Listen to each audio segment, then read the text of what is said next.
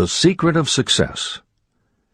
In every chapter of this book, mention is made of the money-making secret that has made fortunes for the exceedingly wealthy men whom I have carefully analyzed over a long period of years. The secret was first brought to my attention by Andrew Carnegie.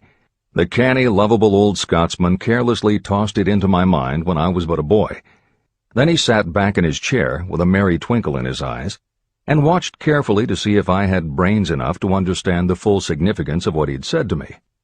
When he saw that I had grasped the idea, he asked if I would be willing to spend 20 years or more preparing myself to take it to the world, to men and women who, without the secret, might go through life as failures.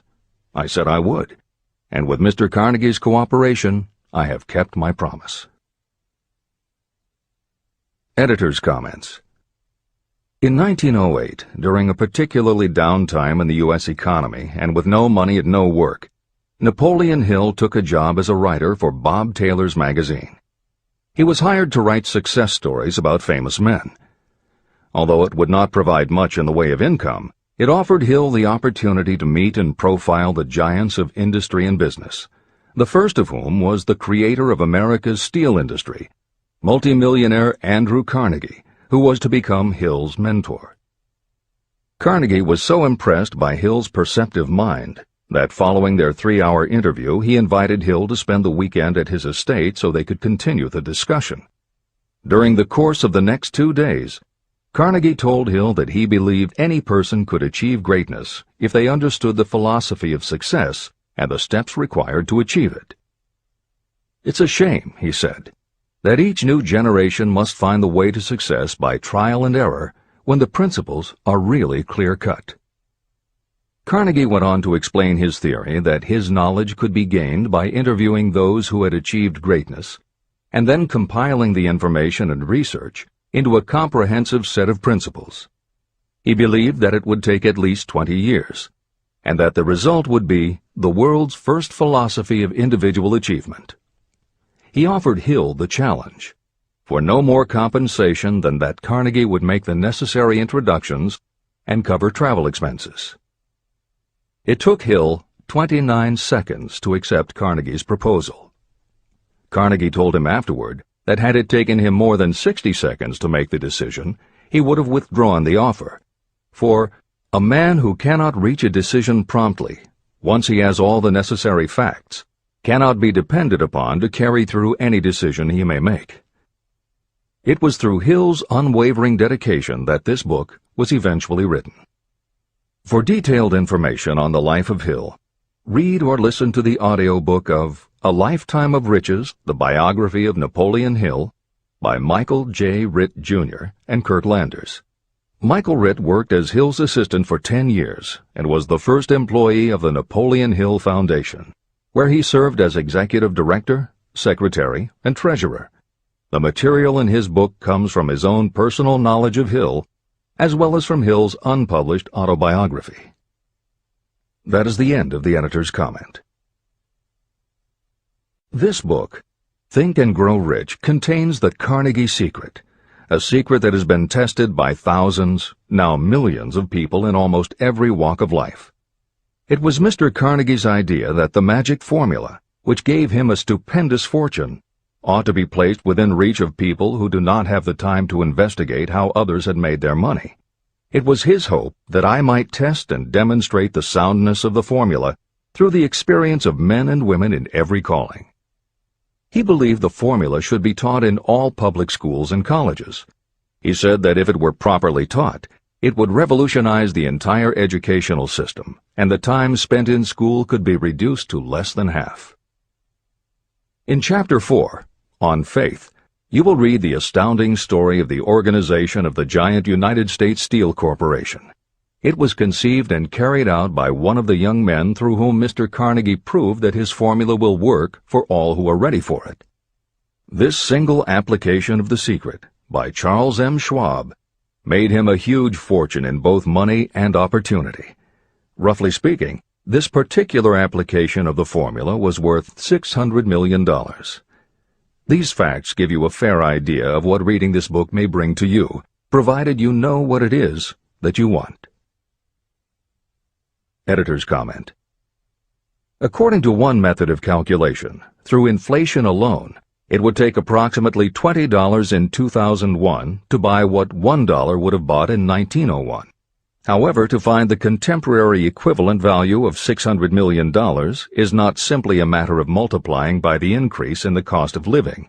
Although there are other factors and variables in calculating buying power, even by conservative estimates, the $600 million would translate into at least $12 billion at the beginning of the 21st century. That's the end of the editor's comment.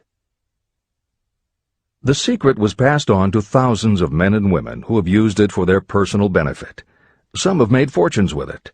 Others have used it successfully in creating harmony in their homes. A clergyman used it so effectively that it brought him an income of upwards of $75,000 a year, approximately $1.5 million in contemporary terms. Arthur Nash, a Cincinnati tailor, used his near-bankrupt business as a guinea pig on which to test the formula. The business came to life and made a fortune for its owners. The experiment was so unique that newspapers and magazines gave it millions of dollars worth of publicity. The secret was passed on to Stuart Austin Weir of Dallas, Texas. He was ready for it. So ready that he gave up his profession and studied law. Did he succeed? You'll read the answer in Chapter 6, Specialized Knowledge. While I was the advertising manager of the LaSalle Extension University, I had the privilege of seeing J.G. Chaplin, president of the university, use the formula so effectively that he made LaSalle one of the great extension schools of this country. The secret is mentioned no fewer than 100 times throughout this book. It has not been directly named, for it seems to work more successfully when it is merely left in sight, where those who are ready and searching for it may pick it up. That is why Andrew Carnegie passed it to me without giving me its specific name. If you are ready to put it to use, you will recognize this secret at least once in every chapter, but you will not find an explanation of how you will know if you are ready. That would deprive you of much of the benefit you will receive when you make the discovery in your own way. If you have ever been discouraged, if you have had difficulties that took the very soul out of you, if you have tried and failed, if you were ever handicapped by illness or physical affliction, the story of my own son's discovery and use of the Carnegie formula may prove to be the oasis in the desert of lost hope for which you have been searching. This secret was extensively used by President Woodrow Wilson during the World War, and by President Roosevelt during the Second World War. It was passed on to every soldier in the training received before going to the front. President Wilson told me it was a powerful factor in raising the funds needed for the war. A peculiar thing about this secret is that those who acquire and use it find themselves literally swept on to success. However, as is often pointed out in this book, there is no such thing as something for nothing. The secret cannot be had without paying a price, although the price is far less than its value. Another peculiarity is that the secret cannot be given away, and it cannot be purchased for money. Unless you are intentionally searching for the secret, you cannot have it at any price. That is because the secret comes in two parts, and in order for you to get it, one of those parts must already be in your possession. The secret will work for anyone who is ready for it. Education has nothing to do with it. Long before I was born, the secret had found its way into the possession of Thomas A. Edison, and he used it so intelligently that he became the world's leading inventor, although he had only 3 months of schooling. The secret was passed on to Edwin C. Barnes, a business associate of Mr. Edison's. He used it so effectively that he accumulated a great fortune and retired from active business while still a young man. You will find his story at the beginning of the next chapter. It should convince you that riches are not beyond your reach, and that no matter where you are in life, you can still be what you wish to be. Money, fame, recognition, and happiness can be had by you if you are ready and determined to have these blessings. How do I know these things? You should have the answer before you finish this book. You may find it in the very first chapter or on the last page. While I was doing the research that I had undertaken at Andrew Carnegie's request, I analyzed hundreds of well-known men. Many of them attributed the accumulation of their vast fortunes to the Carnegie secret. Among these men were Henry Ford. Founder of the Ford Automobile Company, Ford started with no money and little education, yet became one of the most successful self-made businessmen in American history. William Wrigley, Jr., a traveling salesman who found that his customers liked the chewing gum he gave away as a premium better than the goods he sold, so he started his own company. John Wanamaker. Known as the Merchant Prince, he created the world's first department store and was hailed for his innovations in marketing, customer service, and employee benefits. James J. Hill. Known as the Empire Builder, he built the transcontinental Great Northern Railway, encouraged homesteading in the West, then established shipping routes linking America to Asia. George S. Parker. A school teacher who grew tired of fixing his students' pens, he created a new design, founded the Parker Pen Company, and turned a simple idea into a fortune. E. M. Statler. The son of a poor pastor, he started as a bellboy and worked his way up until he was able to start his own chain of Statler hotels, famous for their luxury and service with a smile. Henry L. Doherty. Started at age 12 as an office boy for Columbia Gas, he went on to acquire 53 utilities companies and patented 140 innovations for natural gas and oil production. Cyrus H. K. Curtis. Starting with a small agricultural weekly, Curtis turned it into Ladies' Home Journal, created Saturday Evening Post, then assembled one of the largest newspaper empires. George Eastman. Inventor and founder of the Eastman Kodak Company, he created many of the innovations that popularized photography and transformed the motion picture industry. Charles M. Schwab. The right-hand man of Andrew Carnegie, he was president of Carnegie Steel Company, brokered the deal that formed U.S. Steel, and went on to found Bethlehem Steel. Theodore Roosevelt. 26th President of the United States from 1901 to 1909. John W. Davis. A lawyer and political leader, Davis was Solicitor General under President Woodrow Wilson and later appointed Ambassador to Great Britain. Elbert Hubbard. Philosopher, publisher of the Fra magazine, and founder of the Roycrofters Artists Colony, Hubbard was also the author of many bestsellers including A Message to Garcia. Wilbur Wright. A bicycle shop owner who, with his brother Orville, became the first Americans to fly heavier-than-air aircraft and pioneered the aviation industry. William Jennings Bryan. Newspaper publisher, presidential nominee, Secretary of State under President William McKinley, but perhaps best known as the lawyer who defended creationism at the Scopes monkey trial. Dr. David Starr Jordan. Educator, scientist, author of over 50 books, he was the nation's youngest university president at Indiana University and became the first president of Stanford University.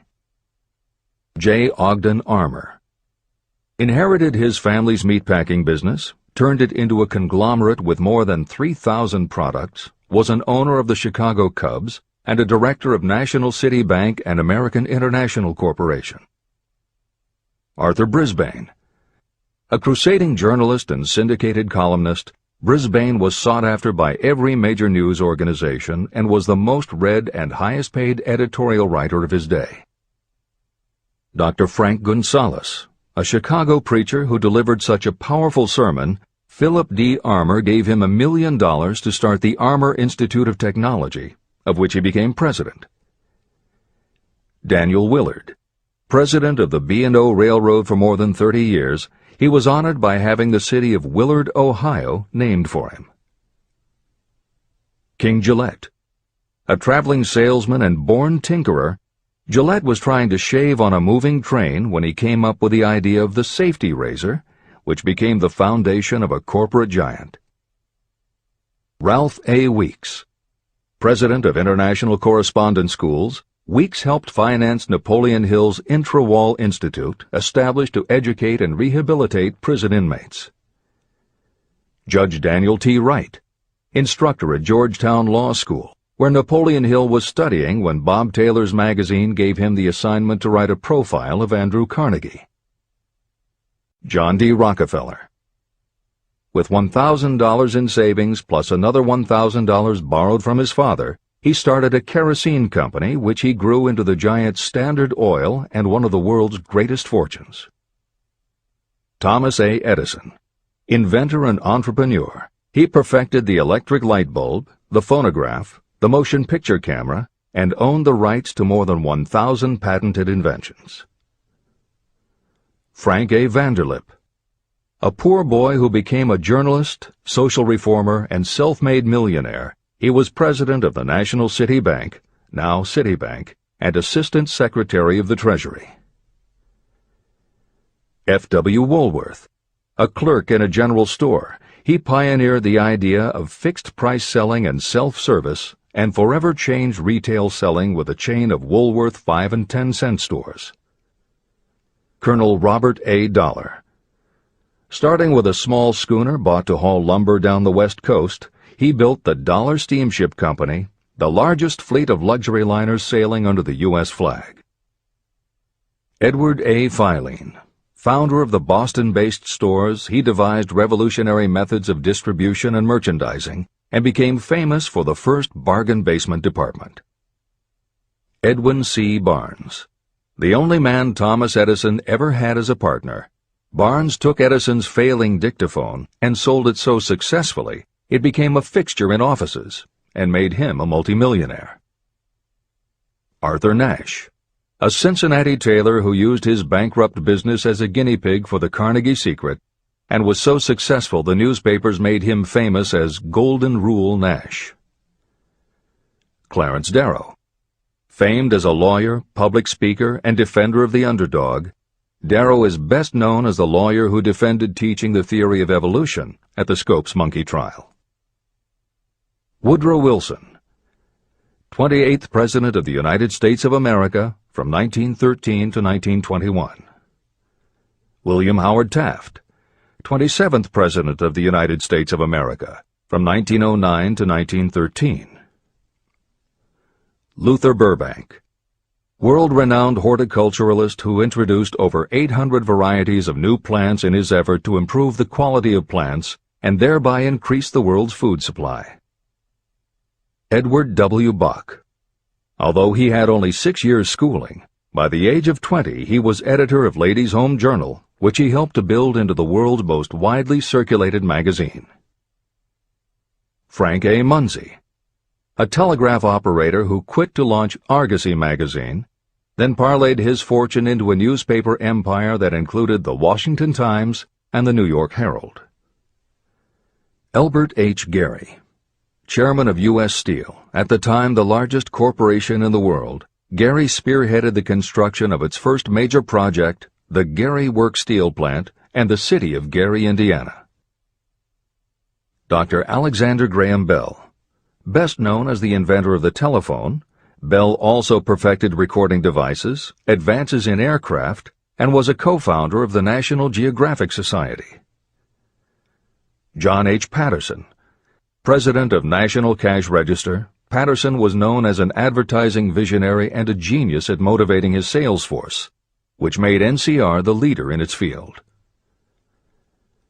Julius Rosenwald. A small manufacturer who foresaw the future of mail order, he bought 25% of Sears Roebuck & Company, and together with Richard Sears built it into an icon of American business.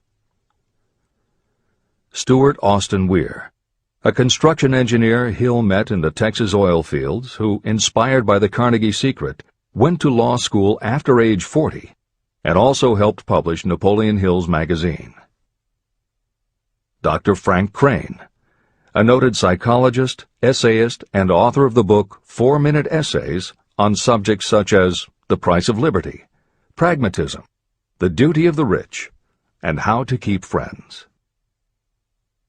J.G. Chaplin, president of the LaSalle Extension University at the time Napoleon Hill worked in the university's advertising and sales department, where he first realized his talent for motivating people. Jennings Randolph, a congressman, then U.S. Senator from West Virginia. Randolph was a lifelong admirer of Napoleon Hill, and it was he who encouraged Hill to act as advisor to President Franklin Delano Roosevelt. These names represent a small fraction of well-known Americans whose achievements, financial and otherwise, prove that those who understand and apply the Carnegie secret reach high positions in life. Editor's comment.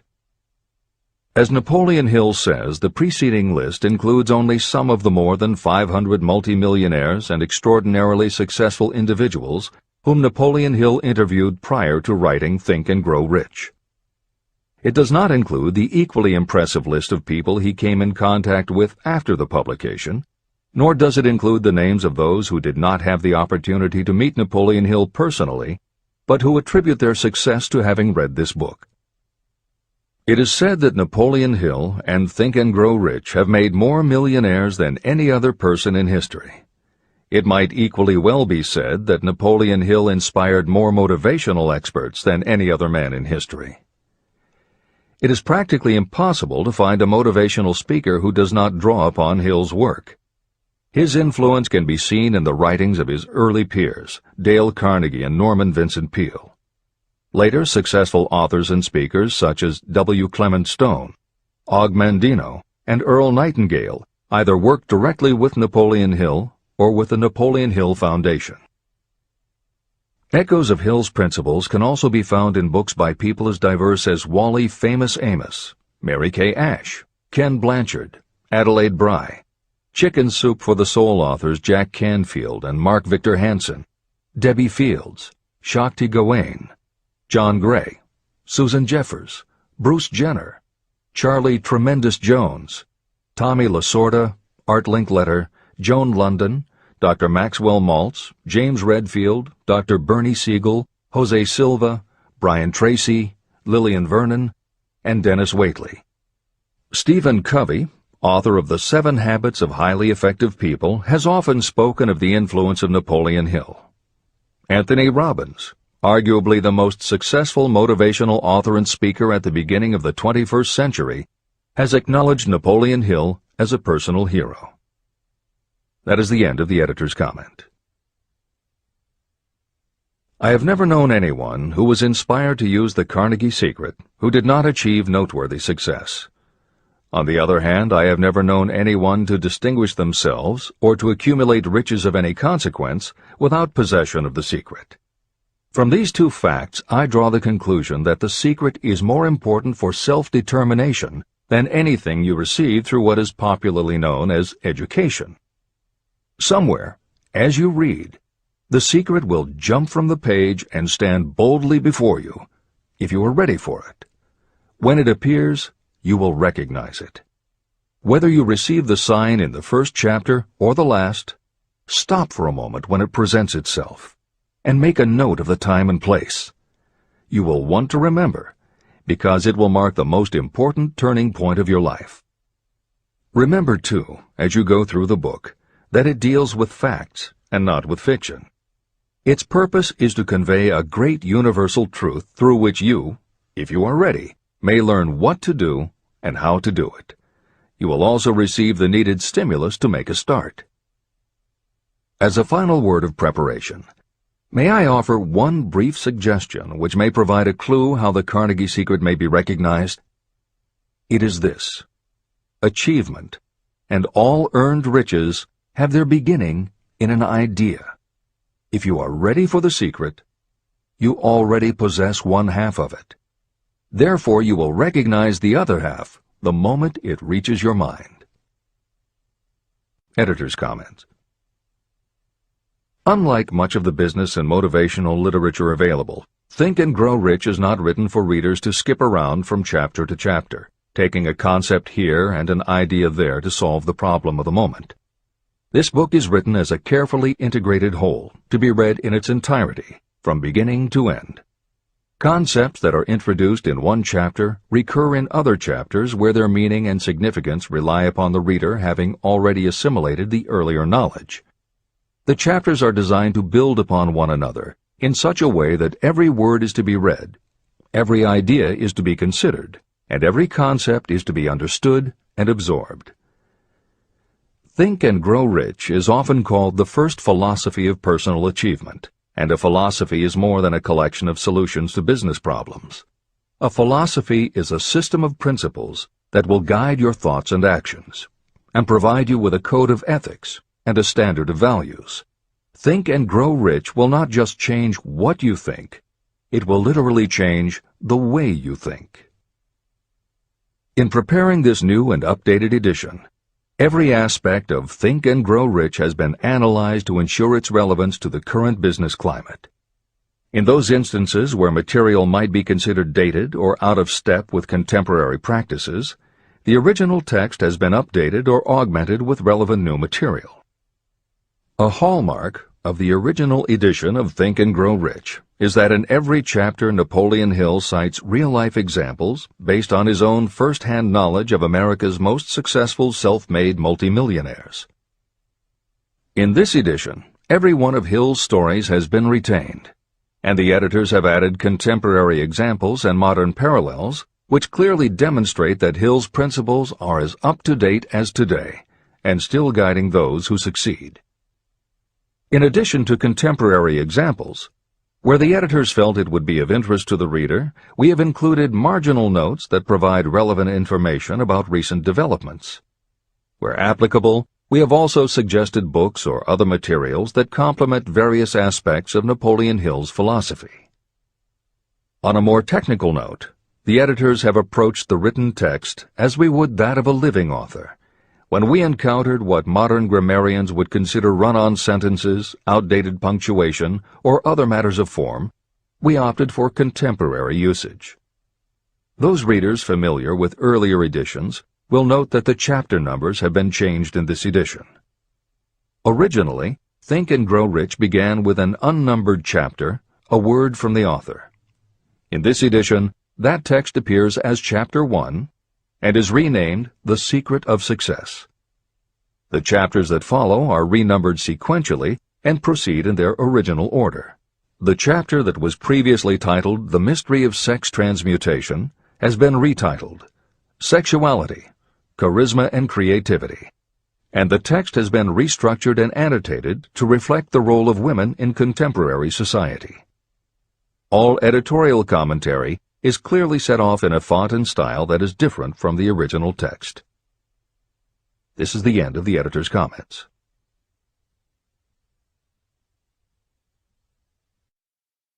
Both poverty and riches are the offspring of thought.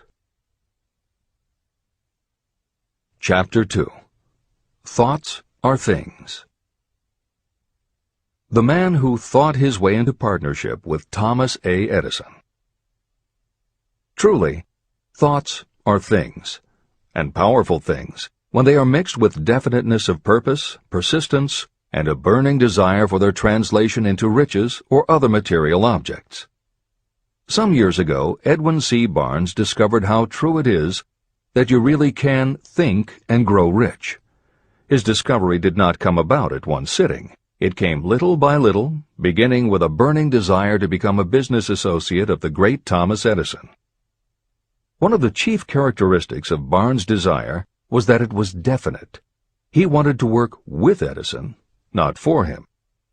Pay close attention to the story of how he turned his desire into reality, and you'll have a better understanding of the principles that lead to riches. When this desire, or this thought, first flashed into his mind, he was in no position to act upon it. Two problems stood in his way. He did not know Mr. Edison, and he did not have enough money to buy a train ticket to West Orange, New Jersey, where the famed Edison Laboratory was located. These problems would have discouraged the majority of people from making any attempt to carry out the desire. But his was no ordinary desire. The Inventor and the Tramp. Edwin C. Barnes presented himself at Mr. Edison's laboratory and announced that he had come to go into business with the inventor. Years later, in speaking about that first meeting, Mr. Edison said about Barnes, "He stood there before me looking like an ordinary tramp, but there was something in the expression of his face which conveyed the impression that he was determined to get what he had come after.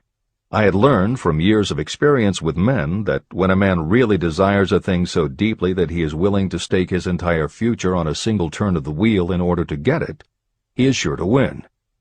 I gave him the opportunity he asked for, because I saw he had made up his mind to stand by until he succeeded. Subsequent events proved that no mistake was made."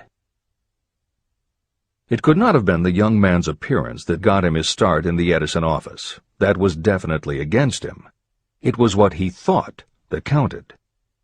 Barnes did not get his partnership with Edison on his first interview. What he did get was a chance to work in the Edison offices at a very nominal wage. Months went by. Nothing happened to bring nearer the goal that Barnes had set as his definite major purpose. But something important was happening in Barnes' mind. He was constantly intensifying his desire to become the business associate of Edison. Psychologists have correctly said, when one is truly ready for a thing, it puts in its appearance. Barnes was ready for a business association with Edison, and he was determined to remain ready until he got what he was seeking. He did not say to himself, "Ah, well, what's the use? I guess I'll change my mind and try for a salesman's job." But he did say, "I came here to go into business with Edison, and I'll accomplish my goal if it takes the remainder of my life." He meant it. What a different story people would tell if only they would adopt a definite purpose and stand by that purpose until it had time to become an all-consuming obsession. Maybe young Barnes did not know it at the time, but his bulldog determination and his persistence in focusing on a single desire was destined to mow down all opposition and bring him the opportunity he was seeking. When the opportunity came, it appeared in a different form and from a different direction than Barnes had expected. That is one of the tricks of opportunity. It has a sly habit of slipping in by the back door, and often it comes disguised in the form of misfortune or temporary defeat. Perhaps this is why so many people fail to recognize opportunity. Mr. Edison had just perfected a new device, known at that time as the Edison dictating machine. His salesmen were not enthusiastic about the machine. They did not believe it could be sold without great effort.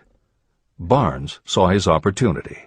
It had crawled in quietly, hidden in a queer-looking machine that interested no one but Barnes and the inventor. Barnes knew he could sell the Edison dictating machine, and he told Edison so. Edison decided to give him his chance. And Barnes did sell the machine. In fact, he sold it so successfully that Edison gave him a contract to distribute and market it all over the nation. Out of that business association, Barnes made himself rich in money, but he did something infinitely greater. He proved that you really can think and grow rich. How much actual cash that original desire of Barnes was worth to him, I have no way of knowing. Perhaps it brought him $2 or $3 million. Editor's comment: $3 million in the early years of the 20th century would be comparable to more than $50 million in terms of buying power at the beginning of the 21st century. This is the end of the editor's comment. But the amount becomes insignificant compared with the greater asset he acquired: the definite knowledge that an intangible impulse of thought can be transmuted into material rewards by the application of known principles. Barnes literally thought himself into a partnership with the great Edison. He thought himself into a fortune. He had nothing to start with except knowing what he wanted, and the determination to stand by that desire until he realized it.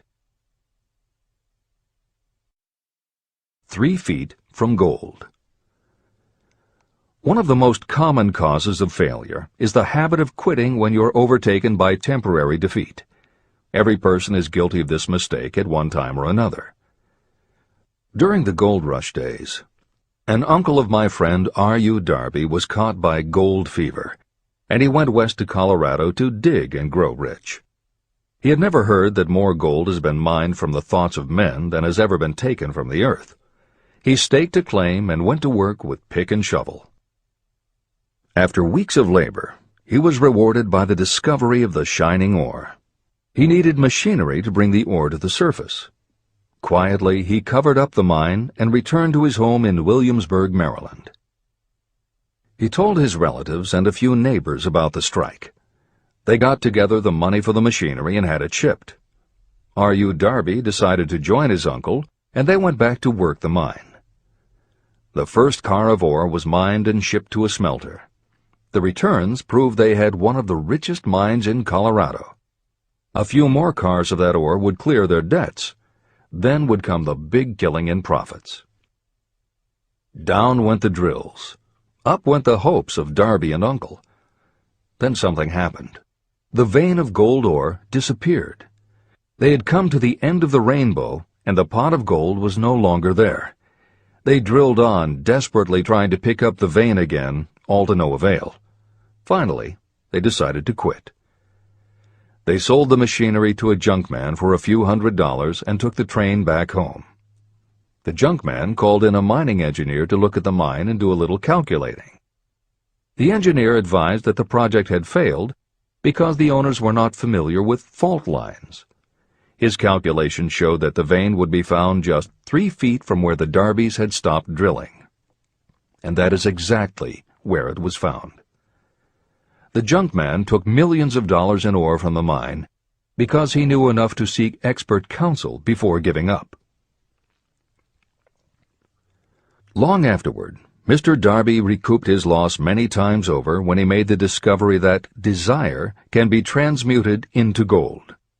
The discovery came after he went into the business of selling life insurance.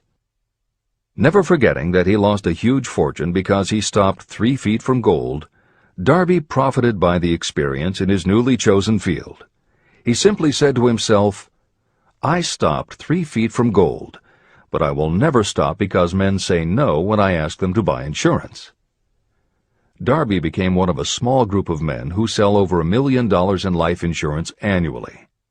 He owed his stickability to the lesson he learned from his quitability in the gold mining business. Before success comes in anyone's life, that person is sure to meet with much temporary defeat, and perhaps some failure. When defeat overtakes a person, the easiest and most logical thing to do is to quit. That is exactly what the majority of people do. More than 500 of the most successful people this country has ever known told me their greatest success came just one step beyond the point at which defeat had overtaken them.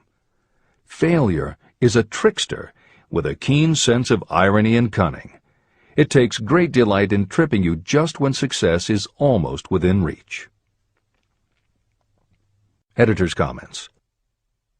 Napoleon Hill's creed, "Every failure brings with it the seed of an equivalent success," was the inspiration for entrepreneur and motivational speaker Wayne Allen Root to write his book, The Joy of Failure. Published in the late 1990s, it not only tells Wayne's personal story of using his failures as stepping stones to success, he also recounts stories from other successful people, which prove that the rich and famous got to be that way only because of what they learned from their failures.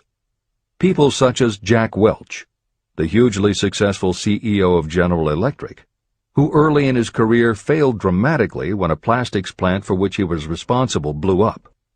Billionaire Charles Schwab was a failure at school and university, flunking basic English twice due to a learning disability, and then failed on Wall Street more than once before he thought of the idea that grew to make him very rich indeed.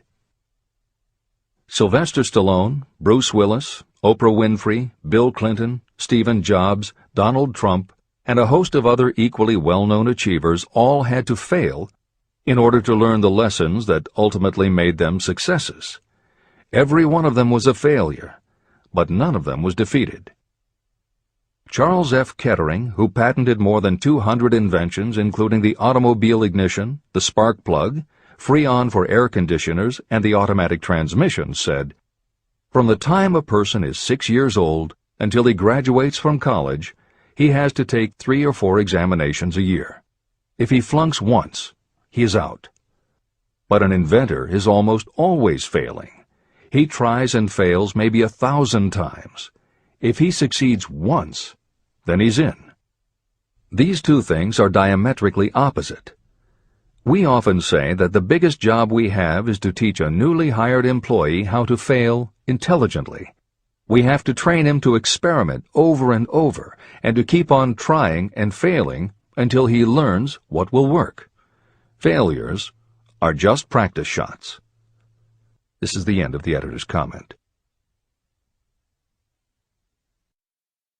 A 50-cent lesson in persistence. Shortly after Mr. Darby received his degree from the University of Hard Knocks, he witnessed something that proved to him that no does not necessarily mean no. One afternoon, he was helping his uncle grind wheat in an old-fashioned mill. The uncle operated a large farm on which a number of sharecropper farmers lived. Quietly, the door was opened, and a small child, the daughter of a tenant, walked in and took her place near the door. The uncle looked up, saw the child, and barked at her roughly, "What do you want?" Meekly, the child replied, "My mom says to send her 50 cents. "I'll not do it," the uncle retorted. "Now you run on home." But she did not move. The uncle went ahead with his work, not noticing that she did not leave. When he looked up again and saw her still standing there, he said, "I told you to go on home. Now go, or I'll take a switch to you." But she did not budge. The uncle dropped a sack of grain he was about to pour into the mill hopper and started toward the child. Darby held his breath. He knew his uncle had a fierce temper. When the uncle reached the spot where the child was standing, she quickly stepped forward 1 step, looked up into his eyes, and screamed at the top of her voice, "My mom's got to have that 50 cents!" The uncle stopped, looked at her for a minute, put his hand in his pocket, took out $50, and gave it to her. The child took the money and slowly backed toward the door, never taking her eyes off the man whom she had just conquered. After she had gone, the uncle sat down on a box and looked out the window into space for more than 10 minutes. He was pondering, with awe, over the whipping he had just taken. Mr. Darby, too, was doing some thinking. This was the first time in all his experience that he had seen a child deliberately master an adult. How did she do it? What happened to his uncle that caused him to lose his fierceness and become as docile as a lamb? What strange power did this child use that made her master of the situation?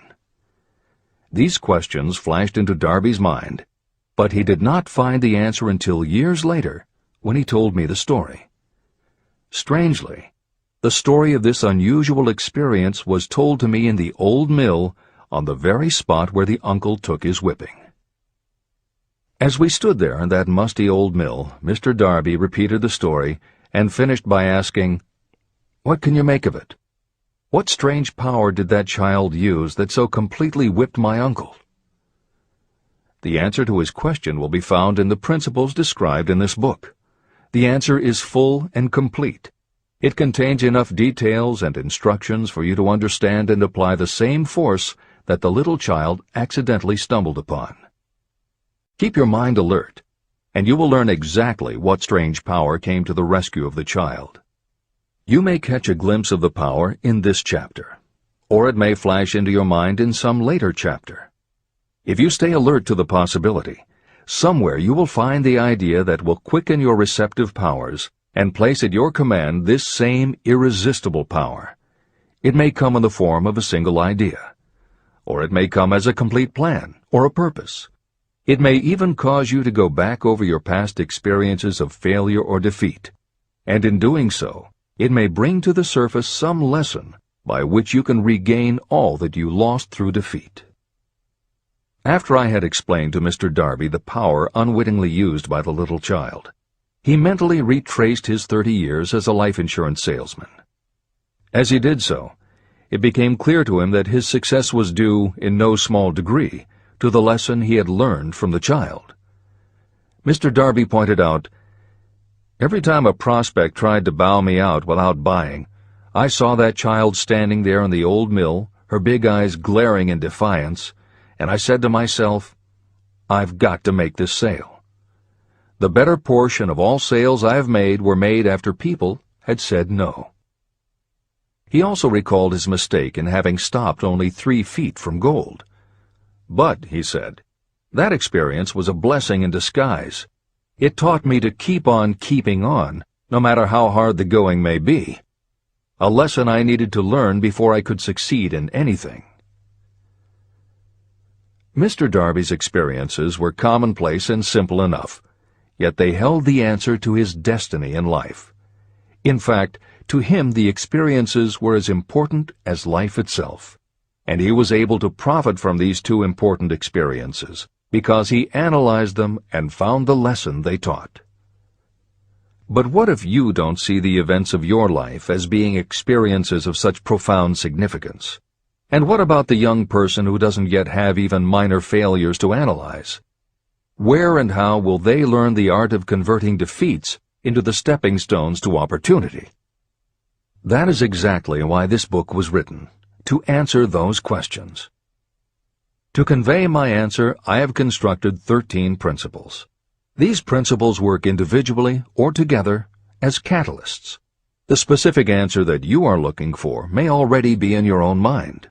Reading these principles may be the catalyst that causes your answer to suddenly come to you as an idea, a plan, or a purpose. One sound idea is all you need to achieve success. These 13 principles contain the best and most practical ways and means of creating ideas. Success consciousness. Before I go any further in the description of these principles, you should know this. When riches begin to come, they come so quickly and in such great abundance that you will wonder where they've been hiding during all those lean years. This is an astounding statement, especially when you take into consideration the popular belief that riches come only to those who work hard and long. When you begin to think and grow rich, you will observe that riches begin with a state of mind, with definiteness of purpose, with little or no hard work. What you need to know now is how to acquire the state of mind that will attract riches. I spent 25 years researching the answer to that question, because I, too, wanted to know how wealthy men become that way. What you will learn is that as soon as you master the principles of this philosophy and begin to apply those principles, your financial status will begin to improve. Everything you touch will begin to transmute itself into an asset for your benefit. Impossible? Not at all.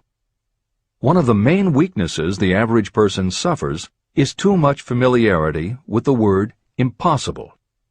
We know all the rules that will not work. We know all the things that cannot be done. This book was written for those who seek the rules that have made others successful and are willing to stake everything on those rules. Success comes to those who become success conscious. Failure comes to those who allow themselves to become failure conscious. The object of this book is to help you learn the art of changing your mind from failure consciousness to success consciousness. Another weakness is the habit of measuring everything and everyone by your own impressions and beliefs. Some of you reading this will have trouble believing that you can think and grow rich because your thought habits have been steeped in poverty, misery, failure, and defeat. This kind of thinking reminds me of the story about the man who came from China to study at the University of Chicago. One day, President Harper met this young man on campus and stopped to chat with him for a few minutes. He asked what had impressed him as being the most noticeable characteristic of the American people. "Why," the student exclaimed, "the unusual shape of your eyes." It's all a matter of perspective and habit. The same is true of your belief in what a person can achieve. If you have formed the habit of seeing life only from your own perspective, you may make the mistake of believing that your limitations are in fact the proper measure of limitations. The impossible Ford V8 motor. When Henry Ford decided to produce his famous V8 motor, he chose to build an engine with the entire 8 cylinders cast in one block. Ford instructed his engineers to produce a design for the engine. The design was drawn up on paper, but the engineers agreed to a man that it was simply impossible to cast an 8-cylinder engine block in one piece. Ford said, "Produce it anyway." But they replied, "It's impossible." "Go ahead," Ford commanded, "and stay on the job until you succeed, no matter how much time is required." So the engineers went ahead. 6 months went by. Nothing happened. Another 6 months passed, and still nothing. The engineers tried every conceivable plan to carry out the orders, but the thing seemed out of the question. Impossible. At the end of the year, Ford again checked with his engineers, and again they told him they had found no way to carry out his orders. "Go right ahead," said Ford. "I want it, and I'll have it." They went ahead. And then, as if by a stroke of magic, the secret was discovered. The Ford determination had won once more. Henry Ford was a success because he understood and applied the principles of success. One of these principles is desire, knowing clearly what you want. Remember this Ford story as you continue reading this book. Pick out the lines in which the secrets of his stupendous achievement have been described. If you do this, if you can put your finger on those particular principles that made Henry Ford rich, you may equal his achievements in almost any calling for which you are suited. Editor's comments. To those readers who may interpret Ford's actions as nothing more than obstinacy, the editors would point out that he was employing a technique that has become a common part of strategic planning in many industries, including aerospace, computers, medicine, and the military. When launching large, complicated, long-term projects, the planners often know that at certain points along the way they will need components that simply do not yet exist. The fact that at the beginning there is no way to get from A to B does not deter them. There are many parts of the project they can get started on now, and they just assume that by the time they get to the point where they will need a technology or a device, they will have solved the problem of making it, and they have been proven right time and again. Stated simply, the technique is to clearly know what you want to accomplish, have faith in your ability to do it, and persist until you have accomplished your goal. This is the end of the editor's comments. Why you are the master of your fate. When the famed English poet William Henley wrote the prophetic lines, "I am the master of my fate, I am the captain of my soul," he should have informed us that the reason we are the masters of our fate, the captains of our souls, is that we have the power to control our thoughts. He should have told us that it is because in some way our brains become magnetized with the dominating thoughts that we hold in our minds. And it is as though our magnetized minds attract to us the forces, the people, and the circumstances of life that are in sync with our dominating thoughts. He should have told us that before we can accumulate riches in great abundance, we must magnetize our minds with intense desire for riches. That we must become money-conscious until the desire for money drives us to create definite plans for acquiring it. But, being a poet, Henley contented himself by stating a great truth in poetic form, leaving those who followed him to interpret the philosophical meaning of his lines. Little by little, the truth has unfolded itself, until I have come to know with certainty that the principles described in this book hold the secret of mastery over our economic fate. Principles that can change your destiny. We are now ready to examine the first of these principles, and as we do, I ask you to maintain a spirit of open-mindedness. Remember as you read that these principles are not my invention, nor are they the invention of any one person. These principles have worked for literally millions of people. You, too, can put them to work for you and your own enduring benefit. You will find it easy, not hard to do. Some years ago, I delivered the commencement address at Salem College in Salem, West Virginia. I emphasized with so much intensity the need to have a burning desire that one of the members of the graduating class became completely convinced and made it a cornerstone of his own philosophy. That young man became a congressman and an important factor in President Franklin D. Roosevelt's administration. He wrote me a letter in which he so clearly stated his opinion of the principle of desire outlined in the next chapter that I have chosen to publish his letter as an introduction to that chapter. It gives you an idea of the rewards to come. My dear Napoleon, my service as a member of Congress having given me an insight into the problems of men and women, I am writing to offer a suggestion which may become helpful to thousands of worthy people. In 1922, you delivered the commencement address at Salem College when I was a member of the graduating class. In that address, you planted in my mind an idea which has been responsible for the opportunity I now have to serve the people of my state, and will be responsible in a very large measure for whatever success I may have in the future. I recall, as though it were yesterday, the marvelous description you gave of the method by which Henry Ford, with but little schooling, without a dollar, with no influential friends, rose to great heights. I made up my mind then, even before you had finished your speech, that I would make a place for myself, no matter how many difficulties I had to surmount. Thousands of young people will finish their schooling this year and within the next few years. Every one of them will be seeking just such a message of practical encouragement as the one I received from you. They will want to know where to turn, what to do to get started in life. You can tell them, because you have helped to solve the problems of so many, many people.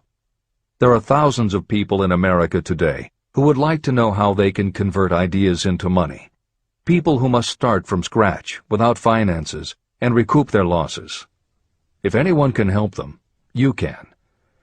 If you publish the book, I would like to own the first copy that comes from the press, personally autographed by you. With best wishes, believe me, cordially yours, Jennings Randolph.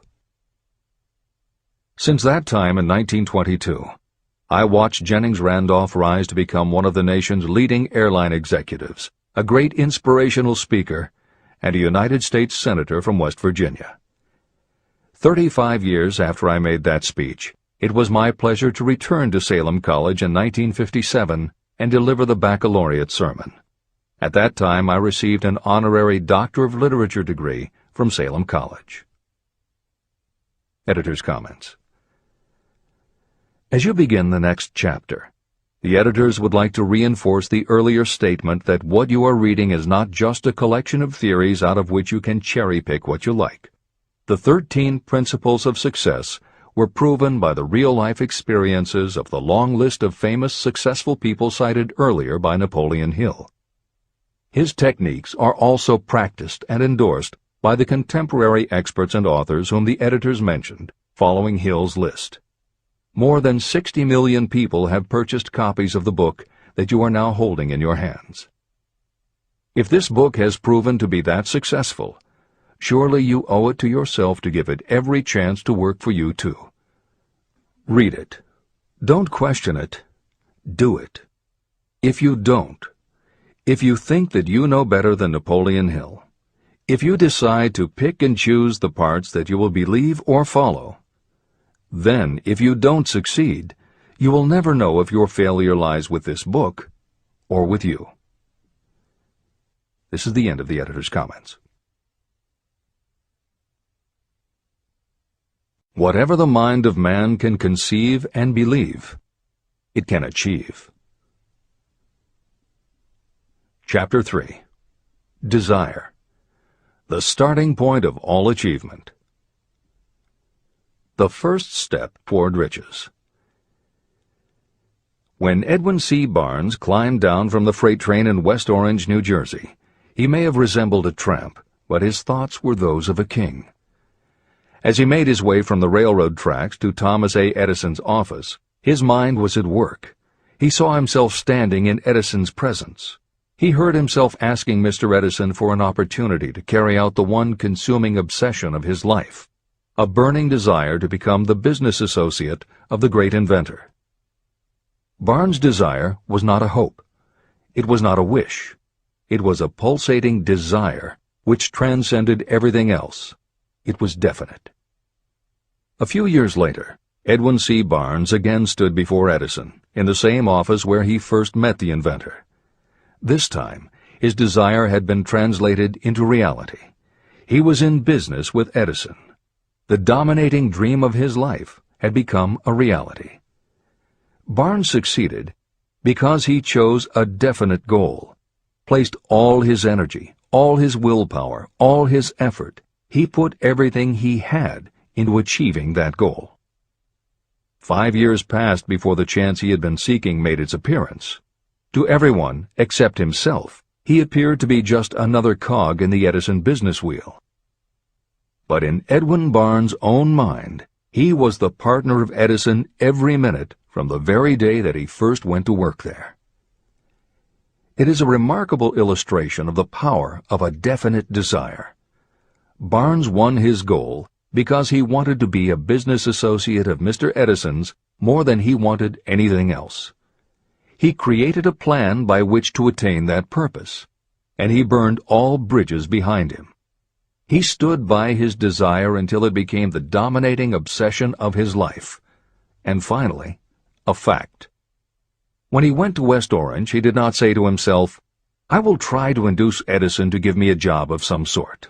He said, "I will see Edison and put him on notice that I have come to go into business with him." He did not say, "I will keep my eyes open for another opportunity in case I fail to get what I want in the Edison organization." He said, "There is one thing in this world that I am determined to have, and that is a business association with Thomas A. Edison. I will burn all bridges behind me and stake my entire future on my ability to get what I want." He left himself no possible way of retreat. He had to win or perish. That is all there is to the Barnes story of success. Allow yourself no retreat. A long while ago, a great warrior faced a situation in which he had to make a decision that ensured his success on the battlefield. He was about to send his armies against a powerful foe whose men outnumbered his. He loaded his soldiers into boats, sailed to the enemy's country, and unloaded the soldiers and equipment. Then he gave the order to burn the ships that had carried them. Addressing his men before the first battle, he said, "You see the boats going up in smoke. That means we cannot leave these shores alive unless we win. We now have no choice. We win or we perish." They won. Every person who wins in any undertaking must be willing to burn his ships and cut all sources of retreat. That is the only way you can be sure of maintaining the state of mind known as a burning desire to win. It is essential to success. The morning after the Great Chicago Fire, a group of merchants stood on State Street, looking at the smoking remains of what had been their stores.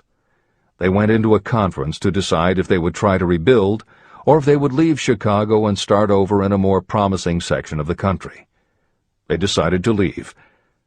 All except one.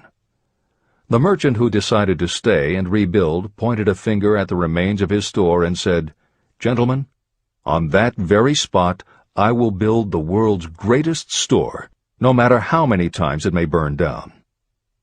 That was in 1871. The store was built. It still stands there today. The Marshall Field's department store is a towering monument to the power of that state of mind known as a burning desire. The easy thing would have been for Marshall Field to do exactly what his fellow merchants did. When the going was hard and the future looked dismal, they pulled up and went where the going seemed easier. Mark well this difference between Marshall Field and the other merchants.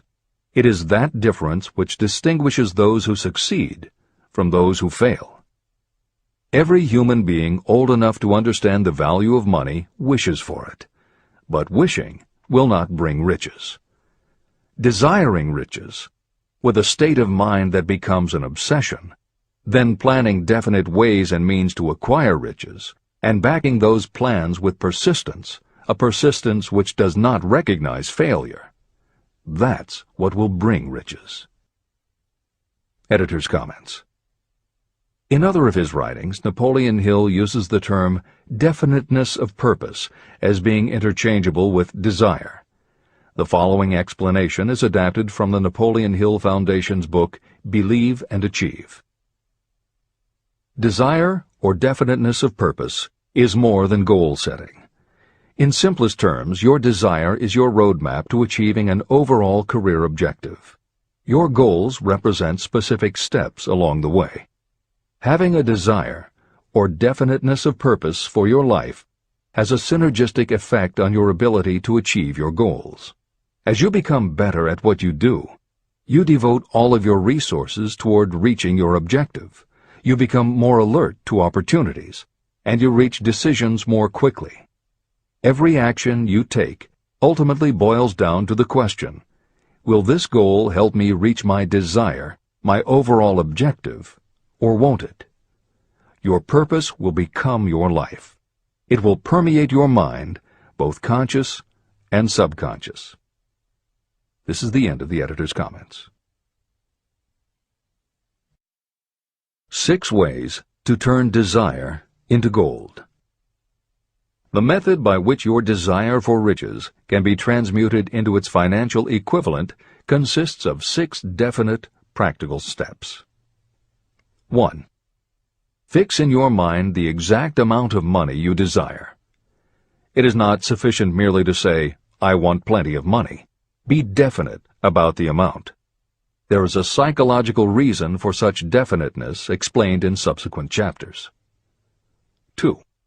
Determine exactly what you intend to give in return for the money you desire. There is no such reality as something for nothing. 3. Establish a definite date when you intend to possess the money you desire. 4. Create a definite plan for carrying out your desire, and begin at once, whether you are ready or not, to put this plan into action. 5. Now write it out. Write a clear, concise statement of the amount of money you intend to acquire. Name the time limit for its acquisition. State what you intend to give in return for the money, and describe clearly the plan through which you intend to accumulate it.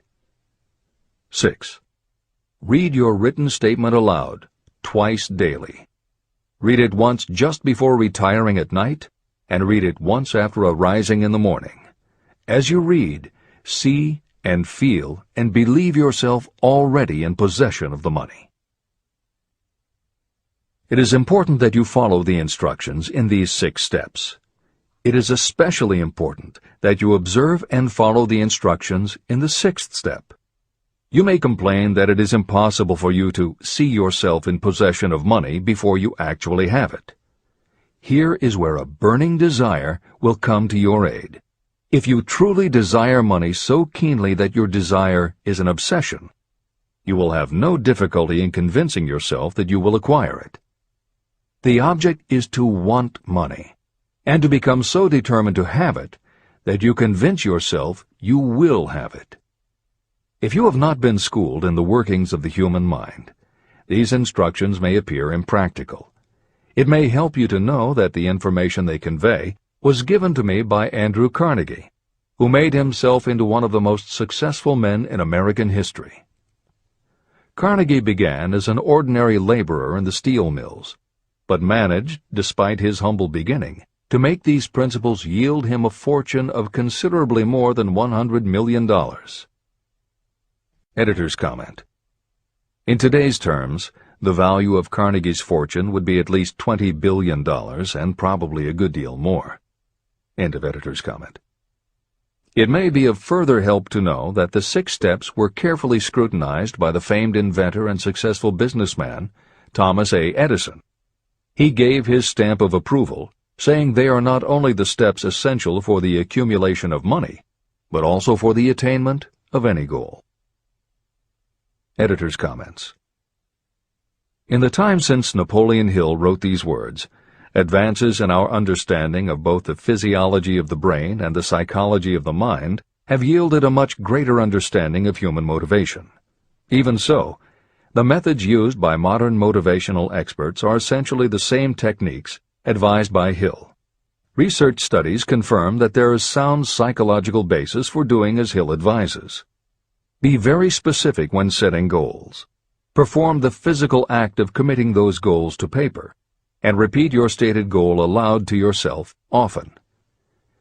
These techniques have gained wide acceptance among modern experts in the field.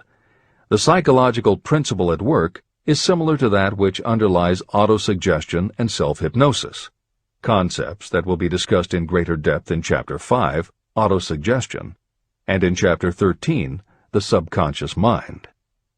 Hill's instruction to see yourself as you will be when you have already achieved your objective is also a specific technique. Today it is commonly taught by motivational experts under the term creative visualization. In Chapter 4 on faith and in Chapter 5 on autosuggestion, Hill elaborates on his method. Before moving on, the editors would like to reinforce Hill's advice to follow his instructions to the letter. The editors know there is a tendency for the reader to assume that it is enough for them just to intellectually understand a concept. As you read Hill's 6 points, you probably found yourself thinking, sure, some people might need to write things down, but I'm not a kid, I get the idea. Or, okay, I understand that saying it out loud might help some less sophisticated people, but I already understand the point intellectually. If you feel that way, let us remind you that many of the most successful people whom you admire did not think they were too smart or too sophisticated to follow Hill's instructions. The editors would again point out that if Napoleon Hill believed the actual acts of writing and speaking your goals is important, and if psychologists and motivational experts agree, then you would be foolish not to follow this simple advice. Just do it. This is the end of the editor's comments. The steps call for no hard labor. They call for no sacrifice. To apply them does not call for a great amount of education. But the 6 steps do call for enough imagination to see and to understand that the accumulation of money cannot be left to chance or luck. You may as well know right here that you can never have riches in great quantity unless you can work yourself into a white heat of desire for money and actually believe you will possess it.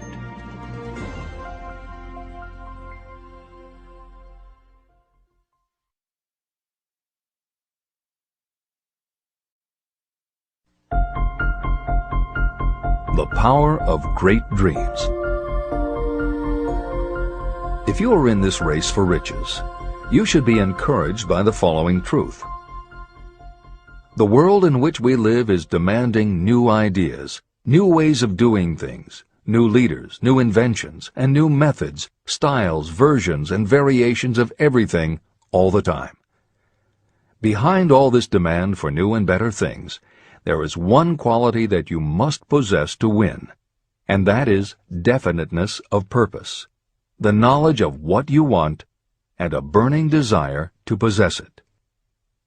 If you truly desire riches, remember that the real leaders of the world have always been people who harnessed and put into practical use the intangible, unseen forces of opportunity. Leaders are the people who convert those opportunities into cities, skyscrapers, factories, transportation, entertainment, and every form of convenience that makes things easier, faster, better, or just make life more pleasant.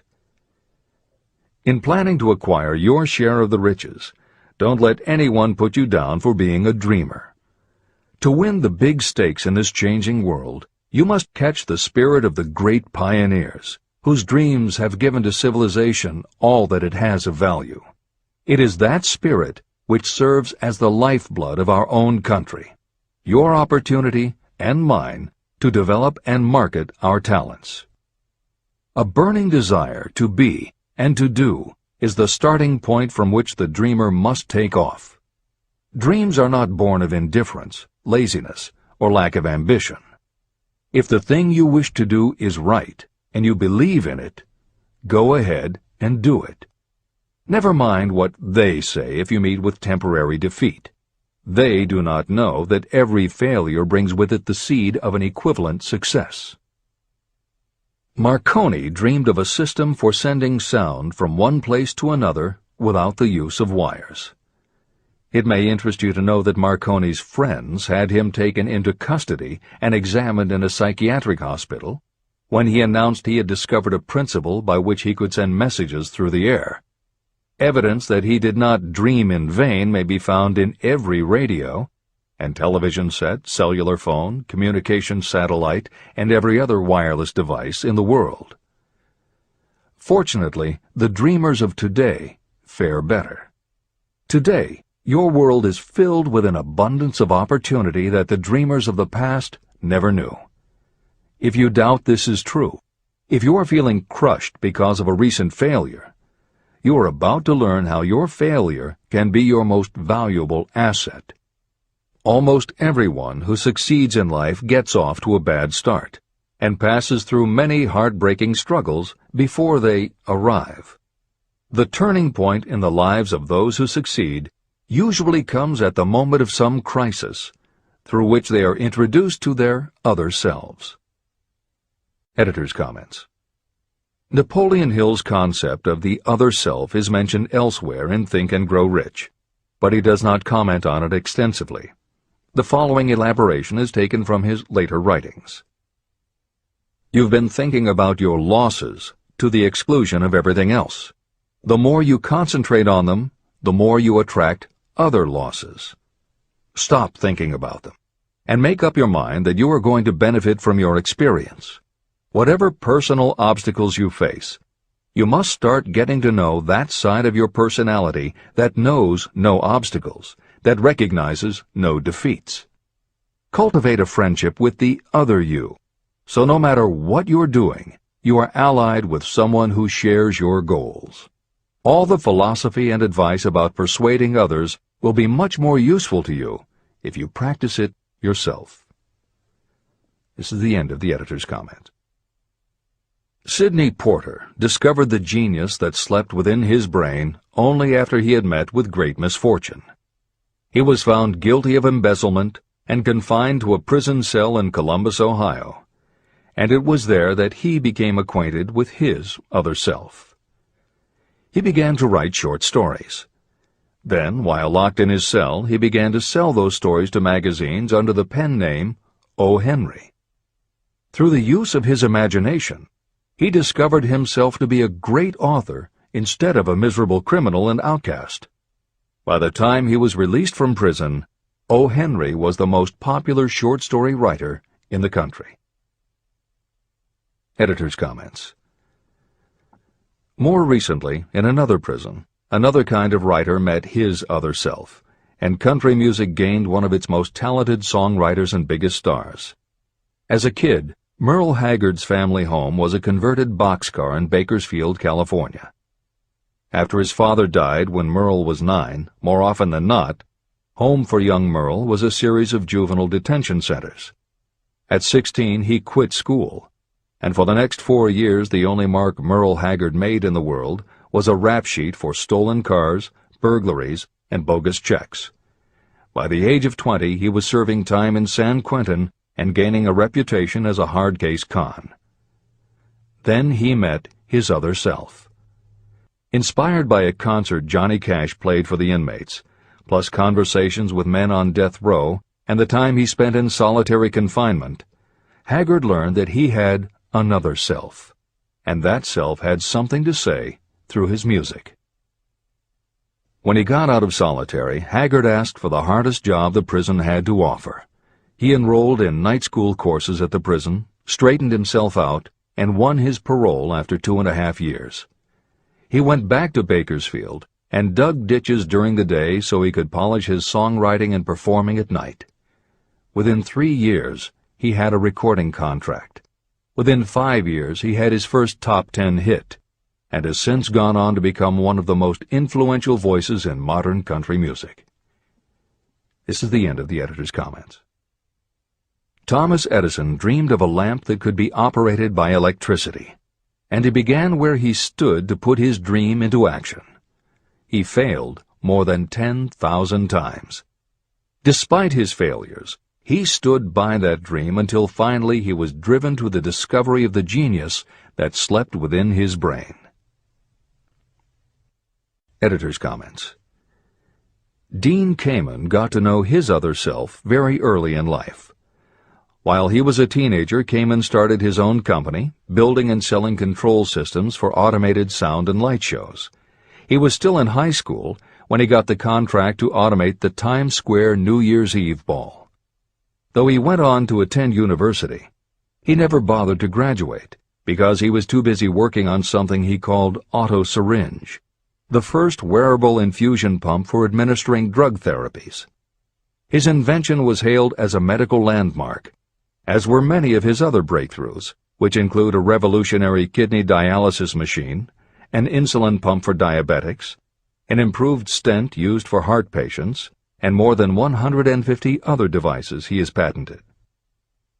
One day, seeing the difficulty a man in a wheelchair was having getting up a curb, Kamen set his mind to creating a device that would liberate people confined to wheelchairs.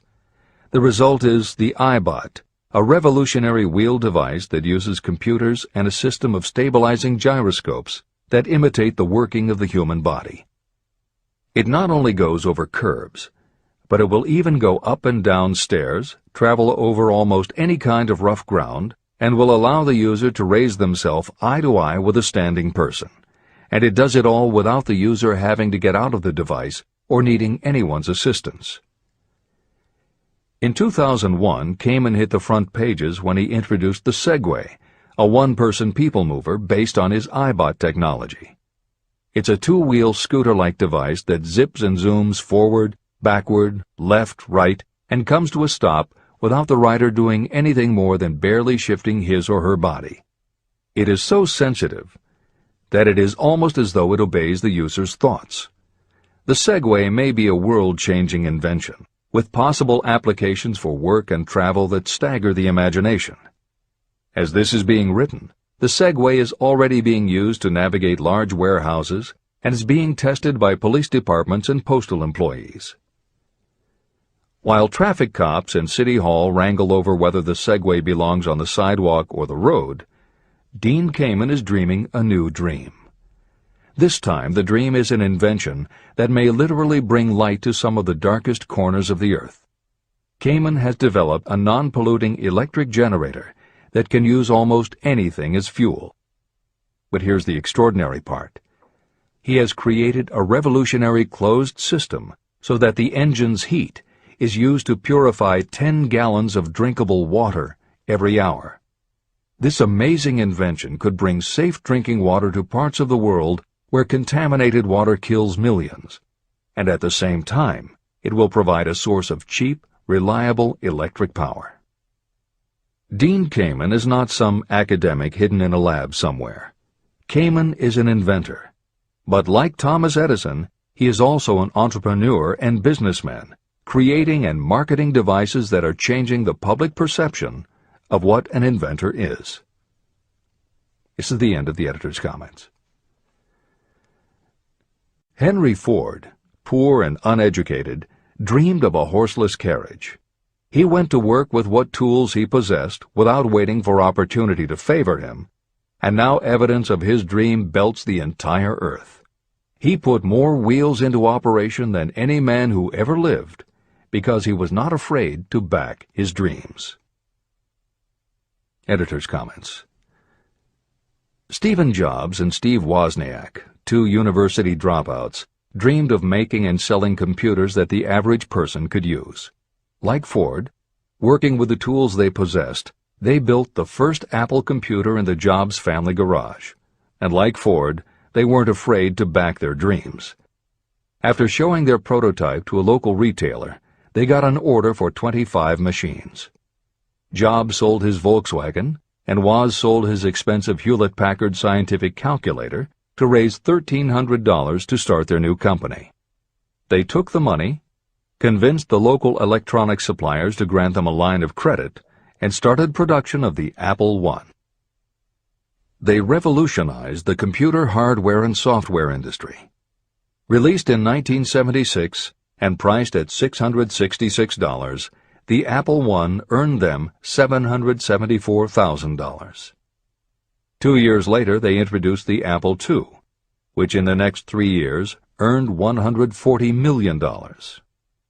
In 1980, Apple went public, and after the first day of trading, the company had a market value of $1.2 billion.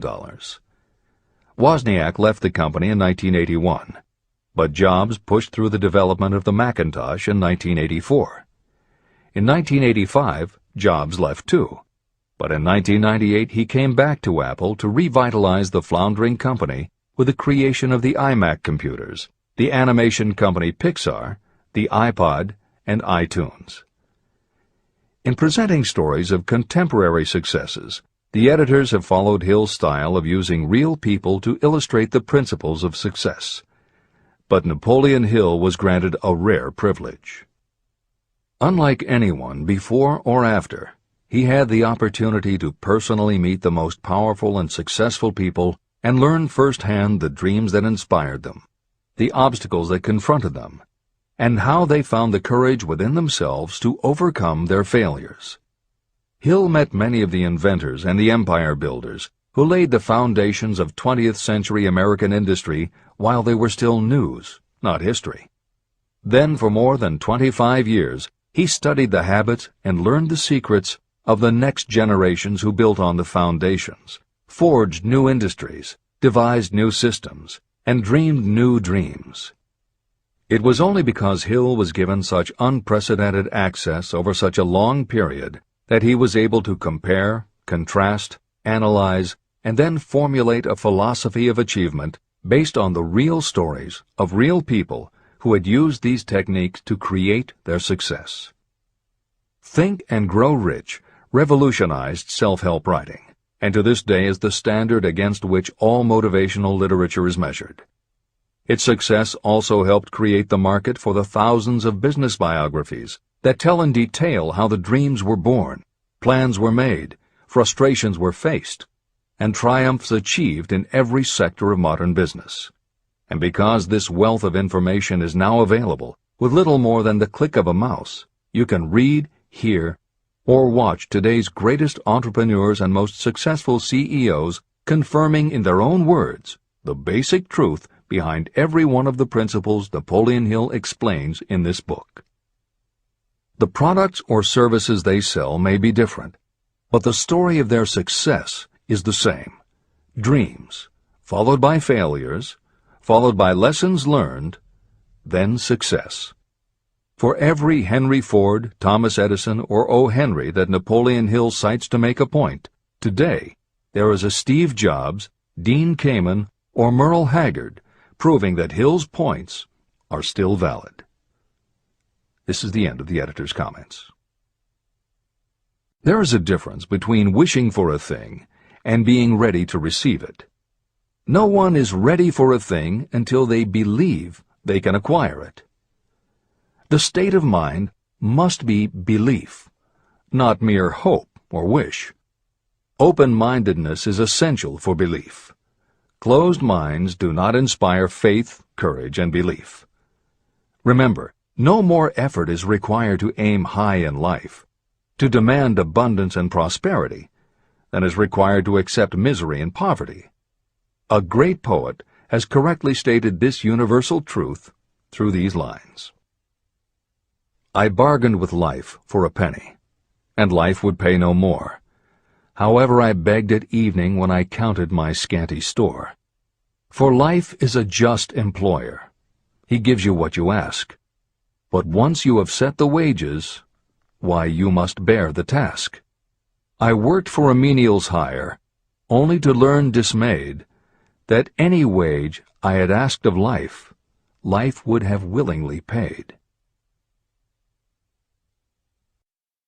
Desire outwits Mother Nature.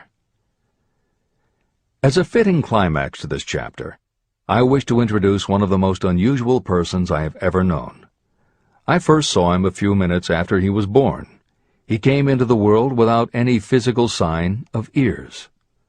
When pressed for an opinion, the doctor concluded that the child might be deaf and mute for life. I challenged that doctor's opinion.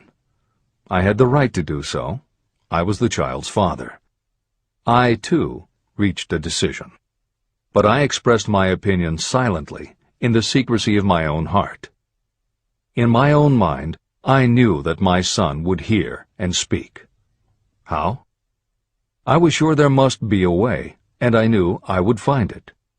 I thought of the words of the immortal Emerson. The whole course of things goes to teach us faith. We need only obey. There is guidance for each of us, and by lowly listening we shall hear the right word. The right word? Desire. More than anything else, I desired that my son should not be deaf and unable to speak. From that desire, I never receded, not for a second. What could I do about it? Somehow, I would find a way to transplant into that child's mind my own burning desire for ways and means of conveying sound to his brain without the aid of ears. As soon as the child was old enough to cooperate, I would fill his mind so completely with a burning desire to hear that nature would, by methods of her own, translate it into physical reality. All this thinking took place in my own mind, but I spoke of it to no one. Every day I renewed the pledge I had made to myself that my son should not be deaf. As he grew older and began to take notice of things around him, we observed that he had a slight degree of hearing. When he reached the age when children usually begin talking, he made no attempt to speak, but we could tell by his actions that he could hear certain sounds slightly. That was all I needed to know. I was convinced that if he could hear, even slightly, he might develop still greater hearing capacity. Then something happened that gave me hope. It came from an entirely unexpected source. We bought a phonograph. When the child heard the music for the first time, he went into ecstasies. He promptly appropriated the machine. On one occasion, he played a record over and over for almost 2 hours, standing in front of the phonograph with his teeth clamped on the edge of the case. The significance of this did not become clear to us until years afterward.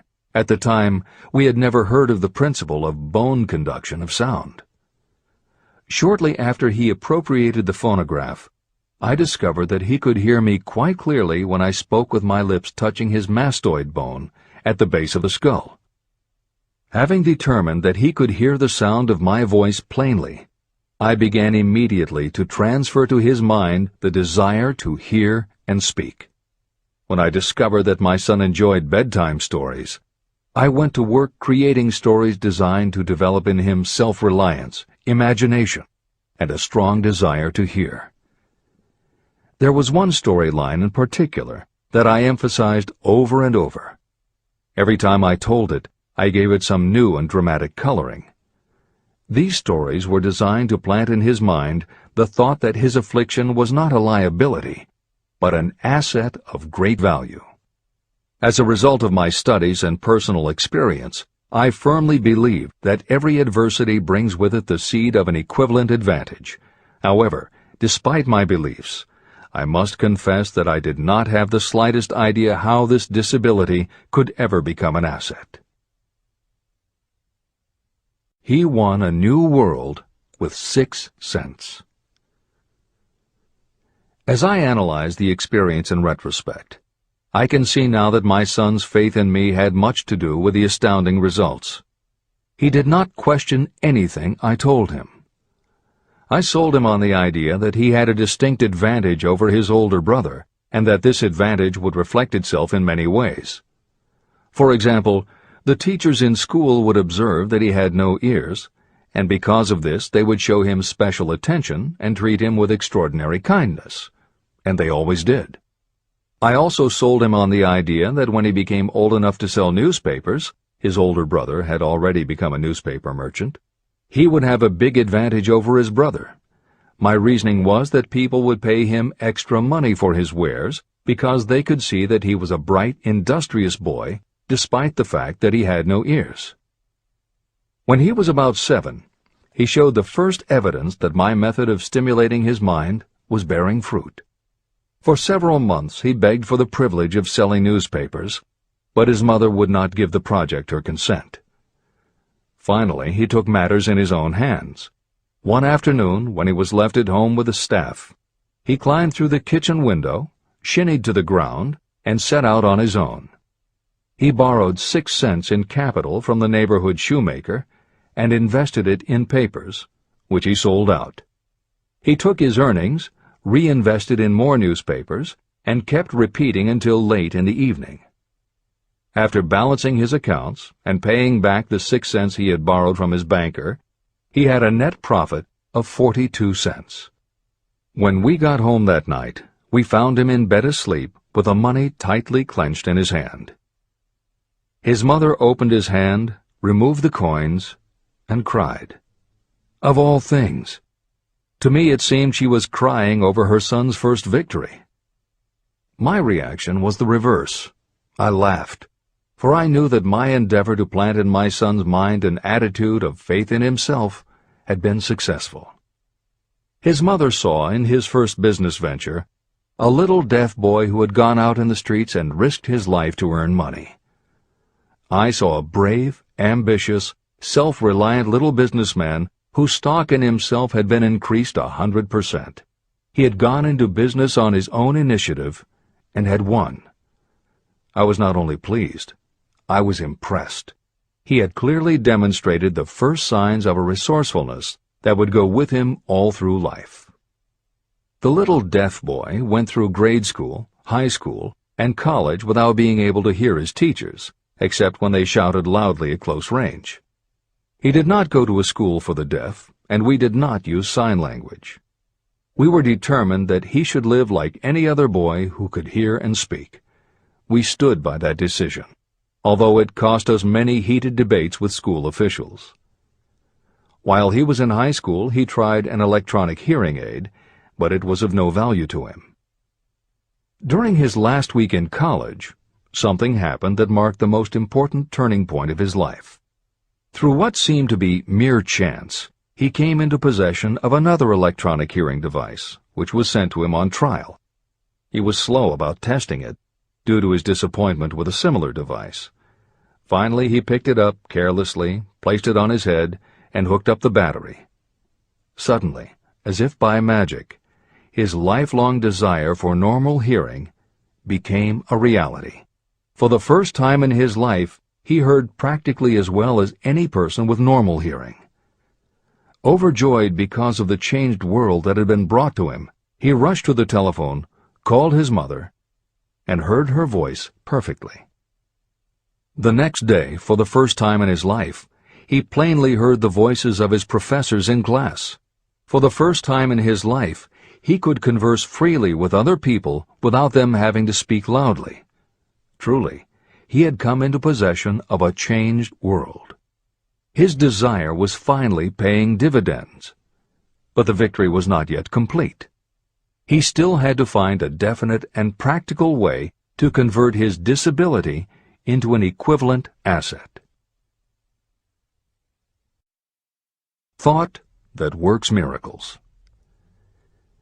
Intoxicated with the joy of his newly discovered world of sound, he wrote a letter to the manufacturer of the hearing aid, enthusiastically describing his experience.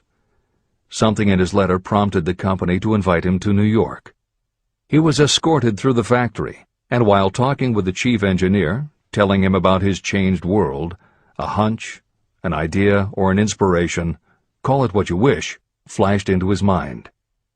It was this impulse of thought that converted his disability into an asset destined to pay dividends in both money and happiness to thousands for all time to come. The sum and substance of that impulse was this. It occurred to him that he might be of help to the millions of people who go through life without the benefit of hearing devices, if he could find a way to tell them the story of his changed world. For an entire month, he carried out intensive research, during which he analyzed the entire marketing system of the manufacturer of the hearing device. Then he created a plan for reaching out to other hearing-impaired people all over the world, to share with them his newly discovered changed world. When this was done, he put in writing a 2-year plan based upon his findings. When he presented the plan to the company, he was instantly given a position for the purpose of carrying out his ambition. Little did he dream when he went to work that he was destined to bring hope and practical relief to thousands of people who, without his help, would have been limited forever by deafness. There's no doubt in my mind that Blair would have been deaf and unable to speak all his life if his mother and I had not managed to shape his mind as we did. When I planted in his mind the desire to hear and talk and live as other people, there went with that impulse some strange influence that caused nature to become bridge builder and span the gulf of silence between his brain and the outer world. Truly, a burning desire has devious ways of transmuting itself into its physical equivalent. Blair desired normal hearing. Now he has it. He was born with a condition that in those days might easily have sent a person with a less defined desire to the street with a bundle of pencils and a tin cup. The little white lie I planted in his mind when he was a child, by leading him to believe his impaired hearing would become a great asset, has justified itself. I am convinced it is a fact that there is nothing, right or wrong, that belief plus burning desire cannot make real. These qualities are free to everyone. Editor's comments.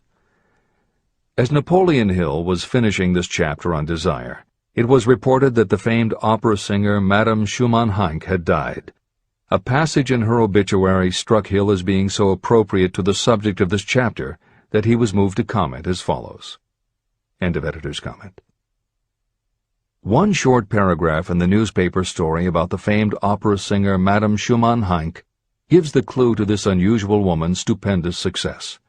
I quote the paragraph because the clue it contains is none other than desire. Early in her career, Madame Schumann-Heink visited the director of the Vienna Court Opera to have him test her voice, but he did not test it. After taking one look at the awkward and poorly dressed girl, he exclaimed, none too gently, "With such a face, and with no personality at all, how can you ever expect to succeed in opera? My good child, give up the idea. Buy a sewing machine and go to work. You can never be a singer." Never is a long time. The director of the Vienna Court Opera may have known much about the technique of singing, but he knew little about the power of desire when it assumes the proportion of an obsession. If he had known more of that power, he would not have made the mistake of condemning genius without giving it an opportunity. Editor's comments. Although few readers of this edition will be familiar with Madame Schumann-Heink, every reader knows a half-dozen similar stories. It is true for every generation and every kind of music. At some time, even the biggest stars were failures. At some time, someone told them they weren't good enough. But every one of those times that they failed, their desire was bigger than their failure. That is why you know their stories. And it's also why you've never heard about the thousands of other performers who were also told they weren't good enough. The ones you've never heard of are the ones whose desire wasn't big enough. They are the ones who believed that failure was defeat. This is the end of the editor's comment.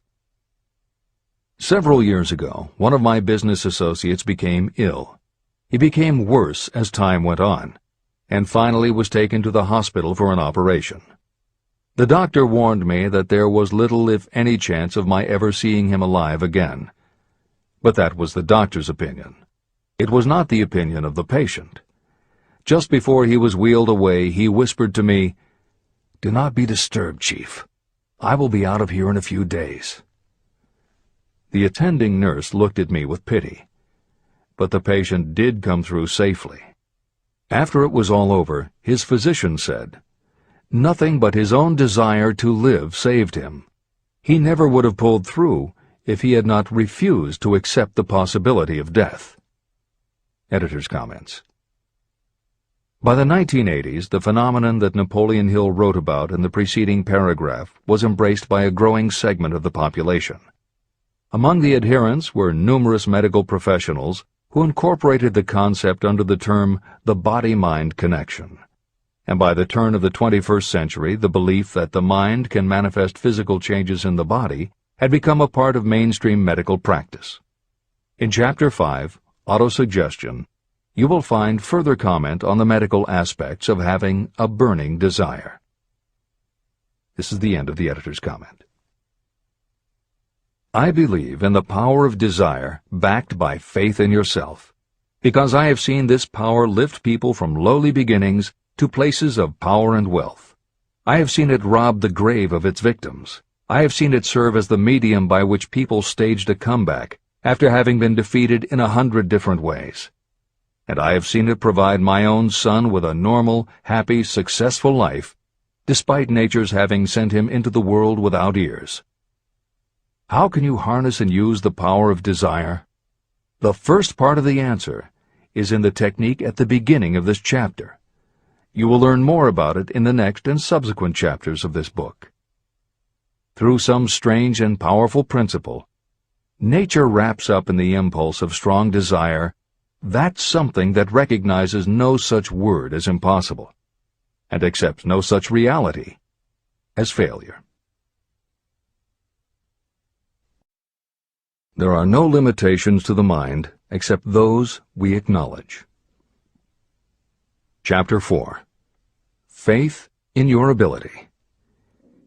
Visualization of and belief in attainment of desire. The second step toward riches. Faith is the head chemist of the mind. When faith is blended with thought, the subconscious mind instantly picks up the vibration. The subconscious then translates it and transmits it to infinite intelligence. The emotions of faith, love, and sex are the most powerful of all the major positive emotions. When the three are blended, they have the effect of coloring thought in such a way that it instantly reaches the subconscious mind. There, it is changed into a form that induces a response from infinite intelligence. Editor's comments. In the preceding paragraph, Napoleon Hill uses two terms, faith and infinite intelligence, both of which may convey to the reader a religious connotation that Hill did not intend. The following will define the meaning of the words as Hill uses them in the following chapter. In modern usage, the word faith has become almost interchangeable with religious belief, which is not the way Hill uses the word. Faith, as it is used here, means having confidence, trust, and an absolute unwavering belief that you can do something. And in order for you to have faith in yourself as Hill means it, it has to be true on a subconscious level. If you have a nagging doubt in the back of your mind, or if you are just going through the motions of pretending you believe, it won't work, because your subconscious will know your doubts. Unless you have absolute total confidence, unless you are convinced without question, then you don't have faith. Hill uses the term infinite intelligence to identify that part of the human mind and thinking process that produces hunches, flashes of insight, and leaps of logic. Hill's concept has similarities to what psychologist Carl Jung called the collective unconscious. And on another level, it is very close to what contemporary psychologists refer to as working in the flow state, or being in the zone. Infinite intelligence is discussed in greater depth in later chapters. Hill also uses another term, the subconscious mind, that should be commented on before the reader proceeds with this chapter.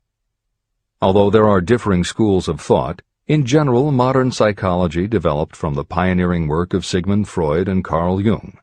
Each believed that the human mind operates on both a conscious and an unconscious level, but they differed on the role the subconscious plays and the way it influences attitude and action.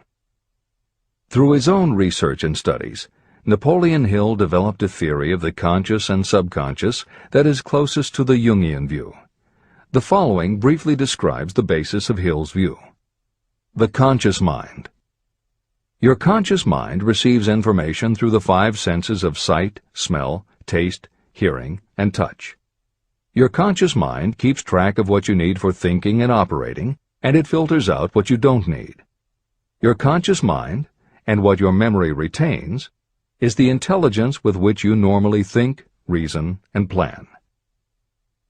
The subconscious mind. Your subconscious has access to all the same information your conscious mind receives, but it doesn't reason the way your conscious mind does. It takes everything literally. It doesn't make value judgments. It does not filter, and it does not forget. You cannot command your conscious mind to reach out and dip into your subconscious mind. However, under certain circumstances, all those forgotten facts and ideas that are always there in your subconscious can, if they are firmly rooted, influence your conscious attitudes and actions. This is the end of the editor's comments. How to develop faith.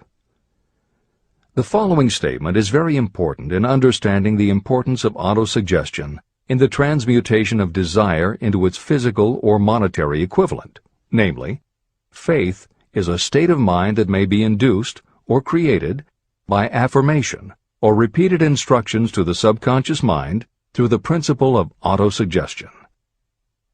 The repetition of affirmations is like giving orders to your subconscious mind, and it is the only known method of voluntary development of the emotion of faith, absolute belief that you can do something. As an illustration, consider why you are reading this book. You want to acquire the ability to transmute the intangible thought impulse of desire into its physical counterpart, money. By following the instructions laid down in the later chapters on autosuggestion and the subconscious mind, you will learn techniques to convince your subconscious mind that you believe you will receive that for which you ask. Your subconscious will act upon that belief and pass it back to you in the form of faith, followed by definite plans for procuring that which you desire. Faith in yourself and your abilities is a state of mind that you will be able to develop at will after you have mastered the 13 principles in this book. This is true because faith is a state of mind that will develop naturally within you when you use and apply these principles. The emotions, or the feeling portion of thoughts, are what give your thoughts vitality, life, and action. The emotions of faith, love, and sex, when mixed with any thought impulse, give it even greater action. All thoughts that have been emotionalized, given feeling, and mixed with faith, absolute belief in your ability, begin immediately to translate themselves into their physical equivalent or counterpart. However, this is not only true of thought impulses that have been mixed with faith, but it is true with any emotion, including negative emotions. What this means is that the subconscious mind will translate into its physical equivalent a thought impulse of a negative or destructive nature just as readily as it will act upon thought impulses of a positive or constructive nature. The following statement made by a noted criminologist illustrates the point. When men first come into contact with crime, they abhor it. If they remain in contact with crime for a time, they become accustomed to it and endure it. If they remain in contact with it long enough, they finally embrace it and become influenced by it. This is the equivalent of saying that a negative impulse of thought that is repeatedly passed on to the subconscious mind often enough is finally accepted and acted upon by the subconscious mind. The subconscious then proceeds to translate that impulse into its physical equivalent by the most practical procedure available. This also accounts for the strange phenomenon that so many millions of people experience, referred to as bad luck. There are millions of people who believe themselves doomed to poverty and failure because of some strange force they call bad luck, over which they believe they have no control. But the truth is that they are the creators of their own misfortunes, because this negative belief in bad luck is picked up by the subconscious mind and translated into its physical equivalent. Your belief, or faith, is the element that will determine the action of your subconscious mind. Once again, let me stress that you will benefit by passing on to your subconscious mind any desire that you wish translated into its physical or monetary equivalent in a state of expectancy or belief that the transmutation will actually take place. The subconscious mind will transmute into its physical equivalent, by the most direct and practical way available, any order that is given to it in a state of belief or faith that the order will be carried out. At this point, it should also be noted that because of the way that the subconscious operates, there is nothing to stop you from deceiving your subconscious mind when giving it instructions through autosuggestion. That is what I did when I deceived my son's subconscious mind. To make this deception more realistic, when you call upon your subconscious mind, you must conduct yourself just as you would if you were already in possession of the material thing that you are demanding. Editor's comments. It is an axiom of contemporary motivation theory that the subconscious mind cannot distinguish between what is real and what is vividly imagined. One of the most frequently cited studies supporting this concept was done with a group of basketball players. The players were divided into 3 teams, and the players on each team were tested on their ability to make free throws. The teams were then separated for a period of time, and each team was given instructions which they were told would improve their abilities. One team was instructed to practice making baskets on a daily basis. The second team was instructed not to practice during the period and not to even think about basketball. The third team was also instructed not to practice during the period, but instead the members were told to spend their daily practice time visualizing in detail the process of making baskets. At the end of the experiment, the teams were again tested. The team that rested showed a decrease in ability. The team that practiced showed a marked increase in ability. And the team that didn't practice but visualized making baskets showed an increase in ability almost equal to those who had practiced daily. As Hill says, you can deceive your subconscious through autosuggestion. If you convincingly plant an idea in your subconscious will accept and work with the idea as though it were a fact. But the key word is convincingly. If you try to send a message to your subconscious, but in the back of your mind you have a nagging doubt whether it will work, your subconscious will pick that up also. You will have sent mixed messages that cancel each other out. That is why Hill stresses the importance of doing it with faith.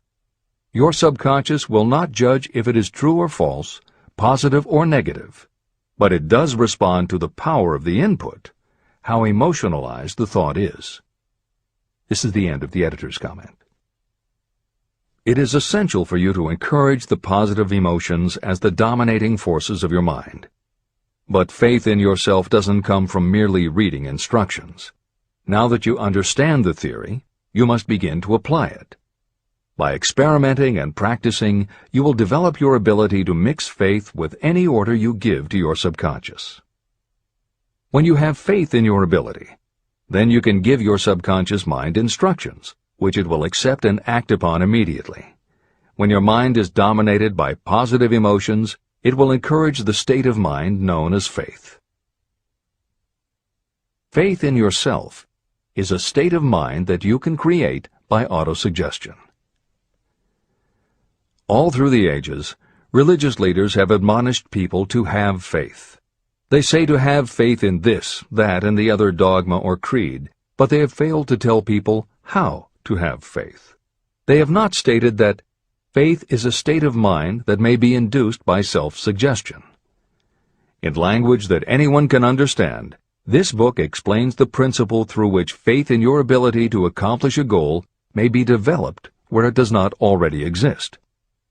Before we begin, you should be reminded again that faith is the eternal elixir that gives life, power, and action to the impulse of thought.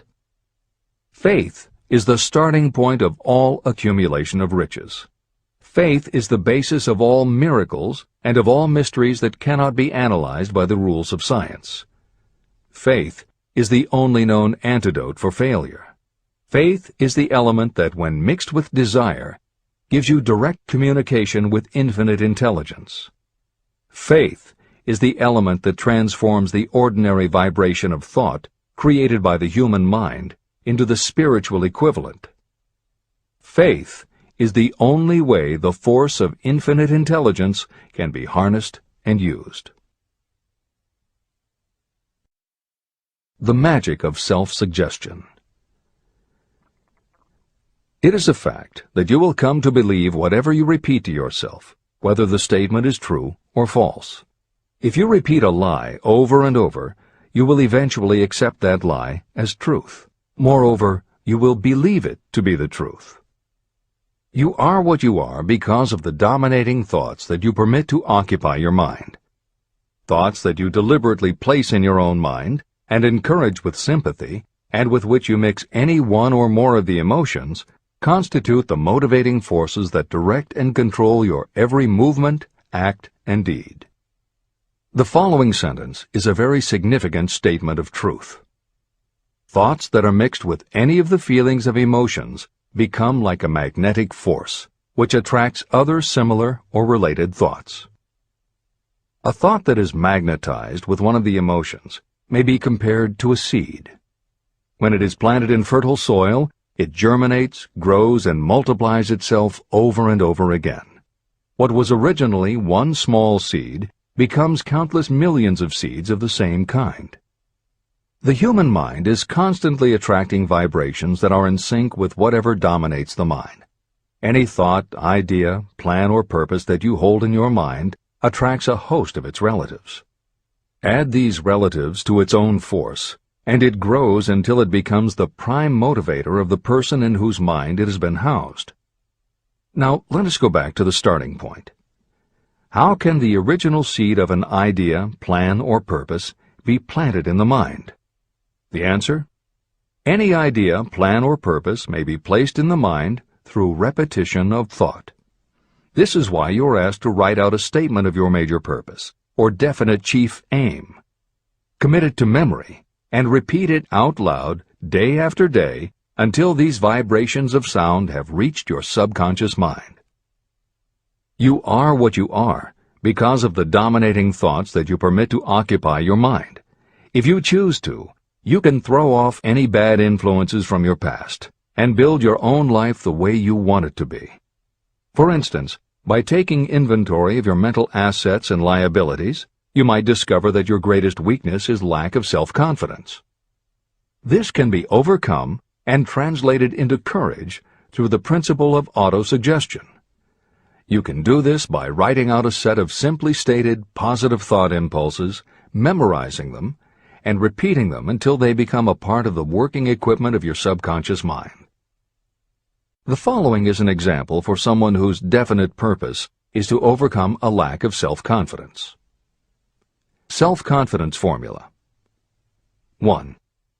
I know that I have the ability to achieve the object of my definite purpose in life.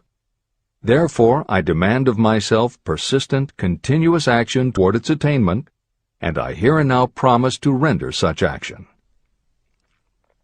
2. I realize the dominating thoughts of my mind will eventually reproduce themselves in outward physical action and gradually transform themselves into physical reality. Therefore, I will concentrate my thoughts for 30 minutes each day, visualizing the person I intend to become. In this way, I will create in my mind a clear mental picture. 3. I know, through the principle of autosuggestion, that any desire I persistently hold in my mind will eventually find some practical means of attaining my objective. Therefore, I will devote 10 minutes daily to demanding of myself the development of self-confidence. 4. I have clearly written down a description of my definite chief aim in life, and I will never stop trying until I have developed sufficient self-confidence for its attainment. 5. I fully realize that no wealth or position can last unless it is built upon truth and justice. Therefore, I will engage in no transaction that does not benefit all whom it affects. I will succeed by attracting to myself the forces I wish to use and the cooperation of others. I will persuade others to help me because of my willingness to help others. I will eliminate hatred, envy, jealousy, selfishness, and cynicism by developing love for all humanity. because I know that a negative attitude toward others can never bring me success. I will cause others to believe in me because I will believe in them and in myself. I will sign my name to this formula, commit it to memory, and repeat it aloud once a day, with full faith that it will gradually influence my thoughts and actions so that I will become a self-reliant and successful person. Behind this formula is a law of nature that psychologists call autosuggestion or self-suggestion. It is a proven technique that will work for your success if it is used constructively. On the other hand, if used destructively, it will destroy just as readily. In this statement may be found a very significant truth, namely that those who go down in defeat and end their lives in poverty, misery, and distress do so because of negative application of the principle of autosuggestion. All impulses of thought have a tendency to clothe themselves in their physical equivalent. The disaster of negative thinking. The subconscious mind makes no distinction between constructive and destructive thought impulses. It works with the material we feed it through our thought impulses. The subconscious mind will translate into reality a thought driven by fear just as readily as it will translate into reality a thought driven by courage or faith. Just as electricity will turn the wheels of industry and render useful service if used constructively, it will snuff out life if wrongly used. So, too, will the law of autosuggestion lead you to peace and prosperity, or down into the valley of misery, failure, and death. It depends on your degree of understanding and application of it.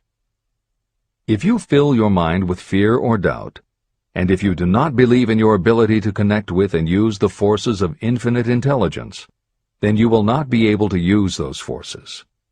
The law of autosuggestion will take your lack of belief and use that doubt as a pattern by which your subconscious mind will translate it into its physical equivalent. Editor's comments. When you have faith in your ability to accomplish what you want, it not only firmly plants ideas in your subconscious, but it then works to reinforce itself. When you have faith in your abilities, part of what you must have faith in is that it is possible to tap into infinite intelligence. And because you have faith that it will work, your conscious mind won't be resistant. When your conscious doesn't resist, your subconscious mind can send creative ideas to your conscious mind more easily. Then, the more you see the power working in your life, the easier it is for you to act on faith the next time. Will it work for you? You will never know unless you relax your resistance and just have faith that it will. This is the end of the editor's comment. Like the wind that carries one ship east and another west, the law of autosuggestion will lift you up or pull you down according to the way you set your sails of thought. The law of autosuggestion, through which any person may rise to altitudes of achievement that stagger the imagination, is well described in the following verse. Observe the words that have been emphasized, and you will catch the deep meaning that the poet had in mind. If you think you are beaten, you are. If you think you dare not, you don't. If you like to win, but you think you can't, it is almost certain you won't. If you think you'll lose, you're lost. For out in the world we find, success begins with a fellow's will. It's all in the state of mind. If you think you are outclassed, you are. You've got to think high to rise. You've got to be sure of yourself before you can ever win a prize. Life's battles don't always go to the stronger or faster man, but soon or late the man who wins is the man who thinks he can. Editor's comments. As noted at the beginning of this chapter, the way in which Napoleon Hill uses the word faith is meant to have no religious connotation. However, it would be impossible for Hill to write this chapter without acknowledging the power of religious faith.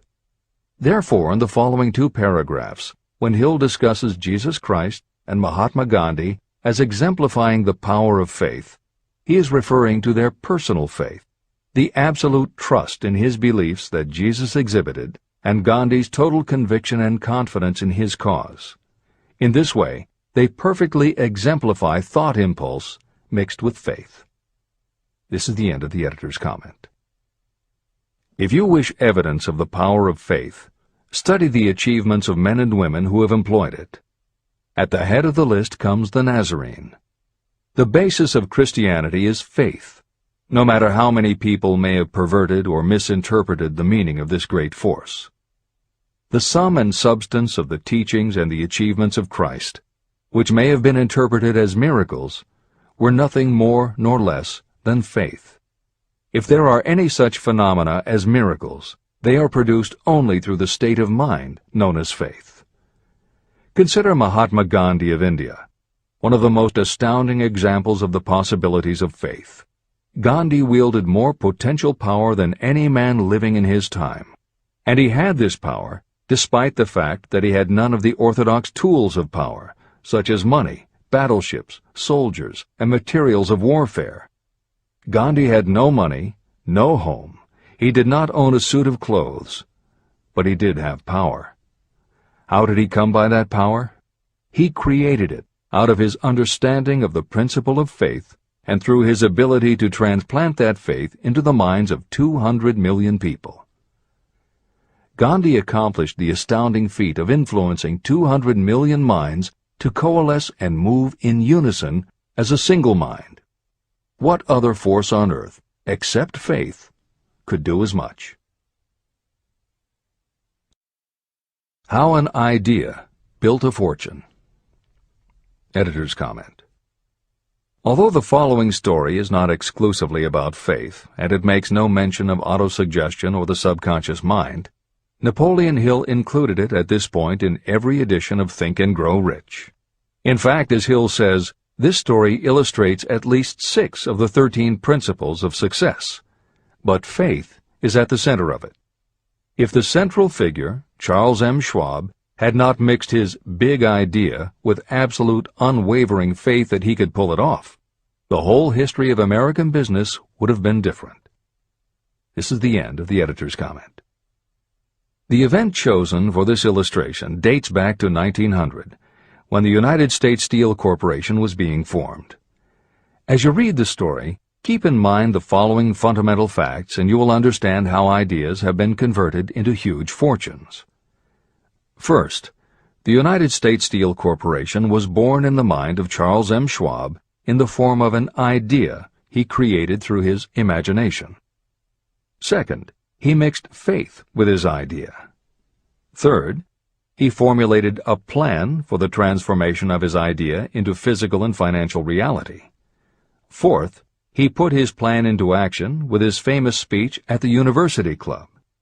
Fifth, he applied and followed through on his plan with persistence and backed it with firm decision until it had been fully carried out.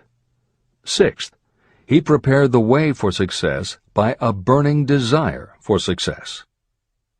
If you are one of those who have often wondered how great fortunes are accumulated, this story of the creation of the United States Steel Corporation will be enlightening. If you have any doubt that a person can think and grow rich, this story should dispel that doubt. You can plainly see in the story of United States Steel the application of a major portion of the principles described in this book. This astounding description of the power of an idea was dramatically told by John Lowell in the New York World Telegram, with whose courtesy it is here reprinted. Editor's comments. In order for the modern reader to fully appreciate the following newspaper story, it is appropriate at this point to provide some background information about the main players. Charles M. Schwab was Andrew Carnegie's right-hand man and president of the Carnegie Steel Corporation. Andrew Carnegie was a wealthy and powerful steel baron whose company controlled 25% of the iron and steel production in America. J.P. Morgan was a wealthy and powerful Wall Street banker whose company had arranged the financing for many of the major industrial companies in America at the beginning of the 20th century. All the reader needs to know about the other men mentioned in the story is that at the beginning of the 20th century, finance, business, and industry were dominated by a few hundred men, most of whom had amassed great fortunes through some connection with the railroads that had opened the country. These people were well known to readers of the New York World Telegram because of their financial influence.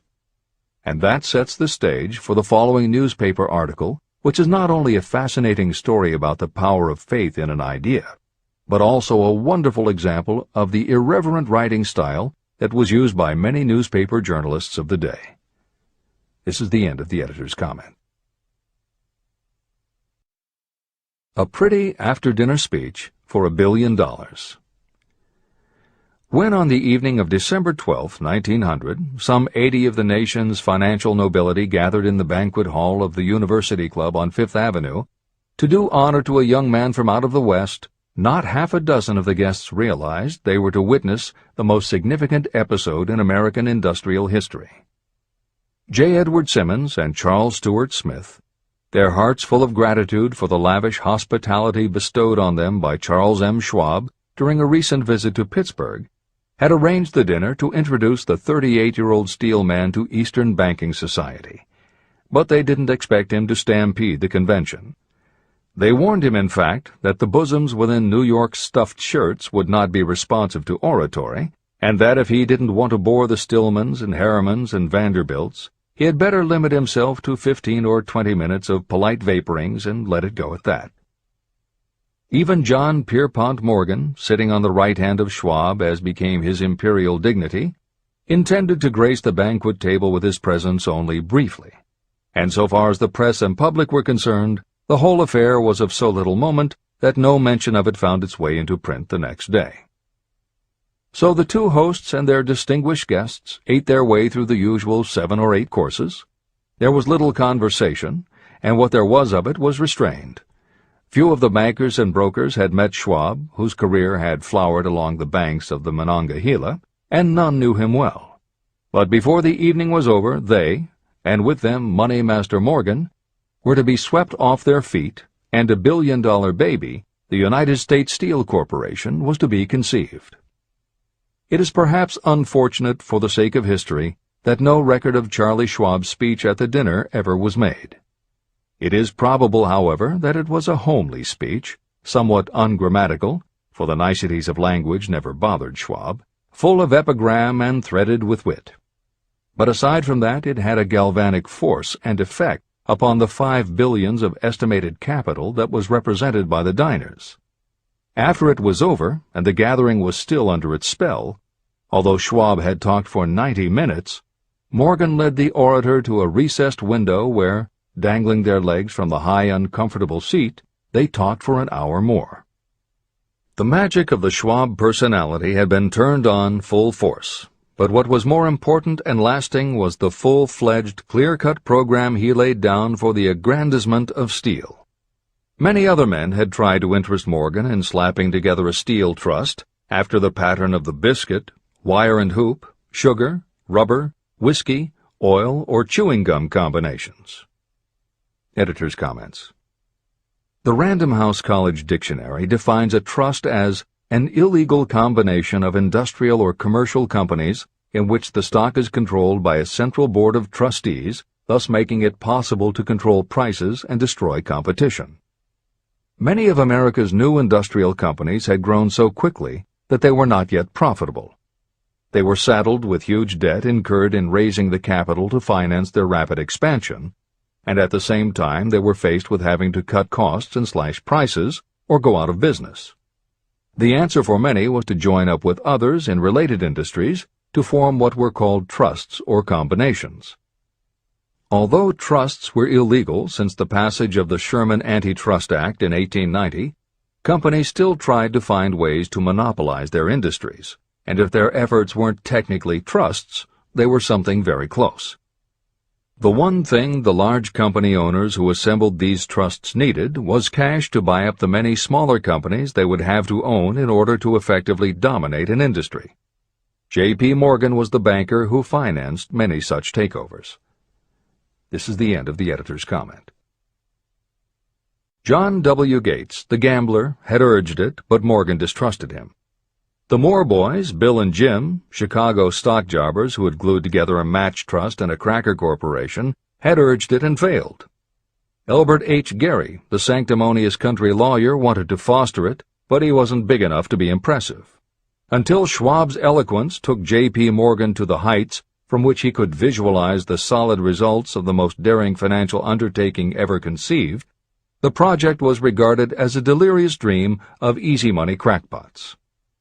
The financial magnetism that began a generation ago to attract thousands of small and sometimes inefficiently managed companies into large and competition-crushing combinations had become operative in the steel world through the devices of that jovial business pirate, John W. Gates. Gates already had formed the American Steel and Wire Company out of a chain of small concerns, and together with Morgan had created the Federal Steel Company. But by the side of Andrew Carnegie's gigantic vertical trust, a trust owned and operated by 53 partners, those other combinations were picayune. They might combine to their heart's content, but the whole lot of them couldn't make a dent in the Carnegie organization, and Morgan knew it. The eccentric old Scot knew it, too. Editor's comments. Andrew Carnegie was born in Scotland and came to America when he was just a boy. He made his first move to join the elite group of American tycoons when he quit his job as a bobbin boy in a cotton mill, earning $1.20 a week, and got a job as a telegraph messenger boy. He soon taught himself to operate a telegraph key, which got him hired as personal telegrapher and secretary to the head of the Pennsylvania Railroad. It wasn't long before he'd worked his way up the ranks to superintendent of the Pittsburgh division, which in turn put him in a position to become an early investor in the Pullman Company, which became the leading manufacturer of railway cars. Carnegie's investment in Pullman and some successful real estate ventures gave him the capital to go into business for himself. At the end of the Civil War, Carnegie left railroading and started a company that built iron bridges for railroad companies. From building iron bridges, it was a short step to starting his own steel mill, which led him to acquire control of other steel mills, then his own coal fields to supply his smelters, then his own ore boats and rail lines to haul the ore and coal. Because of Carnegie's vertical integration and his use of the most up-to-date manufacturing methods, he was able to sell top-grade steel at the lowest price. He managed to drop the price of steel from $140 a ton to $20 a ton. By 1899, the Carnegie Steel Company controlled about 25% of the iron and steel production in America. The smaller steel manufacturers couldn't compete with Carnegie, so they went to J.P. Morgan for help. He arranged for the financing, and a wide-ranging alliance was put together of companies that were in the business of manufacturing products made from steel. Part of the deal was that they would not buy steel from Carnegie. Andrew Carnegie was not about to be put out of business by a collection of small companies. He announced that he would buy or build his own manufacturing companies to produce finished goods made of steel. This is the end of the editor's comments, and the New York World Telegram story continues. From the magnificent heights of Skibo Castle he had viewed, first with amusement and then with resentment, the attempts of Morgan's smaller companies to cut into his business. When the attempts became too bold, Carnegie's temper was translated into anger and retaliation. He decided to duplicate every mill owned by his rivals. Hitherto, he hadn't been interested in wire, pipe, hoops, or sheet. Instead, he was content to sell such companies the raw steel and let them work it into whatever shape they wanted. Now, with Schwab as his chief and able lieutenant, he planned to drive his enemies to the wall. So it was that in the speech of Charles M. Schwab, Morgan saw the answer to his problem of combination. A trust without Carnegie, giant of them all, would be no trust at all, a plum pudding, as one writer said, without the plums. Schwab's speech on the night of December 12, 1900, undoubtedly carried the inference, though not the pledge, that the vast Carnegie enterprise could be brought under the Morgan tent. He talked of the world future for steel, of reorganization for efficiency, of specialization, of the scrapping of unsuccessful mills and concentration of effort on the flourishing properties, of economies in the ore traffic, of economies in overhead and administrative departments, of capturing foreign markets. More than that, he told the buccaneers among them wherein lay the errors of their customary piracy. Their purposes, he inferred, had been to create monopolies, raise prices, and pay themselves fat dividends out of privilege. Schwab condemned the system in his heartiest manner. The short-sightedness of such a policy, he told his hearers, lay in the fact that it restricted the market in an era when everything cried for expansion. By cheapening the cost of steel, he argued, an ever-expanding market would be created. More uses for steel would be devised, and a goodly portion of the world trade could be captured. Actually, though he did not know it, Schwab was an apostle of modern mass production. Editor's comments. For J.P. Morgan, all of Schwab's talk about economies of scale and expanding markets meant only one thing. Until that night, it was assumed that Andrew Carnegie would continue building his own manufacturing companies to compete with the steel trusts that Morgan had helped put together.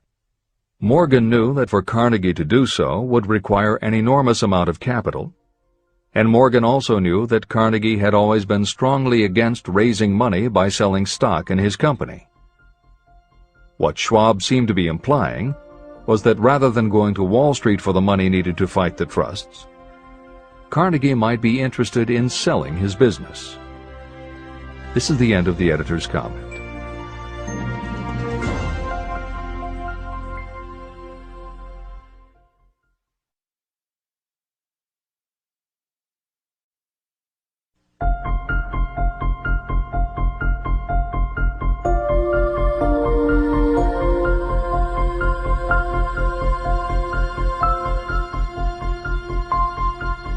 New York World Telegram story continues. So the dinner at the University Club came to an end. Morgan went home to think about Schwab's rosy predictions. Schwab went back to Pittsburgh to run the steel business for Andrew Carnegie, while Gary and the rest went back to their stock tickers to fiddle around in anticipation of the next move. It was not long coming. It took Morgan about 1 week to digest the feast of reason Schwab had placed before him. When he had assured himself that no financial indigestion was to result, he sent for Schwab, and found that young man rather coy. Mr. Carnegie, Schwab indicated, might not like it if he found his trusted company president had been flirting with the Emperor of Wall Street, the street upon which Carnegie was resolved never to tread. Then it was suggested by John W. Gates, the go-between, that if Schwab happened to be in the Bellevue Hotel in Philadelphia, J.P. Morgan might also happen to be there. When Schwab arrived, however, Morgan was inconveniently ill at his New York home, and so on the elder man's pressing invitation, Schwab went to New York and presented himself at the door of the financier's library. Now, certain economic historians have professed the belief that from the beginning to the end of the drama, the stage was set by Andrew Carnegie. That the dinner to Schwab, the famous speech, the Sunday night conference between Schwab and the Money King, were events arranged by the canny Scot. The truth is exactly the opposite. When Schwab was called in to consummate the deal, he didn't even know whether the little boss, as Andrew was called, would so much as listen to an offer to sell, particularly to a group of men whom Andrew regarded as being endowed with something less than holiness. But Schwab did take into the conference with him, in his own handwriting, 6 sheets of copperplate figures, representing to his mind the physical worth and the potential earning capacity of every steel company he regarded as an essential star in the new metal firmament. 4 men pondered over these figures all night. The chief, of course, was Morgan, steadfast in his belief in the divine right of money. With him was his aristocratic partner, Robert Bacon, a scholar and a gentleman. The third was John W. Gates, whom Morgan scorned as a gambler and used as a tool. The fourth was Schwab, who knew more about the processes of making and selling steel than any whole group of men then living. Throughout that conference, the Pittsburgher's figures were never questioned. If he said a company was worth so much, then it was worth that much and no more. He was insistent, too, upon including in the combination only those concerns he nominated. He had conceived a corporation in which there would be no duplication, not even to satisfy the greed of friends who wanted to unload their companies upon the broad Morgan shoulders. When dawn came, Morgan rose and straightened his back. Only one question remained.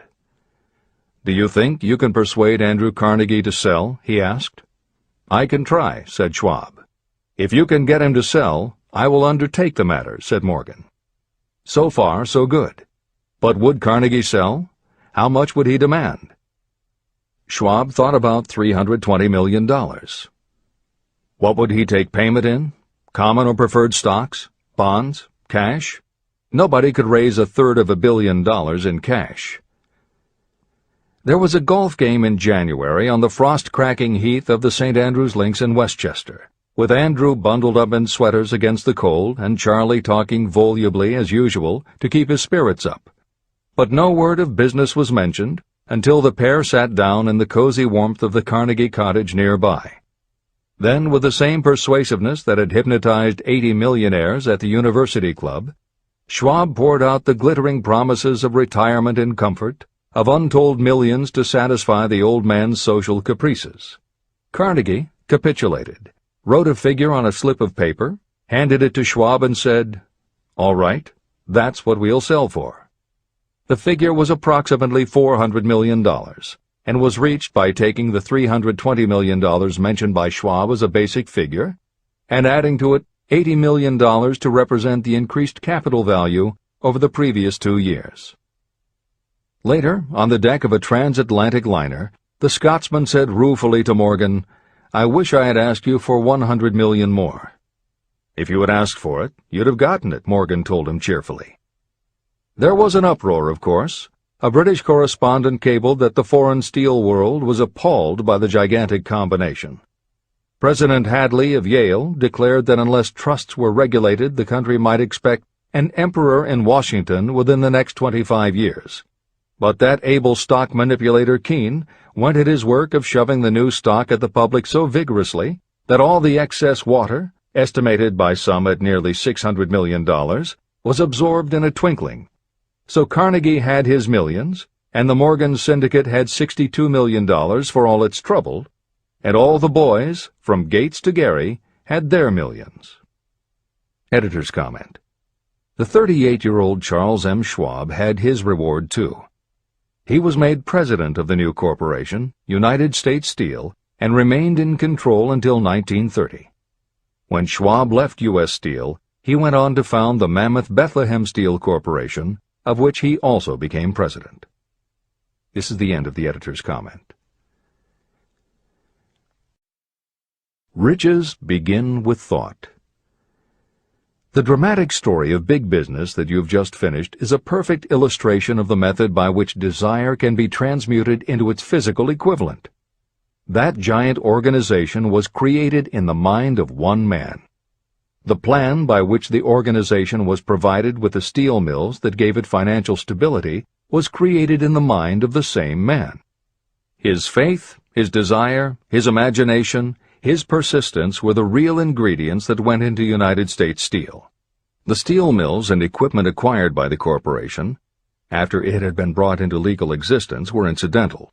However, careful analysis reveals that the appraised value of the properties acquired by the corporation increased in value by an estimated $600 million, approximately $12 billion today. The increase in value of the assets is attributable to the mere transaction that consolidated them under one management. In other words, Charles M. Schwab's idea, plus the faith with which he conveyed it to the minds of J.P. Morgan and the others, was marketed for a profit of approximately $600 million. Not an insignificant sum for a single idea. The United States Steel Corporation prospered and became one of the richest and most powerful corporations in America, employing thousands of people, developing new uses for steel and opening new markets, thus proving that the $600 million in profit that the Schwab idea produced was earned. Riches begin in the form of thought. The amount is limited only by the person in whose mind the thought is put into motion. Faith removes limitations. Remember this when you are ready to bargain with life for whatever it is that you ask as your price for having passed this way. Editor's comments. In the years since that article appeared in the New York World Telegram, the well-told business story has become its own genre within the publishing industry. There are best-selling books and biographies by and about the insiders who run every industry. The editors of this edition of Think and Grow Rich strongly encourage you to sample some of these books. They can be entertaining and inspirational, and in them you will be able to see examples of Hill's principles of success at work in the real world. The best of them are not only entertaining and inspirational, but they are filled with ideas and techniques you can adapt and use. There are literally too many bestsellers from which to select a best of listing for inclusion here. Any such choice the editors might make would not necessarily be the best, but merely reflective of the interests of the person doing the choosing. However, there are 2 books the editors recommend that are not by or about a single individual or industry. These books are In Search of Excellence by Tom Peters and Breakthroughs by P.R. Nyack and John N. Ketteringham. Each of these books deals with a broad spectrum of industries, and within each industry they single out certain companies and individuals for analysis. Both were published at the beginning of the business book trend in the 1980s, but there are few books since then that better convey the importance of faith in a good idea. In Search of Excellence, chosen by a panel of experts as the most influential book of the past 20 years, was a runaway bestseller and will likely be in print for years to come. Breakthroughs may be harder to find, but it will be well worth the effort. This is the end of the editor's comments.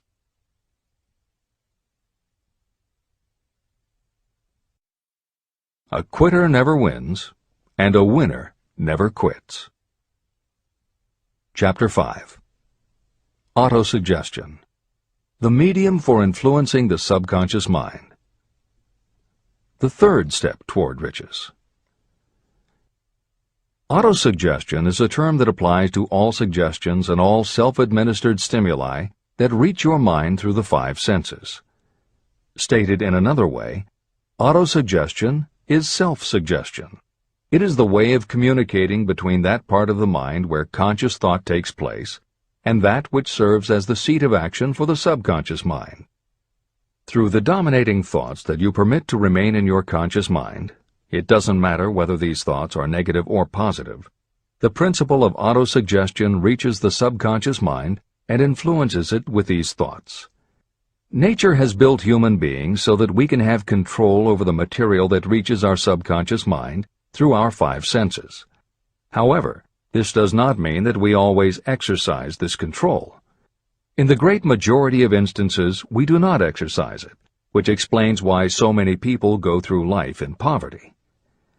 Recall what I said about the subconscious mind resembling a fertile garden, in which weeds will grow if the seeds of more desirable crops are not sown. Autosuggestion is the way you may feed your subconscious on creative thoughts. Or you can, by neglecting it, permit thoughts of a destructive nature to find their way into this rich garden of the mind. Editor's comments. Numerous psychological studies and experiments with hypnotherapy have validated Napoleon Hill's concept that a person's subconscious mind retains everything that person ever experienced. Studies also support the theory that the subconscious is non-judgmental. It does not filter or interpret, it simply processes information literally and stores it. For those readers who may be dubious about the subconscious, or that thoughts stored below the level of consciousness can exert enough influence to affect attitude and behavior, the following explanation should alleviate any such doubts. There is no doubt about the existence of the conditions known by the psychological terms fixations, phobias, and compulsive behaviors. These conditions occur when a child has learned something in such a powerful or dramatic way that the knowledge becomes firmly planted in the child's subconscious mind.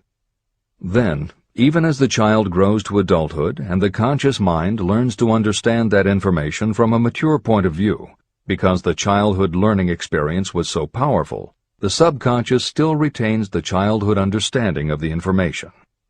The result is a fixation, phobia, or compulsive behavior that causes a response rooted in childhood, which does not make logical sense to the adult's conscious mind.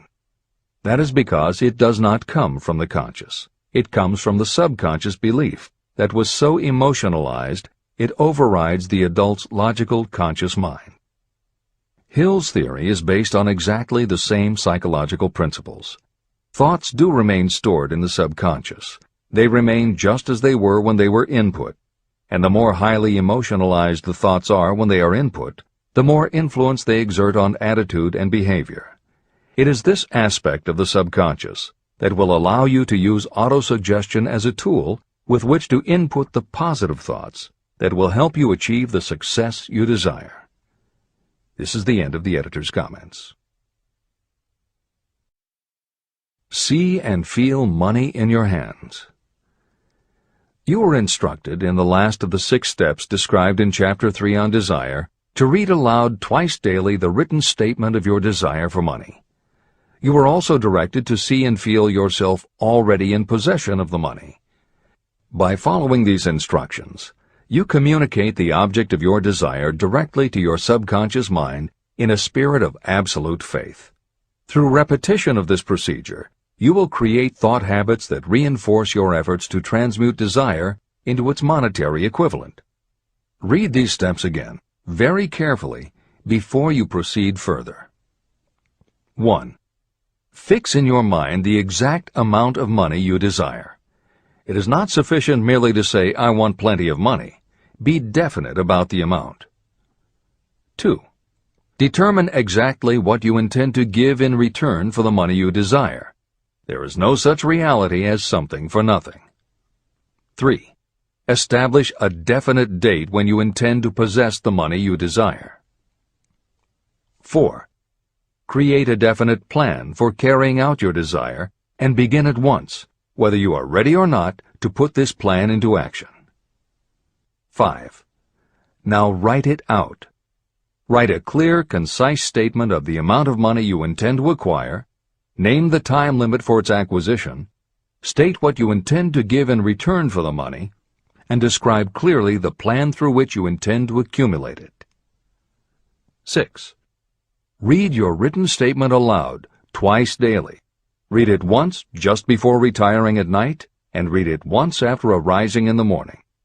As you read, see and feel and believe yourself already in possession of the money.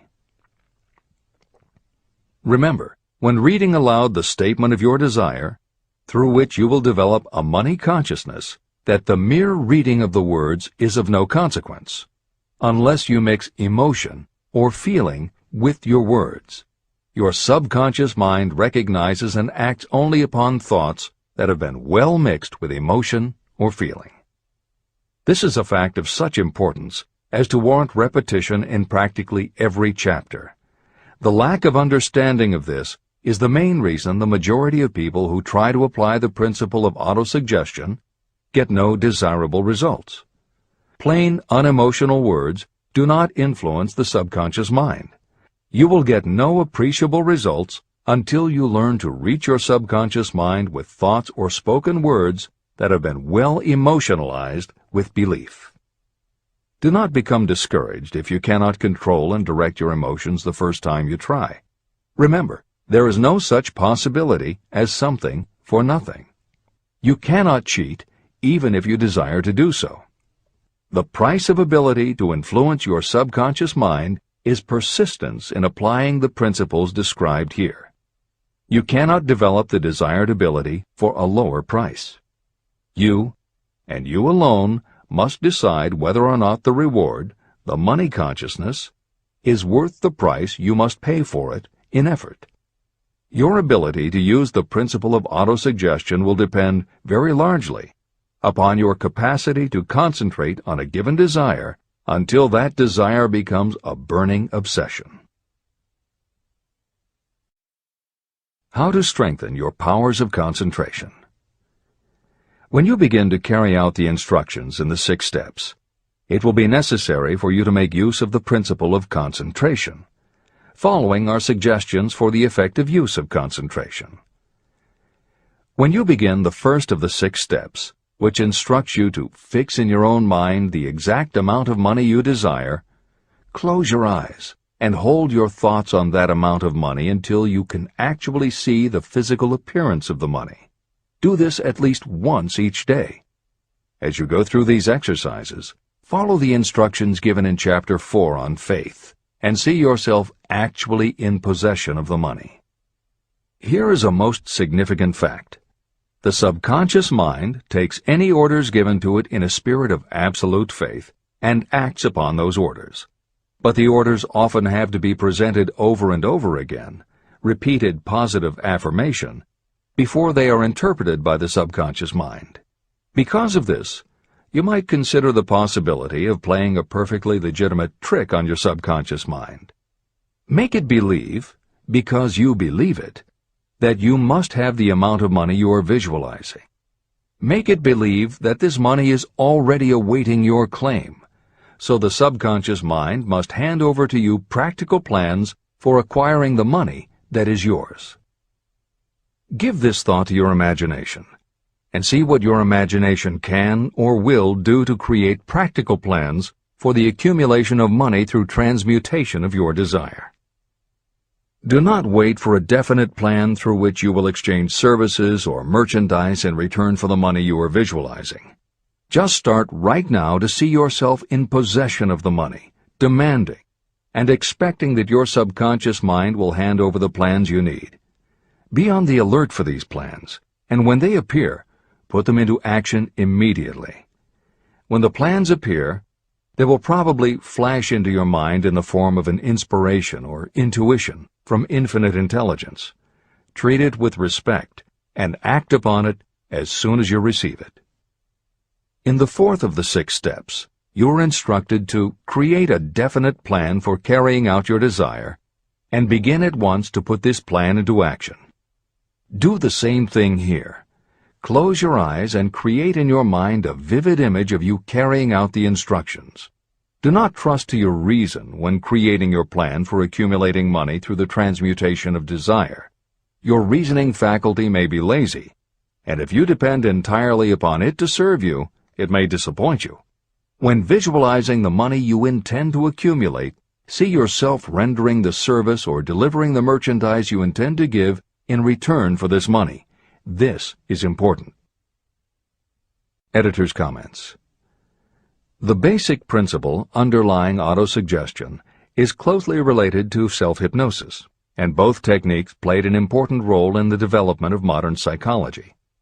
Although all 3 concepts, autosuggestion, hypnosis, and psychology, had to overcome initial public skepticism, unfortunately, autosuggestion and hypnotism were hampered by events that further delayed their acceptance.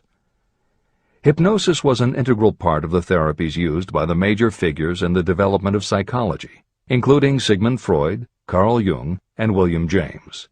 It fell out of favor as a therapeutic method when stage magicians began to use the technique in their acts. People found it difficult to give serious consideration to a method that was being used in theaters and nightclubs to make members of the audience do ridiculous things for comic effect. Autosuggestion encountered a similar problem. French psychiatrist Émile Coué was the best-known early advocate of autosuggestion. A contemporary of Sigmund Freud, Coué operated a clinic that treated patients diagnosed with psychosomatic ailments, individuals who have convinced themselves they are ill and even show symptoms but do not actually have a disease. Coué treated his patients with an autosuggestion technique that involved the repetition of statements he termed positive affirmations. Coué devised a general, non-specific phrase that would give the subconscious a positive instruction, but was open enough that it did not tell the subconscious how to do it.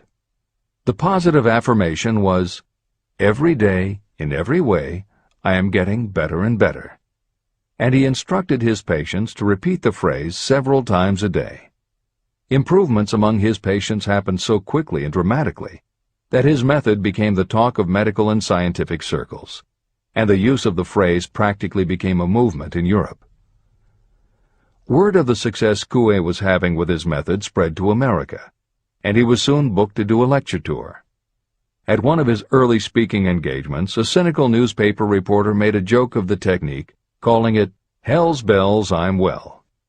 The joke followed Coué wherever he spoke, and the press coverage was so negative he canceled his tour and returned to practice in Europe. Serious scientists and therapists continued to work with autosuggestion. But just as had happened when stage magicians cast doubt upon the efficacy of hypnosis, Coué's method of positive affirmation fell out of favor with the general public. It took the openness of the latter part of the 20th century before the techniques of hypnosis and autosuggestion gained general acceptance once again.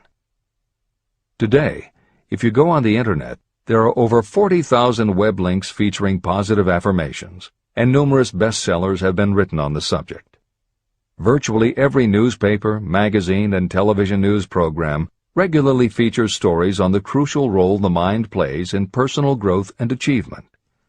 Techniques based on autosuggestion have fostered countless best-selling books, audiobooks, and video programs. And every week thousands of people attend seminars, lectures, and retreats to be inspired by motivational speakers or spiritual leaders, and to learn techniques that will help them achieve success, almost all of which are based on the basic principles Napoleon Hill advocates in this book. When Hill instructs the reader to close your eyes and hold your thoughts on that amount of money until you can actually see the physical appearance of the money, he is in fact describing the autosuggestion technique most widely taught by contemporary motivational experts. Today it is called creative visualization, and it is regularly used by some of the most successful trainers of Olympic athletes and professional sports teams. It is used by NASA in training astronauts, and medical professionals use it in a variety of ways, including teaching it to patients who need to elevate their autoimmune system. Using visualization effectively is much more than simply daydreaming about something you would like to have or a goal you would like to achieve. Visualization is a specific technique that involves the use of imagination, creativity, vivid imagery, and affirmations, all focused on creating something you wish to manifest in reality. Napoleon Hill identified the practice of visualization and wrote about it as early as 1928 in his first bestseller, Law of Success. Since then, many other psychologists, medical professionals, motivational speakers, and authors have developed systems based on the same principles. Dr. Maxwell Maltz, a noted plastic surgeon, found that often it was as important for his patients to change their inner perception of themselves as it was to change their outer appearance. Dr. Maltz's landmark bestseller, Psycho-Cybernetics, draws heavily on visualization as a way to increase self-esteem and improve a wide range of abilities. The Silva method, which is another variation on visualization, has been taught to millions of people by certified Silva trainers who hold seminars throughout the country. Jose Silva's best-selling book, The Silva Mind Control Method, has also sold many millions of copies. In 1978, 50 years after Napoleon Hill wrote about visualization in Law of Success, Shakti Gawain published the phenomenal bestseller Creative Visualization, and Adelaide Bry published Visualization, Directing the Movies of Your Mind. At about the same time, Dr. O. Carl Simonton, an oncologist, concluded that cancer patients who used visualizations in conjunction with chemotherapy treatments had a marked improvement over those who didn't. His bestseller, Getting Well Again, had a profound impact, and it was followed by books from other respected medical professionals, such as Love, Medicine, and Miracles by Dr. Bernie Siegel, and Superimmunity by Dr. Paul Purcell. Other bestsellers by Dr. John Sarno, Dr. Deepak Chopra, and Dr. Andrew Weil have made what once was referred to as alternative medicine now part of mainstream medical practice. This is the end of the editor's comments. Stimulate your subconscious mind. The instructions given previously for the steps necessary in your desire for money will now be summarized and blended with the principles covered by this chapter, as follows. 1. Go to some quiet spot, preferably in bed at night, where you will not be disturbed or interrupted. Close your eyes and repeat aloud, so that you may hear your own words, the written statement of the amount of money you intend to accumulate. Be specific about the time limit for its accumulation, and a description of the service or merchandise you intend to give in return for the money. As you carry out these instructions, see yourself already in possession of the money. For example, suppose that you intend to accumulate $50,000 by the 1st of January, 5 years from now, and that you intend to give your personal services as a salesperson in return for the money. Your written statement of your purpose should be similar to the following. By the first day of January, I will have in my possession $50,000, which will come to me in various amounts from time to time during the interim. In return for this money, I will give the most efficient service of which I am capable. I will give the fullest possible quantity and the best possible quality of service as a salesperson of, and describe the service or merchandise you intend to sell. I believe that I will have this money in my possession. My faith is so strong that I can now see this money before my eyes. I can touch it with my hands. It is now awaiting transfer to me at the time and in the proportion that I deliver the service in return for it. I am awaiting a plan for getting this money, and I will follow that plan when it is received. 2. Repeat this program night and morning until you can see in your imagination the money you intend to accumulate. 3. Place a written copy of your statement where you can see it night and morning, and read it just before retiring and upon rising until it has been memorized. Editor's comments. The following is another suggestion, adapted from Hill's later writings, which appear in Napoleon Hill's Keys to Success. Surround yourself with books, pictures, mottos, and other suggestive devices. Pick things that symbolize and reinforce achievement and self-reliance. Constantly add to your collection, and move things to new places where you can see them in a different light and in association with different things. I had a friend who was a realtor who kept her $1 Million Club certificate over her desk to remind herself of what she was capable. One day she took it down to dust and set it on top of a newspaper. When she picked it up again, she saw beneath it an article about the new football coach who had been hired at the university. Guess who bought a house she had been struggling to sell? This is the end of the editor's comments. Remember, as you carry out these instructions, that you are applying the principle of autosuggestion for the purpose of giving orders to your subconscious mind. Remember also that your subconscious mind will act only upon instructions that are emotionalized and handed over to it with feeling. Faith is the strongest and most productive of the emotions. These instructions may at first seem abstract. Do not let this disturb you. Follow the instructions no matter how abstract or impractical they may appear to be.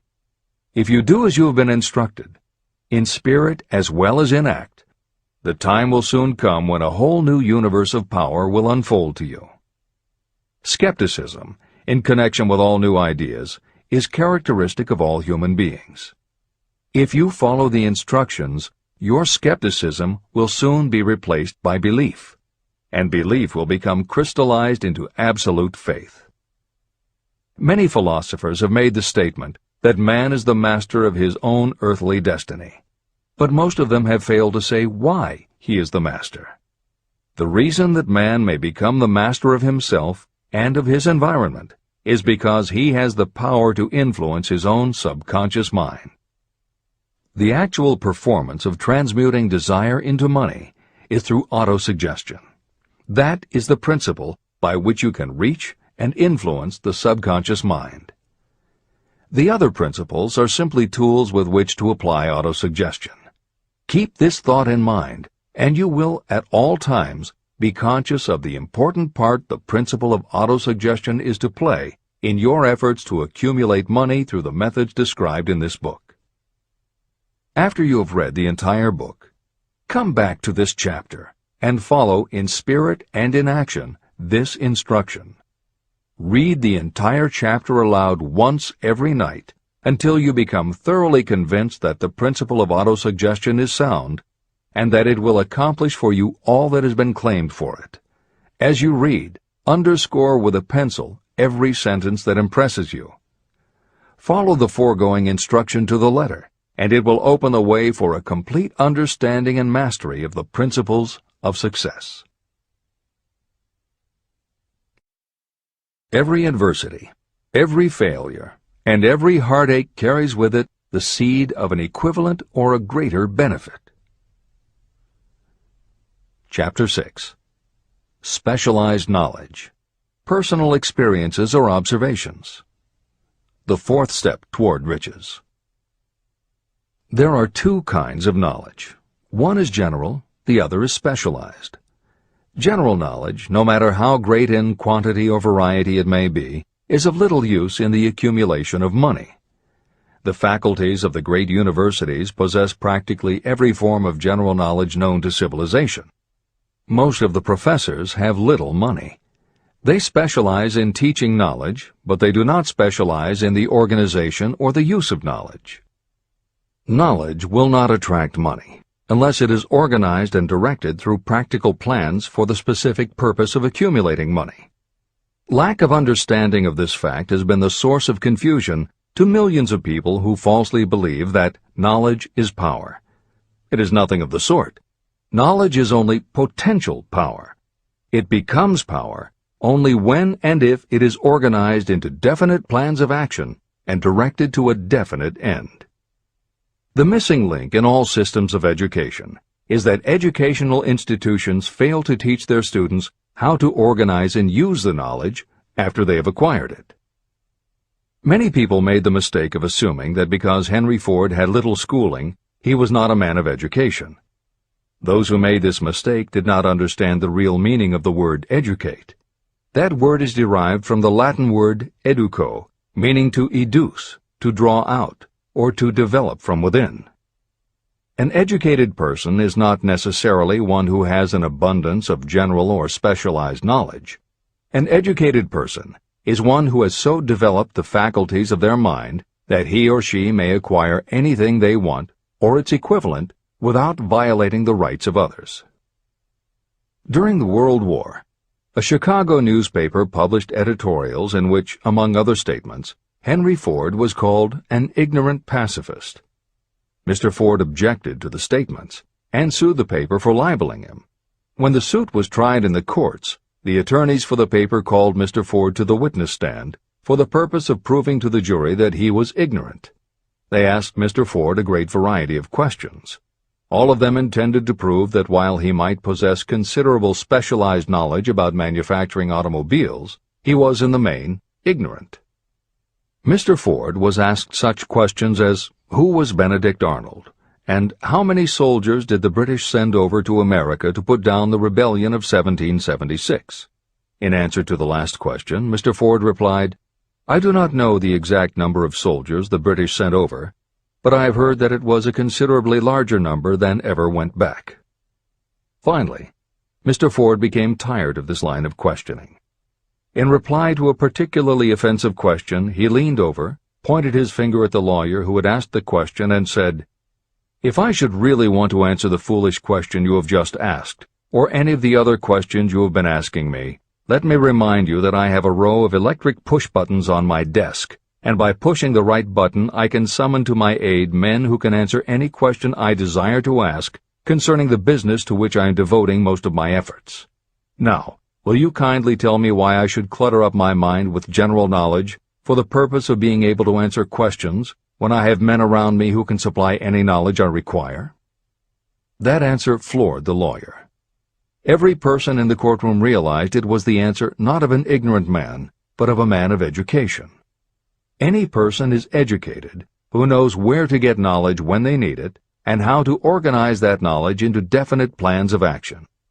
Through the assistance of his mastermind group, Henry Ford had at his command all the specialized knowledge he needed to become one of the wealthiest men in America. It was not essential that he have this knowledge in his own mind. You can get all the knowledge you need. Before you can transmute your desire into money, you will require specialized knowledge of the service, merchandise, or profession that you intend to offer in return for fortune. Perhaps you may need much more specialized knowledge than you have the ability or the inclination to acquire. If this is true, you may bridge your weakness through the aid of your mastermind group. The mastermind is defined as coordination of knowledge and effort in a spirit of harmony between two or more people for the attainment of a definite purpose. The larger meaning of the mastermind group is explained in greater detail in later chapters. Editor's comments. After reading Hill's definition of the mastermind, many people may assume that he is describing teamwork. That would not be correct. The following explanation is adapted from the Napoleon Hill Foundation's book, Believe and Achieve. Teamwork can be achieved by any group, even one whose members have disparate interests, because all it requires is cooperation. In teamwork, people might simply be cooperating because they like the leader or out of a sense of duty. Some team members will give 100% to any team that pays them enough, but they have little concern about the objective. And sometimes there is good teamwork because different members have different agendas. A board of directors may disagree, even be unfriendly, and still run a business successfully. Musical groups are made up of notoriously self-centered people who work as a team if it will help them get ahead. Masterminds, on the other hand, are formed of individuals who have the same agenda, a deep sense of mission, and commitment to the same goal. Masterminds represent the highest order of thinking by a group of knowledgeable people, each contributing their absolute best according to their abilities, expertise, and background.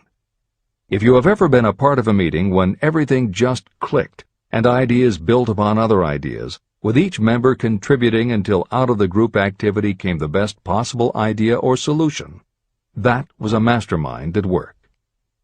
Napoleon Hill believed that you must make the mastermind experience a regular part of your life if you really want to succeed. How to select the right people for your mastermind will be discussed further in Chapter 11, The Power of the Mastermind. This is the end of the editor's comment. The accumulation of great fortunes calls for power, and power is acquired through highly organized and intelligently directed specialized knowledge. That knowledge does not, necessarily, have to be in the possession of the person who accumulates the fortune. This should give hope and encouragement to those who want to accumulate a fortune, but don't have the necessary education to supply such specialized knowledge. People sometimes go through life suffering from inferiority complexes because they are not people of education. The person who can organize and direct a mastermind group of people who possess the knowledge needed is just as much a person of education as any other individual in the group. Thomas A. Edison had only 3 months of schooling during his entire life, but he did not lack education. Neither did he die poor. Henry Ford had less than a 6th grade schooling, but he managed to do pretty well by himself financially. Albert Einstein was working as a clerk in a patent office when he began to develop his world-altering scientific theories. Editor's comments. Had Einstein been born today, he might have been diagnosed in his early years as having attention deficit disorder. As a child, he was slow to learn to talk. As a student, he showed little promise and was expelled from at least one school. But what Einstein could do was to focus his concentration on a goal of his choice. His famous theories were the result of thought experiments that took place inside his mind. It is said that the breakthrough which led him to the theory of relativity came not from specialized knowledge of physics or mathematics, but from his ability to imagine what would happen if he were riding on a beam of starlight through space. This is the end of the editor's comments. Specialized knowledge is among the most plentiful and the cheapest forms of service that may be had. If you doubt this, consult the payroll of any university. It pays to know how to purchase knowledge, and it pays to know where to look. First of all, decide the sort of specialized knowledge you require and the purpose for which it is needed. To a large extent, your major purpose in life, the goal toward which you are working, will help determine what knowledge you need. Your next move requires that you have accurate information concerning dependable sources of knowledge.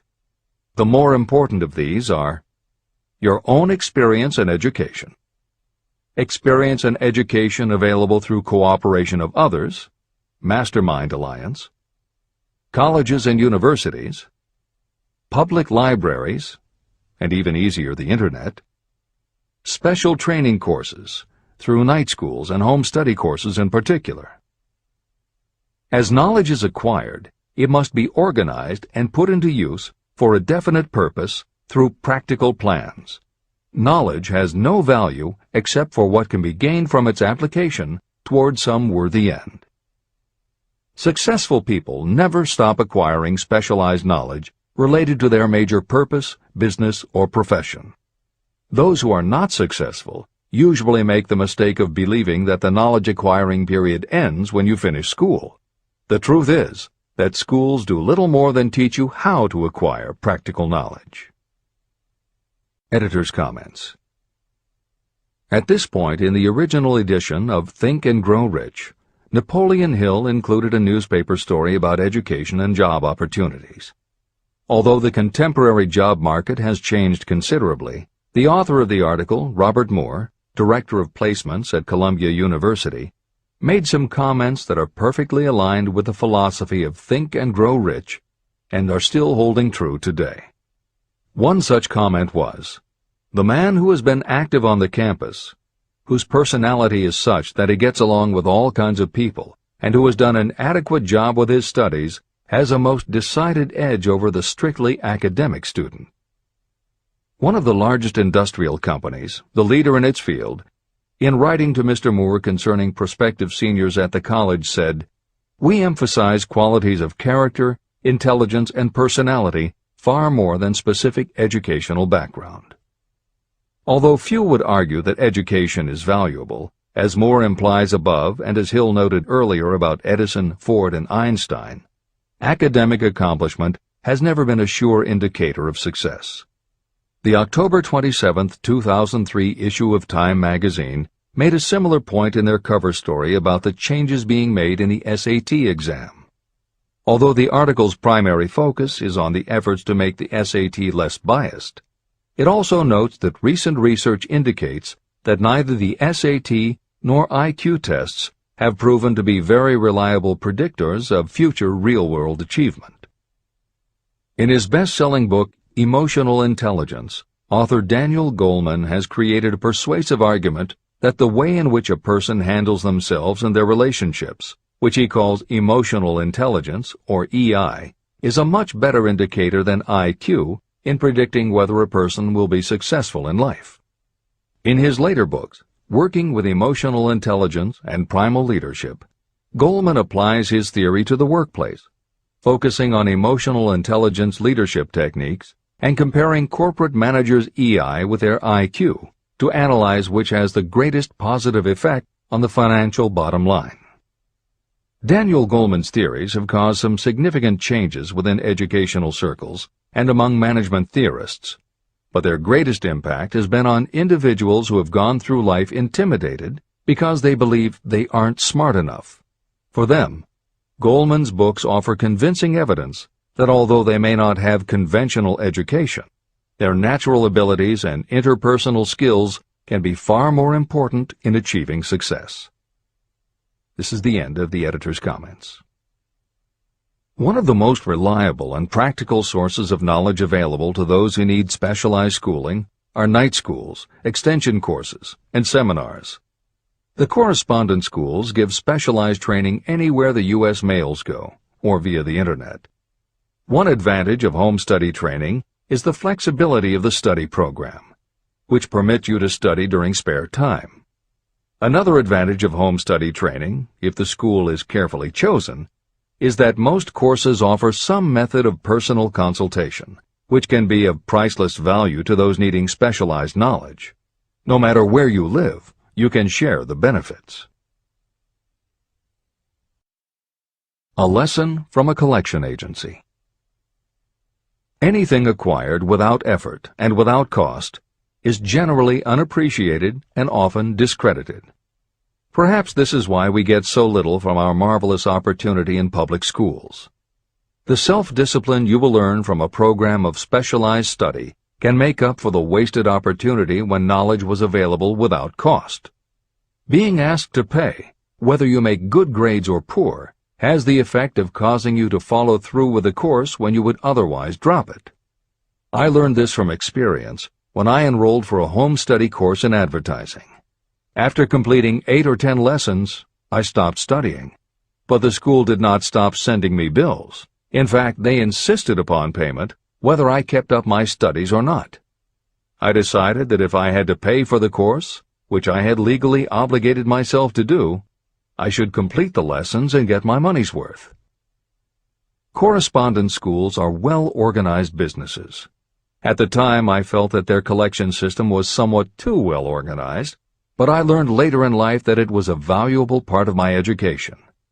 The truth is that their collection department constituted the very finest sort of training on decision-making, promptness, and the habit of finishing what you begin. The collection system that forced me to finish the course turned out to be worth much in the form of money earned. The road to specialized knowledge. We have in this country what is said to be the greatest public school system in the world.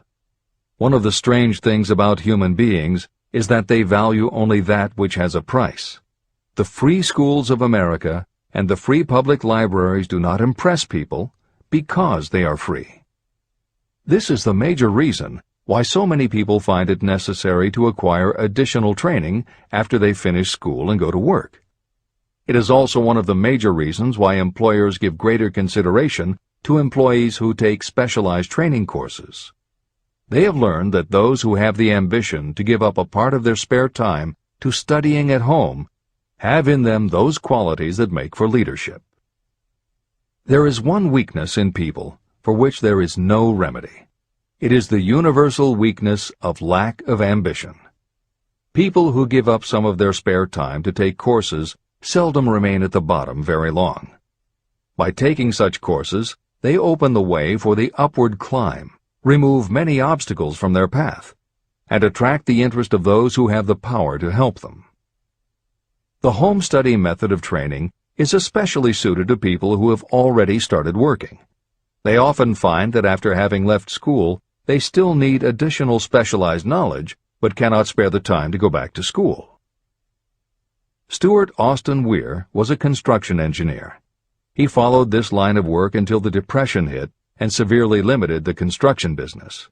He took inventory of himself and decided to change his profession to law. He went back to school and took special courses to prepare himself as a corporation lawyer. He completed his training, passed the bar examination, and quickly built a lucrative law practice as a patent attorney. Just to keep the record straight, and to anticipate the excuses of those who will say, "I couldn't go to school because I have a family to support," or "I'm too old," I will add that Mr. Weir was past 40 and married when he went back to school. Moreover, by carefully selecting highly specialized courses, Mr. Weir completed in 2 years the work that it takes the majority of law students 4 years to do. It pays to know how to purchase knowledge. A simple idea that paid off. Here's another specific example about a salesman in a grocery store who found himself suddenly unemployed. Having had some bookkeeping experience, he took a special course in accounting, familiarized himself with all the latest bookkeeping and office equipment, and went into business for himself. Starting with a grocer for whom he had formerly worked, he made contracts with more than 100 small merchants to keep their books at a very nominal monthly fee. His idea was so practical that he soon found it necessary to set up a portable accounting office in a light delivery truck. He now has a fleet of these bookkeeping offices on wheels. He employs a large staff of assistants who provide small merchants with accounting services equal to the best that money can buy at very nominal cost. Specialized knowledge plus imagination were the ingredients that went into this unique and successful business. Last year, the owner of that business paid income taxes of almost 10 times as much as was paid by the grocery store that fired him. Editor's comments. It would be impossible to write a contemporary book about success without including the story of Bill Gates. And although the connection between the world's wealthiest man and Hill's story about a man who started a mobile accounting business may not be immediately obvious, the fact is that this is a very apt place to include the story of Microsoft. Just as with the mobile accountant, The two defining characteristics of Bill Gates' success are specialized knowledge and imagination. Everyone had recognized at an early age that Bill Gates was a very bright student, but he had little interest in anything other than science and math. And when the mothers group at his school arranged for the students to learn about computing, that became his passion. By the time he was 13, he taught himself computer programming. And throughout high school and his years at university, his life revolved around computer clubs and odd jobs working for companies that had something to do with computers. Although at various times he toyed with the idea of a career in science or law, it is probably fair to say that while he was still in school, Bill Gates knew, in general terms, what his burning desire in life would be. He paid little attention to general knowledge, but devoted himself to assembling the specialized knowledge he would need to achieve his definite major purpose. Gates' burning desire heated up the day his friend and fellow computer club member Paul Allen bought a copy of the January 1975 issue of Popular Electronics. On the cover was a picture of an inexpensive desktop computer, the Altair 8800, which could be built from a kit. Gates and Allen knew in their gut that there were other students just like them who would love to get their hands on one of these things. At the time, it took a lot of imagination to foresee the impact computers might have on the average person. And even though they didn't own an Altair, they decided they could write a computer program for it. That took even more imagination. They contacted Ed Roberts, the founder of the company that made the Altair, and pitched their idea. Roberts told them he was getting offers from all over, and his policy was that whoever wrote it first would get the job. For the next 2 months, they tore apart the manual, gleaning the specialized knowledge they would need to write the program. They were the first to deliver a workable operating system, and Roberts bought it from them for $3,000 plus a royalty on sales. With their vision of the future burning in their imaginations, Gates and Allen used the advance and their royalties to launch a company that would be in the business of writing computer programs. They named their new company Microsoft and called old friends from their high school computer club to staff it. Bill Gates was 19 and Paul Allen was only a few years older. They and about 9 of their friends started writing programs for Apple Computer, Commodore, and anyone else who would contract with the company for their services. For the next 5 years, Bill Gates and Paul Allen had their share of imaginative ideas, but mostly they concentrated on learning the specialized knowledge needed to run and grow a successful business. Then in 1980, IBM, which had finally decided to get into the small computer business, needed help getting up to speed. They approached Microsoft to write an operating system for the new computer venture. Once again, specialized knowledge and imagination were the qualities that guided Bill Gates. In their imagination, Gates and Allen could see an even bigger future than before, and through specialized knowledge of what computers were capable of, they knew the role they could play in that future. They then made 2 business moves that are the foundation of the Microsoft success. First, because IBM had such a tight schedule, Gates went to a computer programmer, Tim Patterson, and bought from him a rudimentary but already developed operating system. Gates then set to work modifying the system, and he renamed it MS-DOS, for Microsoft Disk Operating System. The other move that was crucial to their success was the negotiation with IBM. They started from the position that they would not sell an operating system to IBM. What they would do was license the system to IBM, in exchange for a royalty on every copy sold with an IBM computer. And it would not be an exclusive license, which meant that Microsoft could also license the system to other computer companies. If you were to continue to track the history of Microsoft, you would find those same qualities: a burning desire, an idea, specialized knowledge, and imagination behind each move Bill Gates made and continues to make, just as they were behind the success of the man who started the mobile accounting business. This is the end of the editor's comments. The beginning of the successful mobile accounting business was an idea. I know this is true because I was the one who gave him that idea. Now I'd like to pass on the story of another idea. and it was my accountant friend who indirectly suggested this one to me. When I first proposed the accounting idea to him, he said, "I like the idea, but I would not know how to turn it into cash." In other words, he did not know how to market his bookkeeping knowledge after he had acquired it. So, with the aid of a young woman copywriter, a very attractive presentation was prepared describing the advantages of the new system of bookkeeping. The brochure told the story of this new business so effectively that its owner soon had more accounts than he could handle. There are thousands of people all over the country who need the services of a merchandising specialist capable of preparing an attractive way to market personal services.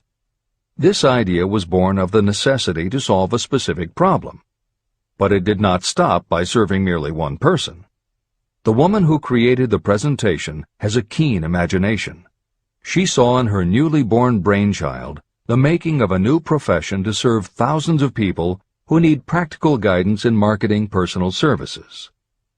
Spurred to action by the success of her first prepared plan to market personal services, this woman turned to solving a similar problem for her son. He had just finished college, but had been totally unable to find a market for his services. The plan she created for him was the best example of merchandising personal services I have ever seen. When the presentation had been completed, it contained nearly 50 pages of beautifully typed, properly organized information. It told the story of her son's natural abilities, schooling, personal experiences, and a great variety of other information. The book also contained a complete description of the position her son desired, together with a marvelous word picture of the exact plan he would use in filling his position. The preparation of the presentation required several weeks of her time, during which she sent her son to the public library almost daily to get specific data needed to sell his services to best advantage. She also sent him to all the competitors of his prospective employer, where he gathered information concerning their business methods. This was of great value in the formation of the plan he intended to use in filling the position he sought. When the plan was finished, it contained more than half a dozen very fine suggestions that would benefit the prospective employer. You don't have to start at the bottom. You may be inclined to ask, why go to all this trouble to secure a job? The answer is, doing a thing well is never trouble.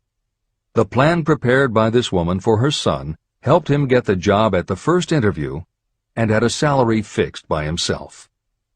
Moreover, and this too is important, the position did not require the young man to start at the bottom. He began as a junior executive, at an executive salary. Why go to all this trouble? Well, for one thing, this young man's planned presentation saved him no less than 10 years of working his way up.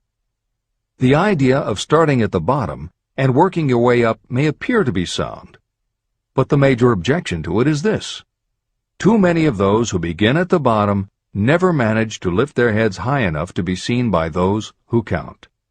And the outlook from the bottom is not very bright or encouraging. It has a tendency to kill off ambition. You get into a rut, and you accept your fate because you form the habit of daily routine. Often this habit finally becomes so strong you don't even try to throw it off. And that is another reason why it pays to start 1 or 2 steps above the bottom. By so doing, you will form the habit of looking around, of observing how others get ahead, of seeing opportunity, and of embracing it without hesitation. A splendid example of what I mean is Dan Halpin.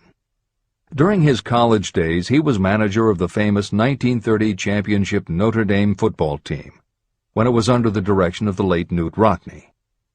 Halpin finished college at a very unfavorable time. The Depression had made jobs scarce. So after a fling at investment banking and motion pictures, he took the first job with a potential future he could find. It was selling electrical hearing aids on a commission basis. Anyone could start in that sort of job, and Halpin knew it, but it was enough to open the door of opportunity to him. For almost 2 years he worked at the job, but it didn't satisfy him. He would never have risen above that job if he had not done something about his dissatisfaction. He aimed first at the job of assistant sales manager of the company, and he got the job. That single step upward placed him high enough above the crowd for him to see still greater opportunity. Also, it placed him where opportunity could see him. In his new position, he did so well selling hearing aids that A.M. Andrews, chairman of the board of the Dictograph Products Company, a competitor of the company for which Halpin worked, asked to meet with him. Mr. Andrews wanted to know something about that man Dan Halpin, who was taking big sales away from the long-established Dictograph Company. When the interview was over, Halpin was the new sales manager in charge of the Acousticon division of Dictograph. Then, to test young Halpin's mettle, Mr. Andrews went away to Florida for 3 months, leaving him to sink or swim in his new job. He did not sink. Newt Rockney's spirit of "all the world loves a winner and has no time for a loser" inspired him to put so much into his job that he was elected vice president of the company. Vice president was a job that most would be proud to earn through 10 years of loyal effort, but Halpin turned the trick in little more than 6 months. One of the major points I'm trying to emphasize through this entire philosophy is that we rise to high positions or remain at the bottom because of conditions we can control, but only if we desire to control them. I am also trying to emphasize another point, that both success and failure are largely the results of habit. I have not the slightest doubt that Dan Halpin's close association with the greatest football coach America ever knew planted in his mind the same kind of desire to excel that made the Notre Dame football team world famous. Truly, there's something to the idea that hero worship is helpful, provided you worship a winner. My belief in the theory that business associations are vital factors, both in failure and in success, was clearly demonstrated when my son Blair was negotiating with Dan Halpin for a position. Mr. Halpin offered him a beginning salary of about 1/2 what he could have gotten from a rival company. I brought parental pressure to bear, and encouraged Blair to accept the job with Mr. Halpin. I believe that close association with people who refuse to compromise with circumstances is an asset that can never be measured in terms of money. The bottom is a monotonous, dreary, unprofitable place for any person. That is why I have taken the time to describe how lowly beginnings can be overcome by proper planning. Make your ideas pay off through specialized knowledge. The woman who prepared the personal service sales plan for her son now receives requests from all parts of the country, from others who want to market their personal services for more money. But don't think that all her plan consists of is clever salesmanship to help her clients get more money for the same services they formerly sold for less. She looks after the interests of the purchaser as well as the seller of personal services. She prepares her plans so that the employers receive full value for the additional money they pay. If you have the imagination and seek a more profitable outlet for your personal services, this suggestion may be the stimulus for which you have been searching. The idea could earn you an income far greater than that of the average doctor, lawyer, or engineer whose education required several years in college. Editor's comments. Mary Kay Ash was literally researching and writing down specialized knowledge when the idea for a new business was born in her imagination.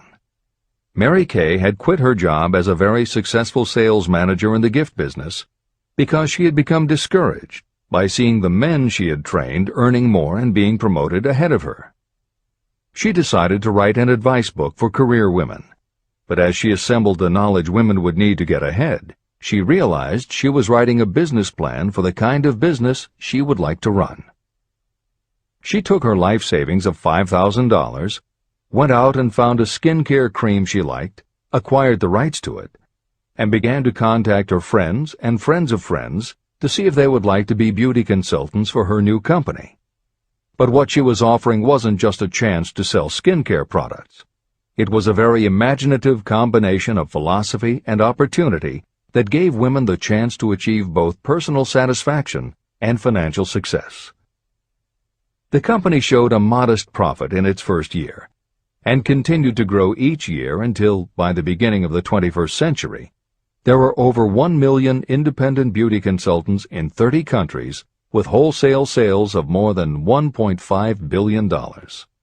3 times Mary Kay Cosmetics was named as one of the 100 best companies to work for in America, and Lifetime Television Network named Mary Kay the businesswoman of the century. She became one of the most in-demand motivational speakers and the best-selling author of 3 books. Neil Balter also started his company based on specialized knowledge and imagination. He got his specialized knowledge from his job as a carpenter's apprentice. His imagination came into play the day he was hired by a customer who wanted to clear up a messy closet by having shelves installed. Now that kind of job must have been offered to thousands of carpenters, but not one of them had the imagination to see in it what Neil Balter saw. When he finished the work, Balter didn't just see nicely fitted shelves. He saw that he had created a solution for a problem that was common to every household in America. He took the money he earned from the job and started his own business, California Closet Company, which specialized in shelves and fittings designed to attractively organize closet space for maximum efficiency. But Balter's imagination didn't stop once he had his own business up and running. Now he could imagine an even bigger operation. So he went out to find new specialized knowledge about operating and franchising a business. Neil Balter had licensed more than 100 California closet franchises when Williams-Sonoma offered to buy the company for $12 million. Lillian Vernon's specialized knowledge was in an area that many women had, but they didn't have the imagination she had. To quote from her autobiography, An Eye for Winners, handbags. I knew about those. Why not sell them? And belts to match. Didn't every teenage girl strolling along the street anywhere in the United States sport a handbag and belt? And my handbags would offer something special. Each one would be personalized with initials.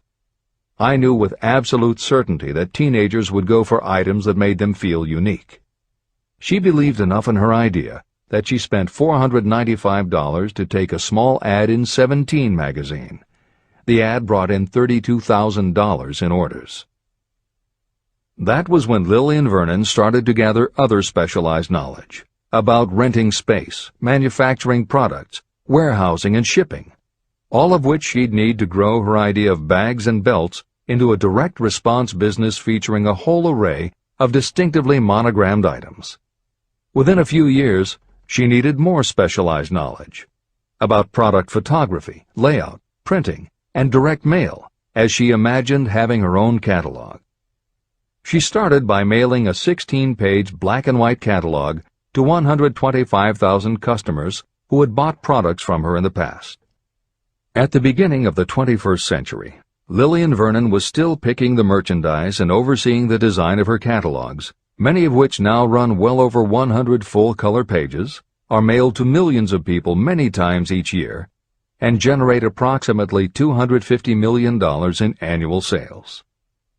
There is another story about gathering specialized knowledge that is so good we will use it to conclude this editorial comment. It actually comes from the Napoleon Hill archives, and although he did not include it in Think and Grow Rich, he often used it as an example in his lectures and seminars.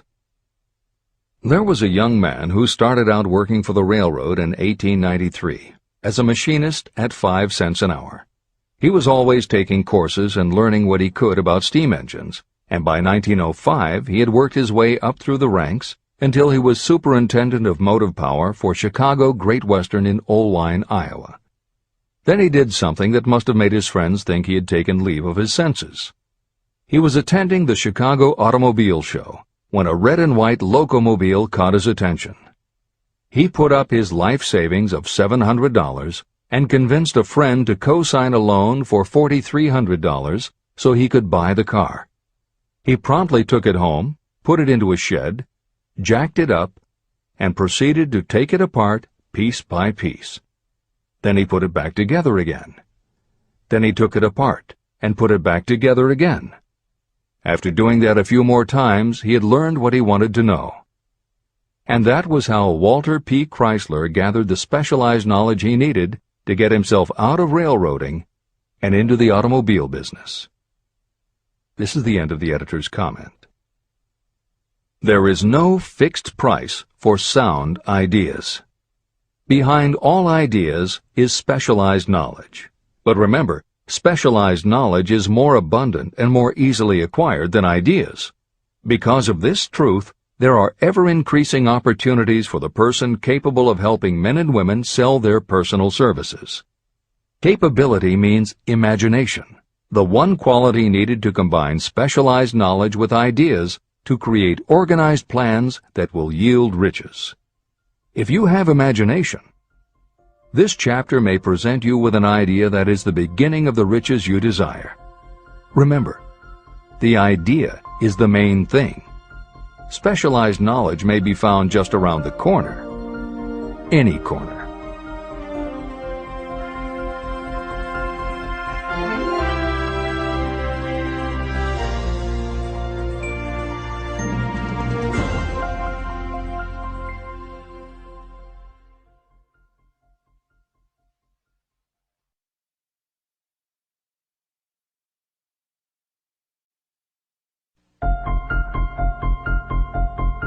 Happiness is found in doing, not merely in possessing.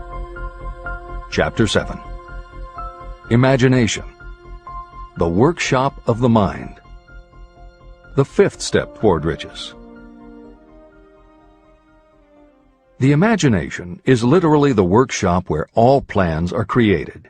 It is where the impulse, the desire, is given shape, form, and action through the aid of the imaginative faculty of the mind. It has been said that we can create anything that we can imagine.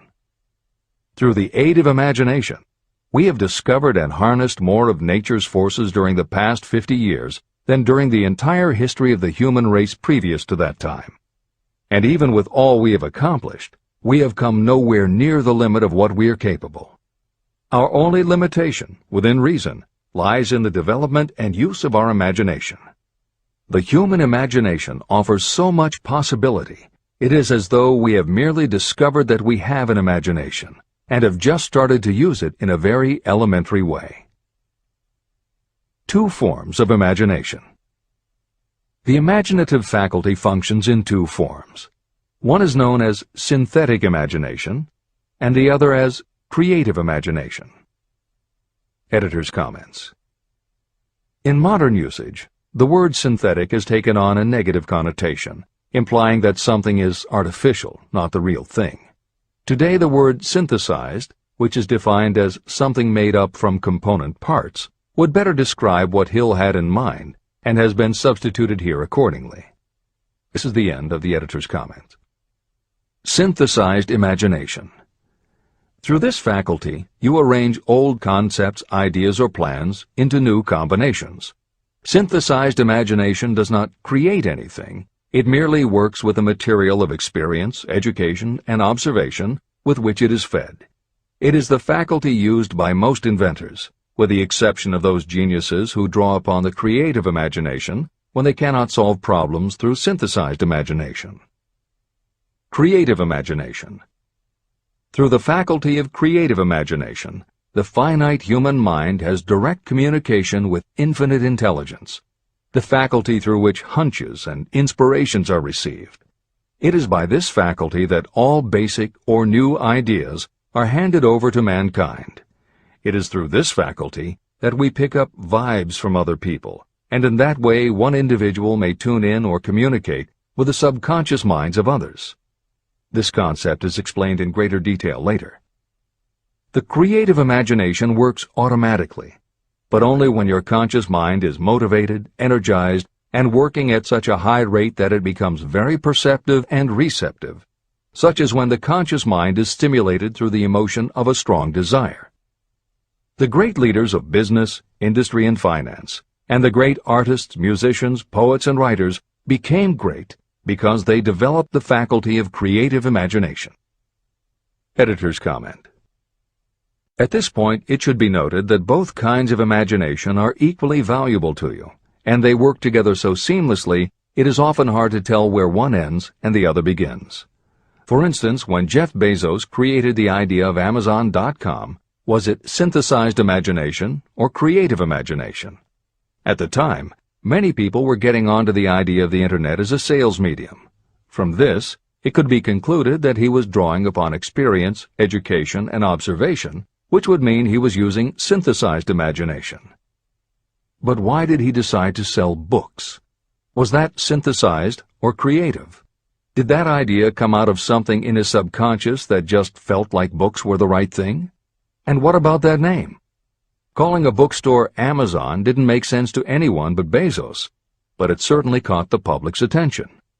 How important was the name in the store's success? Was that choice creative or synthesized? Now take it a step further. What about eBay? Amazon had already shown that you could sell a lot of goods on the Internet. When Pierre Omidyar hit on the idea of selling things on the Internet by turning it into an auction house, what part was synthesized and what part was creative? The answer is, it doesn't matter.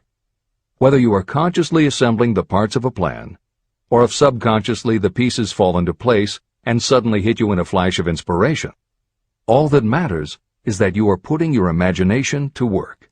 And the more you use it, the better both the synthesized and the creative will work for you. This is the end of the editor's comment.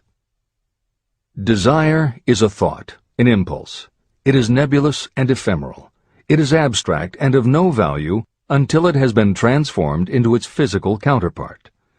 While the synthesized imagination is the one that will be used most frequently in the process of transforming desire into money, there will be circumstances and situations that demand the use of the creative imagination as well. Both the synthesized and the creative imagination become more alert and receptive with use. And though your imaginative faculty may have become weak through lack of use, you can revive it. Just as any muscle or organ of the body develops the more it is used, your imagination also becomes more receptive in direct response to the amount that you use it. Use your synthesized imagination. First, let us focus attention on the development of the synthesized imagination. This is the faculty that you will use more often in converting desire into money. Transformation of the intangible impulse of desire into the tangible reality of money calls for the use of a plan or plans. To make plans, you must use your imagination. Mainly, this will require you to use your synthesized imagination as you draw upon your experience, your education, and your observations.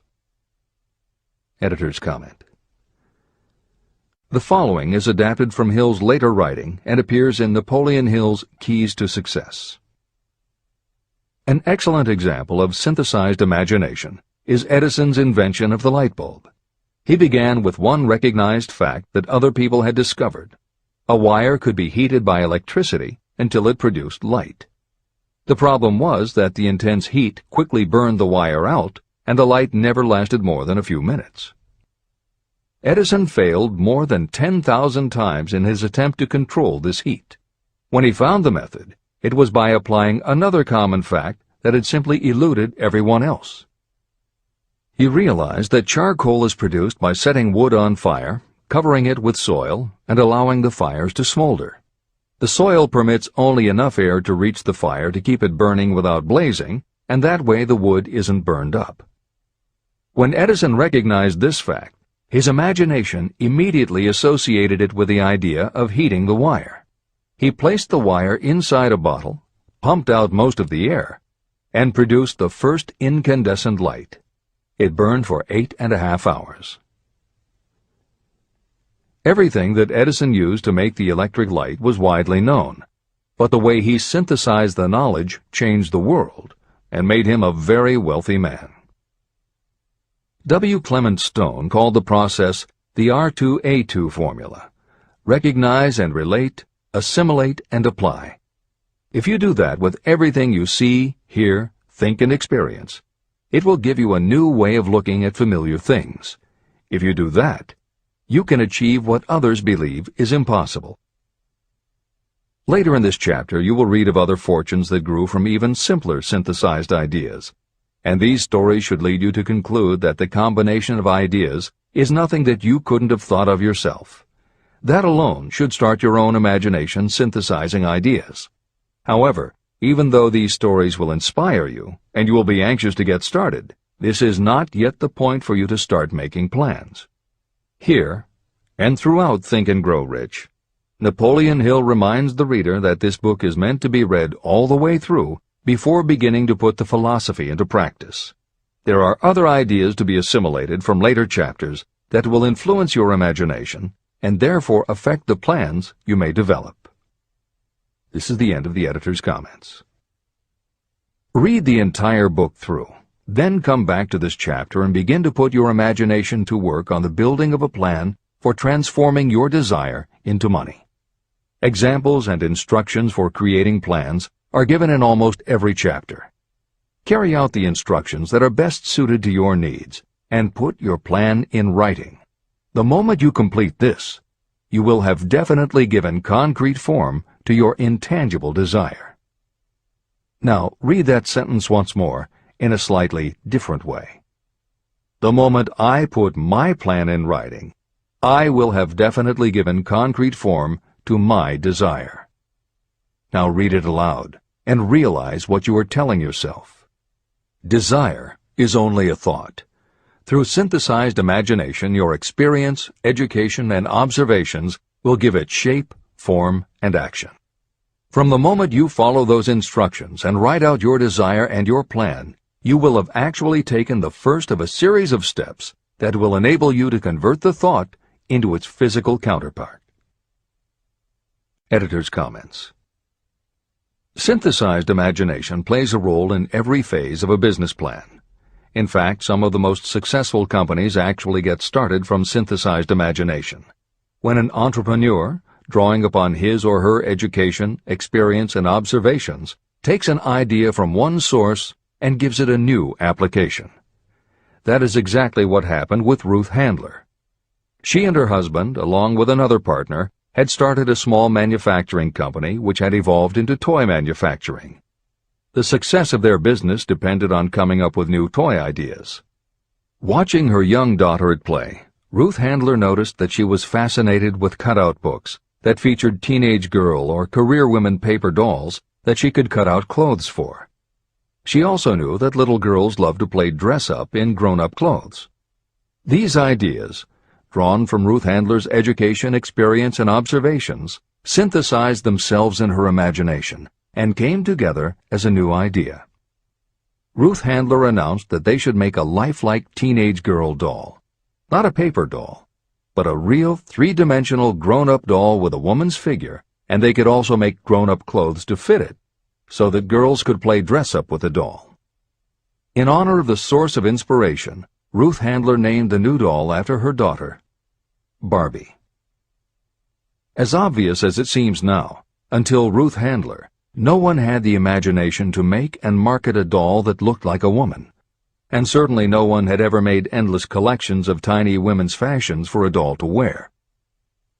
Previously, we mentioned Jeff Bezos creating Amazon by combining the idea of a bookstore with the Internet, and Pierre Omidyar doing the same thing with auctions when he launched eBay. Mary Kay Ash took the idea of women running their own businesses and added the idea of door-to-door sales. Anita Roddick took the trend of all-natural ingredients, combined it with cosmetics, and created the body shop empire.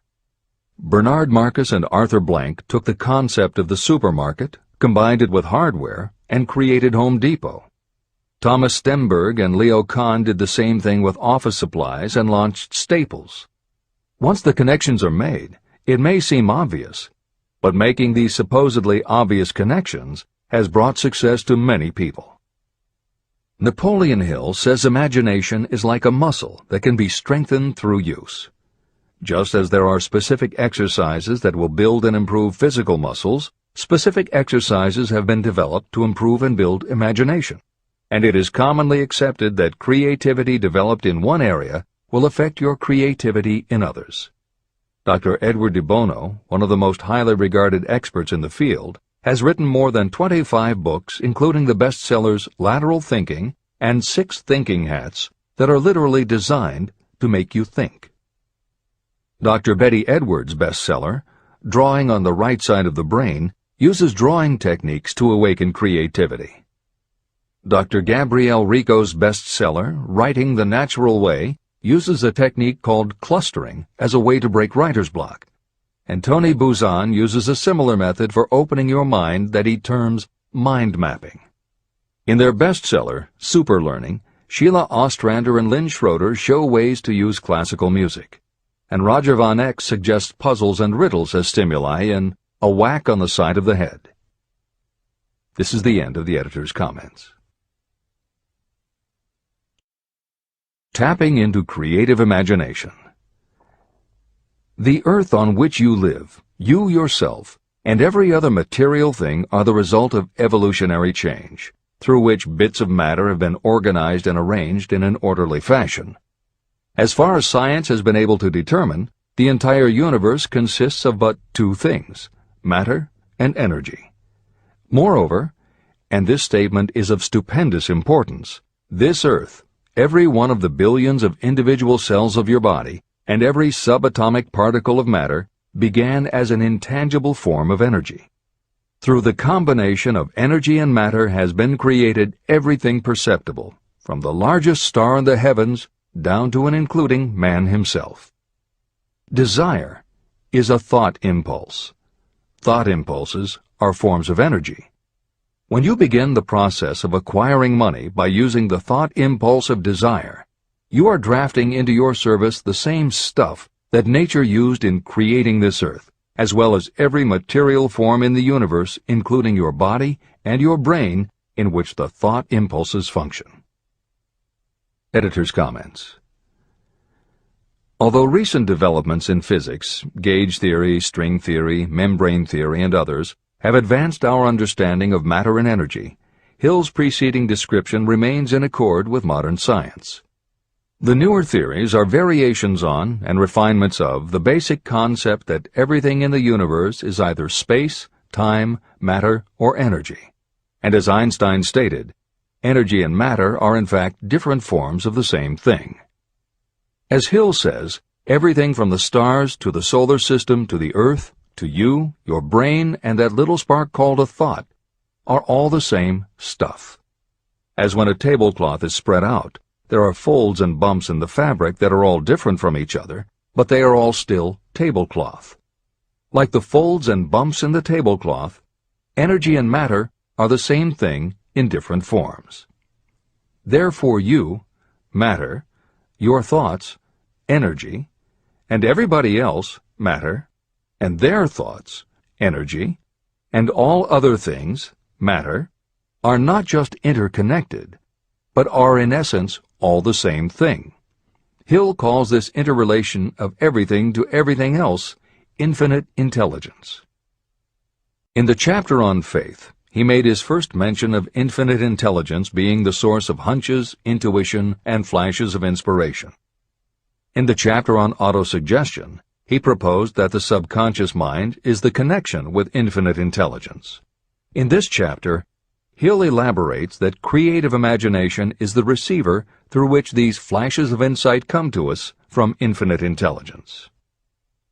Under some circumstances, when your mind is operating at a high rate, your creative intelligence receives not just an idea, but also a flash of intuition. You get a hunch or a premonition about something or somebody. That flash could not come from your conscious or your subconscious because neither ever had the information.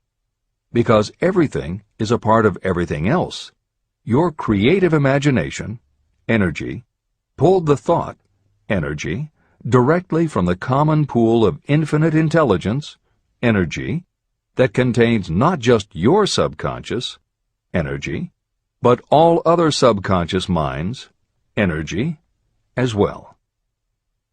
Infinite intelligence is a complex concept, and for those readers who find themselves questioning the process, be assured that Hill expands on the theory in later chapters.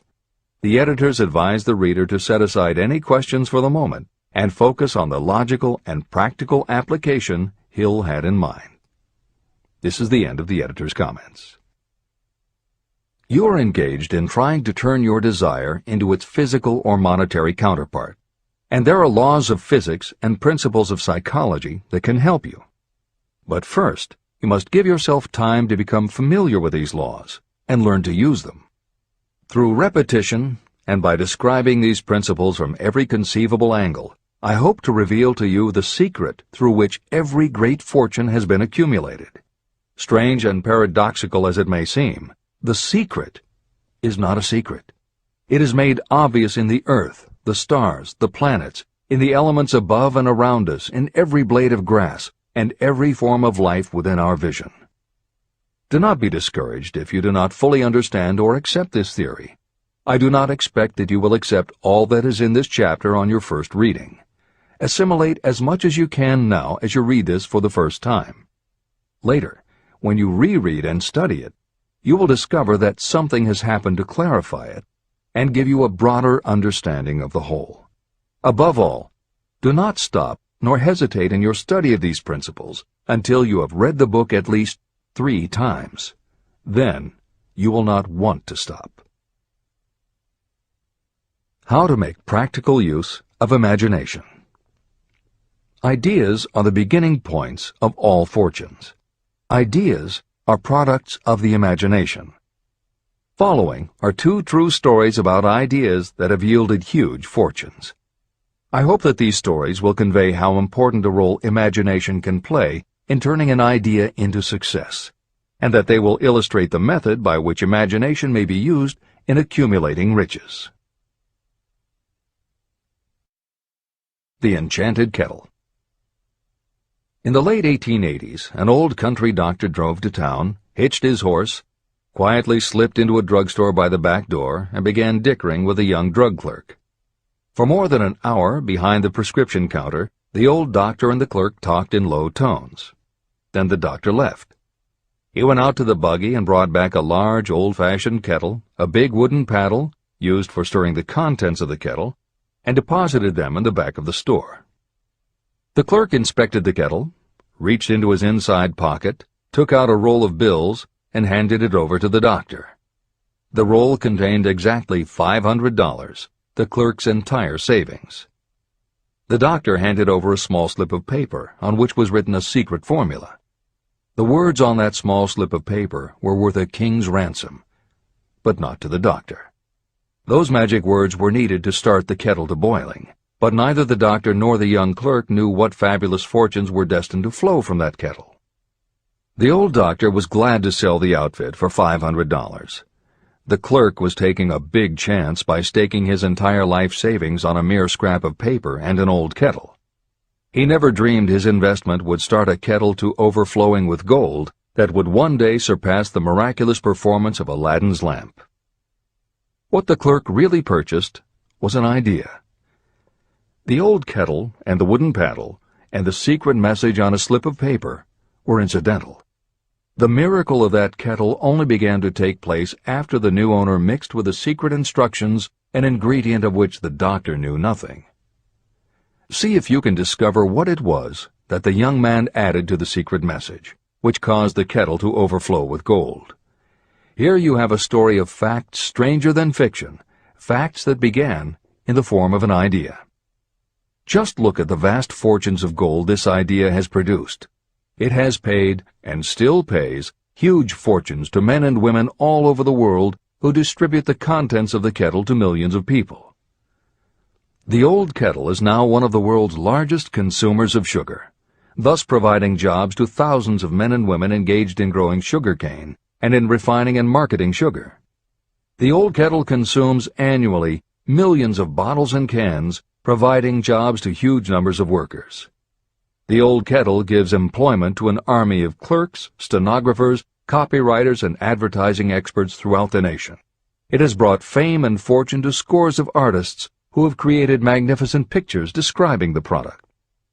The old kettle has converted Atlanta, which was a small southern city, into the business capital of the South, where it now benefits, directly or indirectly, every business and practically every resident of the city.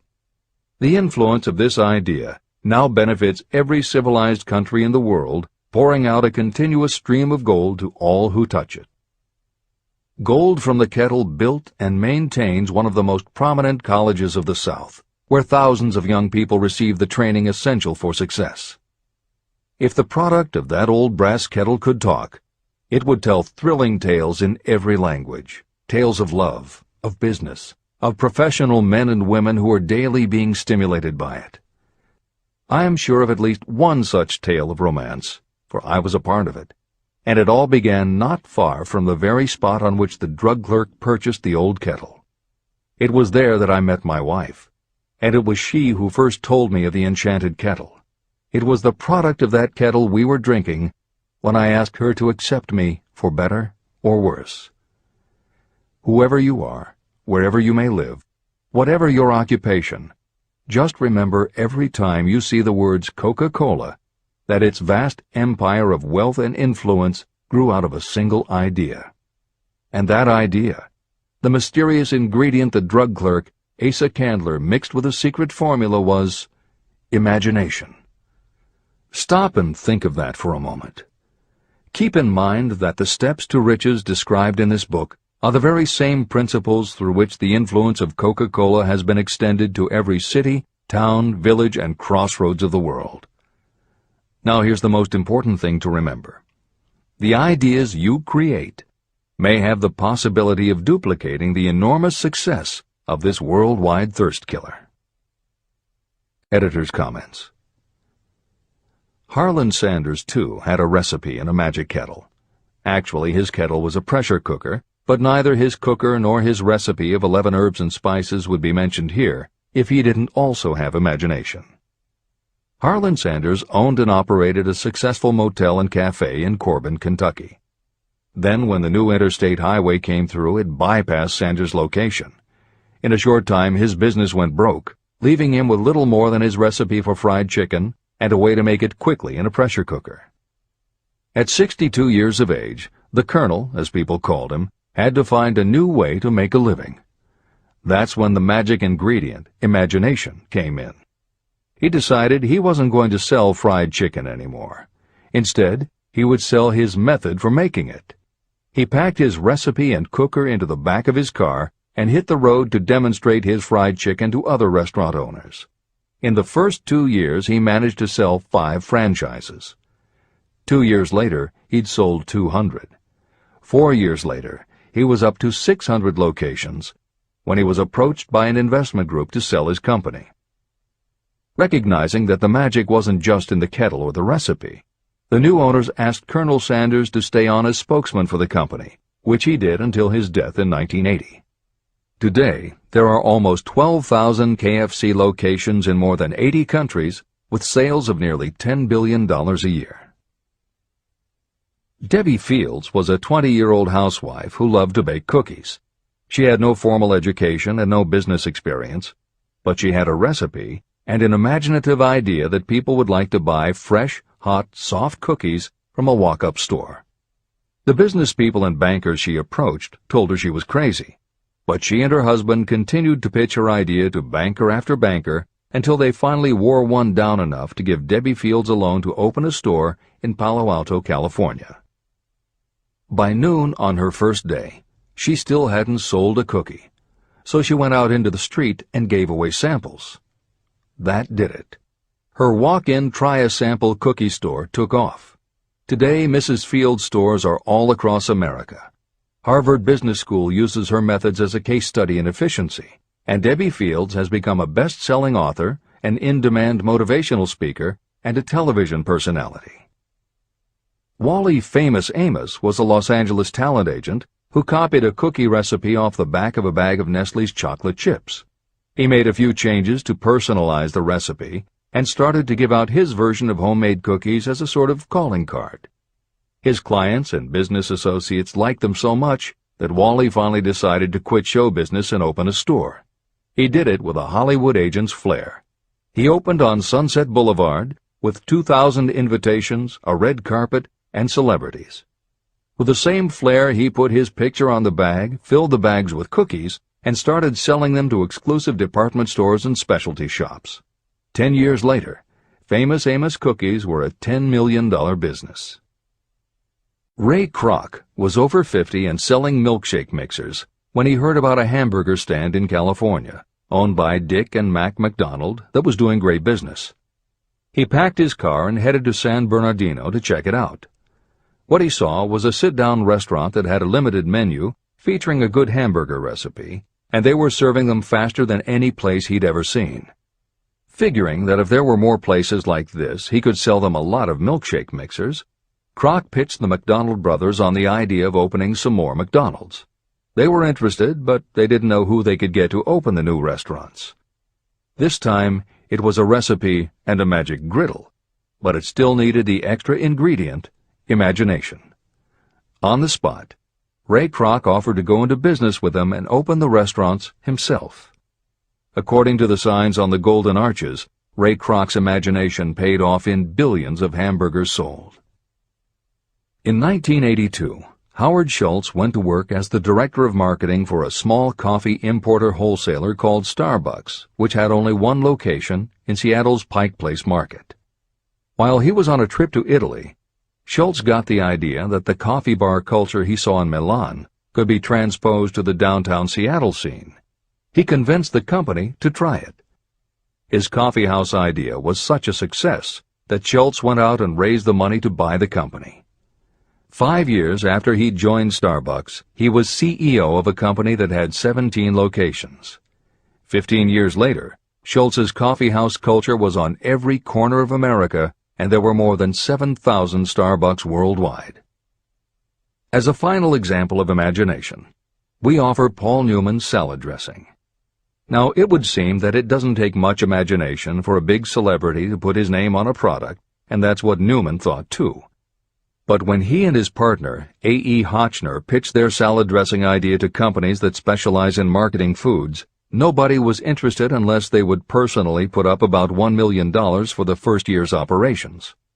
According to Newman and Hotchner's book, Shameless Exploitation, they found out that almost all celebrity products in the food business have been disastrous failures, and now nobody would touch them. So when it came to marketing salad dressing, even Paul Newman's big name wasn't the magic they needed. And unless they were willing to put up a ridiculous amount, money wasn't the magic either.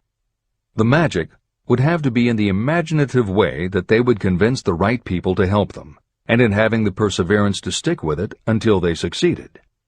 And just like most everyone with an idea, they were told they were crazy to try it. They were turned down by bottling companies that wouldn't do small runs, and they were rejected by distributors who wouldn't take a chance on another celebrity product. In the end, it was one supermarket owner, Stu Leonard, who helped hook them up with the right suppliers. But even that wouldn't have been enough if Stu Leonard hadn't had enough imagination to see the possibilities and agree to put Newman's own salad dressing on the shelves in his store. 15 years later, Newman's Own Brands was a $100 million company, which gives all profits to charity. This is the end of the editor's comments. What I would do if I had $1 million. The following story proves the truth of that old saying, where there's a will, there's a way. It was told to me by that beloved educator and clergyman Frank W. Gonzalez, who began his preaching career in the Stockyards region of Chicago. While Dr. Gonzalez was going through college, he observed many defects in our educational system, defects that he believed he could correct if he were the head of a college. He made up his mind to organize a new college in which he could carry out his ideas without being handicapped by orthodox methods of education. He needed $1 million to put the project across. Where was he to lay his hands on so large a sum of money?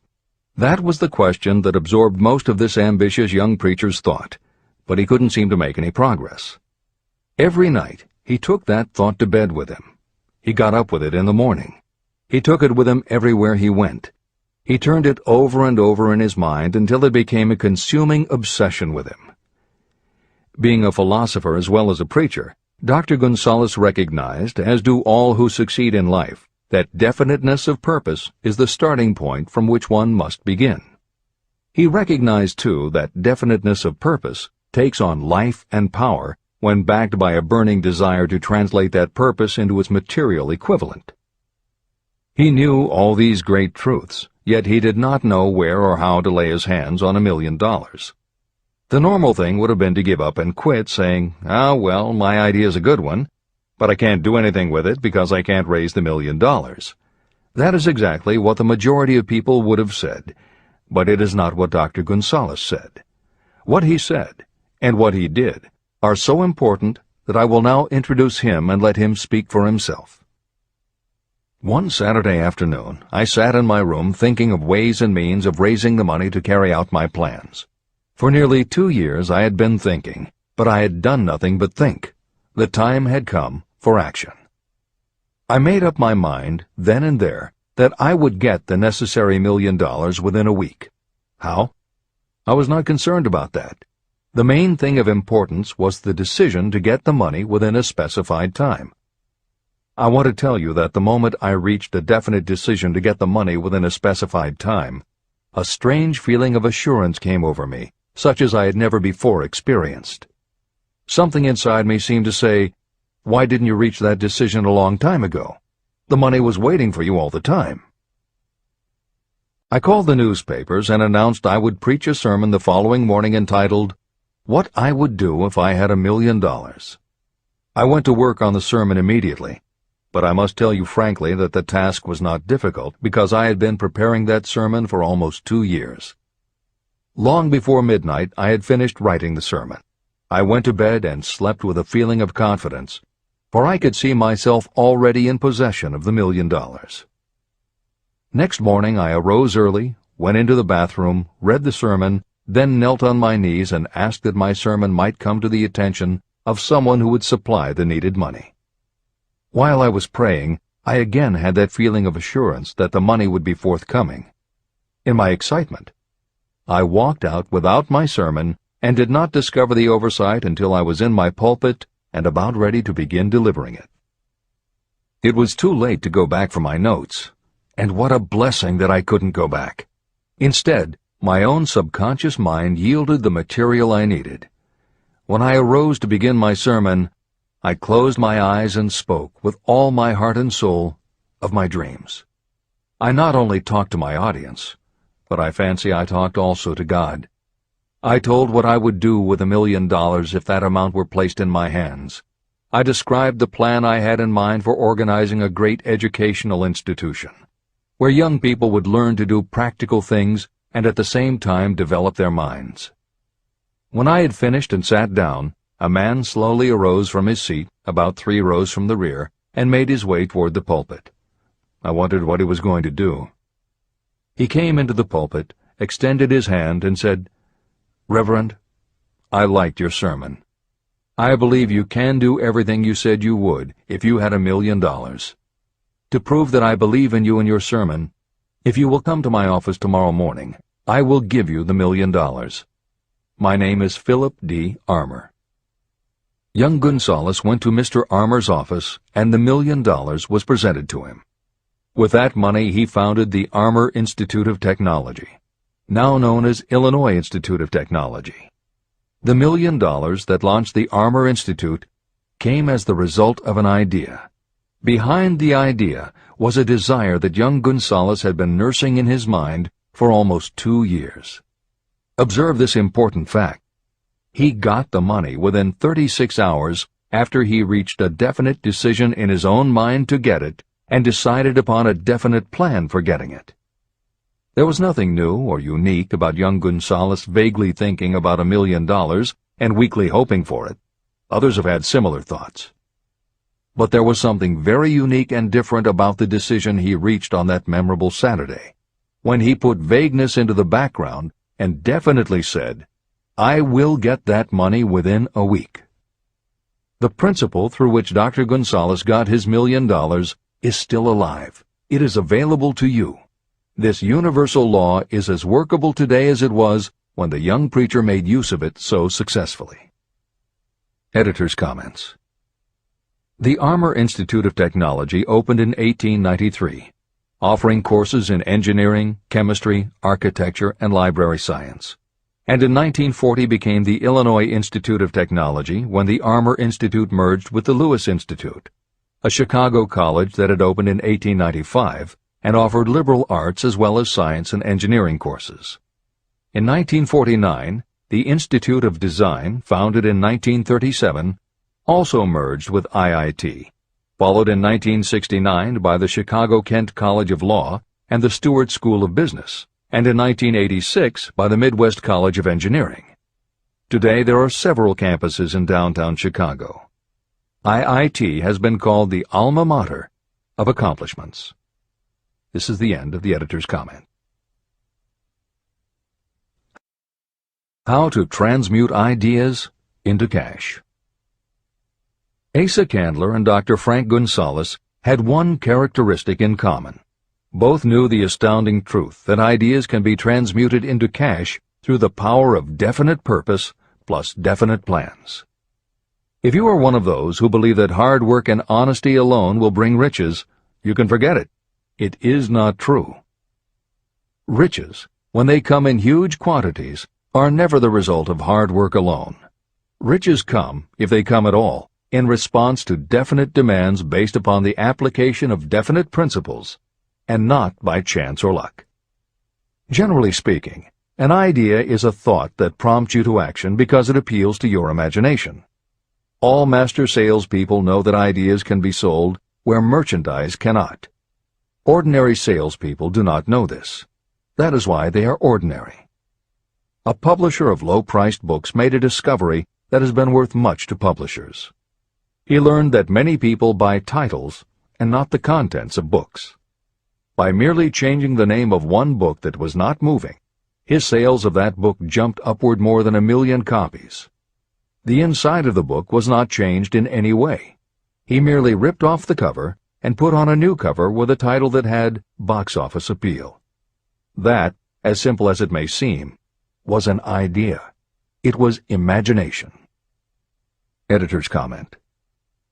For those readers who think that replacing the cover of a book is just too simple, or that they couldn't do it anyway because they are not book publishers, the editors would point out that if you had had that simple idea before the publisher did, he probably would have been glad to sell you those failed books at pennies on the dollar.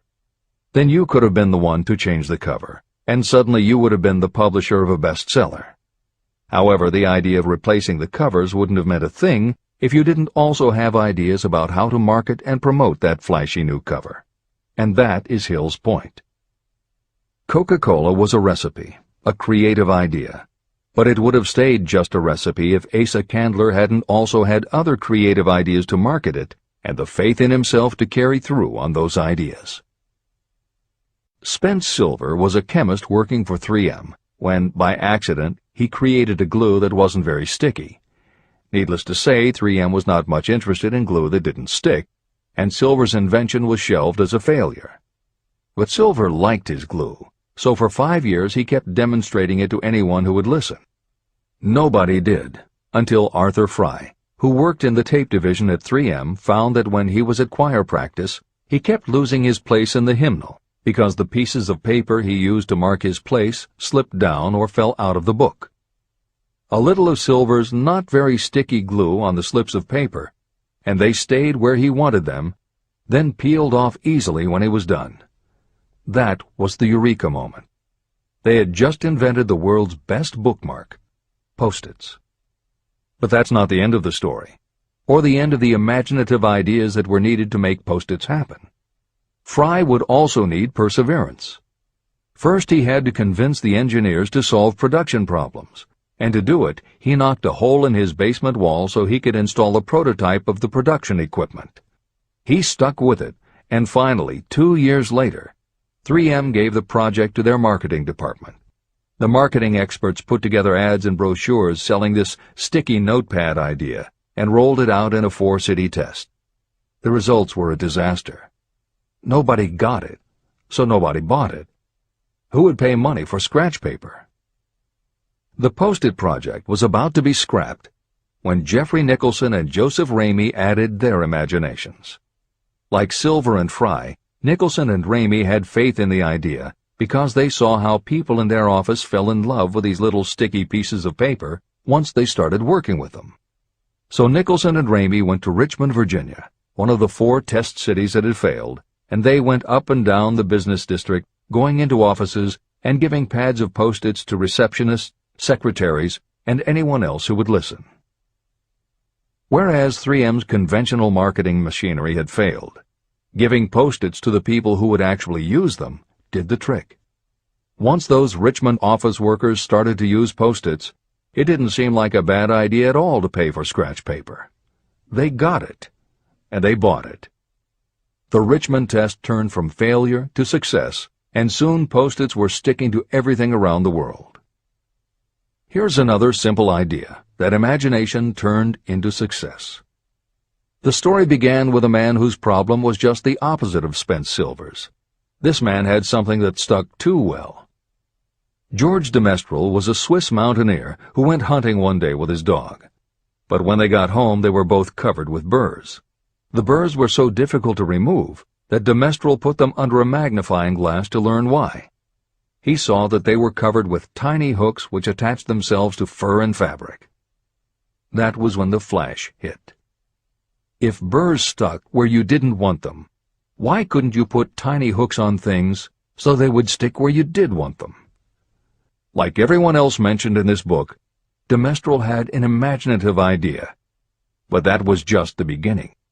He also had the faith in himself to keep going when people laughed at his idea, which many did, until he eventually found a French textile plant that would help him do what he wanted.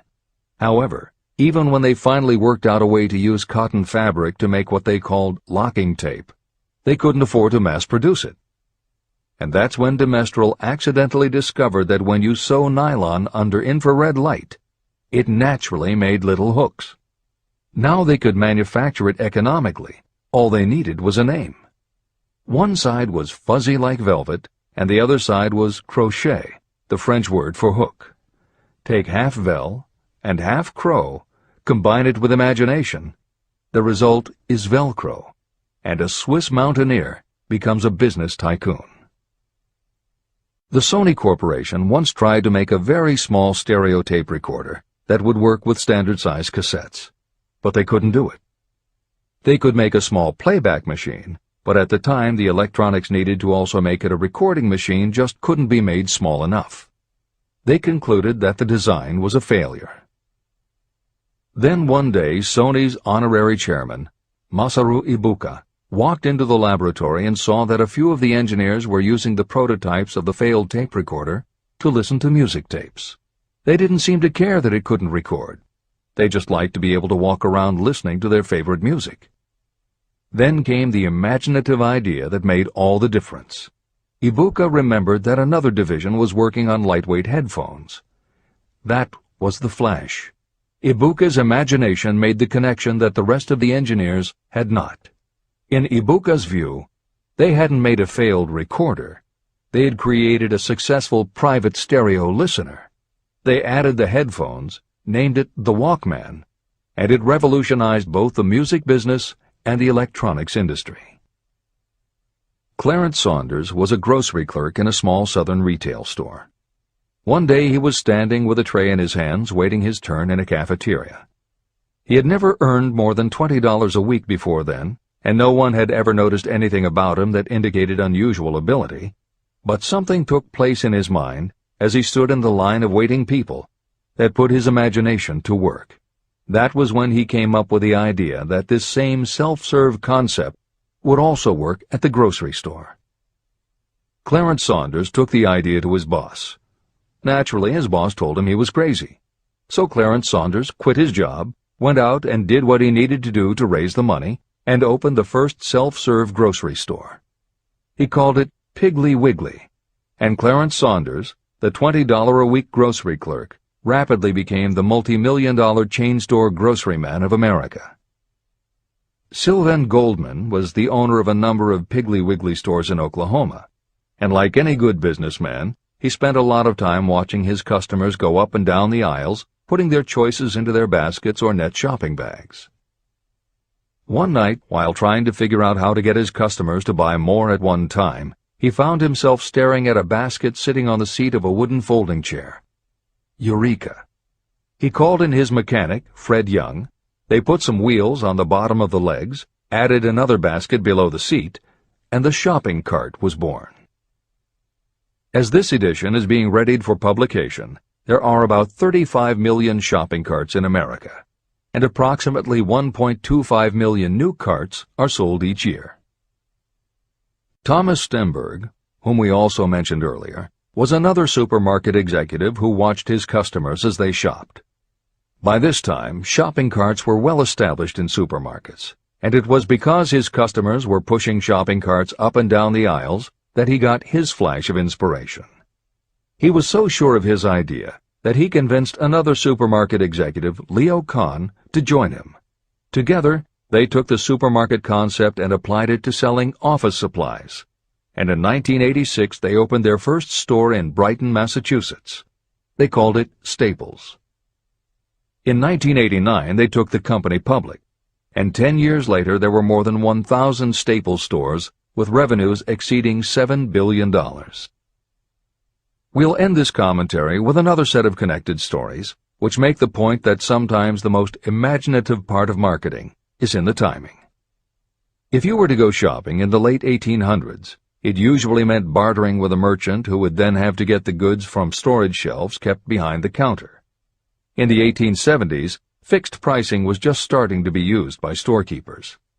Merchants were trying the idea by setting out a table of merchandise that was all priced the same, usually 5 cents. Frank Winfield Woolworth was a clerk in a general store, and he convinced the store owner to let him try the 5-cent table idea. Although it worked, the owner wasn't impressed. So Woolworth borrowed $350 from his boss, and in 1879 opened his first 5-cent store in Utica, New York. It was an entire store full of goods where everything cost a nickel.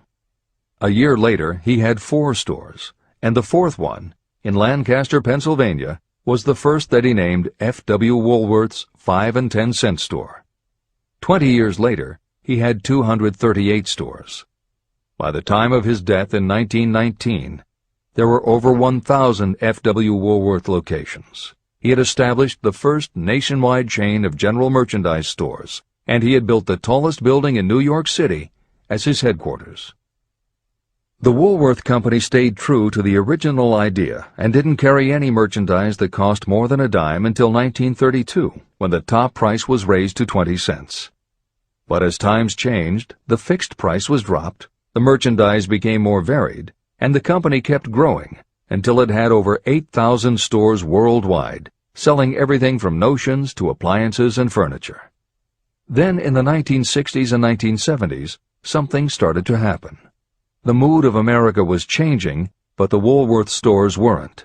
And that was when Sam Walton opened the first Walmart in Rogers, Arkansas, in 1962. Walton got into the retail business after the Second World War, when his father-in-law loaned him the money to buy a franchise Butler Brothers store in Bentonville, Arkansas. By 1962, Sam and his brother Bud owned 16 variety stores in Arkansas, Missouri, and Kansas. It was in these stores that Sam Walton first started adding the magic ingredient of imagination. In addition to his flair for promotion, Sam tried new approaches to the way household goods and general merchandise could be sold at retail. He insisted on clean, well-lighted interiors, and he introduced the concept of self-service, with aisles wide enough for shopping carts and checkout counters at the front of the store. He also started buying direct from manufacturers, and he created profit-sharing plans that kept his family of employees loyal, hard-working, and neighborly.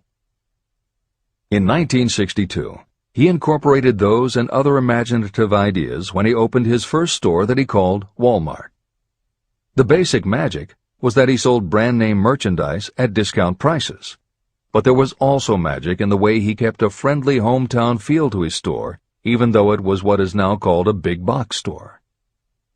Sam Walton's Walmart store was a success, so he just kept building and opening more of them, first in small towns and rural areas, then in larger towns, then big cities, and it wasn't long before he had a national chain.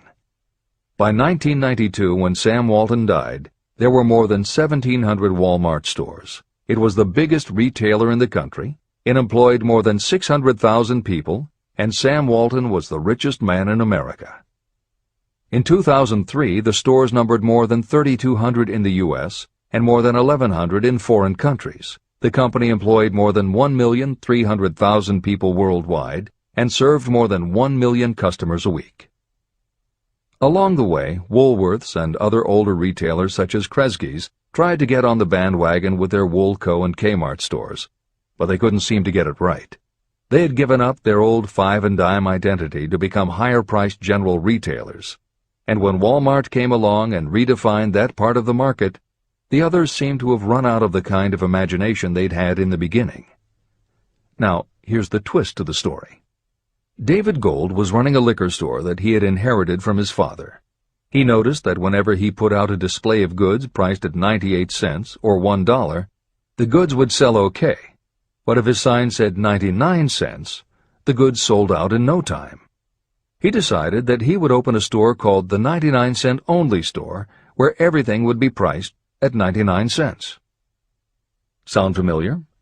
Frank Woolworth's imaginative idea from 1879, which had been dropped at his namesake chain by the 1940s and 1950s, had just gotten a fresh shot of imagination from David Gold in 1982. As usual, friends and family told him he was crazy, but David Gold went out to find suppliers who would sell him discontinued merchandise or overproduced products at a price low enough that he could offer them to the public at 99 cents. He found them. And they even had brand-name products of everything from hardware to pantyhose, cleaning products, motor oil, kitchenware, cosmetics, electronics, toys, canned goods, frozen foods, cookies, fresh fruit, even gourmet foods. More than 5,000 items that he could sell for 99 cents and still make a profit. David Gold opened his first well-lighted, brightly colored green and fuchsia wide-aisle store in Inglewood, California in 1982. By 2003, he had 142 stores in California, Nevada, and Arizona, and he was listed on the Forbes 400 as having earned a personal fortune estimated at more than $650 million. As Napoleon Hill wrote elsewhere about the creation of Piggly Wiggly, where in this story do you see the slightest indication of something that you could not duplicate? The plan, which made millions of dollars for its originator, was a very simple idea that anyone could have adopted, yet considerable imagination was required to put the idea to work in a practical sort of way. The more simple and easily adapted an idea is, the greater is its value, as no one is looking for ideas that are involved with great detail or are in any way complicated. This is the end of the editor's comments. There is no standard price on ideas. The creator of ideas sets his or her own price, and if they are smart, they get it. The story of practically every great fortune starts with the day when a creator of ideas and a seller of ideas got together and worked in harmony. Carnegie surrounded himself with men who could do what he could not do, men who created ideas and men who put ideas into operation, and that was what made him and the others fabulously rich. Millions of people go through life hoping for favorable breaks. Perhaps a favorable break can get you an opportunity, but the safest plan is not to depend upon luck. It was a favorable break that gave me the biggest opportunity of my life, but more than 20 years of determined effort had to be devoted to that opportunity before it became an asset. The break consisted of my good fortune in meeting and gaining the cooperation of Andrew Carnegie. On that occasion, Carnegie planted in my mind the idea of organizing the principles of achievement into a philosophy of success. Millions of people have profited by the discoveries made in the years of research, and fortunes have been accumulated through the application of the philosophy. The beginning was simple. It was an idea that anyone might have developed. The favorable break came through Carnegie. But what about the determination, definiteness of purpose, and the desire to attain the goal, and the persistent effort of all those years of research? It was no ordinary desire that survived disappointment, discouragement, temporary defeat, criticism, and the constant reminding that I was wasting my time. It was a burning desire, an obsession. When the idea was first planted in my mind by Mr. Carnegie, it was coaxed, nursed, and enticed to remain alive. Gradually, the idea became a giant under its own power, and it coaxed, nursed, and drove me. Ideas are like that. First you give life and action and guidance to ideas. Then they take on a power of their own and sweep aside all opposition. Ideas are intangible forces, but they have more power than the physical brains that give birth to them. They have the power to live on after the brain that creates them has returned to dust. Tell the world what you intend to do, but first, show it. Chapter 8. Organized Planning. The crystallization of desire into action. The sixth step toward riches. You have learned that everything we create or acquire begins in the form of desire.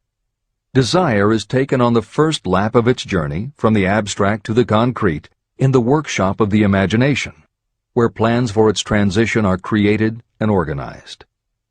In Chapter 3, Desire, you were instructed to take 6 practical steps to begin translating your desire for money into its monetary equivalent. One of the steps you must take is the formation of a definite, practical plan or plans through which this transformation may be made. Following are the basic instructions for making practical plans. Ally yourself with a group of as many people as you may need for the creation and carrying out of your plan or plans for the accumulation of money, making use of the mastermind principle. Compliance with this instruction is absolutely essential. Do not neglect it. Editor's comment: the Mastermind Alliance is built of 2 or more minds working actively together in perfect harmony toward a common goal. This concept was introduced in Chapter 6, Specialized Knowledge, and is described in more detail in Chapter 11, The Power of the Mastermind. This is the end of the editor's comment. Before forming your Mastermind Alliance, decide what advantages and benefits you may offer the individual members of your group in return for their cooperation. No one will work indefinitely without some form of compensation. No intelligent person should request or expect another to work without adequate compensation, although this may not always be in the form of money. Arrange to meet with the members of your mastermind group at least twice a week, and more often if possible, until you have jointly perfected the necessary plan or plans for the accumulation of money. Maintain perfect harmony between yourself and every member of your mastermind group. If you fail to carry out this instruction to the letter, you may expect to meet with failure. The mastermind principle cannot work where perfect harmony does not prevail. Keep in mind these facts. You are engaged in an undertaking of major importance to you. To be sure of success, you must have plans that are faultless. You must have the advantage of the experience, education, native ability, and imagination of other minds. This is the way it has been done by every person who has accumulated a great fortune. No individual has sufficient experience, education, natural ability, and knowledge to ensure the accumulation of a great fortune without the cooperation of other people. Every plan you adopt for making money should be the joint creation of yourself and every other member of your mastermind group. You may originate your own plans, either in whole or in part, but see that those plans are checked and approved by the members of your mastermind alliance. If your first plan fails, try another. If the first plan that you adopt does not work successfully, replace it with a new plan.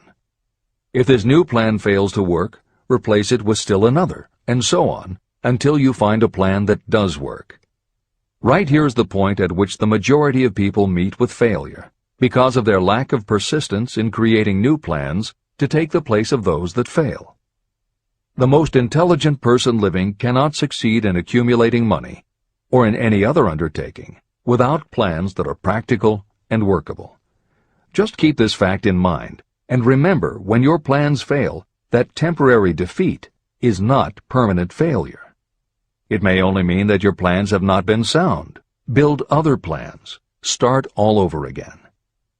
Temporary defeat should mean only one thing: the certain knowledge that there is something wrong with your plan. Millions of people go through life in misery and poverty because they lack a sound plan through which to accumulate a fortune. Your achievement can only be as good as the plans you make.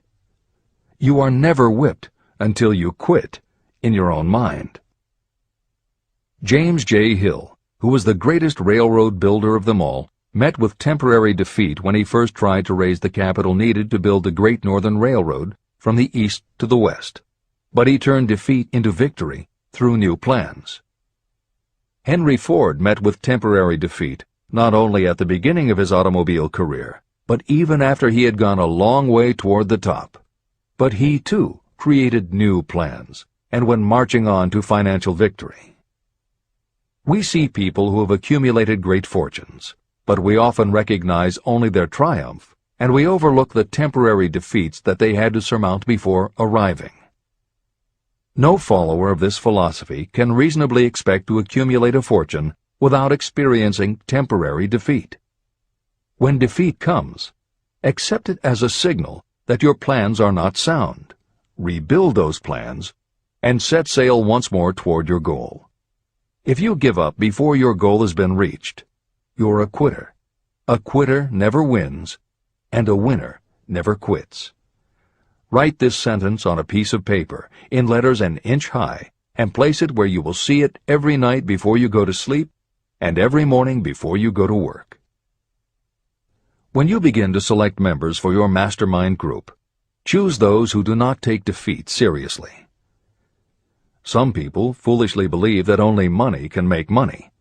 This is not true. Desire, transmuted into its monetary equivalent through the principles in this book, is the way money is made.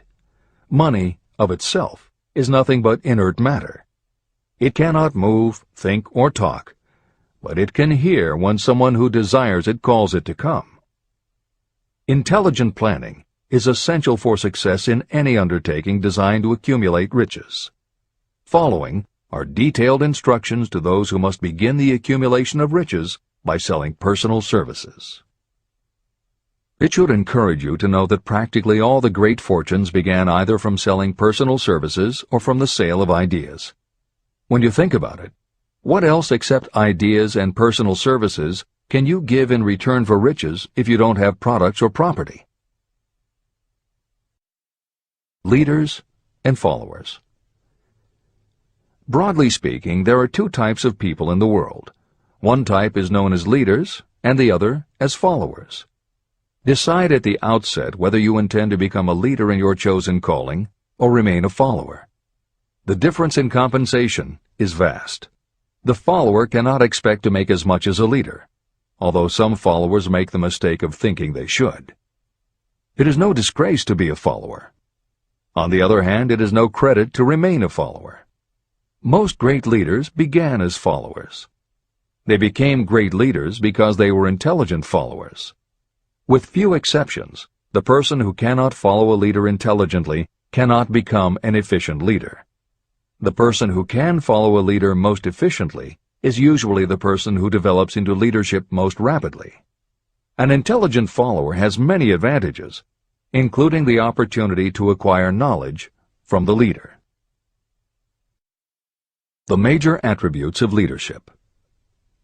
The following are important factors of leadership. 1. Unwavering courage based upon knowledge of yourself and your occupation. No follower wishes to be dominated by a leader who lacks self-confidence and courage. Certainly no intelligent follower will be dominated by such a leader for very long. 2. Self-control. The person who cannot control himself can never control others. Self-control sets a strong example for your followers, which the more intelligent followers will emulate. 3. A keen sense of justice. Without a sense of fairness and justice, no leader can command and retain the respect of their followers. 4. Definiteness of decision. Those who waver in decisions show that they are not sure of themselves and therefore cannot lead others successfully. 5. Definiteness of plans. Successful leaders must plan their work and work their plans. Leaders who move by guesswork, without practical definite plans, are like a ship without a rudder. Sooner or later, they will land on the rocks. 6. The habit of doing more than paid for. One of the penalties of leadership is the necessity of the leaders to willingly do more than they require of their followers. 7. A pleasing personality. Leadership calls for respect. Followers will not respect a leader who does not grade high on all of the factors of a pleasing personality. 8. Sympathy and understanding. Successful leaders must be in sympathy with their followers. Moreover, they must understand them and their problems. 9. Mastery of detail. Successful leadership calls for mastery of the details of the leader's position. 10. Willingness to assume full responsibility. Successful leaders must be willing to assume responsibility for the mistakes and the shortcomings of their followers. If a leader tries to shift this responsibility, that leader will not remain the leader. If one of your followers makes a mistake or is incompetent, you must consider that it is you who failed. 11. Cooperation. The successful leader must understand and apply the principle of cooperative effort and be able to induce followers to do the same. Leadership calls for power, and power calls for cooperation. There are two forms of leadership. The first, and by far the most effective, is leadership by consent of and with the sympathy of the followers. The second is leadership by force, without the consent and sympathy of the followers. History is filled with evidences that leadership by force cannot endure. The downfall and disappearance of dictators and kings is significant. It means that people will not follow forced leadership indefinitely. Napoleon, Mussolini, Hitler were examples of leadership by force. Their leadership passed. Editor's comment. The following may also be added to the list: Idi Amin, Francisco Franco, Saddam Hussein, Ferdinand Marcos, Slobodan Milosevic, Juan Perón, General Augusto Pinochet, Pol Pot, General Suharto, the Taliban leaders in Afghanistan, Marshal Josip Broz Tito, Joseph Stalin, and subsequent leaders of the Soviet Union, East Germany, and the other countries in the Communist bloc. This is the end of the editor's comment. Those that remain see their power eroding and slipping away. Leadership by consent of the followers is the only leadership that can endure. People may follow forced leadership temporarily, but they will not do so willingly. Successful leaders will embrace the 11 factors of leadership described in this chapter, as well as some other factors. Those who make these attributes the basis of their leadership will find abundant opportunity to lead in any walk of life. The 10 major causes of failure in leadership. The following are the major faults of leaders who fail. It is just as essential for you to know what not to do as it is to know what to do. 1. Inability to organize details. Efficient leadership calls for the ability to organize and master details. No genuine leader is ever too busy to do anything that may be required in the capacity as leader. Whether a leader or follower, when you admit that you are too busy to change your plans or to give attention to any emergency, you are admitting your inefficiency. The successful leader must be the master of all details connected with the position. That means, of course, that you must acquire the habit of relegating details to capable lieutenants. 2. Unwillingness to render humble service. Truly great leaders are willing, when occasion demands, to perform any sort of labor that they would ask another to perform.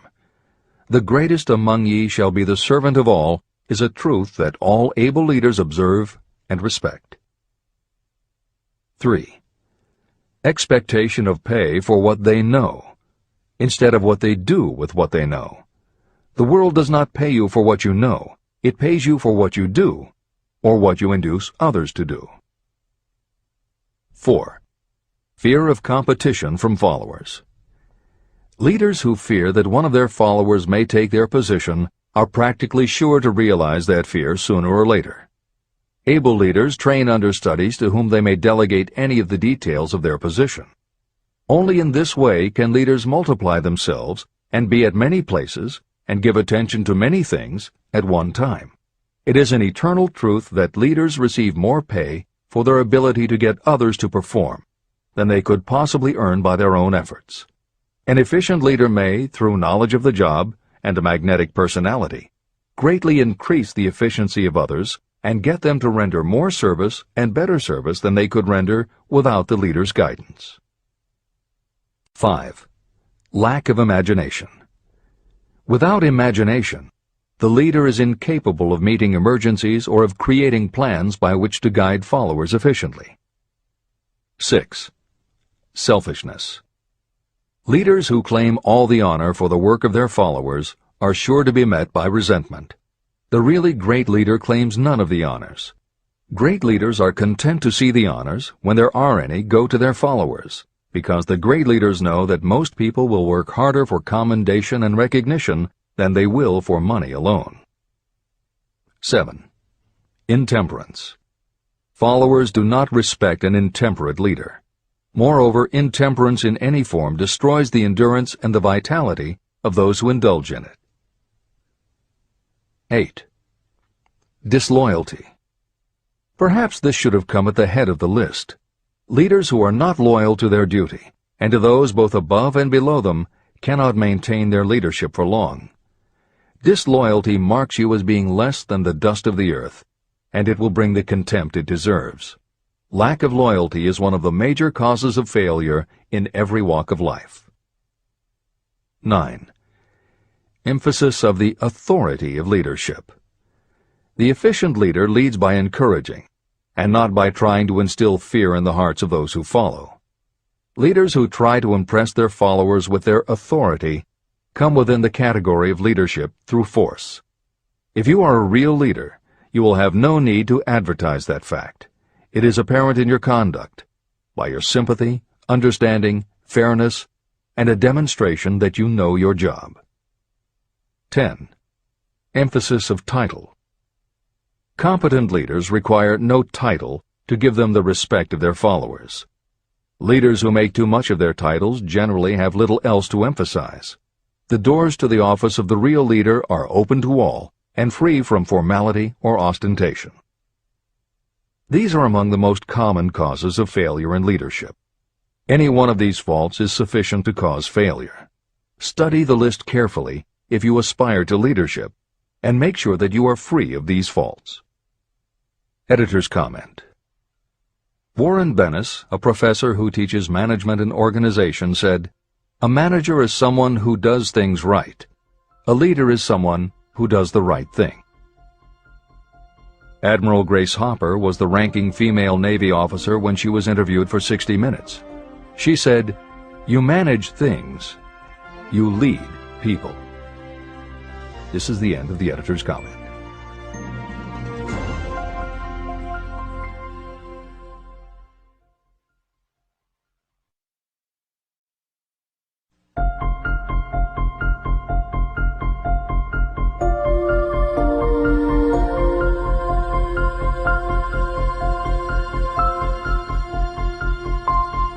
When and how to apply for a position.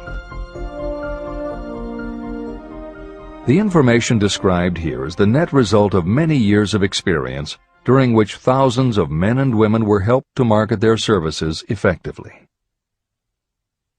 Editor's comment. The Internet, email, and faxed resumes have radically changed the way employers search for new employees, and the way that most people apply for jobs. However, Think and Grow Rich was never intended for most people. It was written for those who want to stand out. If you are such a person, the editors of this revised and updated edition strongly advise that you give serious thought to each of the following suggestions about how to apply for a position and how to prepare a resume. If you are tempted to think the suggestions are too obvious, simplistic, or out of date, we assure you they are not. In those instances where it is appropriate to update the material, we have added commentary. This is the end of the editor's comment.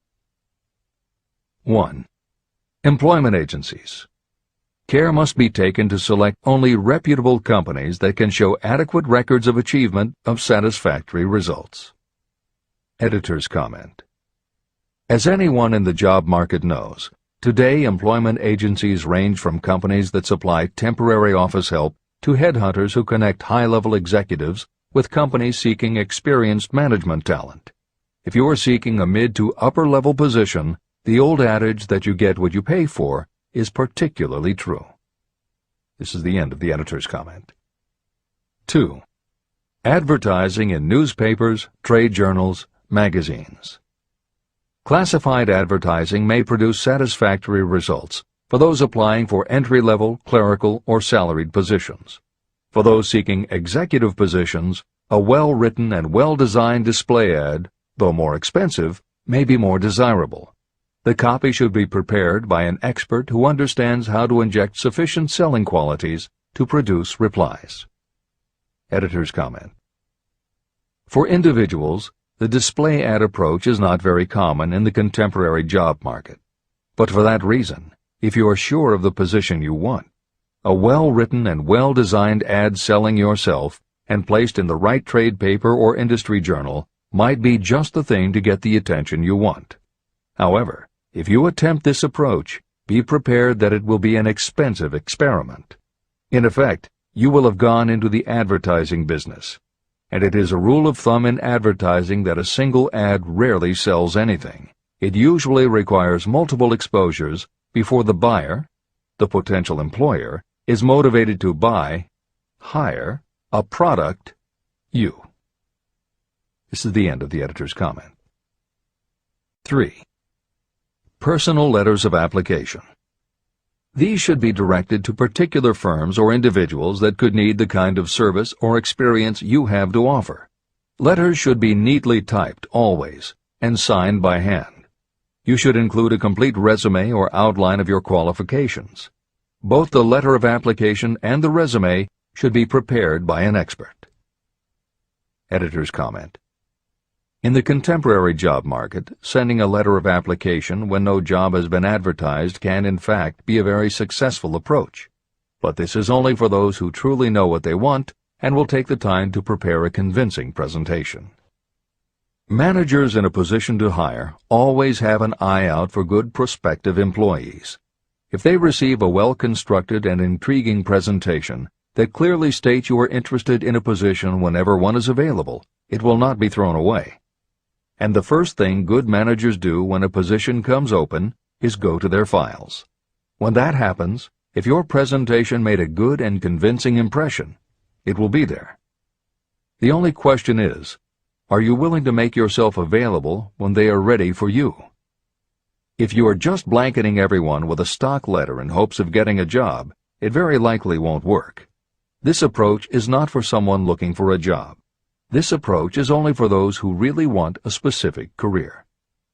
This is the end of the editor's comment. 4. Application in person. In some instances, it may be more effective if the applicant personally offers his or her services to prospective employers, in which event a complete written statement of qualifications for the position should be presented, as prospective employers will often wish to discuss your record with associates. Editor's comment. Asking for an interview when no job has been advertised is an even stronger statement that you know what you want and you are serious about working in a particular industry. If you pursue this approach, keep in mind that you are asking someone to give you their time. Some managers will not be receptive because it does not fit into their company's business practice, and some managers will just find it an annoyance. This approach will work for you only if you are confident that you can make an outstanding impression in person. If you make a strong, positive impression, it will be remembered when an opening is available. This is the end of the editor's comment. 5. Application through personal acquaintances. When possible, the applicant should approach prospective employers through some mutual acquaintance. This method is particularly advantageous in the case of those who seek executive connections and do not wish to appear to be peddling themselves. Information to be supplied in a written resume. A good resume should be prepared as carefully as a lawyer would prepare the brief for a case to be tried in court. Unless the applicant is experienced in the preparation of such briefs, an expert should be consulted for this purpose. When successful businesses want to advertise, they hire specialists who understand the psychology of advertising to sell their products. If you are selling your personal services, you should do the same. Editor's comment. The job market in America has never been as bad as it was when Napoleon Hill wrote the preceding paragraph. Because of the Great Depression, many adults had never had any kind of steady job, let alone sought a career position, and there were few places to learn how to do it. Since that time, many excellent books have been published on the subject, and companies that offer professional help in preparing resumes have become very common. However, neither books nor copywriters are magic. It all begins with what you have to offer. The editors of this edition suggest that you start to assemble your presentation using the guidelines that appear below. Once you have a first draft, you should review at least one of the books on the subject to see what suggestions are offered that might help you sell yourself better than you have already done. Then, depending how satisfied you are, you might also want to seek advice from a professional who specializes in such presentations. We offer 2 notes of caution.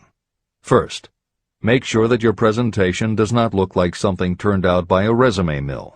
Having received many resumes over the years, the editors warn you that some professionals use the same stock phrases, buzzwords, and formats for every client, and this can be a dead giveaway that someone else prepared your resume, or that you have simply copied from a book. Your intention should be to make yours stand out. The second word of caution is, don't go overboard in trying to stand out. There is a balance between catching an employer's attention and looking like you are trying too hard. For instance, if you are a New York marketing executive applying to a Los Angeles company, sending your application with a bag of fresh bagels by next morning FedEx would probably make a good impression, whereas sending a dartboard with your picture in the center might be viewed as just a little too cute and a little too much. Clever is good, but professional is a must. Never be so clever that you don't look professional. Following are a set of guidelines for preparing your resume. Because part of your search for a position will involve responding to ads for job openings, and because it has become common to respond by faxing applications and resumes, Napoleon Hill's guidelines should be used to prepare 2 separate presentations. As Hill suggests below, you should prepare an elaborate presentation to be used when mailed or presented in person. But you should also prepare a second, shorter version that is designed specifically to be faxed. Take care to make your fax version complete and interesting, but it should be no more than 3 pages. The following information should appear in your presentation. 1. Education. State briefly but definitely what schooling you've had and in what subjects you specialized in school, giving the reasons for that specialization. Editor's comments. Never exaggerate. This is very serious advice, and it applies not only to education, but also the next 2 categories, experience and references. Smart employers will check in all 3 areas. Labor laws have become so demanding that employers filling responsible positions are very cautious about whom they hire in the first place. There are rules about such things as the difference between salaried and hourly employment, sexual harassment, what constitutes grounds for dismissal, what questions can and cannot be asked in job interviews, and a host of other things that leave the employer open to potential lawsuits. Consequently, smart employers, the kind you want to work for, will check your education, experience, and references. Also, bear in mind, you are providing information that will follow you for the rest of your career. If you keep up with the news, you know that in recent times even executives headed for the top have been dismissed. Military men have resigned in disgrace. Politicians have been removed from office, and professors have been forced to resign, all because someone looked into their background and found that they had exaggerated their qualifications. This is the end of the editor's comments. 2. Experience. If you have had experience in connection with positions similar to the one you seek, describe it fully. Give the names and addresses of former employers. Be sure to clearly point out any special experience you may have had that would equip you to fill the position you seek. 3. References. Practically every business firm wants to know as much as possible about the background of prospective employees who seek positions of responsibility. Attach copies of letters from former employers, from teachers under whom you studied, and from prominent people whose judgment may be relied upon. 4. Photograph of yourself. Include a recent professional photograph of yourself as a part of your presentation. Editor's comment. In the contemporary job market, this is not a common practice at all. However, from personal experience, the editors of this edition know it can be advantageous. We have received only one such job application, but unquestionably it was the photograph that prompted us to ask the applicant to come in for an interview. If you are confident that your appearance makes a good, professional impression, you may want to consider this unusual approach. There is the danger that you may be seen as vain or self-centered, but it could also be the thing that gives you an edge. This is the end of the editor's comment. 5. Apply for a specific position. Never apply for just a job. That indicates you lack specialized qualifications. 6. State your qualifications for the particular position for which you apply. Give full details why you believe you are qualified for the particular position you seek. This is the most important detail of your application. It will determine, more than anything else, what consideration you receive. 7. Offer to go to work on probation. This may appear to be a radical suggestion, but experience has proved that it seldom fails to win at least a trial. If you are sure of your qualifications, a trial is all you need. Incidentally, such an offer indicates that you have confidence in your ability to fill the position you seek. It is most convincing. Make it clear that your offer is based on your confidence in your ability to fill the position, your confidence in your prospective employer's decision to employ you after the trial period, and your determination to have the position. Editor's comments. As you will learn in Chapter 10, when you read the story of Napoleon Hill's application to Rufus Ayers, Hill gives this advice based on his personal experience. Unfortunately, this is one of those instances where times may have changed so much that the approach is rarely applicable. In today's environment, modern labor laws and business practice may prevent an employer from taking you up on your offer. However, today many companies do have internship programs that allow an employer to test drive employees to see how well they might fit in. This is the end of the editor's comment. 8. Knowledge of your prospective employer's business. Before applying for a position, do sufficient research to familiarize yourself thoroughly with that business and indicate the knowledge you have acquired in this field. This will be impressive because it indicates that you have imagination and a real interest in the position you seek. Editor's comment. When you do this, and you certainly should, bear in mind that you will be talking with people who really know the business. Even by researching extensively, at best you will only know about their business. If you try to appear too knowledgeable or familiar, it may backfire and reveal that you have only a superficial view of the business. Unless you are already working in a particular industry and have insights based on experience, do not be presumptuous. Use your knowledge to indicate that you have taken the time to educate yourself and that you really are interested, but don't try to tell a prospective employer how you would run the business. This is the end of the editor's comment.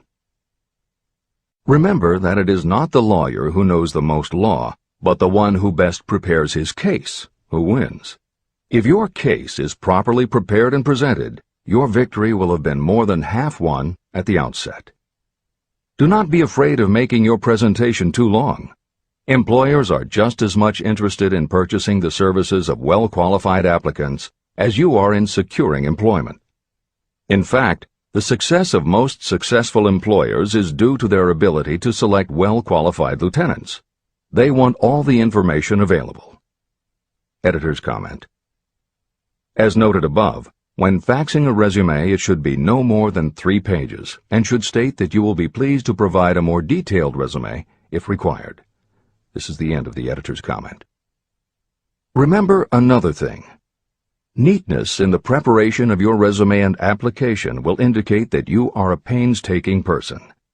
Successful salespeople groom themselves with care. They understand that first impressions are lasting. Your presentation is your sales rep. Give it a good suit of clothes, so it will stand out in bold contrast to anything else your prospective employer ever saw. If the position you seek is worth having, it is worth going after with care. More important, if you sell yourself in a manner that shows off your individuality, you probably will receive more money from the very start than you would if you applied for employment in the usual conventional way. When your resume package has been completed, you should prepare individual and personalized copies for each company or person to whom it will be presented. This personal touch is sure to command attention. Have it neatly typed, proofread, printed, and properly bound on the finest paper you can obtain. Your photograph should be mounted and included on one of the pages. Prepare a separate binding with the proper company name inserted if it is to be shown to more than one company. If you seek employment through an employment agency, have the agent use copies of your presentation in marketing your services. This will help to gain preference for you, both with the agent and the prospective employers. I've helped to prepare presentations for clients that were so striking and out of the ordinary that they resulted in the employment of the applicant without a personal interview. If you want similar results, follow the instructions to the letter, improving upon them however your imagination suggests. Editor's comments. Today, every office supply store offers a wide variety of paper stock, folders, binders, and presentation materials that can be put together in a way that is both unique and professional looking. With all of those possibilities available, if you simply present standard sheets of paper stapled in the corner, the response will very likely be standard too. If you apply a little creativity, you should have no trouble preparing a presentation that is tailored to the company to which you are applying, appropriate for the position you seek, and reflective of your personality and style. This is the end of the editor's comments. How to get the exact position you desire. Everyone enjoys doing the kind of work for which he or she is best suited. An artist loves to work with paints, a craftsman with his or her hands, a writer loves to write. Those with less definite talents have their preferences for certain fields of business and industry. If America does anything well, it offers a full range of occupations. 1. Decide exactly what kind of a job you want. If the job doesn't already exist, perhaps you can create it. 2. Choose the company or individual for whom you wish to work. 3. Study your prospective employer as to policies, personnel, and chances for advancement. 4. By analysis of yourself, your talents, and your capabilities, figure what you can offer. Plan specific ways and means of giving advantages, services, developments, or ideas that you believe you can successfully deliver. 5. Forget about a job. Forget whether or not there is an opening. Forget the usual routine of, have you got a job for me? Concentrate on what you can give. 6. Once you have your plan in mind, put it on paper in neat form and in full detail. 7. Present it to the proper person with authority, and the rest will come automatically. Every company is looking for people who can give something of value, whether it is ideas, services, or connections. Every company has room for the person who has a definite plan of action that is to the advantage of that company. This procedure may take a few days or weeks of extra time, but the difference in income, in advancement, and in gaining recognition will save years of hard work at small pay. It has many advantages, the main one being that it will often save you from 1 to 5 years of your time in reaching a chosen goal. Every person who starts, or gets in halfway up the ladder, does so by deliberate and careful planning. The new way of marketing services. Men and women who market their services must recognize the change that has taken place in connection with the relationship between employer and employee. The future relationship should be more in the nature of a partnership, consisting of the employer, the employee, and the public they serve. In the past, employers and employees have bartered among themselves, not considering that in reality they were bargaining at the expense of the third party, the public they served. Both the employer and the employee should consider themselves as fellow employees whose business it will be to serve the public efficiently. Editor's comment. In the preceding paragraph, Napoleon Hill once again demonstrates his foresight into the future direction of American business.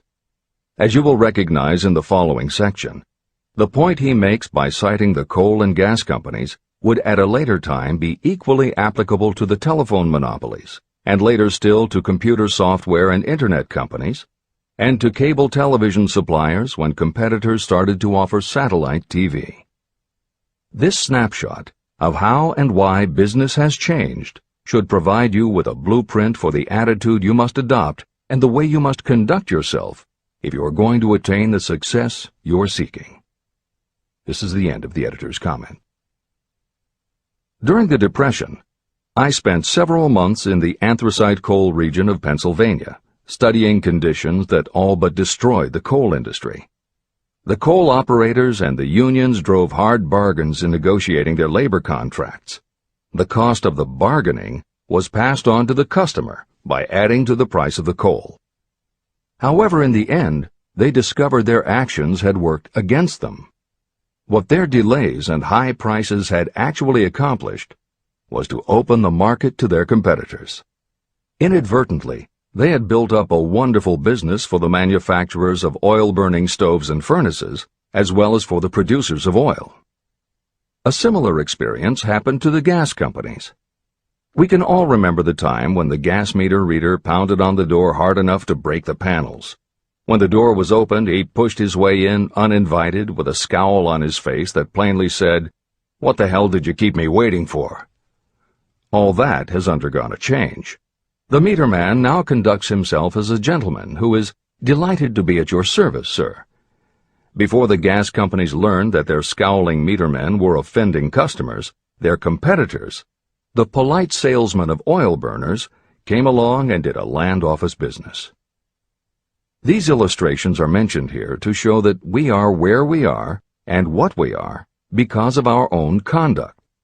If there is a principle of cause and effect that controls business, finance, and transportation, this same principle controls individuals and determines their economic status.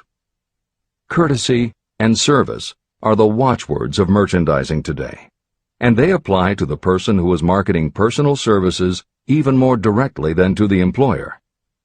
In the final analysis, you are employed by the customer. If you fail to serve well, both you and your employer will pay for it by the loss of the privilege of serving. What is your QQS rating? In the preceding, the causes of success in marketing services effectively and permanently have been clearly described. Unless those causes are studied, analyzed, understood, and applied, no one can market services effectively and permanently. Every man or woman must be their own sales force of their personal services. The quality and the quantity of service rendered, and the spirit in which it is rendered, determine the price and the duration of employment. To market your personal services effectively, which means a permanent market at a satisfactory price under pleasant conditions, you must adopt and follow the QQS formula. QQS means that quality plus quantity plus the proper spirit of cooperation equals perfect salesmanship of service. Remember the QQS formula, but do more. Apply it as a habit. Analyze the formula to make sure you understand exactly what it means. Quality of service means the performance of every detail in connection with your position in the most efficient manner possible with the object of greater efficiency always in mind. Quantity of service means the habit of rendering all the service of which you are capable at all times, with the purpose of increasing the amount of service rendered as you develop greater skill through practice and experience. Emphasis is again placed on the word habit. Spirit of service means the habit of agreeable, harmonious conduct, which will induce cooperation from associates and fellow employees. Adequate quality and adequate quantity of service is not sufficient to maintain a permanent market for your services. The spirit in which you deliver service is a strong determining factor in connection with both the price you receive and the duration of your employment. Andrew Carnegie stressed this point in his description of the factors that lead to success in the marketing of personal services. He emphasized again and again the necessity for harmonious conduct. He stressed the fact that he would not retain any man, no matter how great a quantity or how efficient the quality of his work, unless he worked in a spirit of harmony. Mr. Carnegie insisted upon his people working with each other in an agreeable manner. To prove that he placed a high value on this quality, he helped many who met his standards to become very wealthy. Those who did not conform had to make room for others who did.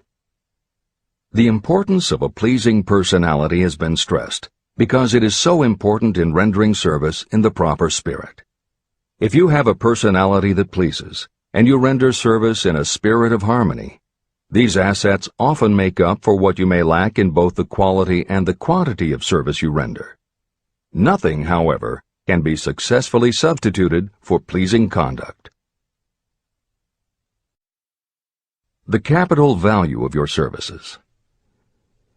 The person whose income is derived entirely from the sale of personal services is a merchant, just like the person who sells hard goods, and such a person is subject to exactly the same rules of conduct as the merchant who sells merchandise. I emphasize this because many people who live by the sale of personal services make the mistake of considering themselves free from the rules of conduct and the responsibilities attached to those who are engaged in marketing commodities. The day of the go-getter has been supplanted by the go-giver. The actual capitalized value of your brainpower may be determined by the amount of income you can produce by marketing your services.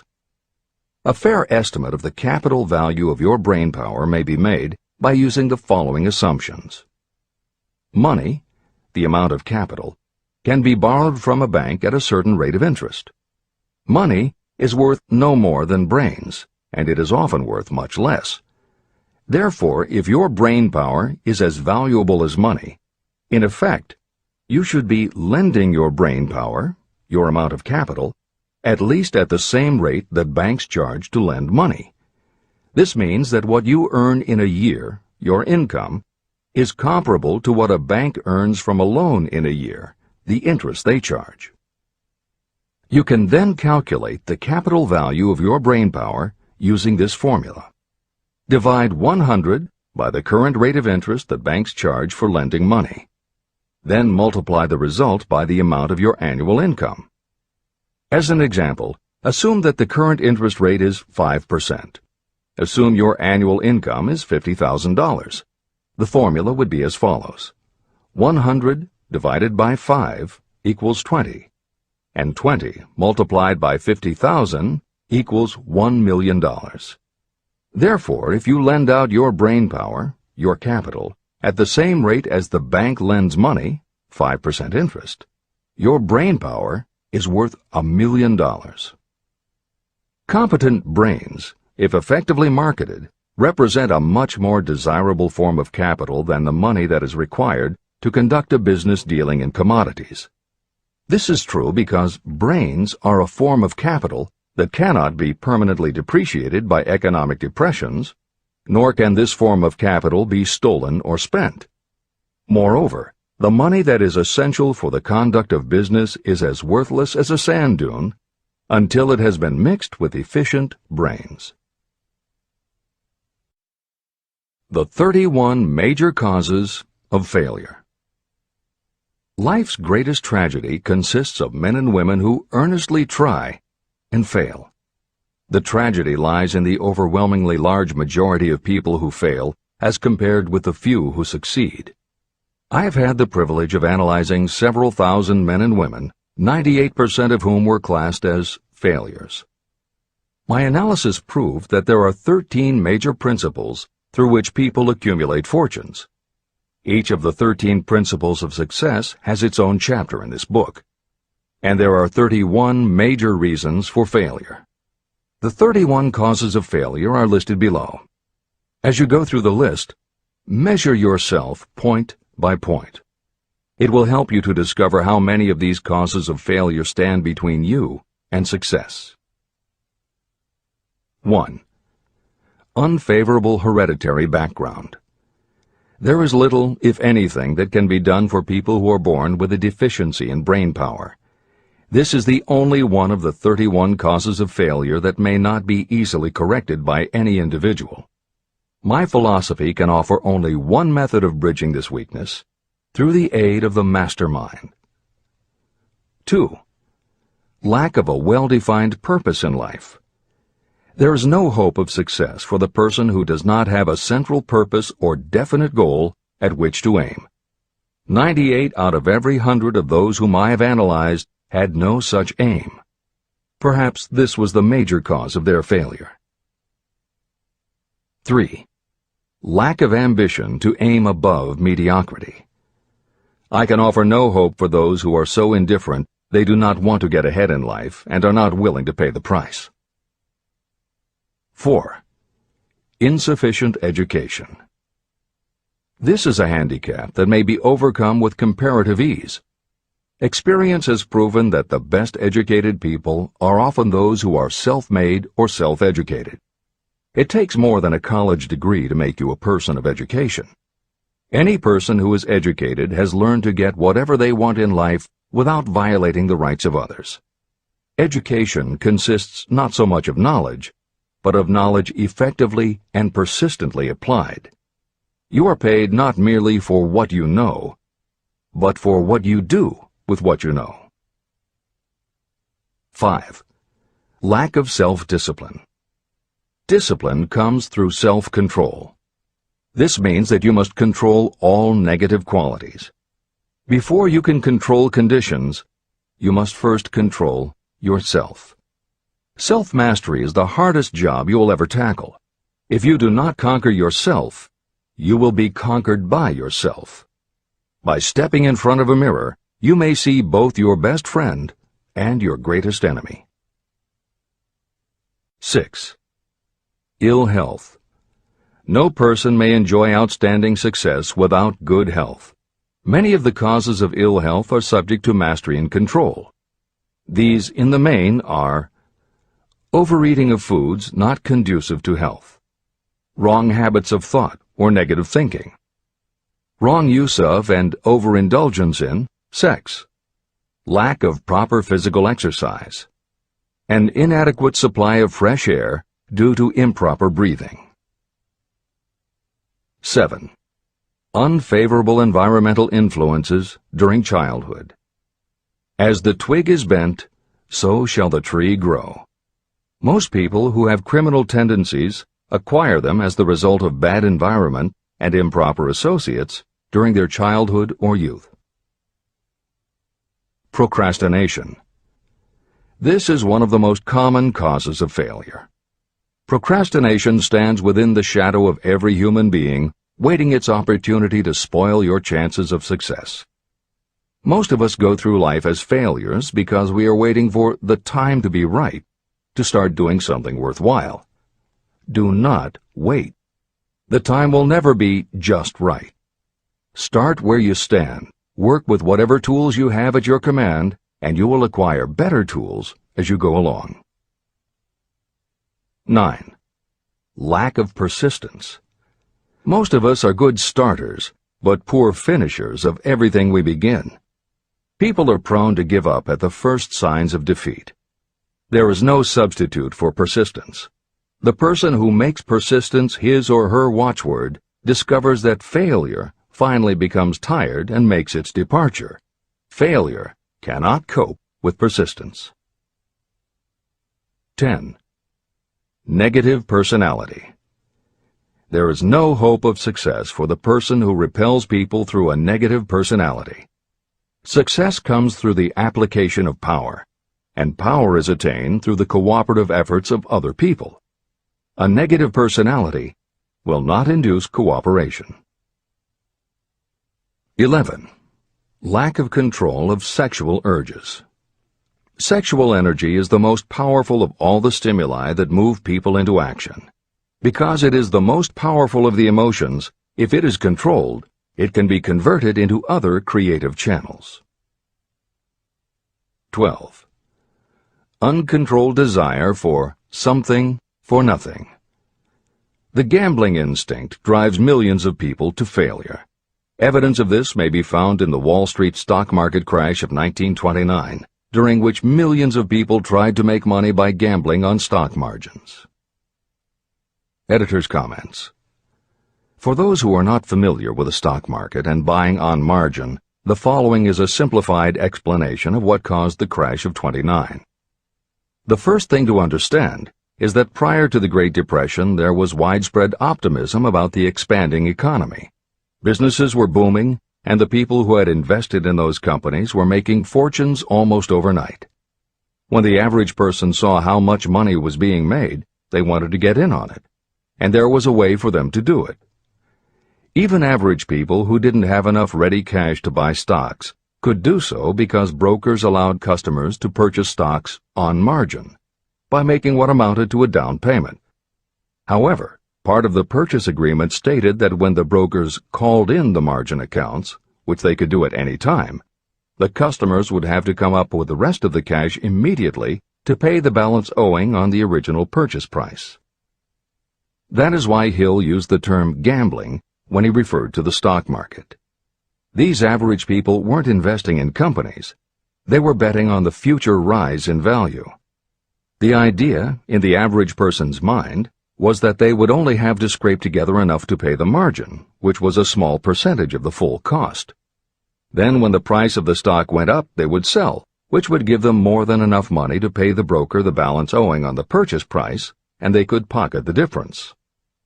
This worked fine as long as stock prices continued to rise, but when the stock market crashed, the stockbrokers called in the margins, and the people who had bought at prices they really couldn't afford suddenly found that they had to come up with the cash. And that was why so many average people got wiped out in the crash of '29. They gambled money they didn't have by buying on margin. This is the end of the editor's comments. 13. Lack of a well-defined power of decision. Those who succeed reach decisions promptly and change them very slowly. Those who fail reach decisions very slowly and change them frequently and quickly. Indecision and procrastination are twins. Where one is found, the other is also usually found. Kill off this pair before they completely tie you to the treadmill of failure. 14. One or more of the 6 basic fears: fear of poverty, fear of criticism, fear of ill health, fear of loss of love, fear of old age, and fear of death. You will find an in-depth analysis of these 6 basic fears in the final chapter. They must be mastered before you can market your services effectively. 15. Wrong selection of a mate in marriage. This is a most common cause of failure. The relationship of marriage brings people intimately into contact. Unless this relationship is harmonious, failure is likely to follow. Moreover, it will be a form of failure that destroys ambition. 16. Overcaution. The person who takes no chances generally has to take whatever is left when others are through choosing. Overcaution is as bad as undercaution. Both are extremes to be guarded against. Life itself is filled with the element of chance. 17. Wrong selection of associates in business. This is one of the most common causes of failure in business. In marketing personal services, you should use great care to select an employer who will be an inspiration and who is intelligent and successful. We emulate those with whom we associate most closely.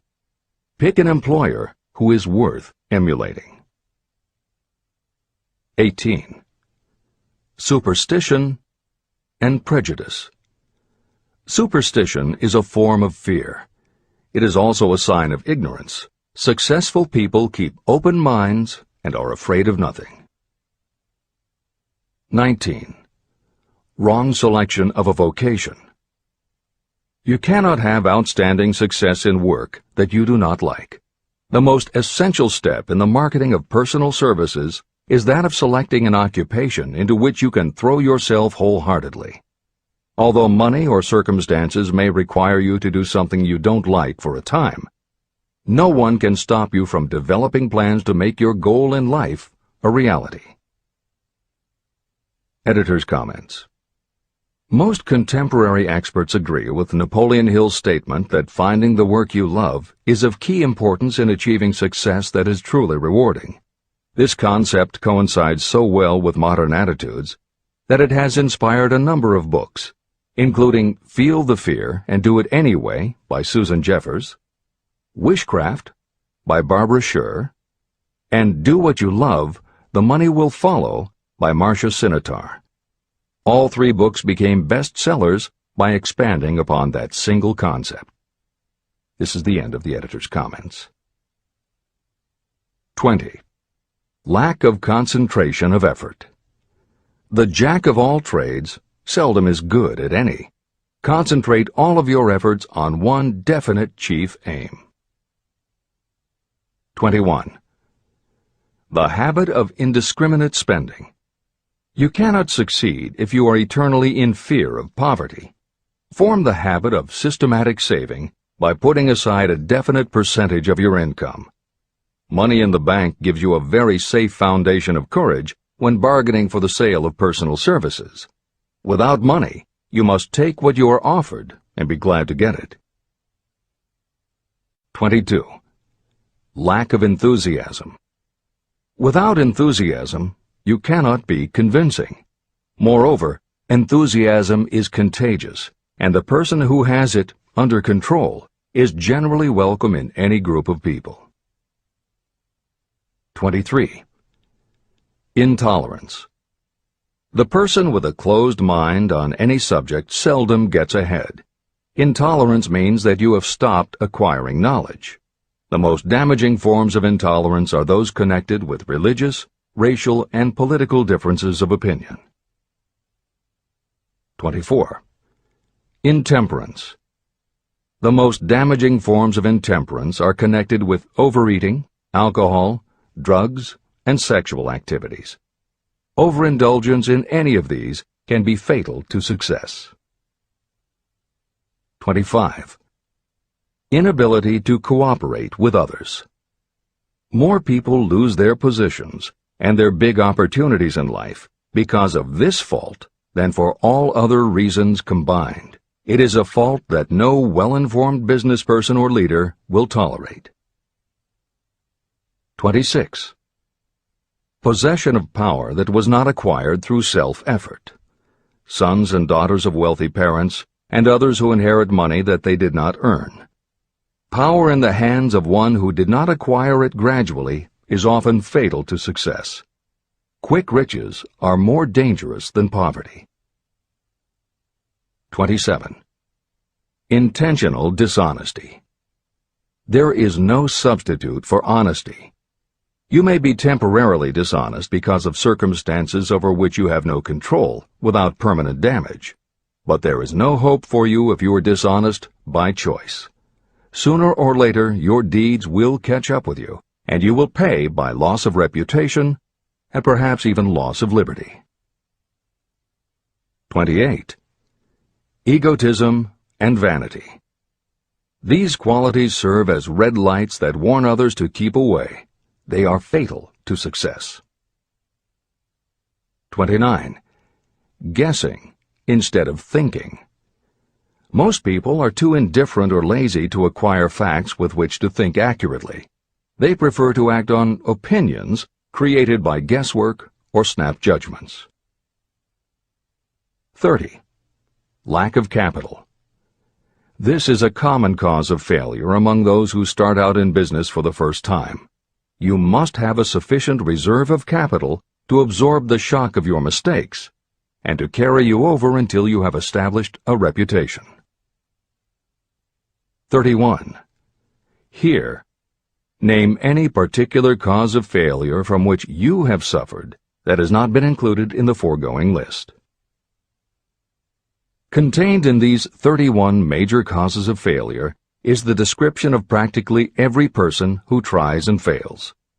It will be helpful if you get someone who knows you well to go over this list with you and help you to analyze yourself by each of these causes of failure. Most people cannot see themselves as others see them. You may be one who cannot. Do you know your own worth? The oldest of admonitions is, know thyself. If you market merchandise successfully, you must know the merchandise. The same is true in marketing personal services. You should know all of your weaknesses in order to bridge them or eliminate them entirely. You should know your strengths in order to call attention to them when selling your services. You can know yourself only through accurate analysis. There's a story about a young man applying for a job who was making a good impression until the manager asked him what salary he expected. He replied that he had no fixed sum in mind, lack of a definite aim.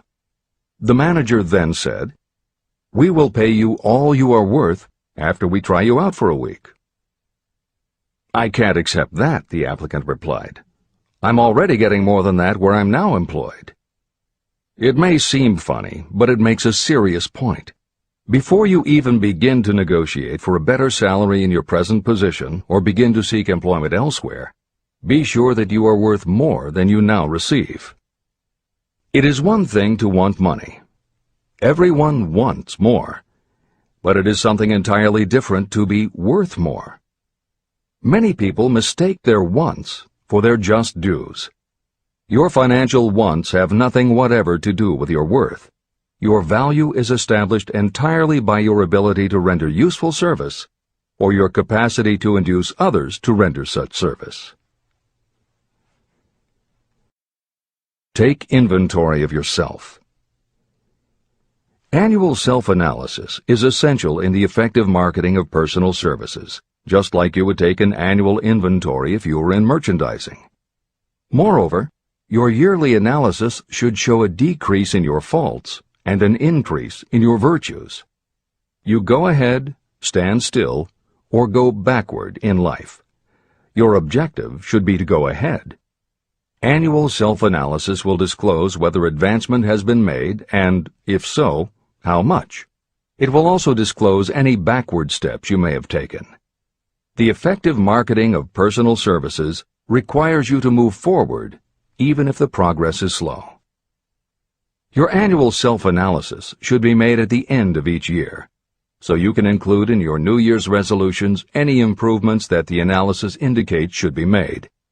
Take this inventory by asking yourself the following questions, and by checking your answers with the aid of someone who will not permit you to deceive yourself.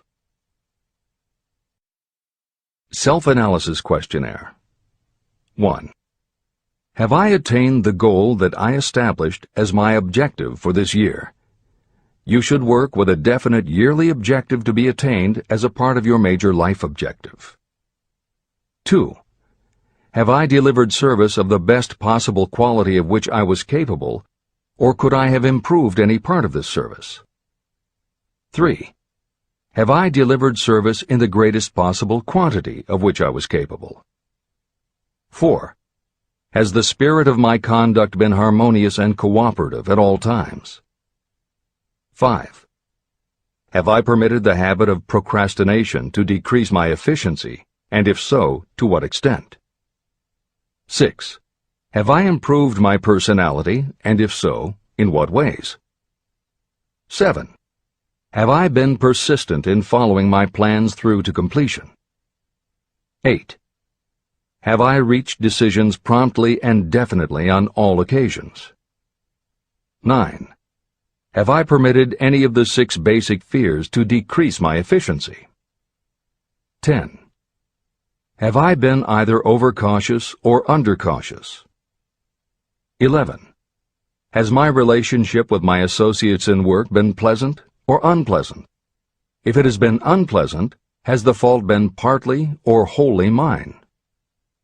12. Have I dissipated any of my energy through lack of concentration of effort? 13. Have I been open-minded and tolerant in connection with all subjects? 14. In what ways have I improved my ability to render service? 15. Have I been intemperate in any of my personal habits? 16. Have I expressed, either openly or secretly, any form of egotism? 17. Has my conduct toward my associates been such that they respect me? 18. Have my opinions and decisions been based upon guesswork or accuracy of analysis and thought? 19. Have I followed the habit of budgeting my time, my expenses, and my income, and have I been conservative in these budgets? 20. How much time have I devoted to unprofitable effort which I might have used to better advantage? 21. How may I rebudget my time and change my habits so I will be more efficient during the coming year? 22.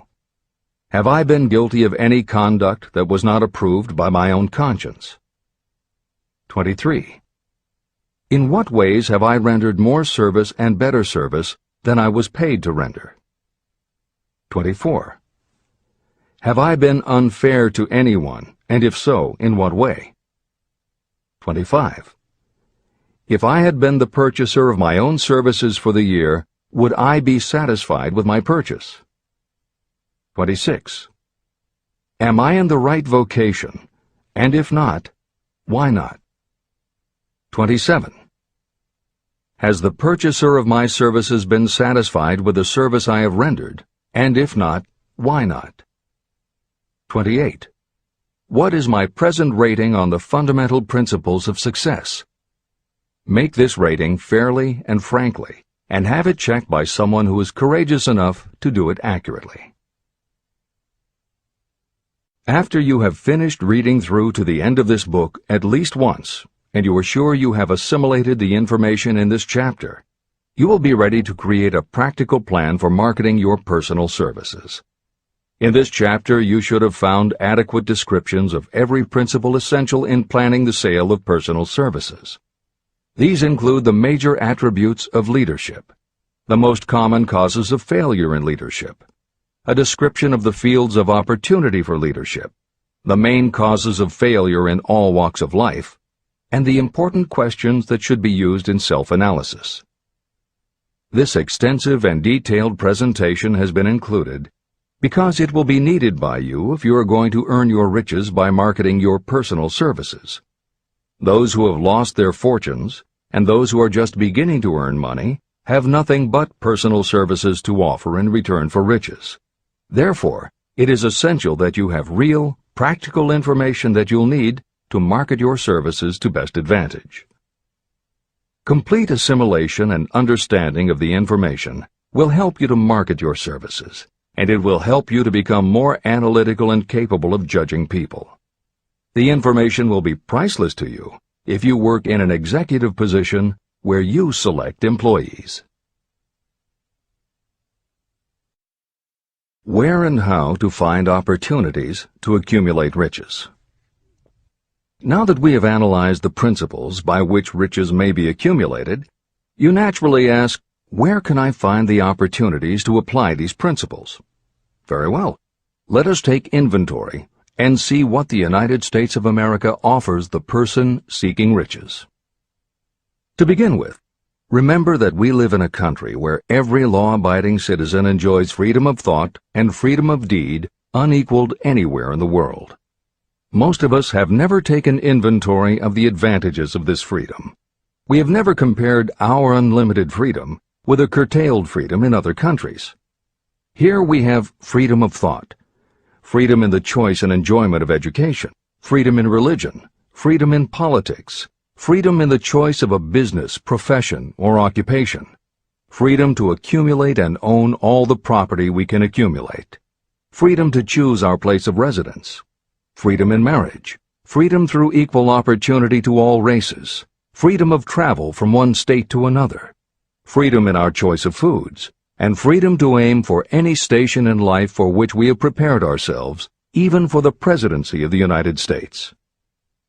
We have other forms of freedom, but this list gives an overview of the most important freedoms that offer you the opportunity to think and grow rich.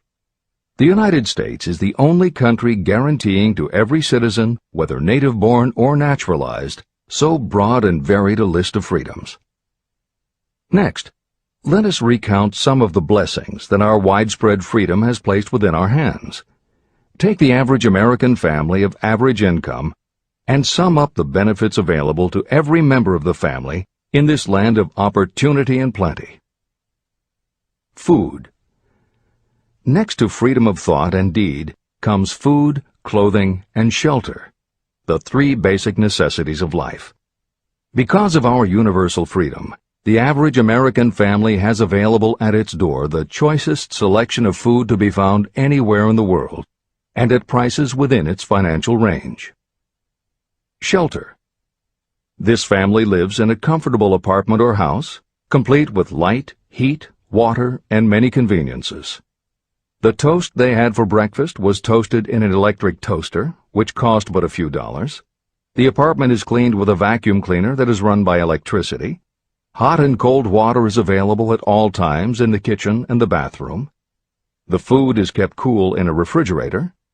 Clothes are washed and dried, dishes are cleaned, and numerous labor-saving devices are run on power obtained by putting a plug into a wall socket. The family receives entertainment and information from all over the world 24 hours a day if they want it, by merely flipping a switch on their radio or television or computer. There are other conveniences, but the foregoing list will give a fair idea of some of the concrete evidences of the freedoms that we, of America, enjoy.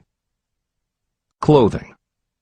Anywhere in the United States, the family with average clothing requirements can dress very comfortably at a cost that is only a small portion of their earnings. Only the three basic necessities of food, clothing, and shelter have been mentioned. The average American also has other options and advantages that are available in return for reasonable effort. The average American has security of property rights not found in any other country in the world. We can place any surplus money in a bank with the assurance that our government will protect it and make good to us if the bank fails. If an American citizen wants to travel from one state to another, he or she needs no passport and no one's permission.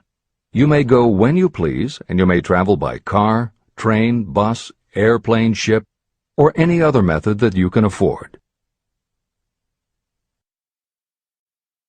The miracle that has provided these blessings.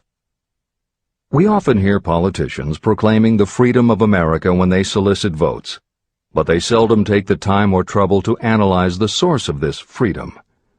Having no axe to grind, no grudge to express, and no ulterior motives, I will give you a frank analysis of that mysterious, abstract, greatly misunderstood something that gives to every citizen of America more blessings, more opportunities to accumulate wealth, and more freedom of every nature than may be found in any other country. I have the right to analyze the source and nature of this unseen power because I know, and have known for more than half a century, many of the men who organized that power, and many who are now responsible for its maintenance. The name of this mysterious benefactor of mankind is capital. Capital consists not only of money, but also of highly organized, intelligent groups of individuals who plan ways and means of using money efficiently for the good of the public and profitably to themselves. These groups consist of scientists, educators, chemists, inventors, business analysts, publicists, transportation experts, accountants, lawyers, doctors, and other men and women who have highly specialized knowledge in all fields of industry and business. They pioneer, experiment, and blaze trails in new fields of endeavor. They support colleges, hospitals, schools, build good roads, publish newspapers, pay most of the cost of government, and take care of the many details essential to human progress. Stated briefly, the capitalists are the brains of civilization because they supply the entire fabric of which all education, enlightenment, and human progress consist. Money without brains is always dangerous. Properly used, it is the most important essential of civilization. To give you an idea of how important organized capital is, try to imagine that it is your job to provide and prepare a simple family breakfast, but you have to do it without the aid of capital. To supply the tea, you would have to make a trip to China or India. Unless you are an excellent swimmer, you would become rather tired before making the round trip. Then, too, another problem would confront you.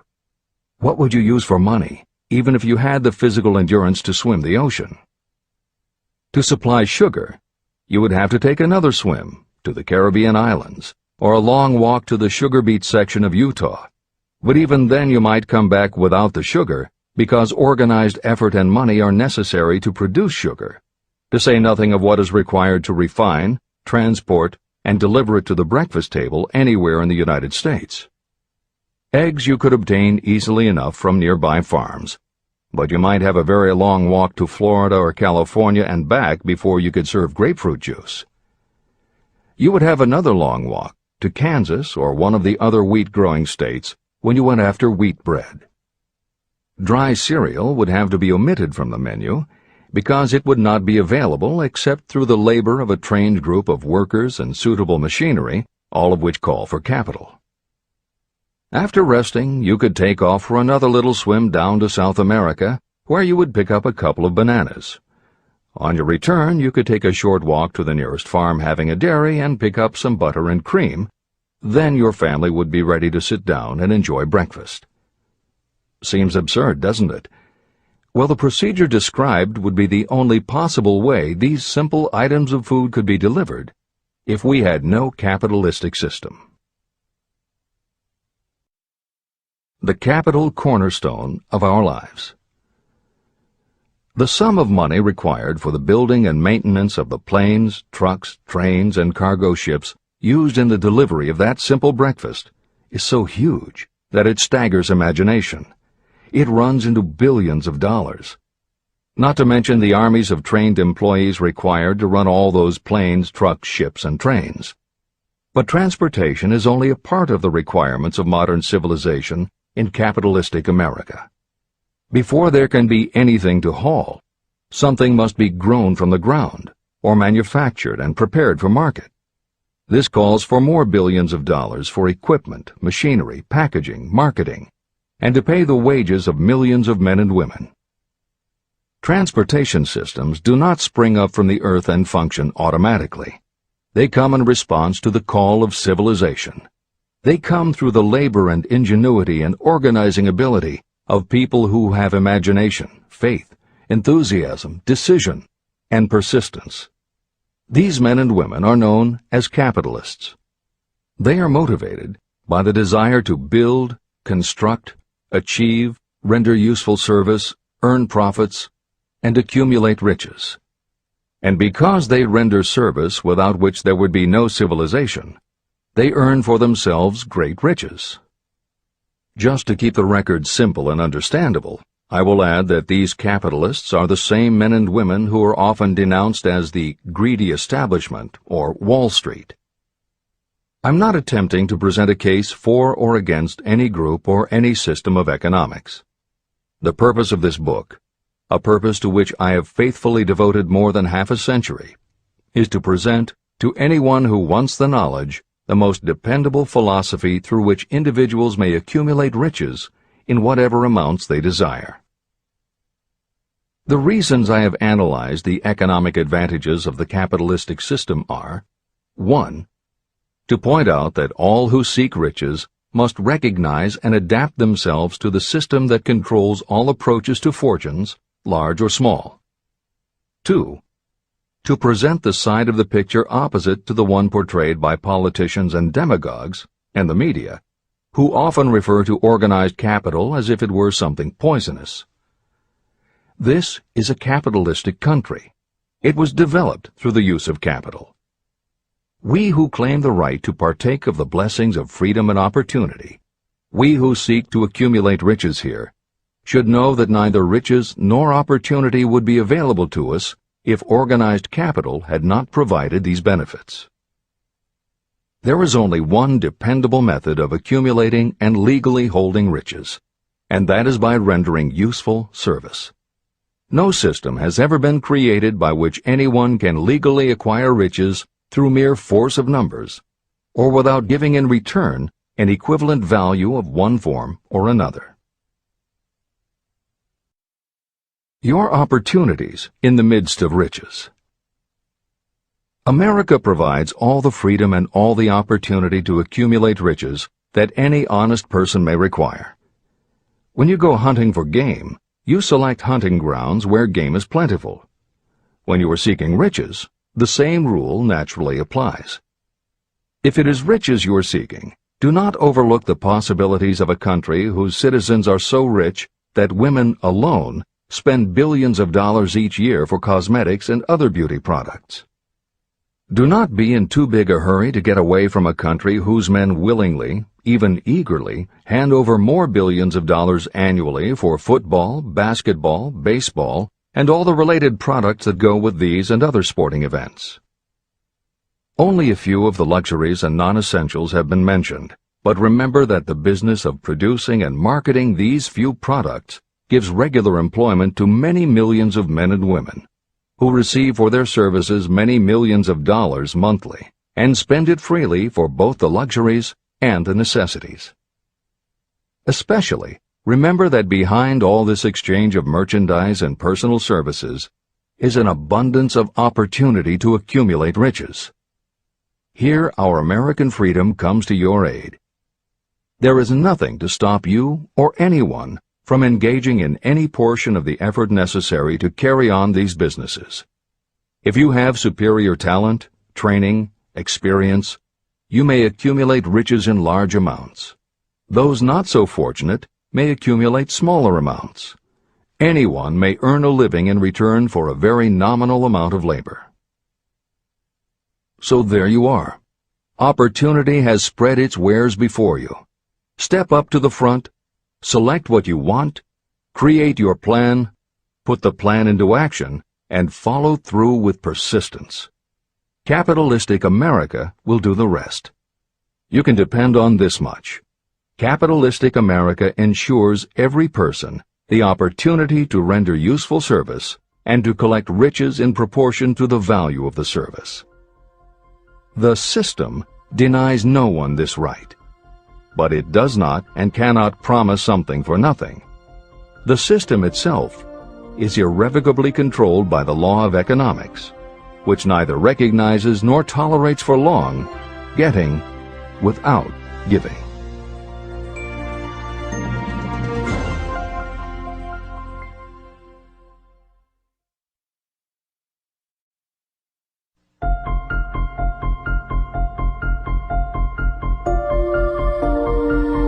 Conceit is a fog that envelops a man's real character beyond his own recognition.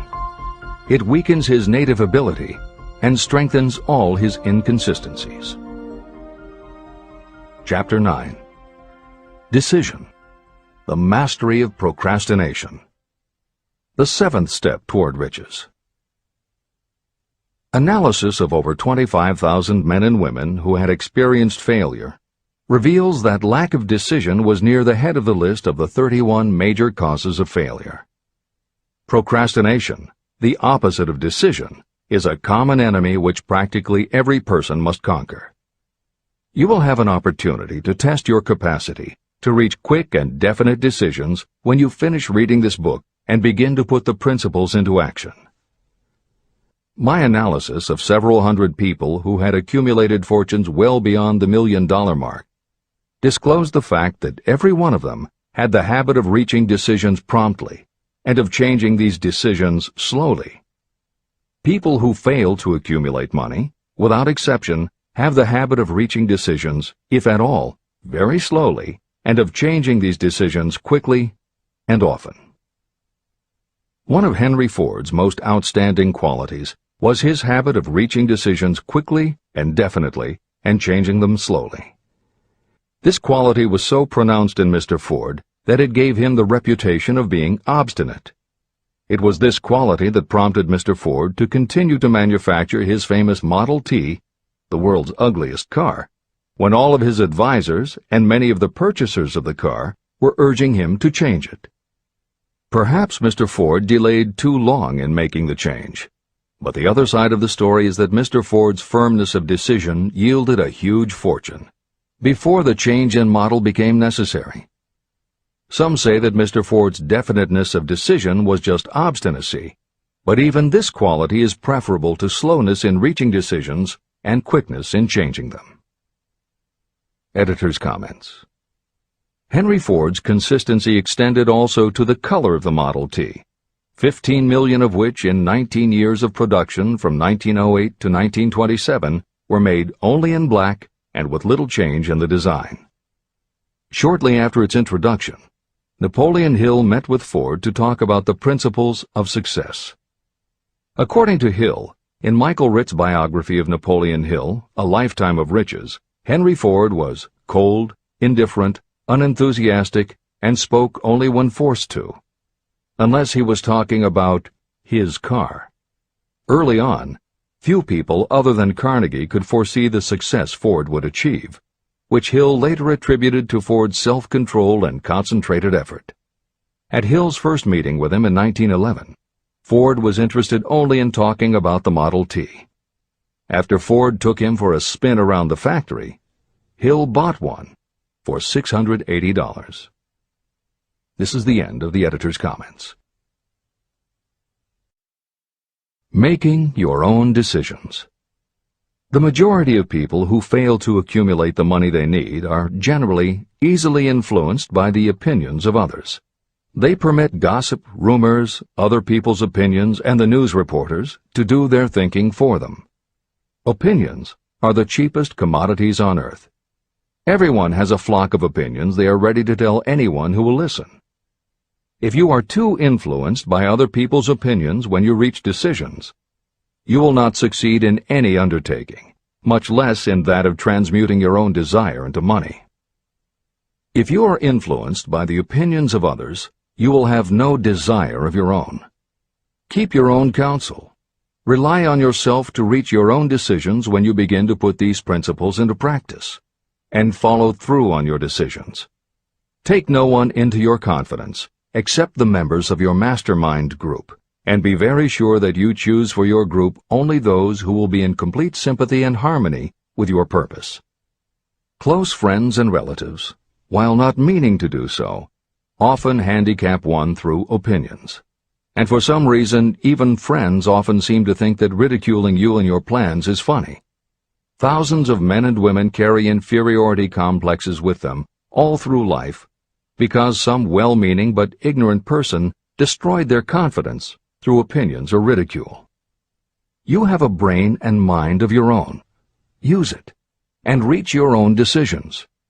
If you need facts or information from others to help you reach decisions, acquire the facts or information you need quietly, without disclosing your purpose. It is characteristic of people who have a smattering of knowledge to try to give the impression that they know more than they do. Such people generally do too much talking and too little listening. Keep your eyes and ears open and your mouth closed if you wish to acquire the habit of prompt decision. Those who talk too much do little else. If you talk more than you listen, you may miss some important piece of knowledge that might have been very useful to you. By talking too much, you may also disclose your plans and purposes to people who will take great delight in defeating you because they envy you. Remember, every time you open your mouth in the presence of a person who really has knowledge, you tip your hand and show that person your exact stock of knowledge, or you tip your hand to your lack of it. The mark of genuine wisdom is modesty and silence. Keep in mind that every person is, like you, seeking the opportunity to accumulate money. If you talk about your plans too freely, You may be surprised when you learn that some other person has beat you to it by using the plans you bragged about. Let one of your first decisions be to keep a closed mouth and open ears and eyes. As a reminder to yourself, copy the following epigram in large letters and place it where you will see it daily. Tell the world what you intend to do, but first, show it. This is the equivalent of saying that deeds and not words are what count most. The value of decisions depends upon the courage required to render them. The great decisions that served as the foundation of civilization were reached by assuming great risks, which often meant the chance of death. Lincoln's decision to issue his famous Proclamation of Emancipation, which gave freedom to African Americans, was rendered with full understanding that his act would turn thousands of friends and political supporters against him. When the rulers of Athens gave Socrates the choice of disclaiming his teachings or being sentenced to death, Socrates' decision to drink the cup of poison, rather than compromise in his personal belief, was a decision of courage.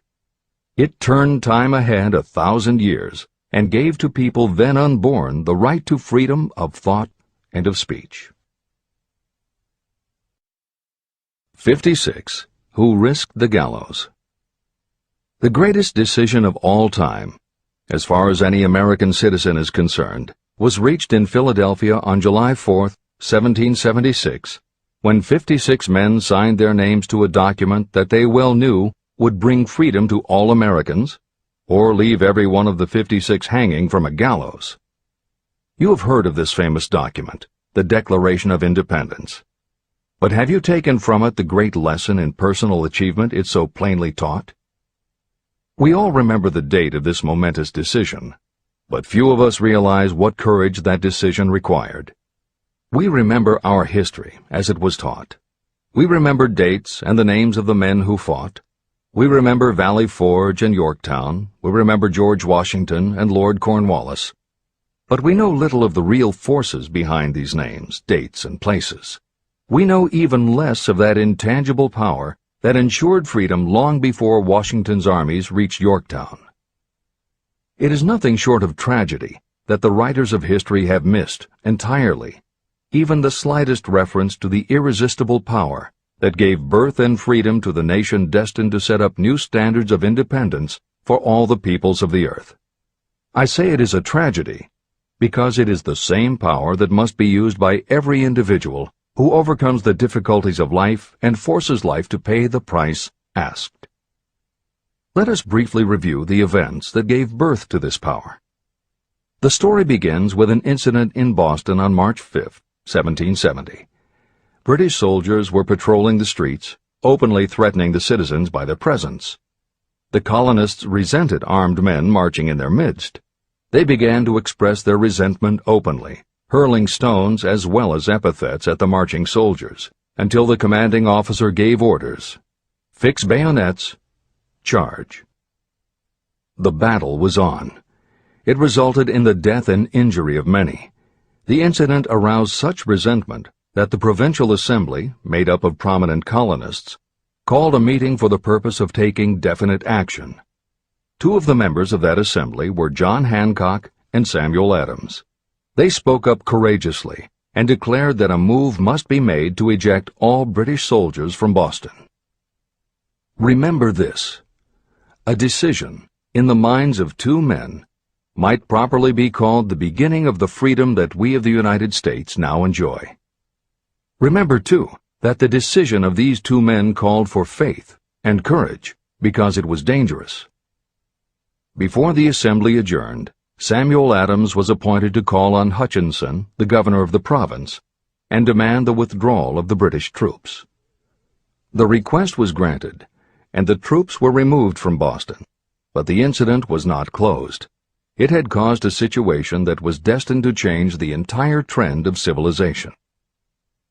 Richard Henry Lee became an important factor in this story, because he and Samuel Adams corresponded frequently, sharing freely their fears and their hopes concerning the welfare of the people of their provinces. From this practice, Adams conceived the idea that a mutual exchange of letters between the 13 colonies might help to bring about the coordination of efforts so badly needed in connection with the solution of their problems. In March of 1772, 2 years after the clash with the soldiers in Boston, Adams presented this idea to the Assembly.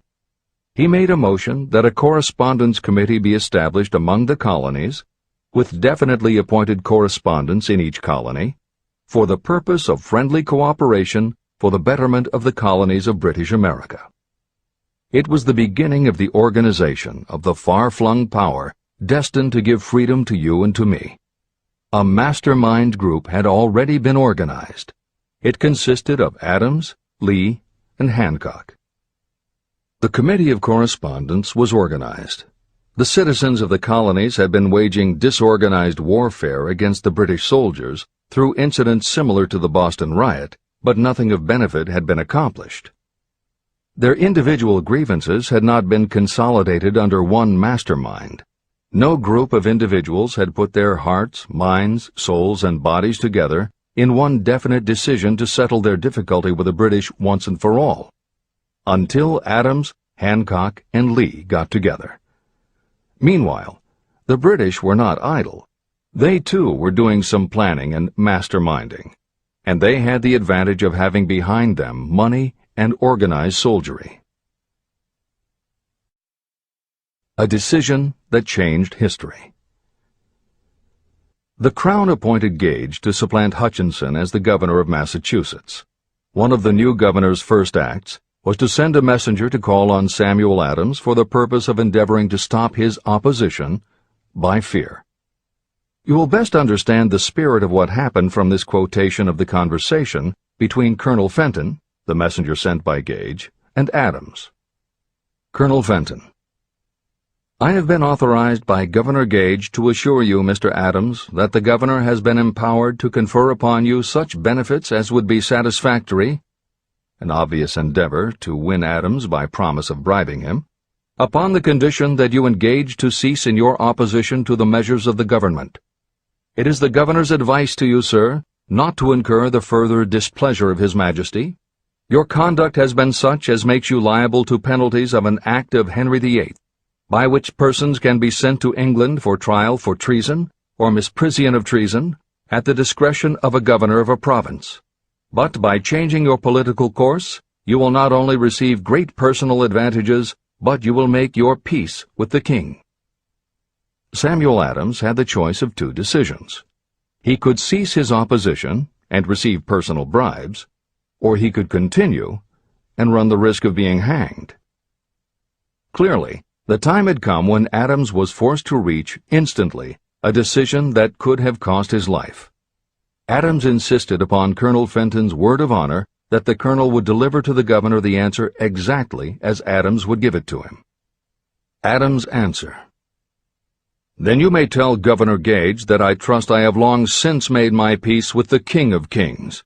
No personal consideration shall induce me to abandon the righteous cause of my country.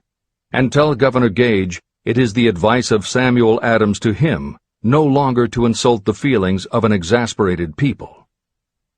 When Governor Gage received Adams' caustic reply, he flew into a rage and issued a proclamation that read, I do hereby, in His Majesty's name, offer and promise His most gracious pardon to all persons who shall forthwith lay down their arms and return to the duties of peaceable subjects, excepting only from the benefit of such pardon Samuel Adams and John Hancock, whose offenses are of too flagitious a nature to admit of any other consideration but that of condign punishment.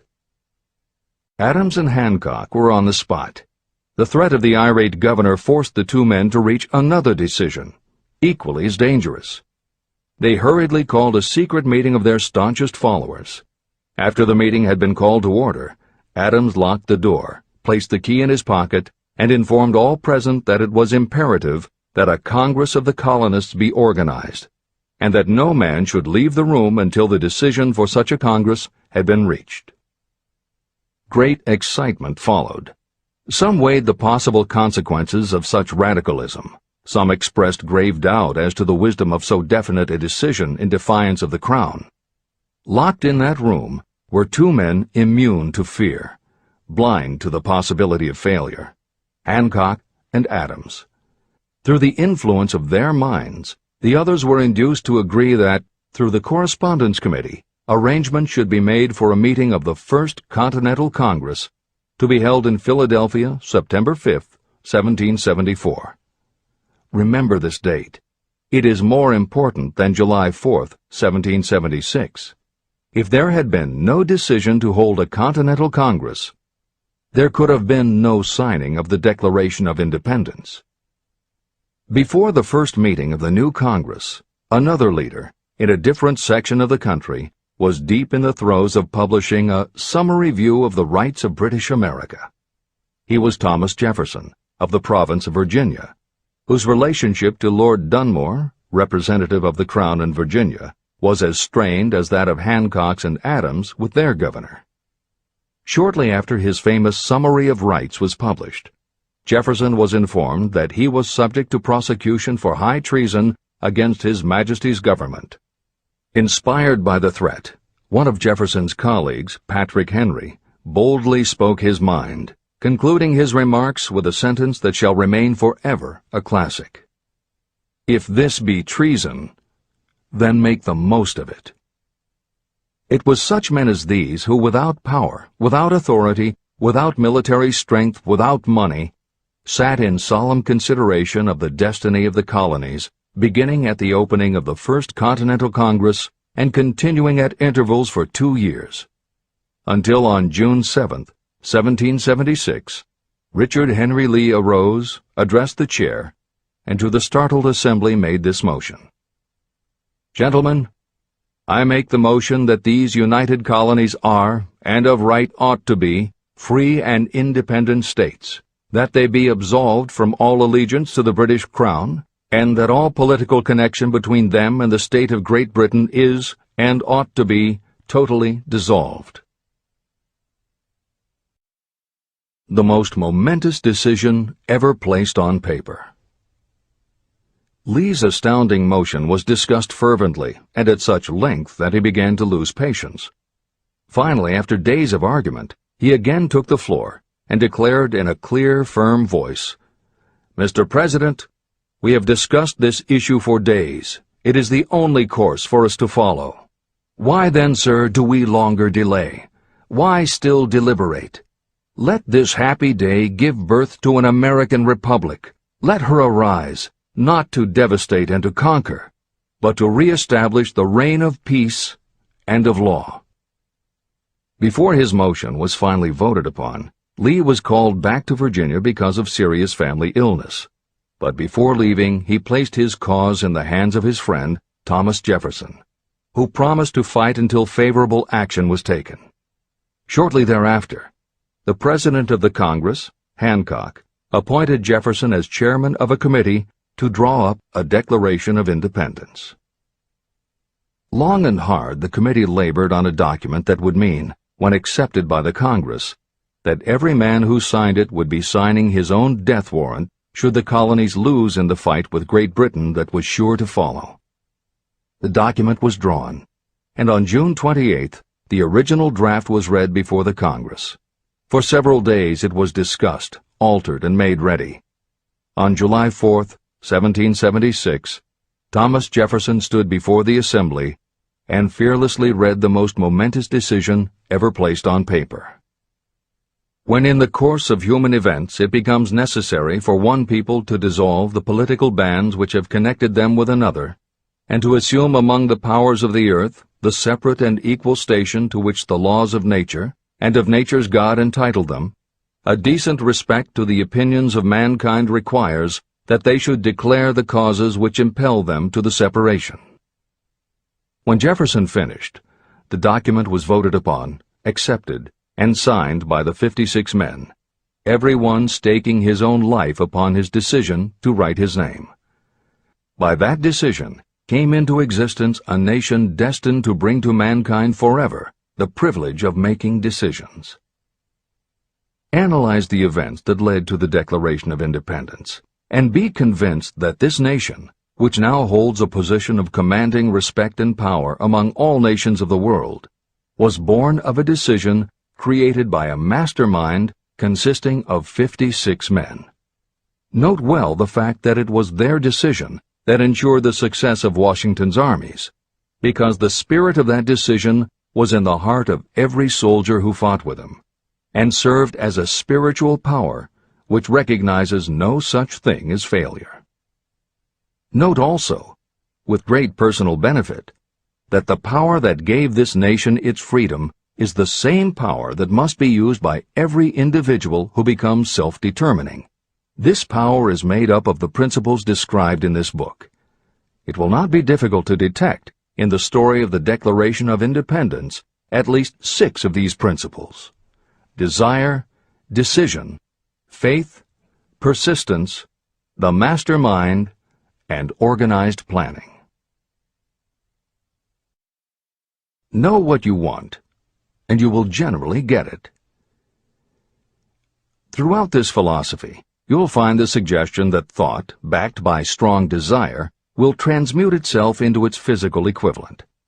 The story of the founding of America and the story of the organization of the United States Steel Corporation are perfect examples of the method by which thought makes this astounding transformation.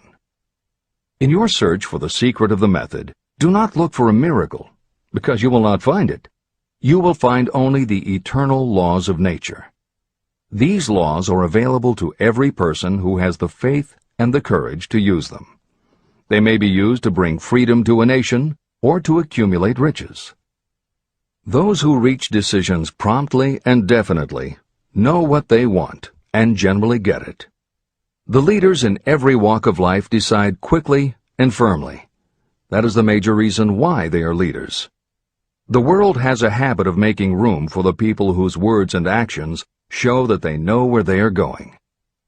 Indecision is a habit that usually begins when a person is young.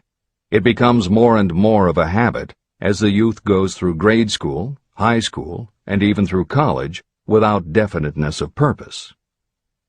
The habit of indecision goes with the student into the occupation he or she chooses. Generally, a young person just out of school seeks any job that can be found. Young people take the first job they can find because they have fallen into the habit of indecision. The vast majority of people working today are in the positions they hold because they lack the definiteness of decision to plan a definite position and the knowledge of how to choose an employer. Definiteness of decision always requires courage, sometimes very great courage.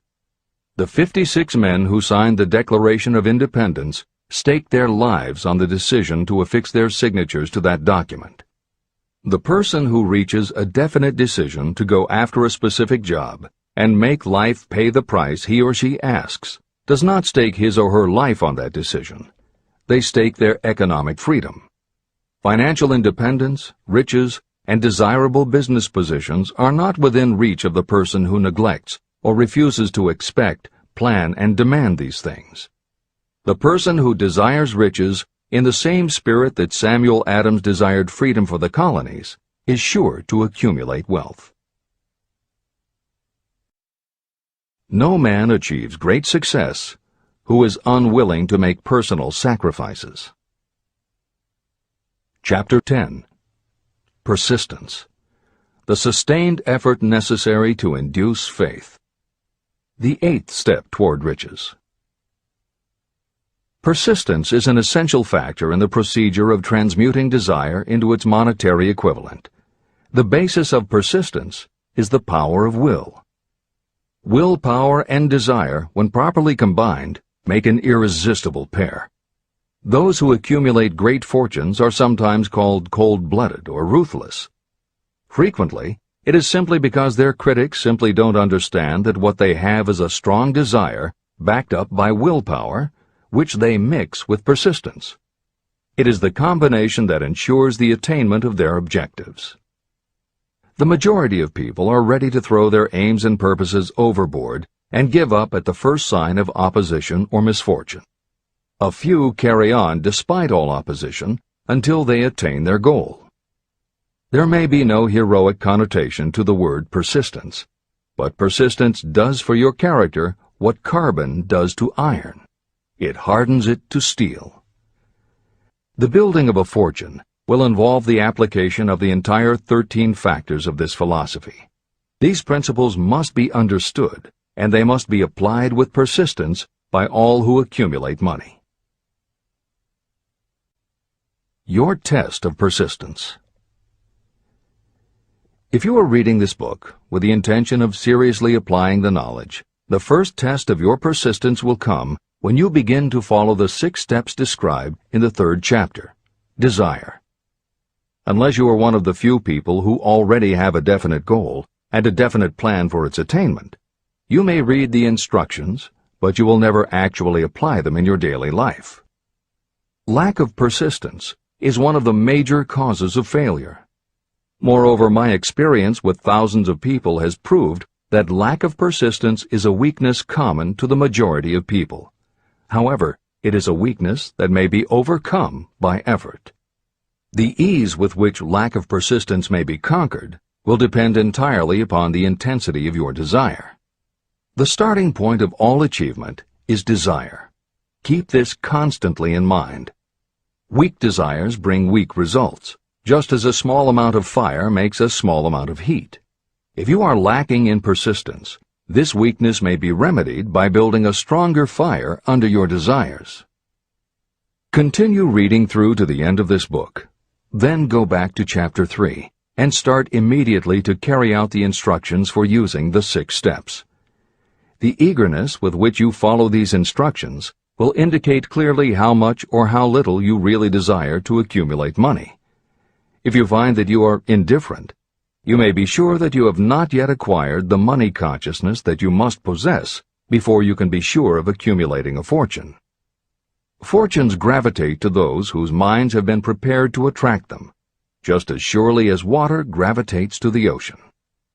If you are weak in persistence, focus on the instructions in Chapter 11, Power of the Mastermind. Surround yourself with a mastermind group, and through the cooperation of the members of this group, you can develop persistence. You will find additional instructions for the development of persistence in Chapter 5, Autosuggestion, and in Chapter 13, The Subconscious Mind. Follow the instructions in these chapters until you build up habits that convey to your subconscious mind a clear picture of the object of your desire. From that point on, you will not be handicapped by lack of persistence. Your subconscious mind works continuously while you are awake and while you are asleep. Are you money conscious or poverty conscious? Occasional effort to apply the rules will be of no value to you. To get results, you must apply all of the rules until they become a fixed habit with you. In no other way can you develop the necessary money consciousness. Just as money is attracted to those who have deliberately set their mind on it, poverty is attracted to those whose mind is open to it. And although money consciousness must be developed intentionally, poverty consciousness develops without conscious application of habits favorable to it. Poverty consciousness will seize the mind that is not occupied with money consciousness. If you understand the point of the preceding paragraph, you will understand the importance of persistence in the accumulation of a fortune. Without persistence, you will be defeated even before you start. With persistence, you will win. If you have ever had a nightmare, you will realize the value of persistence. You are lying in bed, half awake, with a feeling that you are about to smother. You are unable to turn over or to move a muscle. You realize that you must begin to regain control over your muscles. Through persistent effort of willpower, you finally manage to move the fingers of one hand. By continuing to move your fingers, you extend your control to the muscles of one arm until you can lift it. Then you gain control of the other arm. You finally gain control over the muscles of one leg, and then extend it to the other leg. Then, with one supreme effort of will, you regain complete control over your muscular system and snap out of your nightmare. You did it step by step. You may find it necessary to snap yourself out of your mental inertia in a similar way.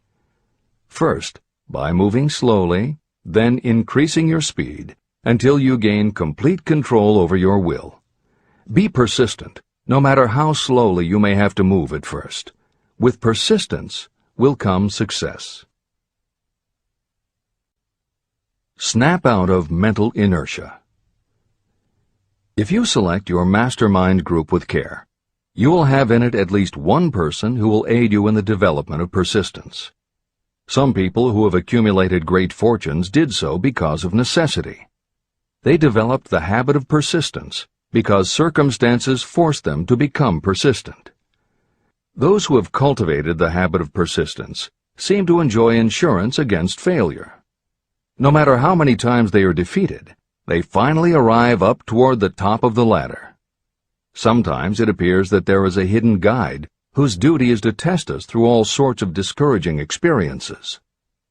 Those who pick themselves up after defeat and keep on trying finally arrive, and the world says, "I knew you could do it." The hidden guide lets no one enjoy great achievement without passing the persistence test. Those who can't take it simply do not make the grade. Those who can take it are rewarded for their persistence, and in return they get the goal they are pursuing. But that is not all.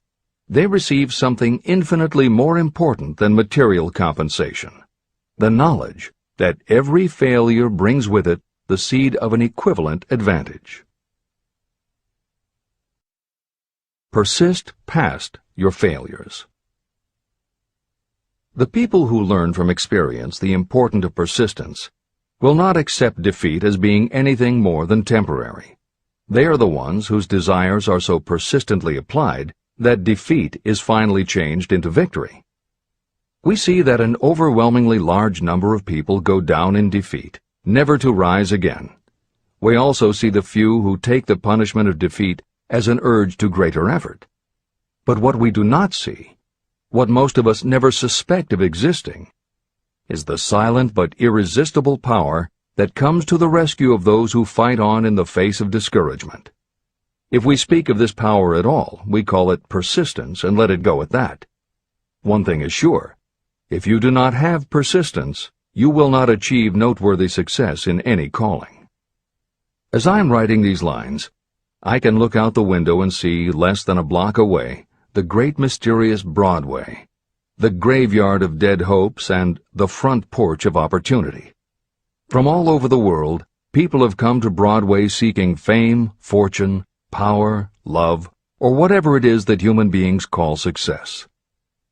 Once in a great while, someone steps out from the long procession of seekers, and the world hears that another person has conquered Broadway. But Broadway is not easily nor quickly conquered. Broadway acknowledges talent, recognizes genius, and pays off in money only after a person has refused to quit. The secret is always inseparably attached to one word: persistence. Editor's comments. Today we think of making it on Broadway in terms of the theater, but here Napoleon Hill uses Broadway as a metaphor for the New York arts, publishing, and entertainment industries in general.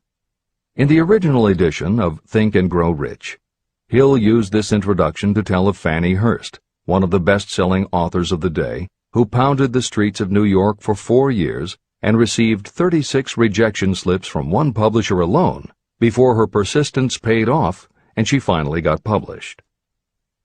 Although Napoleon Hill chose Fannie Hurst to illustrate his point about overcoming poverty and adversity, he knew all about both from personal experience.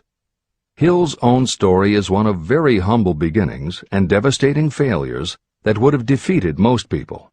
It was only through his extraordinary persistence that the original edition of the book you hold in your hands was published. And for that reason, the editors of this edition have included this brief biography of Napoleon Hill. The following is adapted from A Lifetime of Riches, the biography of Napoleon Hill, written by Michael J. Ritt, Jr. and Kirk Landers, and also draws upon Napoleon Hill's first bestseller, his 4-volume masterwork, Law of Success. In it, Hill told of the 7 turning points in his own life, and those excerpts told in his words are told in the first person.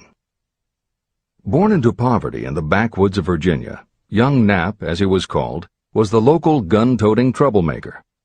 He would probably have ended up a criminal had his widowed father not met and married Martha Ramey Banner. Nap's new stepmother set out to change the family's mountain ways, and she started by trading Napoleon a typewriter for his six-shooter pistol. She told him, "If you become as good with a typewriter as you are with that gun, you may become rich and famous and known throughout the world." Her faith and encouragement turned young Nap around, and by the age of 15, he was submitting stories to the local newspapers and doing everything he could to get himself out of his meager circumstance. After completing high school and 1 year at a business college, he wrote an audacious letter to Rufus Ayers, one of the most powerful men in the coal industry. Hill wrote to apply for a job, but he said that he didn't want a salary. In fact, he said he would pay Ayers. Hill proposed that Ayers could charge him whatever he wanted on a monthly basis, but if at the end of 3 months Hill had proved his worth, he then would expect Ayers to pay him a salary of the same monthly amount. Ayers admired Hill's style and hired him, with pay. First turning point. After finishing a course at a business college, I took a job as stenographer and bookkeeper. As a result of having practiced the habit of performing more work and better work than that for which I was paid, I advanced rapidly until I was assuming responsibilities and receiving a salary far out of proportion to my age.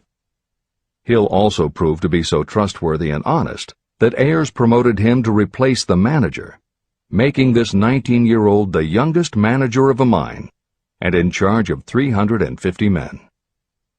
Then fate reached out and gave me a gentle nudge.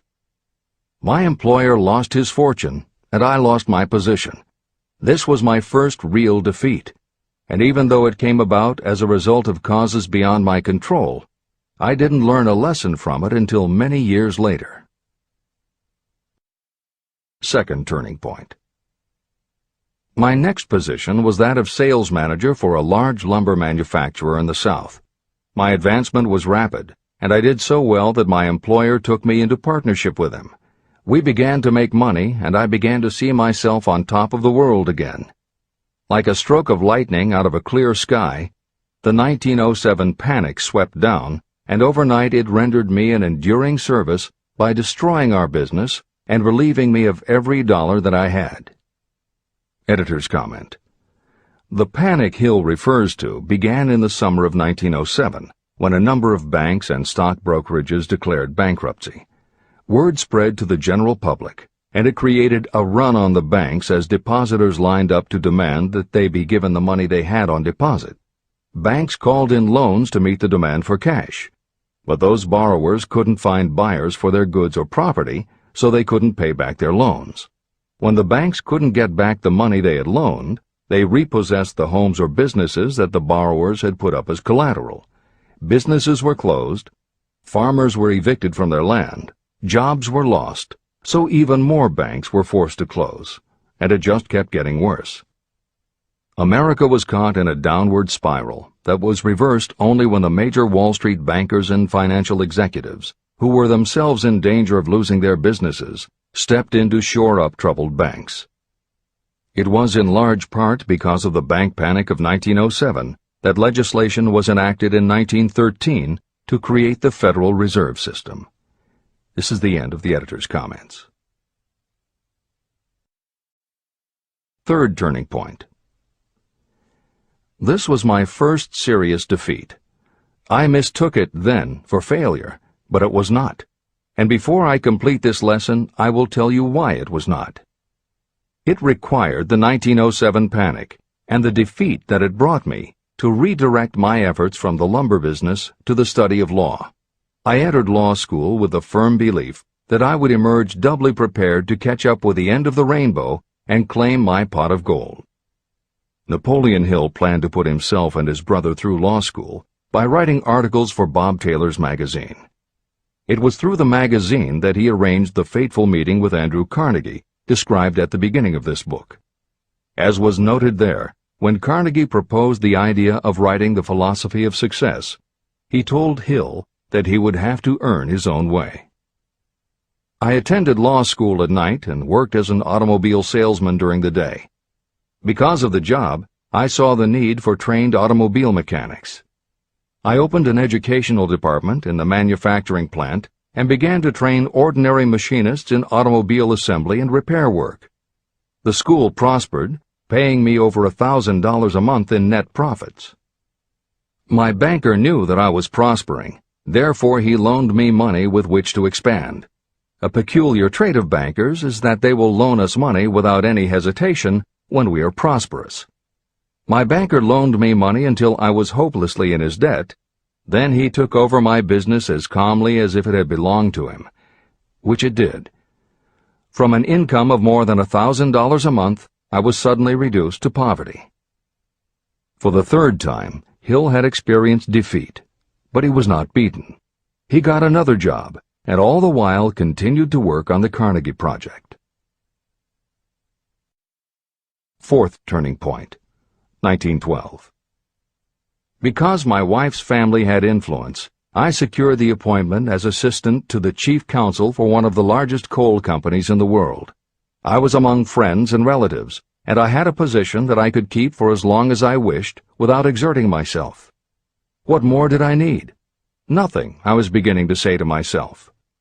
Then, without consultation with my friends and without warning, I resigned. This was the first turning point that was of my own selection. It was not forced upon me. I quit that position because the work was too easy and I was performing it with too little effort. This move proved to be the next most important turning point of my life, although it was followed by 10 years of effort that brought almost every conceivable grief the human heart can experience. I selected Chicago as my new field of endeavor. I made up my mind that if I could gain recognition in Chicago, in any honorable sort of work, it would prove that I had something that might be developed into real ability. Fifth turning point. My first position in Chicago was that of advertising manager for a large correspondence school. I did so well that the president of the school induced me to resign my position and go into the candy manufacturing business with him. We organized the Betsy Ross Candy Company, and I became its first president.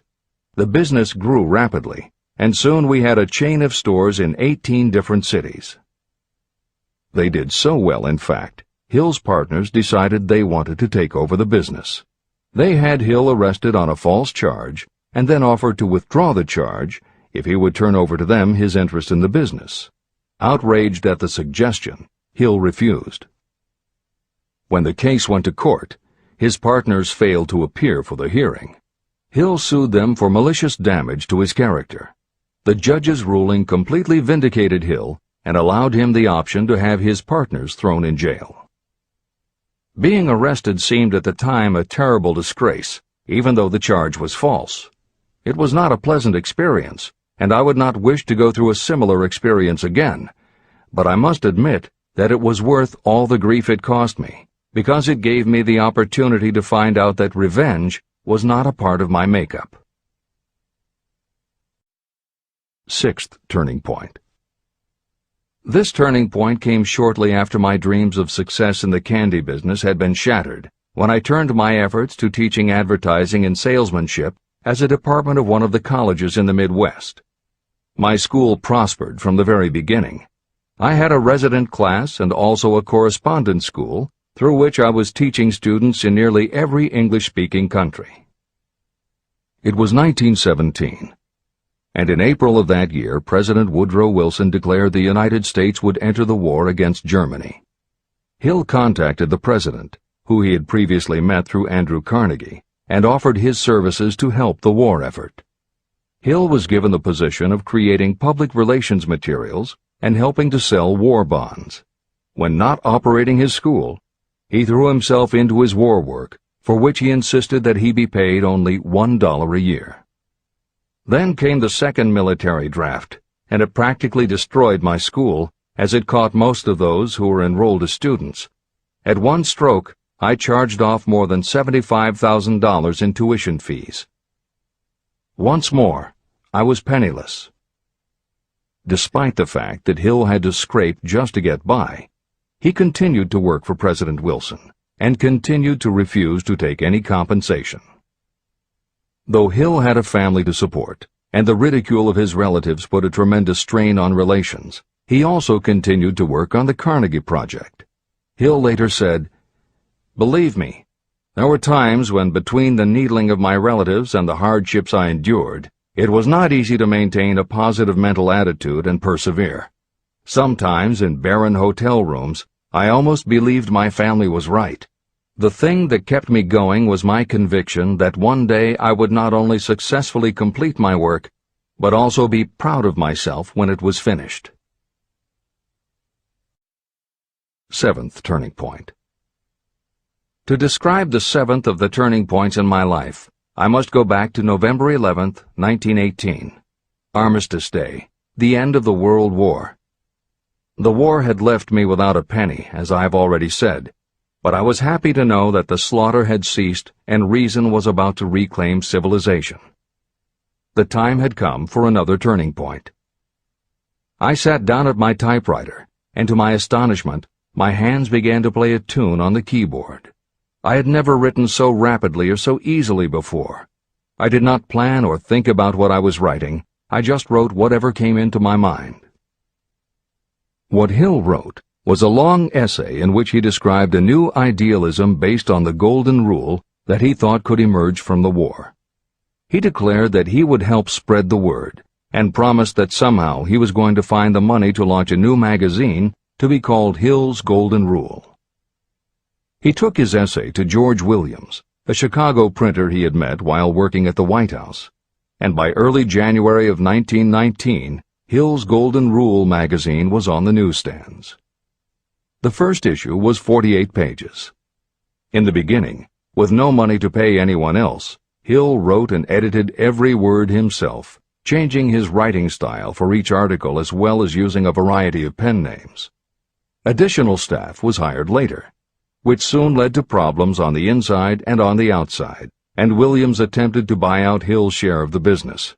But when Hill realized that one stipulation of the buyout prevented him from any involvement in a competing publication, in October of 1920, he simply left. By April of 1921, he had raised the money for a new publication, Napoleon Hill's magazine, the foundation of which was again the Golden Rule. But it also expanded into presenting many of the principles of success that would become the basis of Hill's later books. The magazine's acceptance and success also led to Hill's success as a speaker and motivator, which led to even greater success for the magazine.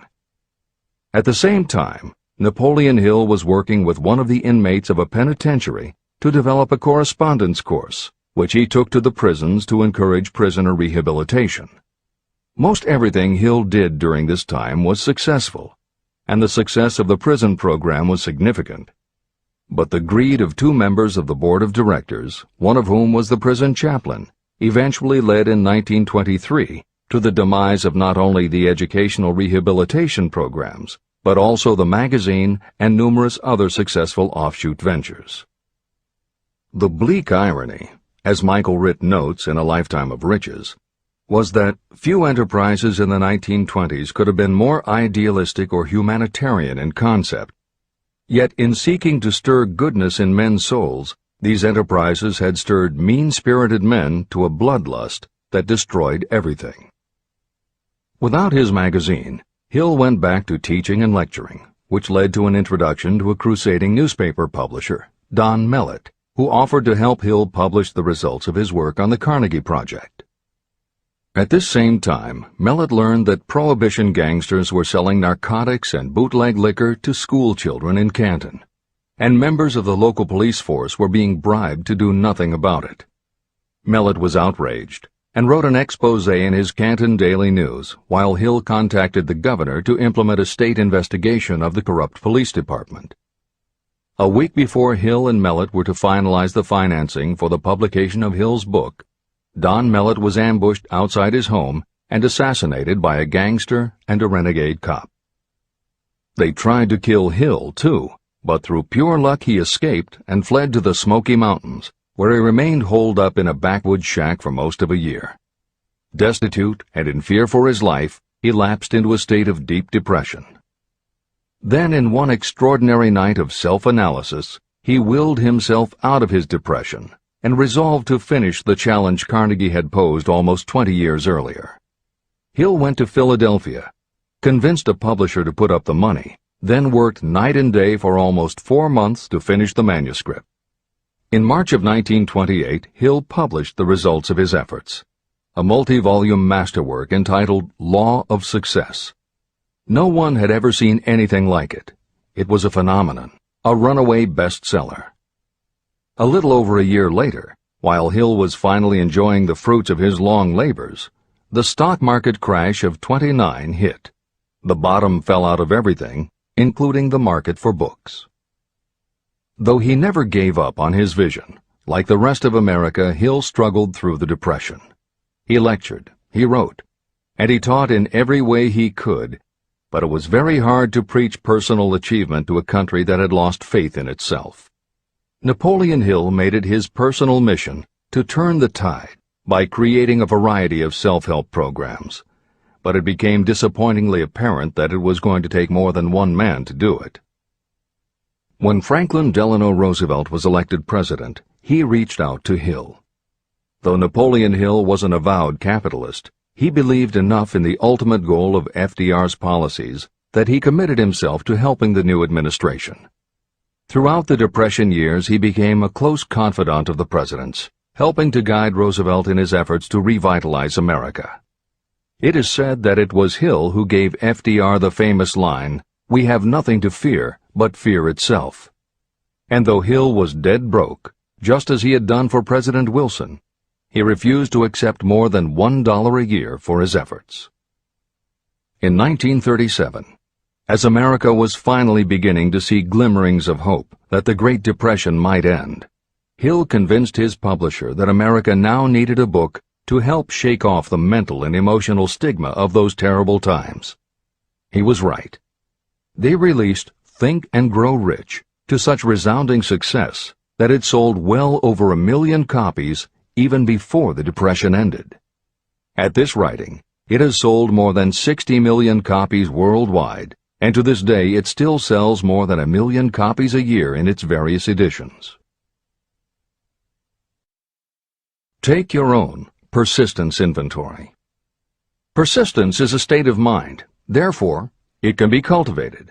Like all states of mind, persistence is based upon definite causes, among them these. Definiteness of purpose. Knowing what you want is the first and most important step toward the development of persistence. A strong motive will force you to surmount difficulties. Desire. It is comparatively easy to acquire and maintain persistence in pursuing the object of intense desire. Self-reliance.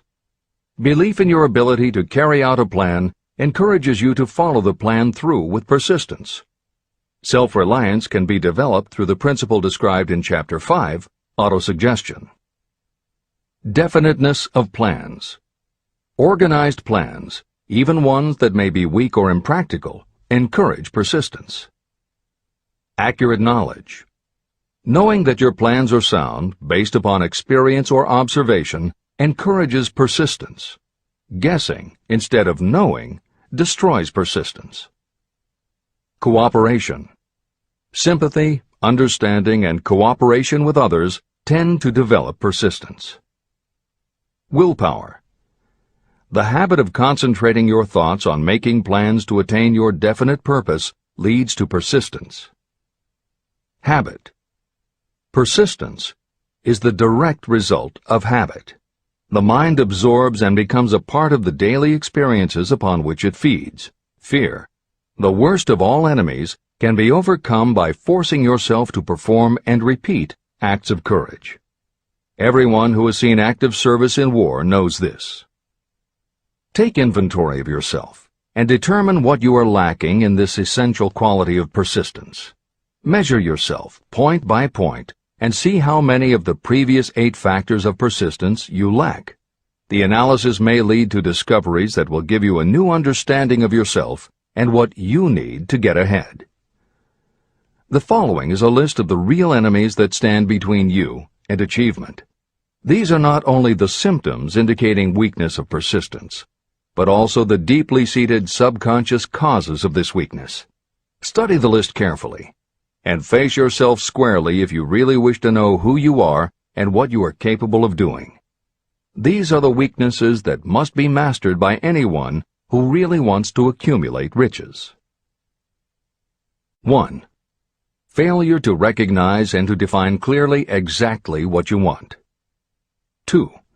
Procrastination, with or without cause, usually backed up with a long list of alibis and excuses. 3. Lack of interest in acquiring specialized knowledge. 4. Indecision, and the habit of passing the buck instead of facing issues squarely, also backed by alibis and excuses. 5. The habit of relying upon excuses instead of making definite plans to solve your problems. 6. Self-satisfaction. There is little remedy for this, and no hope for those who suffer from it. 7. Indifference, usually reflected in your readiness to compromise rather than meet opposition and fight it. 8. The habit of blaming others for your mistakes and accepting circumstances as being unavoidable. 9. Weakness of desire because you neglected to choose motives that will push you to take action. 10. Willingness to quit at the first sign of defeat, based upon one or more of the 6 basic fears. 11. Lack of organized plans that you have written out so they can be analyzed. 12. The habit of neglecting to act on ideas or to grasp opportunity when it presents itself. 13. Wishing instead of willing. 14. The habit of compromising with poverty instead of aiming at riches. A general lack of ambition to be, to do, or to own. 15. Searching for all the shortcuts to riches, trying to get without giving a fair equivalent, usually reflected in the habit of gambling or trying to drive unfair bargains. 16. Fear of criticism, resulting in failure to create plans and put them into action because of what other people might think, do, or say. This is one of your most dangerous enemies because it often exists in your subconscious mind, and you may not even know it is there. See the 6 basic fears in the last chapter. If you fear criticism. Following is an examination of the symptoms of the fear of criticism. The majority of people permit relatives, friends, and the public at large to influence them so that they cannot live their own lives because they fear criticism. Many people make mistakes in marriage but stay married, then go through life miserable and unhappy because they fear criticism. Anyone who has submitted to this form of fear knows the irreparable damage it does by destroying one's ambition and the desire to achieve. Millions of people neglect to go back and get an education after having left school because they fear criticism. Countless numbers of men and women permit relatives to wreck their lives in the name of family duty because they fear criticism. Duty does not require you to submit to the destruction of your personal ambitions and the right to live your own life in your own way. People refuse to take chances in business because they fear the criticism that may follow if they fail. The fear of criticism in such cases is stronger than the desire for success. Too many people refuse to set high goals for themselves because they fear the criticism of relatives and friends who may say, "Don't aim so high, people will think you're crazy." When Andrew Carnegie suggested that I devote 20 years to the organization of a philosophy of individual achievement, my first impulse was fear of what people might say. His suggestion was far greater than anything I had ever conceived for myself. My first instinct was to create excuses, all of them traceable to the fear of criticism. Something inside of me said, "You can't do it. The job is too big and requires too much time. What will your relatives think of you? How will you earn a living? No one has ever organized a philosophy of success. What right have you to believe you can do it? Who are you anyway to aim so high? Remember your humble birth. What do you know about philosophy? People will think you are crazy, and they did. Why hasn't some other person done this before now? These and many other questions flashed into my mind. It seemed as if the whole world had suddenly turned its attention to me with the purpose of ridiculing me into giving up all desire to carry out Mr. Carnegie's suggestion. Later in life, after having analyzed thousands of people, I discovered that most ideas are stillborn. To grow, ideas need the breath of life injected into them through definite plans of immediate action. The time to nurse an idea is at the time of its birth. Every minute it lives gives it a better chance of surviving. The fear of criticism is what kills most ideas that never reach the planning and action stage. Breaks can be made to order. Many people believe that success is the result of lucky breaks. There may be something to that, but if you depend upon luck, you will almost surely be disappointed. The only break anyone can afford to rely on is a self-made break. These come through the application of persistence. The starting point is definiteness of purpose. Editor's comments. In 1999, Mark Myers, editor of one of the country's most influential self-help newsletters, Bottom Line Personal, wrote a book entitled How to Make Luck: 7 Secrets Lucky People Use to Succeed. In it, he tells of a study that was done by the psychology department at the University of Hertfordshire near London. They assembled a group of people, half of whom either thought themselves lucky or were considered to be lucky by others. The other half of the group believed they were unlucky. They were all brought to campus to watch a computerized random coin toss. Each person watched as a cartoon elf came on screen and flipped a coin. Each was asked to call heads or tails. The results of the experiment proved that the unlucky group guessed right approximately the same number of times as the lucky group. In follow-up interviews, the researchers concluded that the only difference between so-called lucky and unlucky people was that the lucky people tended to remember the good things that had happened in their lives, and those that thought they were unlucky tended to dwell on the bad things. The scientific fact is that luck, in terms of calling a coin toss, spinning a wheel, or turning a card, is completely random, and there's nothing we can do about it. All we can control is what we say and do.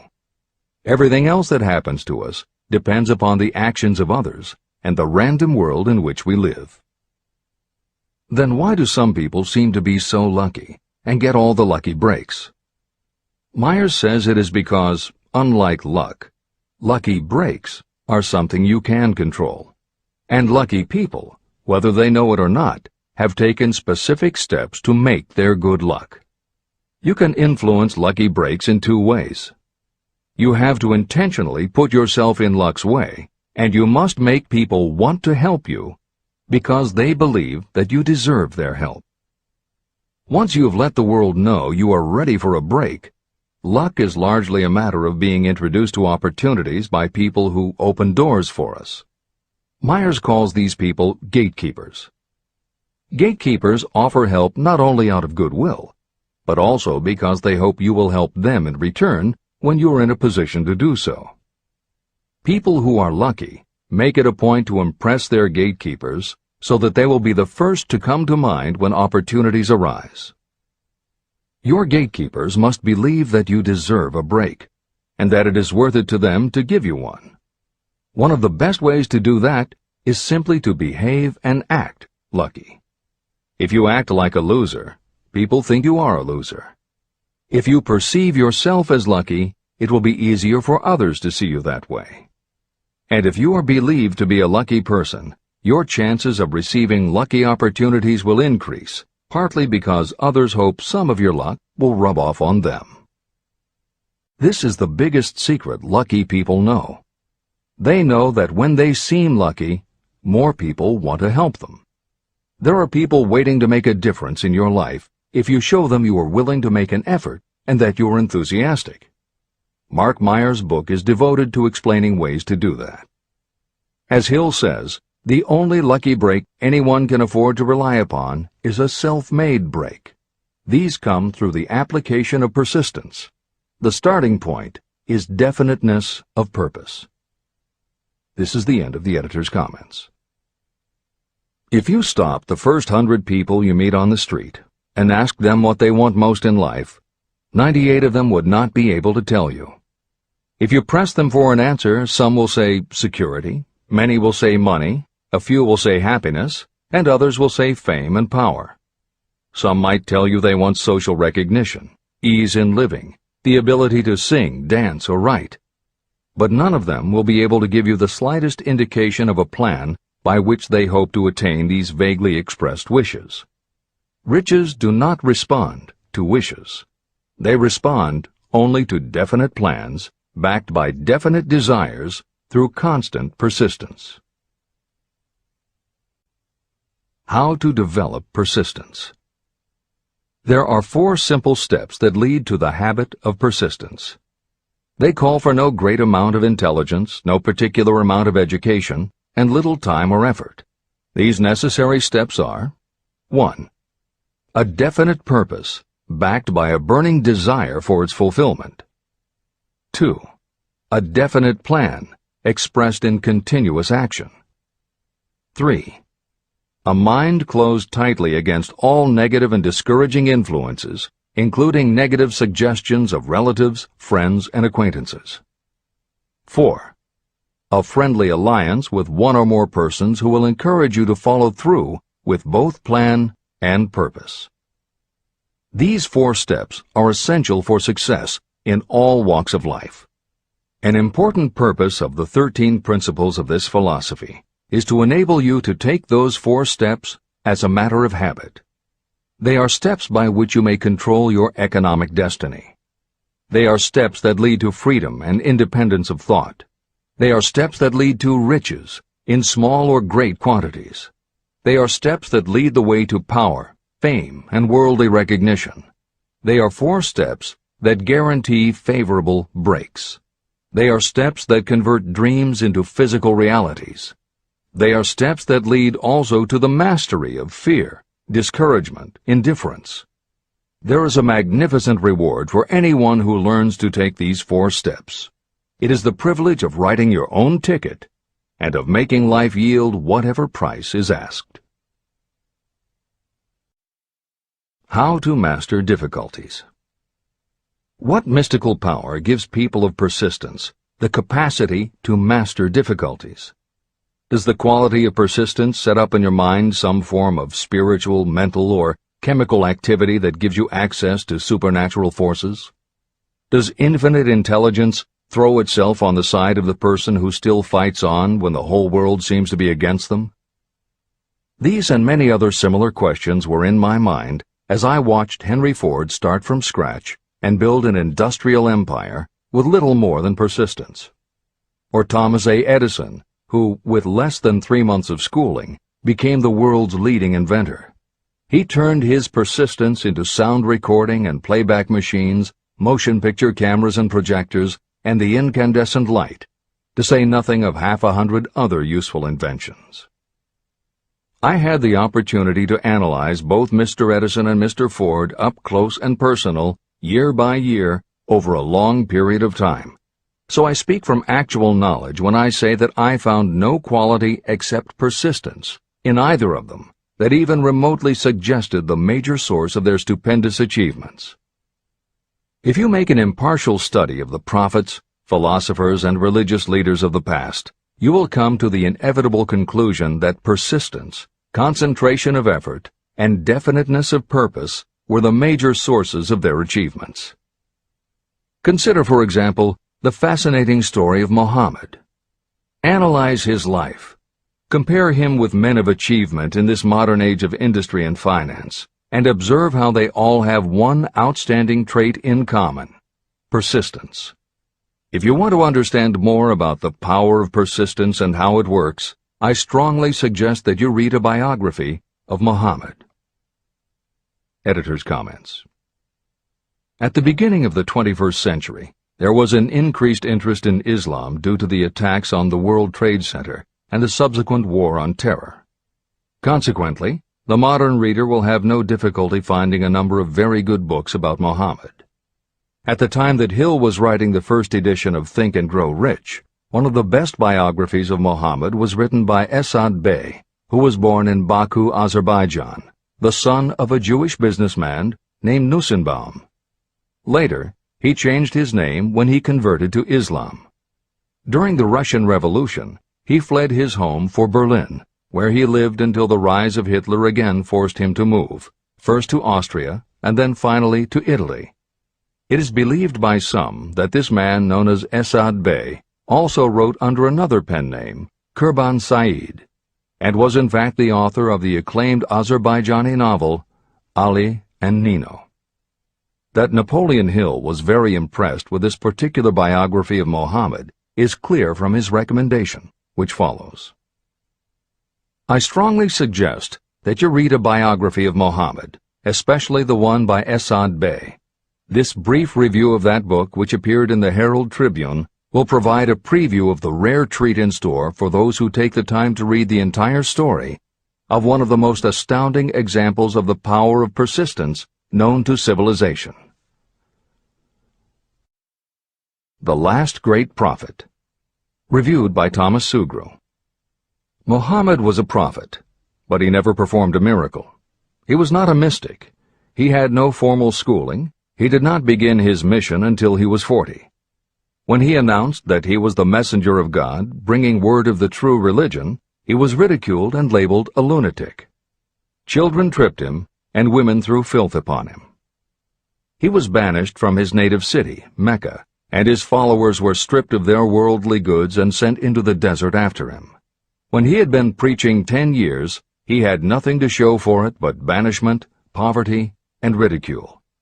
Yet before another 10 years had passed, he was dictator of all Arabia, ruler of Mecca, and the head of a new world religion which was to sweep to the Danube and the Pyrenees before exhausting the impetus he gave it.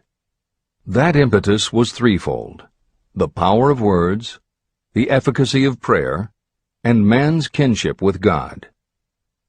His career never made sense. Muhammad was born to impoverished members of a leading family of Mecca. Because Mecca, the crossroads of the world, home of the magic stone called the Kaaba, great city of trade and the center of trade routes, was unsanitary, its children were sent to be raised in the desert by Bedouins. Muhammad was thus nurtured, drawing strength and health from the milk of nomad, vicarious mothers. He tended sheep and soon hired out to a rich widow as leader of her caravans. He traveled to all parts of the Eastern world, talked with many men of diverse beliefs, and observed the decline of Christianity into warring sects. When he was 28, Khadijah, the widow, looked upon him with favor and married him. Her father would have objected to such a marriage, so she got him drunk and held him up while he gave the paternal blessing. For the next 12 years, Muhammad lived as a rich and respected and very shrewd trader. Then he took to wandering in the desert, and one day he returned with the first verse of the Koran and told Khadijah that the archangel Gabriel had appeared to him and said that he was to be the messenger of God. The Koran, the revealed word of God, was the closest thing to a miracle in Muhammad's life. He had not been a poet. He had no gift of words. Yet the verses of the Koran, as he received them and recited them to the faithful, were better than any verses which the professional poets of the tribes could produce. This, to the Arabs, was a miracle. To them, the gift of words was the greatest gift. The poet was all-powerful. In addition, the Koran said that all men were equal before God, that the world should be a democratic state, Islam.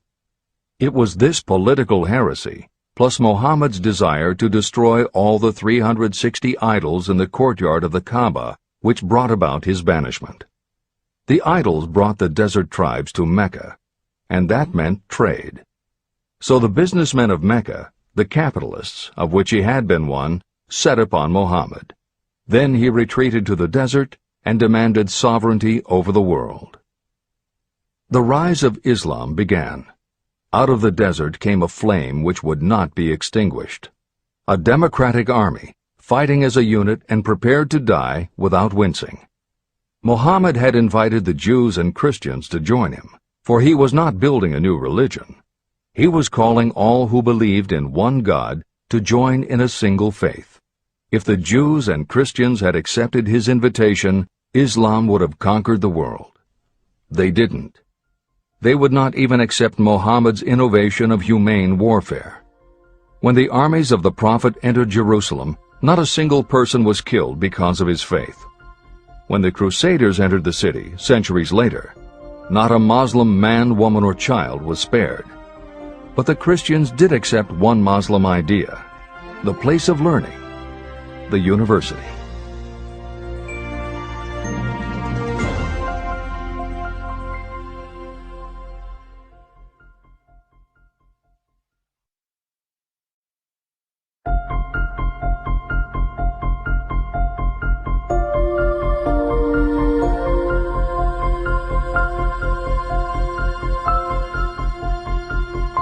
The ladder of success is never crowded at the top. Chapter 11.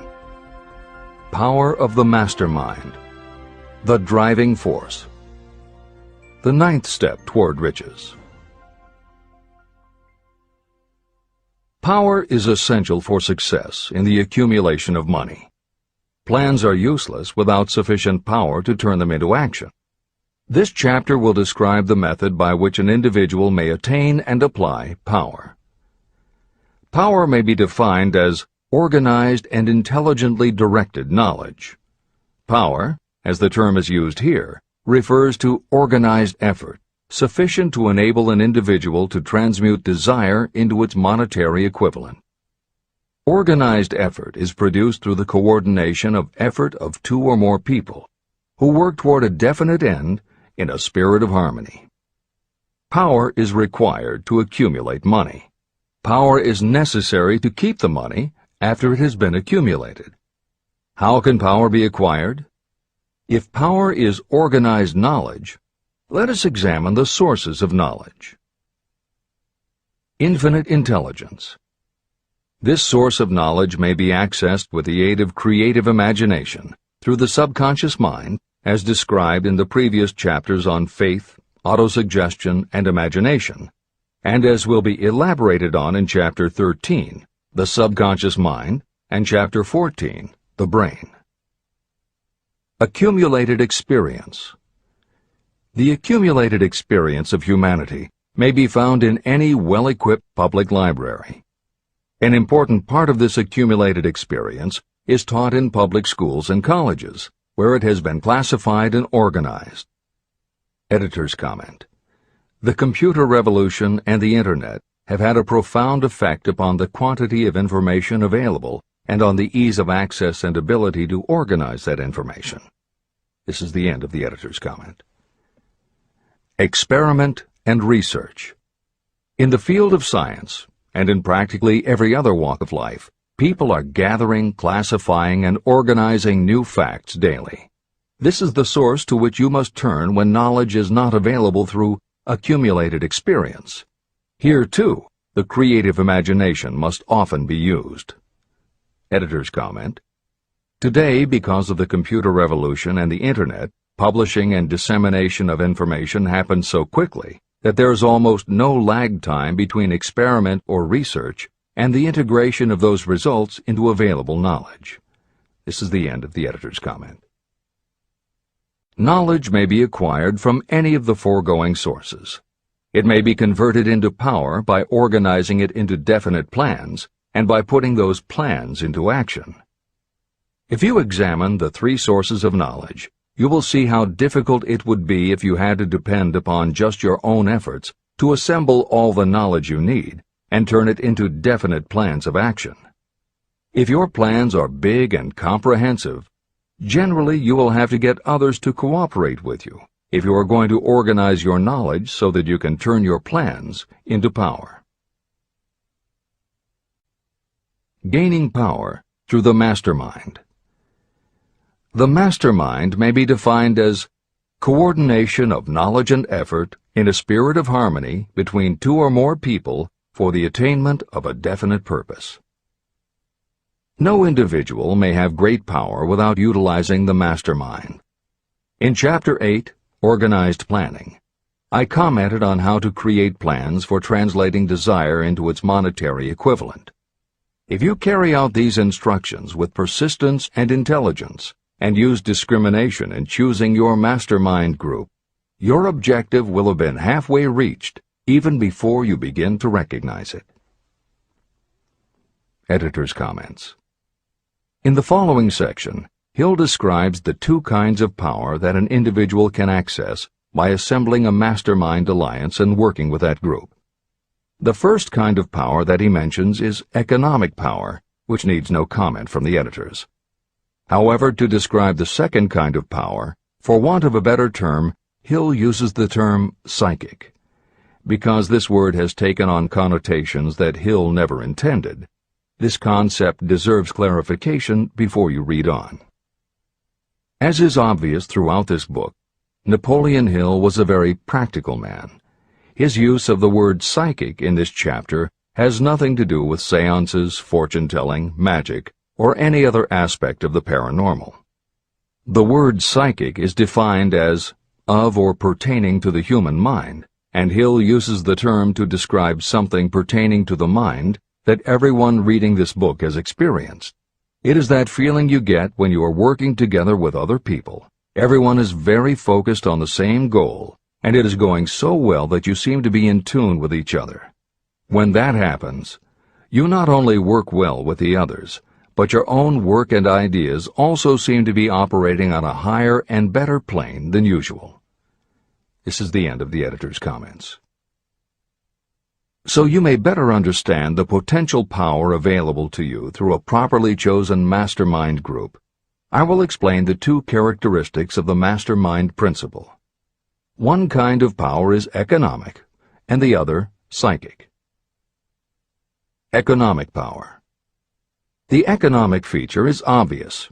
Economic advantages may be created by any person who surrounds himself with the advice, counsel, and personal cooperation of a group of people who are willing to lend him or her wholehearted aid in a spirit of perfect harmony.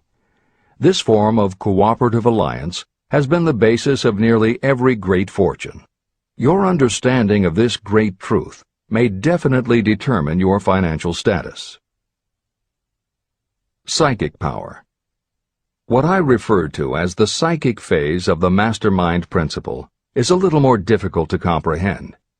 You'll get a better sense of the meaning from this statement. No two minds ever come together without creating a third, invisible, intangible force, which may be likened to a third mind. The human mind is a form of energy. When the minds of two people are coordinated in a spirit of harmony, the energy of each mind seems to pick up on the energy of the other mind, which constitutes the psychic phase of the mastermind. The mastermind principle, or rather the economic feature of it, was first called to my attention by Andrew Carnegie. Discovery of this principle was responsible for the choice of my life's work. Mr. Carnegie's mastermind group consisted of a staff of approximately 50 people with whom he surrounded himself for the purpose of manufacturing and marketing steel. He knew little of the technical side of the steel business. His strength was his ability to get others to work together in perfect harmony toward achieving a common goal. Carnegie attributed his entire fortune to the power he accumulated through this mastermind alliance. If you analyze the record of anyone who has accumulated a great fortune, and many of those who have accumulated modest fortunes, you will find that they have either consciously or unconsciously employed the mastermind principle. Great power can be accumulated through no other principle. How to multiply your brain power. The human brain may be compared to an electric battery. It is a fact that a group of batteries will provide more energy than a single battery. It is also a fact that the amount of energy provided by each individual battery depends upon the number and capacity of the cells it contains. The brain functions in a similar fashion. Some brains are more efficient than others. A group of brains coordinated or connected in a spirit of harmony will provide more thought energy than a single brain. just as a group of electric batteries will provide more energy than a single battery. Through this metaphor, you can see that the mastermind principle holds the secret of the power wielded by those who surround themselves with others of great brain power. The following will further define the so-called psychic phase of the mastermind principle.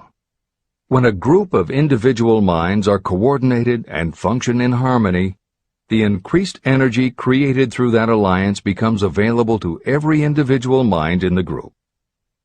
Henry Ford began his business career under the handicap of poverty, illiteracy, and ignorance. Within the inconceivably short period of 10 years, Mr. Ford mastered these three handicaps, and within 25 years, he made himself one of the richest men in America. How did he do it? Here is an important clue. Mr. Ford's most rapid strides became noticeable from the time he became a personal friend of the famed inventor Thomas A. Edison. In the story of Ford's success, this is just the first indication of what the influence of one mind upon another can accomplish. Follow his story further, and you will have even more evidence that power may be produced through friendly alliance of minds. It is a fact that Mr. Ford's most outstanding achievements became even more pronounced later, after he formed the acquaintances of Harvey Firestone, John Burroughs, and Luther Burbank, each a man of great mental capacity. People take on the nature and the habits and the power of thought of those with whom they associate in a spirit of sympathy and harmony. Through his association with Edison, Burbank, Burroughs, and Firestone, Mr. Ford added to his own brain power the intelligence, experience, knowledge, and spiritual forces of these four men. Henry Ford used the mastermind principle in exactly the way it is described in this book. This principle is available to you. I have already mentioned Mahatma Gandhi. Let me review the method by which he attained his stupendous power. It may be explained in a few words. He came by power through inducing over 200 million people to coordinate with mind and body in a spirit of harmony for a definite purpose. In brief, Gandhi accomplished a miracle. For it is a miracle when 200 million people can be induced, not forced, to cooperate in a spirit of harmony. If you doubt that this is a miracle, try to get even 2 people to cooperate in a spirit of harmony for any length of time. Every person who manages a business knows how difficult it is to get employees to work together in a spirit even remotely resembling harmony. Editor's comments. The first step in putting together your mastermind alliance is to clearly know your desire. Your desire will tell you what you need. It could be a small group, just 2 or 3 people, as was the case with Stephen Jobs and Steve Wozniak when they formed Apple, Bill Gates and Paul Allen launching Microsoft, or Steven Spielberg, Jeffrey Katzenberg, and David Geffen creating DreamWorks SKG. Or it could be a large group, such as the Mastermind Alliance of 30 regional directors of Century 21 Real Estate, which founder Arthur Bartlett firmly believes was essential to the company's success. Napoleon Hill suggests that in most cases it should be a dozen people or less, and generally the smaller the better. Choosing the people means finding those who not only share your vision, but who will also share their ideas, information, and contacts with you. They will let you use the full strength of their experience, training, and knowledge as if it were your own, and they will do it in a spirit of perfect harmony. The question that immediately comes to every reader's mind is, where do I find people who will help me to that degree? Napoleon Hill cannot answer that question for you, but he does tell you what to look for. Where you look is up to you. And if you really do have the desire to succeed, you will start looking and you won't give up until you find the right people. Napoleon Hill's description of the mastermind that appears below is augmented with additional material from articles and speeches he wrote after the publication of Think and Grow Rich. These were compiled for publication by Hill's friend, mentor, and business associate, W. Clement Stone, and appear in 2 books, Napoleon Hill's Keys to Success and Believe and Achieve. This is the end of the editor's comments. Finding your mastermind members. Ally yourself with a group of as many people as you may need in order to assemble a mastermind that will assist you in creating and carrying out your plan or plans for the accumulation of money. Compliance with this instruction is absolutely essential. Choose to associate with people who share common values, goals, and interests, yet who each have a strong desire to contribute to the overall effort. Trial and error will be part of the process, but there are 2 qualities to keep foremost in your mind. The first is ability to do the job. Do not select people for your alliance merely because you know them and like them. Such people are valuable to you because they improve the quality of your life, but they are not necessarily suited to a mastermind alliance. Your best friend may not be the most knowledgeable marketing professional, but perhaps he or she can introduce you to someone who is. The second quality is the ability to work in a spirit of harmony with others. There must be a complete meeting of minds without any reservations. Personal ambition must be subordinate to the achievement of the purpose of the alliance. This includes your own. You must also insist upon confidentiality. Some people can give away an idea simply because they love to talk. You don't need them in your group. Attune yourself to every member of the group. Try to imagine how you would react in a given situation if you were in his or her shoes. Pay attention to body language. Sometimes facial expressions and movements say far more about what a person feels than the words that come out of his or her mouth. Be sensitive to what is not being said. Sometimes what is left out is far more important than what is included. Don't try to force the group along too quickly. Allow for those who want to test ideas by playing devil's advocate. Compensating your mastermind. Before forming your mastermind alliance, decide what advantages and benefits you may offer the individual members of your group in return for their cooperation. No one will work indefinitely without some form of compensation.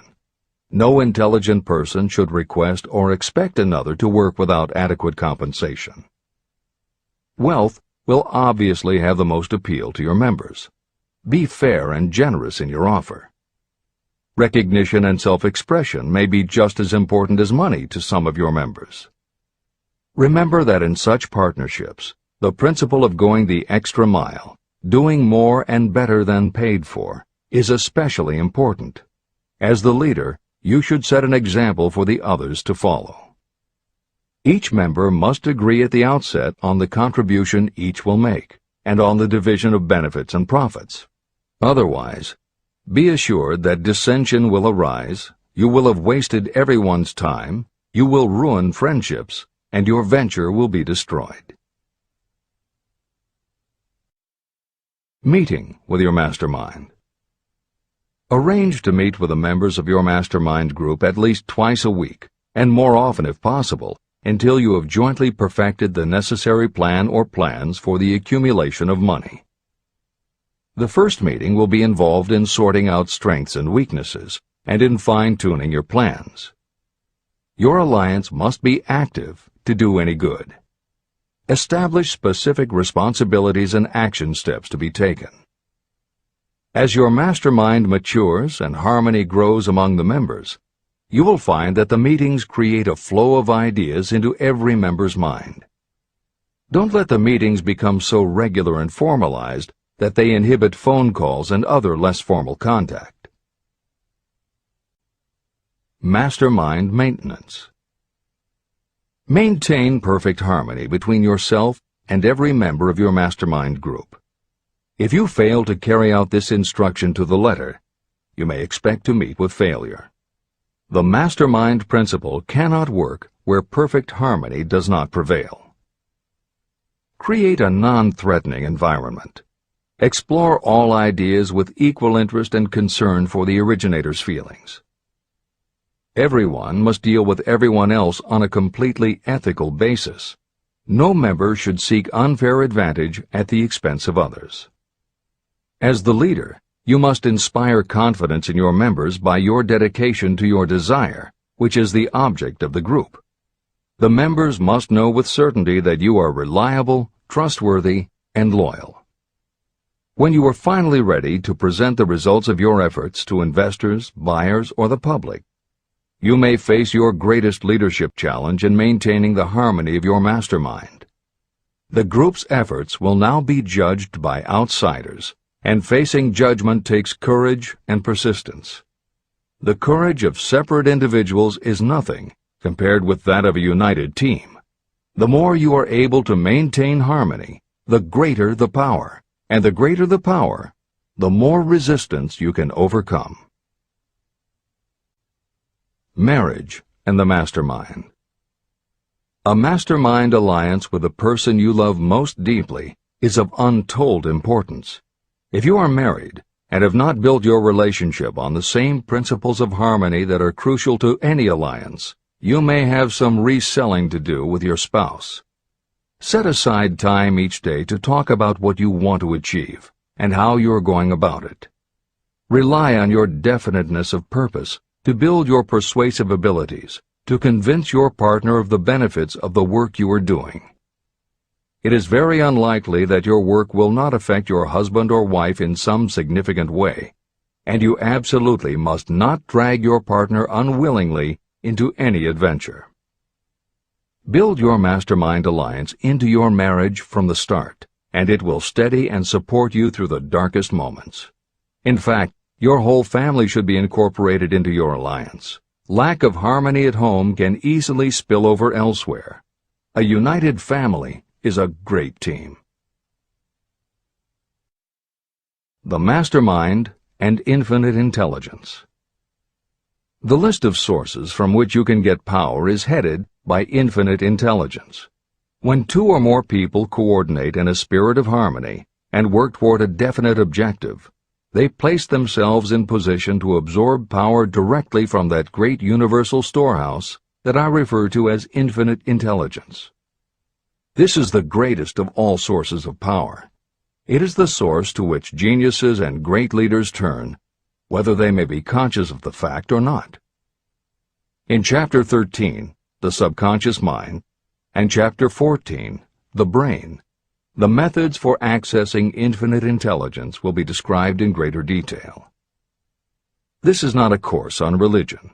Neither the principle of infinite intelligence nor any other principle in this book should be interpreted as interfering with, endorsing, or rejecting any person's religious beliefs. This book is confined exclusively to instructing the reader how to transmute the definite purpose of desire for money into its monetary equivalent. Read, and really think about what you are reading. Soon the entire subject will unfold, and you will see it in perspective.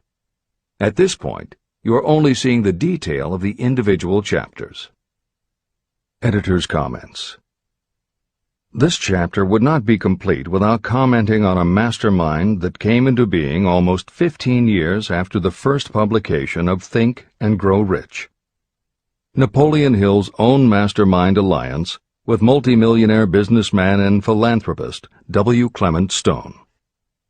On May 2, 1951, at the age of 67, Napoleon Hill and his wife Annie Lou agreed it was time for Napoleon to think about retiring. They decided to begin by cutting back on his speaking engagements after he completed the lectures that were already on his calendar, including one he was scheduled to give a few weeks later in Chicago. Unbeknownst to them, at that event W. Clement Stone had prearranged to sit at the head table next to Napoleon Hill. Like Hill, Stone had been born into poverty. At the age of 6, he started selling newspapers to help pay the rent, and by 13, he owned his own stand. By 16, he was selling insurance, and by 20, he'd managed to scrape together $100, which he used to start his own insurance agency. Stone was a consummate salesman and motivator, and his company was growing very nicely. Then in 1938, he read Think and Grow Rich, and was so inspired by it that he bought a copy for every one of his employees, and continued to do so for each new person who joined his company. Over the years, this amounted to thousands of copies. When Stone was introduced to Hill, he told him about all the copies he had purchased of Think and Grow Rich, and said that he firmly believed it was Hill's book that had transformed his sales force and turned his company from modest to extraordinary success. Napoleon Hill and W. Clement Stone found that they were in such complete accord that by the end of their first meeting, Hill had decided to postpone his retirement and join with Stone in a venture dedicated to creating a better world for this and future generations. Within a year, they launched Napoleon Hill Associates.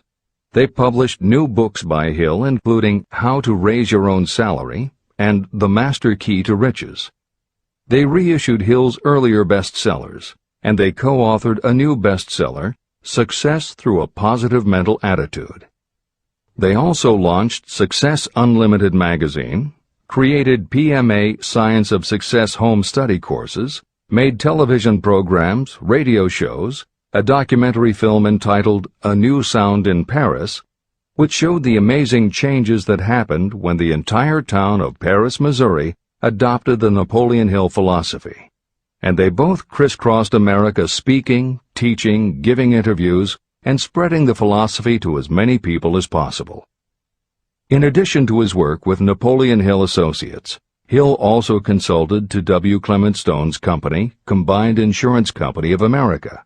Hill designed and implemented a new training program for the sales force, which was so successful he astounded the business world by helping Stone grow his company from $30 million in assets to $100 million in less than 10 years. When W. Clement Stone passed away in 2002, his company, now known as Aon Corporation, had revenues of $2 billion a year. W. Clement Stone had personally given more than $275 million to various charitable and philanthropic organizations. There has perhaps never been a greater example of coordination of knowledge and effort in a spirit of harmony between two or more people for the attainment of a definite purpose. The sheer volume of work and scope of influence achieved in a 10-year period by Napoleon Hill and W. Clement Stone leaves little question as to the power and importance of a mastermind alliance. This is the end of the editor's comments.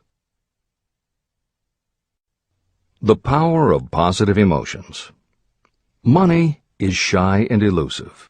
It must be wooed and won by methods not unlike those used by a determined lover. And the power you use in the wooing of money is not greatly different from what you use to attract the one you love. It is the power of positive emotion. That power, when successfully used in the pursuit of money, must be mixed with faith. It must be mixed with desire. It must be mixed with persistence. It must be applied through a plan, and that plan must be set into action.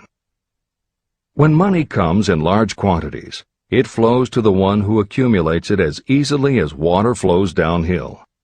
There exists a great unseen stream of power, which may be compared to a river that flows in two directions.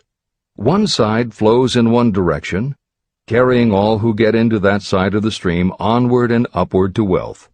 The other side flows in the opposite direction, carrying all who are unfortunate enough to get into it and can't pull themselves out downward to misery and poverty. Everyone who has accumulated a great fortune has recognized the existence of this stream of life. It consists of one's thinking process. Positive emotions form the side of the stream that carries you to fortune. Negative emotions form the side that carries you down to poverty. This is a point of great importance to the person who is following this book with the object of accumulating a fortune. If you are caught in the side of the stream of power that leads to poverty, this book will serve as an oar by which you may propel yourself over into the other side of the stream. But it can serve you only through application and use. Merely reading and passing judgment on it, either one way or another, will be of no benefit to you. Poverty and riches can change places. But when riches take the place of poverty, the change only happens through well-conceived and carefully executed plans. The same is not true of poverty. Poverty needs no plan. It needs no one to help it because it is bold and ruthless. Riches are shy and timid. They have to be attracted. More gold has been mined from the thoughts of men than has ever been taken from the earth. Chapter 12. Sexuality, Charisma, and Creativity. The 10th step toward riches. Editor's comments.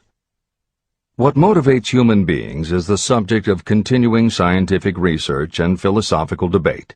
There is general agreement that the prime motivators are the basic human needs for food and water, shelter and clothing, and safety. Beyond these basic life-sustaining needs, however, there are other factors that motivate people to action. It is the definition of the other factors and their order of importance that continues to be open to interpretation. Perhaps the most widely known theory is psychologist Abraham Maslow's hierarchy of human needs, which lists 8 levels of motivational forces, starting with the basic physiological and safety needs, then ascends through belonging and love, esteem, understanding, aesthetics, self-actualization, and transcendence. Other psychologists and sociologists have defined and arranged the categories differently, but in almost all cases there is agreement that after the primary life-sustaining needs are met, sex and love are the next most important motivating forces. Napoleon Hill also compiled a hierarchy of what he referred to as mind stimuli. Like Maslow and other researchers, Hill identified sex and love as the most powerful non-life-sustaining factors in human motivation, but his focus was not on sex and love as they pertain to procreation. Hill was intrigued by the theory that if sex and love are such powerful forces in driving humans to action, there might be a correlation to outstanding achievement or material success. And if such a relationship exists, can the motivating force be intentionally channeled to this purpose? In the original edition of the following chapter, Hill used terms such as sex emotion and sex energy in his analysis of these motivating forces as they relate to attitude and personality. In this context, the use of the word sex was not meant to have the physical connotation that it often has today. Today, these concepts would be conveyed by words such as sexuality, passion, or charisma. In this edition, where appropriate, the editors have opted for the modern usage of these and similar terms. This is the end of the editor's comments. Charisma. The world is ruled, and the destiny of civilization is established by the human emotions. People are influenced more by feelings than by reason. Your creativity is set into action entirely by emotions, and not by cold reason. The human mind responds to stimuli, through which it may be keyed up in such a way that it takes on characteristics such as enthusiasm, creative imagination, and intense desire. The stimuli to which the mind responds most freely are 1. The desire for sexual expression, 2. Love, 3. A burning desire for fame, power, or financial gain, money, 4. Music, 5. Close friendship and or admiration, 6. A mastermind alliance based upon the harmony of 2 or more people who ally themselves for advancement, 7. Mutual suffering, such as that experienced by people who are persecuted, 8. Autosuggestion, 9. Fear, 10. Alcohol and drugs. The desire for sexual expression comes at the head of the list of stimuli that step up the mind and start the wheels of physical action. The emotions associated with a human sexual drive bring into being a state of mind. When motivated by this desire, people often show courage, willpower, persistence, imagination, and creative ability that they don't normally have. So strong and impelling is the desire for sexual expression that people freely run the risk of life and reputation because of it. A river may be dammed and its water controlled for a time, but eventually it will force an outlet. The same is true of the emotions related to sexual expression. It may be submerged and controlled for a time, but its very nature causes it to be ever-seeking means of expression. The desire for sexual expression is inborn and natural. The desire cannot and should not be submerged or eliminated, but it can be given other outlets that enrich the body, mind, and spirit. When harnessed and redirected, this motivating force has been used as a powerful creative force in literature, art, and other pursuits, including the accumulation of riches. A teacher who has trained more than 30,000 salespeople came to the conclusion that individuals who are most confident sexually are the most efficient salespeople. The explanation is that the factor of personality known as personal magnetism is a manifestation of sexual energy. Editor's comments. There have been numerous psychological and sociological studies about the relationship between sexuality and success that tend to support Hill's observation. Because physical characteristics are the most quantifiable aspects of sexuality, most research studies focus on gender, attractiveness, body size, and age, and they measure indicators such as first impressions, expectation of performance, perception of performance, and social interaction.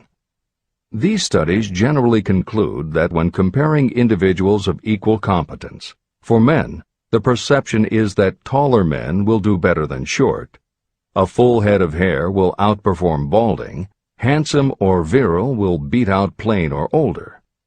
For women, the results are comparable. The perception is that attractive performs better than plain, slim or shapely scores higher than overweight, younger is expected to be superior to older.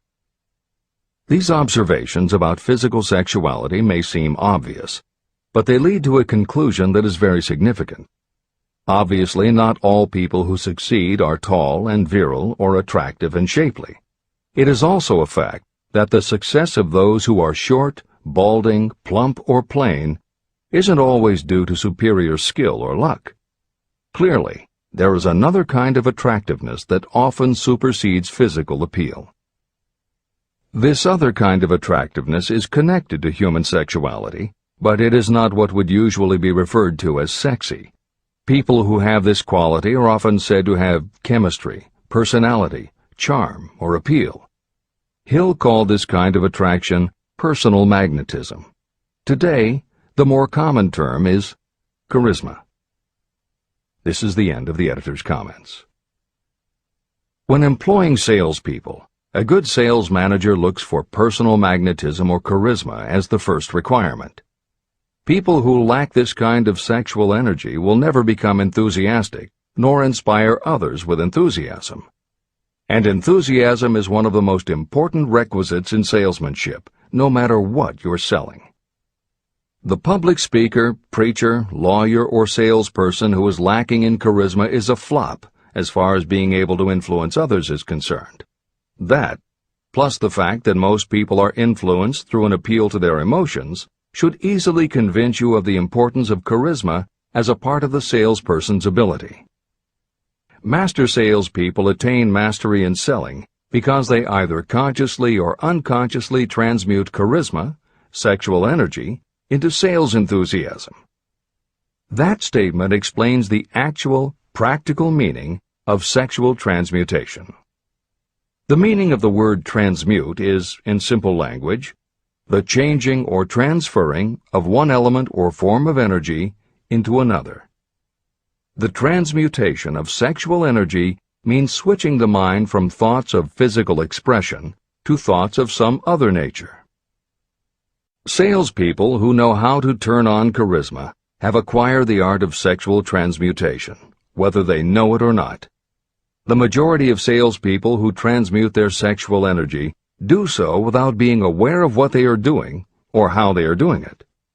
You can cultivate and develop this quality in your dealings with others. Through cultivation and understanding, this vital motivating force may be drawn upon and used to great advantage in relationships between people. This energy may be communicated to others in the following ways. The handshake. The touch of the hand indicates instantly the presence of charisma or the lack of it.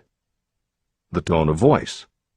Charisma, or sexual energy, is the factor with which the voice may be colored or made musical and charming. Posture and carriage of the body. People with charisma move briskly and with grace and ease. The vibrations of thought. People with charisma project sexuality through their personality in a way that influences those around them. Clothing and style. People who are charismatic are usually very careful about their personal appearance. They usually select clothing of a style becoming to their personality, physique, complexion, etc. Editor's comments. Having established a link between sexuality and success in the form of charisma, in the following section, Napoleon Hill explores how sexuality might also be a motivating factor in success by enhancing creativity. To illustrate the connection, Hill draws upon the biographies of historical figures who exhibited both charisma and exceptional creativity. In the time since Hill conducted his research, many women have risen to positions of power and influence. Their accomplishments have been well documented and are readily available in bookstores and libraries. However, when Hill was assembling his data, the majority of historical biographies available were about successful men. Further, the successful industrialists and political leaders he had personally studied during the previous 30 years were also men. Because of this limitation, Hill does not theorize about the role men might play in motivating the success of women. This issue is addressed in a later editorial comment. This is the end of the editor's comments. Creativity. It seemed quite significant to me when I made the discovery that practically every great leader I had the privilege of analyzing was a man whose achievements were largely inspired by a woman. In most instances, the woman was a wife, of whom the public had heard little or nothing. In a few of the cases I studied, the source of inspiration was the other woman. The pages of history are filled with the records of great men whose achievements may be traced directly to the influence of women who aroused the creative faculties of their minds. Napoleon Bonaparte was one of these. When inspired by his first wife, Josephine, he was irresistible and invincible. When his better judgment or reasoning faculty prompted him to put Josephine aside, he began to decline. His defeat and exile to St. Helena were not far distant. Abraham Lincoln was a notable example of a great leader who achieved his greatness through the discovery and use of his faculty of creative imagination. It is noted in practically every book written about Lincoln that he discovered and began to use this faculty as the result of the love that he experienced when he met Anne Rutledge. This is more than an interesting historical fact. It is of significance in connection with the role sexuality plays in the study of the source of genius. Following is a list of famous men of outstanding achievement: George Washington, Napoleon Bonaparte, William Shakespeare, Abraham Lincoln, Ralph Waldo Emerson, Robert Burns, Thomas Jefferson, Elbert Hubbard, Elbert H. Gary, Woodrow Wilson, John H. Patterson, Andrew Jackson, Enrico Caruso.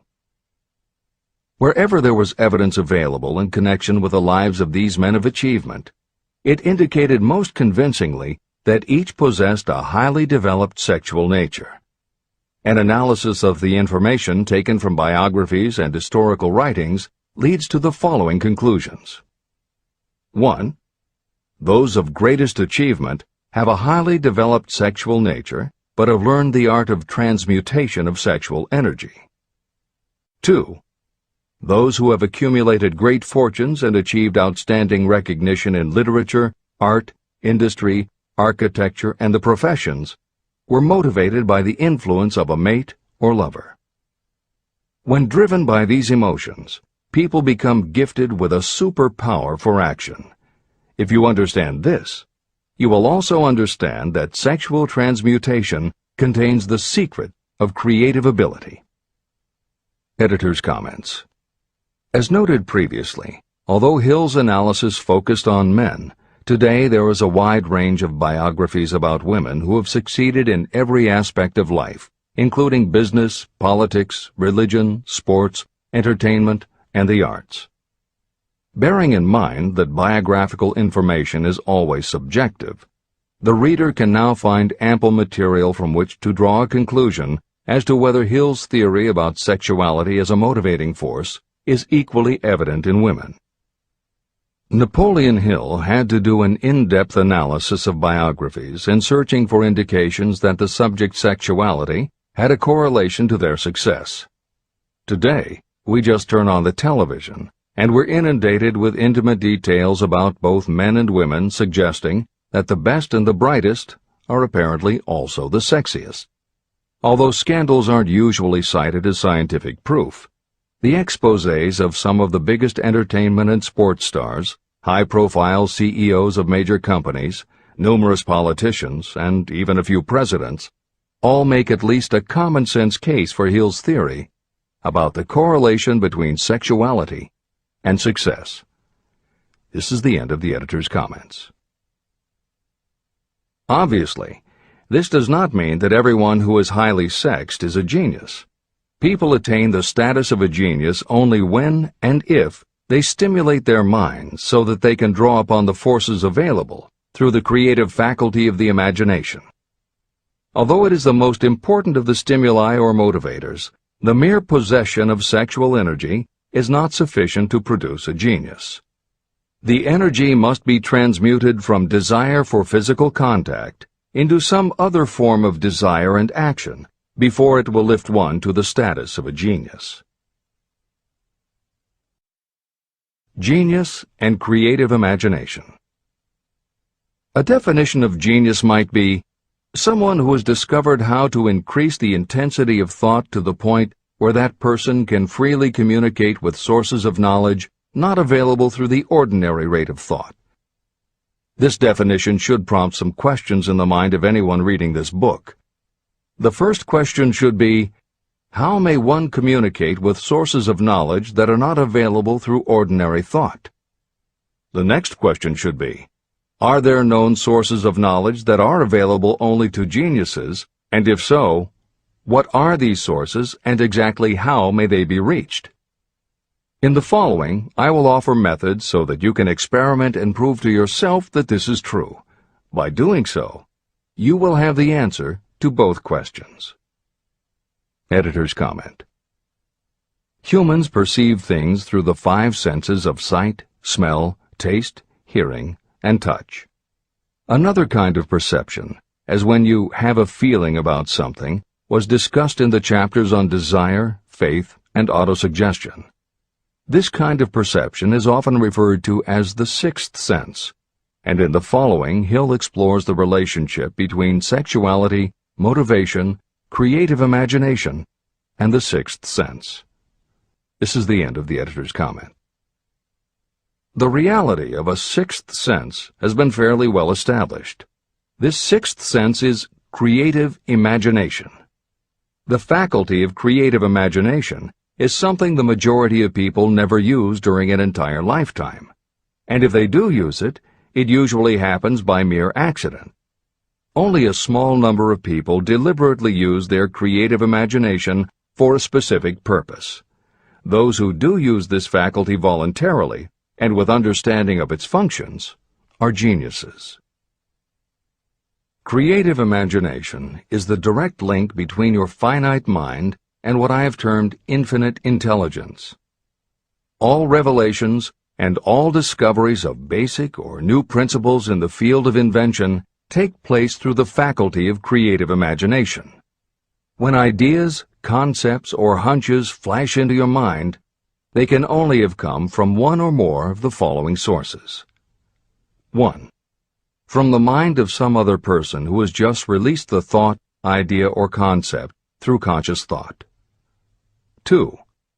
Your subconscious mind, which stores every thought and impression that ever reached your brain through any of the 5 senses.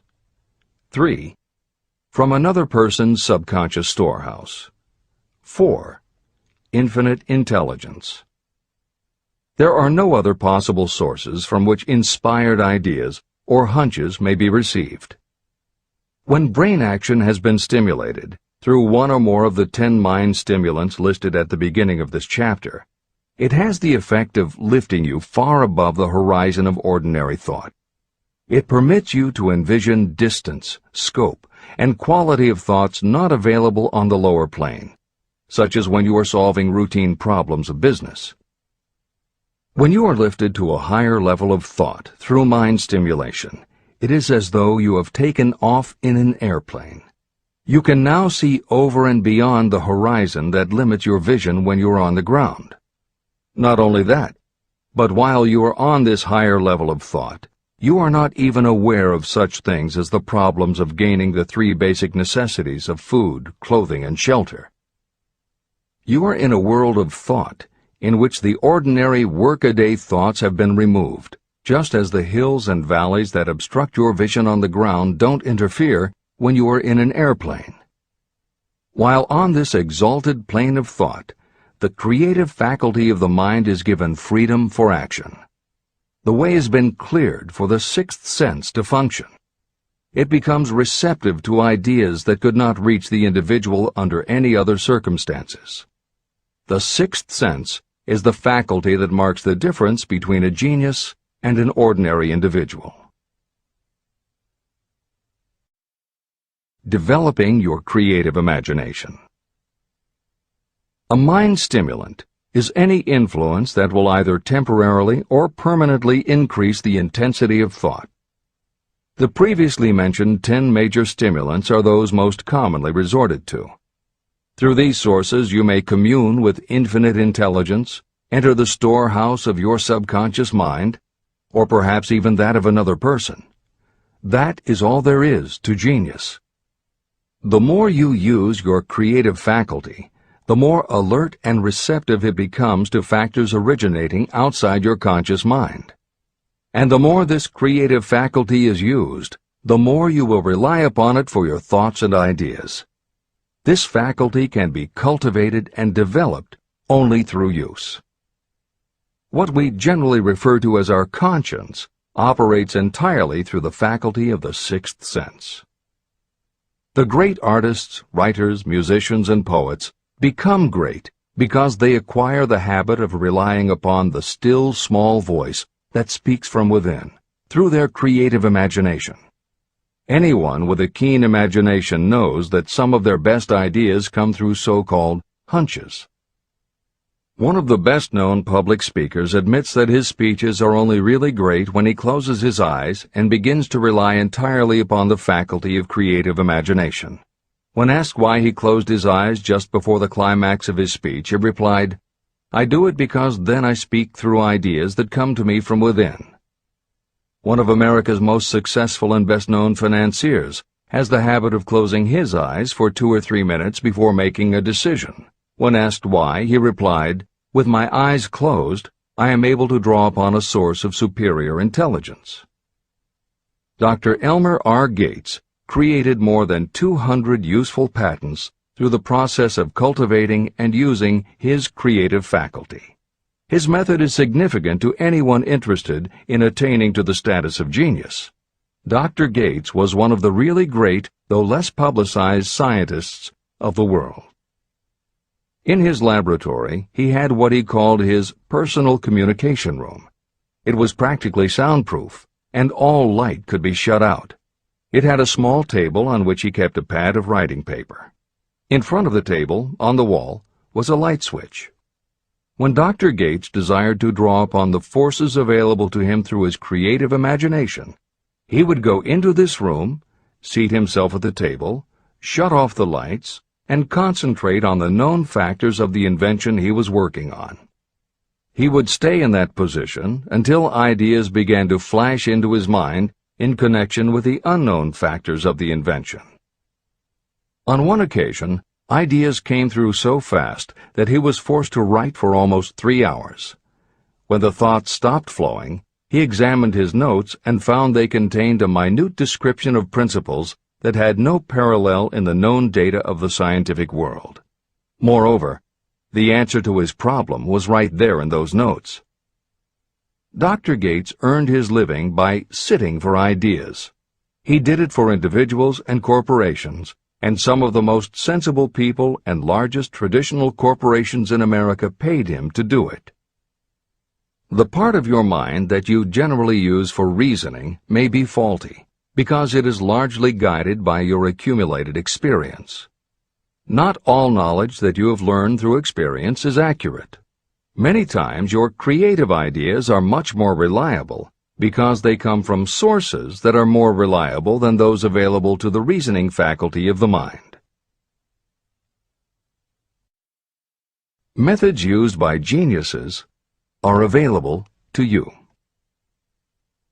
The major difference between the genius and the ordinary inventor is that the genius makes use of both the synthesized and the creative faculties of imagination. For example, the scientific inventor begins an invention by organizing and combining the known ideas or principles accumulated through experience through the synthesized faculty, the reasoning faculty. If the inventor finds this accumulated knowledge is insufficient, the scientist then draws upon the sources of knowledge available through the creative faculty. The method by which the inventor does this varies with the individual, but this is the essence of the procedure. 1. The inventor stimulates his or her mind so that it functions on a higher-than-average plane through one or more of the mind stimulants. 2. The inventor then concentrates on the known factors, the finished part of the invention, and creates in his or her mind a perfect picture of the unknown factors, the unfinished part of the invention. The inventor holds this picture in mind until it has been taken over by the subconscious, then relaxes by clearing his or her mind of all thought and waits for the answer to flash into mind. Sometimes the results are both definite and immediate. At other times the results are negative, depending on the state of development of the sixth sense or creative faculty. Thomas Edison tried out more than 10,000 different combinations of ideas through the synthetic faculty of his imagination, before he tuned in through the creative faculty and got the answer that perfected the incandescent light bulb. His experience was similar when he produced the phonograph. Editor's comments. Synchronicity, precognition, intuition, flashes of insight, hunches, gut feelings, symbolic dreams. These are all aspects of the phenomena Napoleon Hill was describing in his two correlated terms, creative imagination and infinite intelligence. And the fact that Hill made a serious study of this function of the mind puts him in exceptional company. The fathers of modern psychology, Sigmund Freud and Carl Jung, recognized and tried to explain this sixth sense. Jung's concept of the collective unconscious, which is the very basis of Jungian psychology, is in many ways identical to Hill's concept of infinite intelligence. Scientists from Archimedes to Newton to Einstein to the team of Watson and Crick, who determined the structure of DNA, all conceded that intuition was instrumental in their discoveries. Duke University created a department for the sole purpose of studying these phenomena under scientific conditions.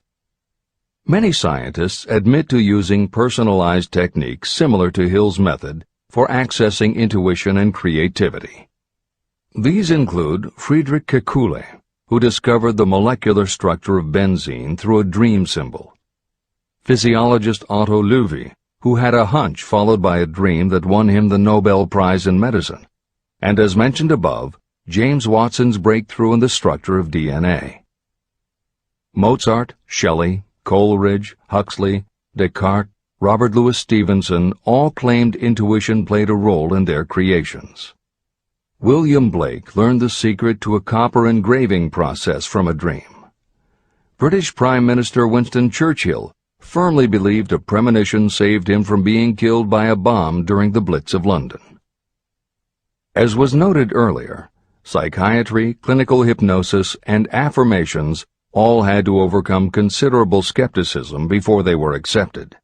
That is also true of those phenomena Hill terms infinite intelligence.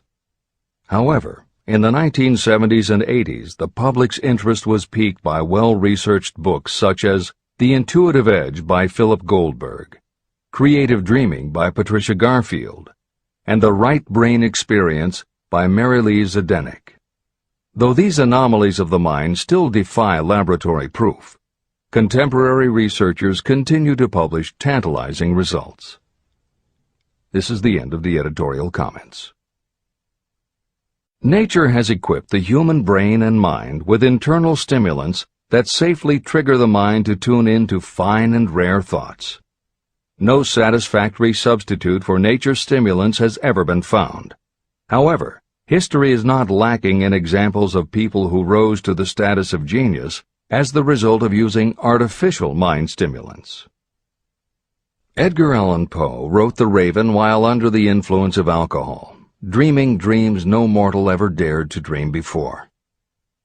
Samuel Taylor Coleridge wrote Kubla Khan during an opium-induced dream, and Robert Burns wrote best when intoxicated. For auld lang syne, my dear, we'll take a cup of kindness yet for auld lang syne.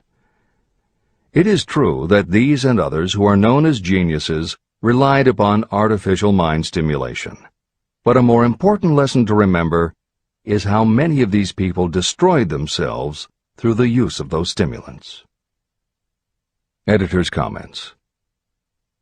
In more contemporary terms, Hill's point about the dangers of artificial mind stimulants was never better made than it was in the television series Behind the Music, which began running on VH1 in the late 1990s. The series was meant to chronicle the lives of rock stars and celebrate their hits, but after viewing 2 or 3 of the shows, they all began to look the same. Young singer and band have a hit record, make millions of dollars, plunge into the sex, drugs, and rock and roll lifestyle, everyone gets addicted, and they blow all of the money. By the end of the show, at least one band member overdoses, the band breaks up, the singer hits the skids, meets someone who inspires him or her to go into rehab, the ex-star makes an anti-drug TV spot and professes newfound faith and family values while announcing a comeback tour. Although the shows played like a bad parody of themselves, the fact that the stories were so similar, that so many talented singers and songwriters who depended on drugs ended up burning out, should be telling you something, especially if you don't just want to succeed, but want to keep and enjoy your success. This is the end of the editor's comments. Every intelligent person knows that stimulation in excess through alcohol or drugs is a destructive form of intemperance. For some, overindulgence in sexual expression may become just as destructive. A sexually obsessed person is not essentially different from a person addicted to drugs or alcohol. Both have lost control over their faculties of reason and willpower. Human sexuality is a mighty urge to action, but its forces are like a cyclone, almost impossible to completely control. When an individual is driven solely by emotions related to sexuality, that person may be capable of great achievement, but their actions are often disorganized and destructive. It is true that a person may pursue financial or business success by harnessing the driving force of sexual energy without self-control. But history is filled with evidence that such people likely have certain traits of character that rob them of the ability to either hold or enjoy their fortunes. Ignorance of this potential pitfall has cost thousands of people their happiness, even though they possessed riches. From my analysis of over 25,000 people, I found that those who succeed in an outstanding way often do not hit their stride until they are beyond the age of 40 or 50. This fact was so astounding that it prompted me to go into the study of its cause most carefully. My investigation disclosed that the major reason why many people do not succeed early in life is their tendency to dissipate their energies through overindulgence. The majority of people never learn that sexual energy has possibilities other than physical expression. And many of those who make this discovery only do so after having wasted many years during the time when their sexual energy was at its height. Most people come to the realization by accident, and many don't even know they have tapped into this power. They may recognize that their power of achievement has increased, but they have no idea what caused the change. They are just vaguely aware that nature begins to harmonize the emotions of love and sex, so that they may draw upon these great forces and apply them as stimuli to action. The importance of love. Love, romance, and sex are all emotions capable of driving people to heights of superachievement. When combined, these three emotions may lift you to an altitude of a genius. Every person who has been moved by genuine love knows that it leaves enduring traces upon the human heart. The effect of love endures, because love is spiritual in nature. Those who cannot be stimulated to great heights of achievement by love are hopeless. They are dead, though they may seem to live. If you believe you are unfortunate because you have loved and lost, you are wrong. One who has loved truly can never lose entirely. Love is whimsical and temperamental. It comes when it pleases and goes away without warning. Accept and enjoy it while it remains, but spend no time worrying about its departure. Worry will never bring it back. Dismiss the thought that love only comes once. Love may come and go times without number, but there are no two love experiences that affect you in just the same way. There may be one love experience that leaves a deeper imprint on the heart than all the others. But all love experiences are beneficial, except to the person who becomes resentful and cynical when love makes its departure. Even the memories of love can lift you and stimulate your mind. Go back into your yesterdays at times and bathe your mind in the beautiful memories of past love. It will soften your worries and give you a source of escape from the unpleasant realities of life. And maybe, during this temporary retreat into the world of fantasy, your subconscious mind will yield to you ideas or plans that may change the entire financial or spiritual status of your life. There should be no disappointment over love, and there would be none if people understood the difference between the emotions of love and sex. Love is an emotion of many shades and colors, but the most intense and burning of all is that experienced in the blending of the emotions of love and sex. Marriages or committed relationships that are not blessed with love properly balanced with sex cannot be happy ones, and seldom endure. Love alone will not bring happiness, nor will sex alone. Love is spiritual. Sex is biological. No experience that touches the human heart with a spiritual force can possibly be harmful, except through ignorance or jealousy. The presence of destructive emotions in the human mind may poison it in a way that destroys your sense of justice and fairness. Just as a chemist can take certain chemical elements, none of which are harmful in themselves, and by mixing them together create a deadly poison, in a similar manner the emotions of sex and jealousy, when mixed, may turn just as lethal. Love is the emotion that serves as a safety valve and brings balance, reason, and constructive effort. Love is, without question, life's greatest experience. It can bring you into communion with infinite intelligence. When love guides the emotions, it may lead you well on your way toward creative effort. The road to genius consists of the development, control, and use of sex, love, and romance. Briefly, the process may be stated as follows. Encourage the presence of the positive emotions as the dominating thoughts in your mind, and discourage all the destructive emotions. The mind is a creature of habit. It thrives on the dominating thoughts fed to it. Through your willpower, you may discourage the presence of any emotion and encourage the presence of any other. Control of your mind, through the power of your will, is not difficult. Control comes from persistence and habit. The secret of control lies in understanding the process of transmutation. When any negative emotion presents itself in your mind, it can be transmuted into a positive or constructive emotion by the simple procedure of changing your thoughts. There is no other road to genius than through voluntary self-effort. When the emotion of romance is added to those of love and sex, the obstructions between the finite mind and infinite intelligence are removed. Then, a genius has been born.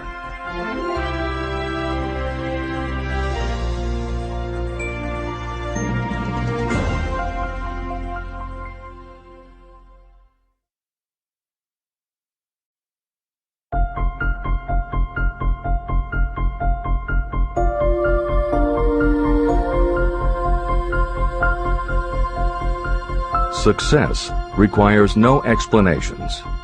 Failure permits no alibis. Chapter 13. The Subconscious Mind. The Connecting Link. The 11th Step Toward Riches. The subconscious mind consists of a field of consciousness, in which every impulse of thought that reaches the conscious mind, through any of the 5 senses, is classified and recorded. The subconscious receives and files sense impressions or thoughts regardless of their nature. You can plant in your subconscious mind any plan, thought, or purpose that you desire to translate into its physical or monetary equivalent. Those desires that have been mixed with emotional feeling and faith in your ability are the ones that are strongest. Therefore, they are the first to which the subconscious responds. The subconscious mind works day and night, and in some way which is not fully understood, the subconscious seems able to draw upon the forces of infinite intelligence for the power to transmute your desires into their physical equivalent. And it does it in the most straightforward and practical way. You cannot entirely control your subconscious mind, but you can hand over to it any plan, desire, or purpose that you wish transformed into concrete form. Refer again to the instructions for using the subconscious mind in Chapter 5, Autosuggestion. Editor's comments. In the chapter on autosuggestion, the 4 primary methods for planting and reinforcing suggestions in your subconscious are: 1. The formulation and writing out of your desire. 2. The repetition of positive affirmations. 3. The creative visualization of your goal. And 4. By acting as though the goal is already yours. This is the end of the editor's comment. From my research, I have concluded that the subconscious mind is the connecting link between the finite mind of man and infinite intelligence. It is the intermediary through which you may draw upon the forces of infinite intelligence. From my research, I have concluded that the subconscious mind is the connecting link between the finite mind of man and infinite intelligence. It is the intermediary through which you may draw upon the forces of infinite intelligence. Only the subconscious mind contains the process by which mental impulses, thoughts, are modified and changed into their spiritual, energy, equivalent. It alone is the medium through which prayer, desire, may be transmitted to the source capable of answering prayer, infinite intelligence. How to energize your subconscious mind for creative effort. The possibilities of what you can do when you connect creative effort with the subconscious mind are stupendous. They inspire me with awe. I never approached the discussion of the subconscious mind without a feeling of littleness and inferiority, due to the fact that man's entire stock of knowledge on this subject is so pitifully limited. First, you must accept as a reality the existence of the subconscious mind and what it can do for you. This will enable you to understand its possibilities as a medium for transmuting your desires into their physical or monetary equivalent, and then you will comprehend the full significance of the instructions given in Chapter 3, Desire. You will also understand the importance of making your desires clear and putting them in writing. You will understand as well the necessity of persistence in carrying out instructions. The 13 principles that are the basis of this book are the stimuli with which you acquire the ability to reach and to influence your subconscious mind. Do not become discouraged if you cannot do this on your first attempt. Remember that the subconscious mind can be directed only through habit. You have not yet had time to master faith. Be patient. Be persistent. Editor's comments. There are two aspects to Hill's theory of the subconscious mind. There are two aspects to Hill's theory of the subconscious mind. One is the concept of the subconscious as the storehouse of all information and thoughts that you have ever experienced. The second is the concept of the subconscious as the gateway to infinite intelligence. In this chapter, Hill focuses primarily on the subconscious as a storehouse. Expanding on the editorial comment about the subconscious mind that appears in the chapter on autosuggestion, proof that the subconscious is a storehouse of information is confirmed in the use of hypnotherapy by psychiatrists. Through hypnosis, psychiatrists are able to help patients open the door to their subconscious so that they can retrieve information about traumatic situations that have been filtered out or repressed by the conscious mind. Further proof is in the use of hypnosis by law enforcement officials to recapture information such as license plate numbers and other details that the conscious mind of a witness has filtered out. Although results vary from person to person, there is no doubt that the subconscious has access to information that the conscious mind does not. This storehouse aspect of the subconscious is what accounts for some ideas that come to us through creative imagination. In some instances, bits of information and ideas that our conscious mind has forgotten will connect with each other on a subconscious level to create a new idea, and that idea will be received by our creative intelligence, which presents it to us as a flash of inspiration. You can't completely control this process, but you can condition yourself to come up with more and better ideas. It is a fact that a traumatic experience, the result of which creates a strongly planted idea, can influence the way a person thinks and acts. If that is true, then by intentionally using all of your efforts to powerfully plant an idea in your subconscious, you should be able to create what would amount to a good traumatic experience that will influence the way you think and act in a positive way. This is exactly how you develop what Hill calls a money consciousness. If you do everything within your power to strongly, firmly, and with complete faith and conviction plant the idea that you will be successful and achieve your desire, your subconscious will accept and store that idea. If you have planted the idea so strongly that it is the dominant idea in your subconscious, it will influence all of the other ideas and information stored there. When you have given your subconscious this specific direction that it did not have before, it will begin to put together pieces of information, and through your creative intelligence, you will find that you are coming up with more and better plans and ideas to accomplish your goal.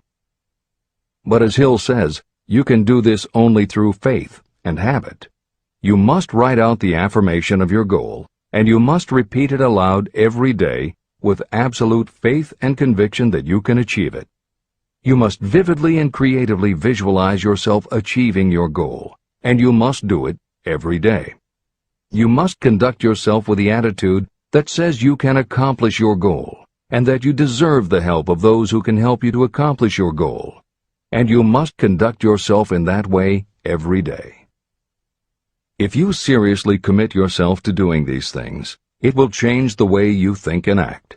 Your subconscious will do everything it can to transmute your desire into reality, and other people will want to do what they can to help you succeed. This is the end of the editor's comments. Many statements in the chapters on faith and on autosuggestion are repeated here for the benefit of your subconscious mind. Remember, your subconscious mind functions whether you make any effort to influence it or not. This means that thoughts of fear, poverty, and all negative ideas will affect your subconscious mind unless you master these impulses and give it more desirable food on which it may feed. The subconscious mind will not remain idle. If you don't plant desires in your subconscious mind, It will feed on the thoughts that reach it as the result of your neglect. Both negative and positive thoughts are reaching your subconscious mind continuously. These thoughts come from the four sources. 1. Consciously from other people. 2. Your subconscious. 3. Subconsciously from other people. And 4. Infinite intelligence. Every day, all kinds of thought impulses are reaching your subconscious mind without your knowledge. Some of these impulses are negative. Some are positive. Right now, you should be specifically trying to shut off the flow of negative impulses and actively working to influence your subconscious mind through positive impulses of desire. When you achieve this, you will possess the key that unlocks the door to your subconscious mind. Moreover, you will control that door so completely that no undesirable thought may influence your subconscious mind. Everything that you create begins in the form of a thought impulse. You can create nothing that you do not first conceive as a thought. Through the aid of the imagination, thoughts may be assembled into plans. The imagination, when under your control, may be used to create plans or purposes that lead to success in your chosen occupation. All thoughts that you want to turn into success and have planted in the subconscious mind must pass through the imagination and be mixed with faith, your faith in your own abilities. The mixing of faith with a plan or purpose intended for submission to the subconscious mind can only be done through the imagination. From these statements, it should be clear that if you want to make use of your subconscious mind, it will call for the coordination and application of all 13 principles of success that are the basis of this book. Make your positive emotions work for you. The subconscious mind is more susceptible to influence by thought mixed with feeling or emotion than it is by thoughts originating solely in the reasoning portion of the mind. In fact, there is much evidence to support the theory that only emotionalized thoughts have any real influence on the subconscious mind. It is a fact that emotions or feelings rule the majority of people. If it is true that the subconscious mind responds better and faster to thoughts that are well mixed with emotion, it is essential to become familiar with the more important of the emotions.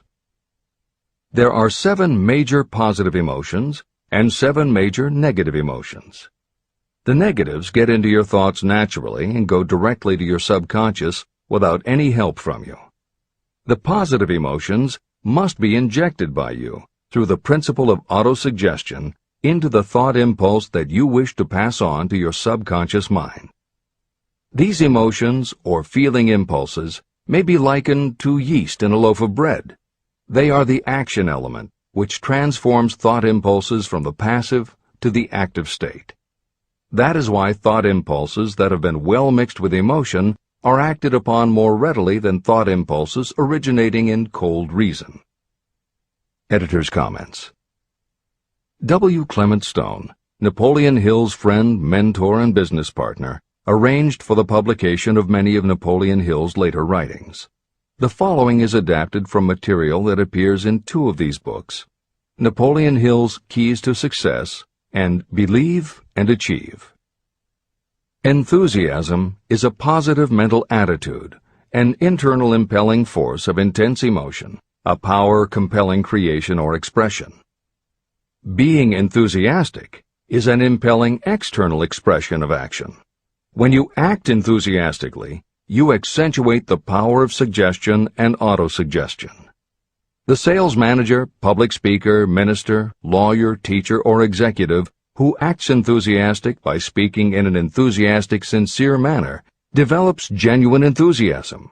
If you act enthusiastic, your emotions will follow. By filling your conscious mind with enthusiasm, you also impress upon your subconscious mind that your burning obsession and your plan for obtaining it are certain things. Then, if your conscious enthusiasm dims, your subconscious will be there, full of images of your success to help you stoke your conscious fires of enthusiasm once again. This is the end of the editor's comments. You are preparing yourself to influence and control the inner audience of your subconscious mind in order to hand over to it the desire for money, which you wish transmuted into its physical, monetary equivalent. It is essential, therefore, that you understand the method of approach to this inner audience. You must speak its language. It understands best the language of emotion or feeling. Following are the 7 major positive emotions and the 7 major negative emotions. I am listing them here so that you may draw upon the positives and avoid the negatives when giving instructions to your subconscious mind. The 7 major positive emotions. The emotion of desire, the emotion of faith, the emotion of love, the emotion of sex, the emotion of enthusiasm, the emotion of romance, the emotion of hope. There are other positive emotions, but these are the 7 most powerful and the ones most commonly used in creative effort. Master these 7 emotions. They can be mastered only by use, and the other positive emotions will be at your command when you need them. Remember that you are studying a book that is intended to help you develop a money consciousness by filling your mind with positive emotions. The 7 major negative emotions to be avoided. The emotion of fear, the emotion of jealousy, the emotion of hatred, the emotion of revenge, the emotion of greed, the emotion of superstition, the emotion of anger. Positive and negative emotions cannot occupy the mind at the same time. One or the other must dominate. It is your responsibility to make sure that positive emotions constitute the dominating influence of your mind. That is where the law of habit will help you. Form the habit of applying and using the positive emotions. Eventually, they will dominate your mind so completely that the negatives cannot enter it. Only by following these instructions literally and continuously can you gain control over your subconscious mind. The presence of a single negative in your conscious mind is sufficient to destroy all chances of constructive aid from your subconscious mind. Editor's comments. Napoleon Hill's concern about the susceptibility of the subconscious mind to negative thoughts, emotions, and comments is well known to professionals who work with these techniques. In clinical hypnotherapy, there is an axiom referred to as the law of reversed effect, which states that whenever there is a conflict between imagination and willpower, the imagination wins.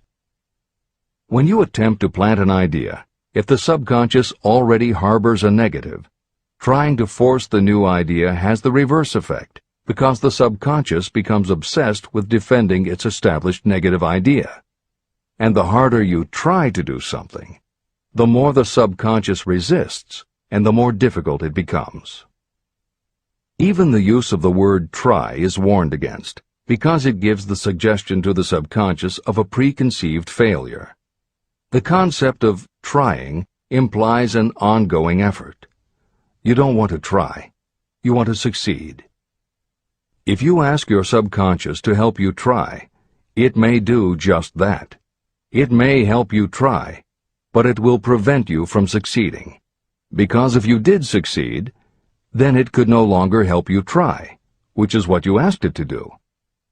The cautionary note about using the word try is just one example of the care that should be taken when formulating affirmations and using autosuggestion. The following are some other rules of thumb that most modern experts agree on. 1.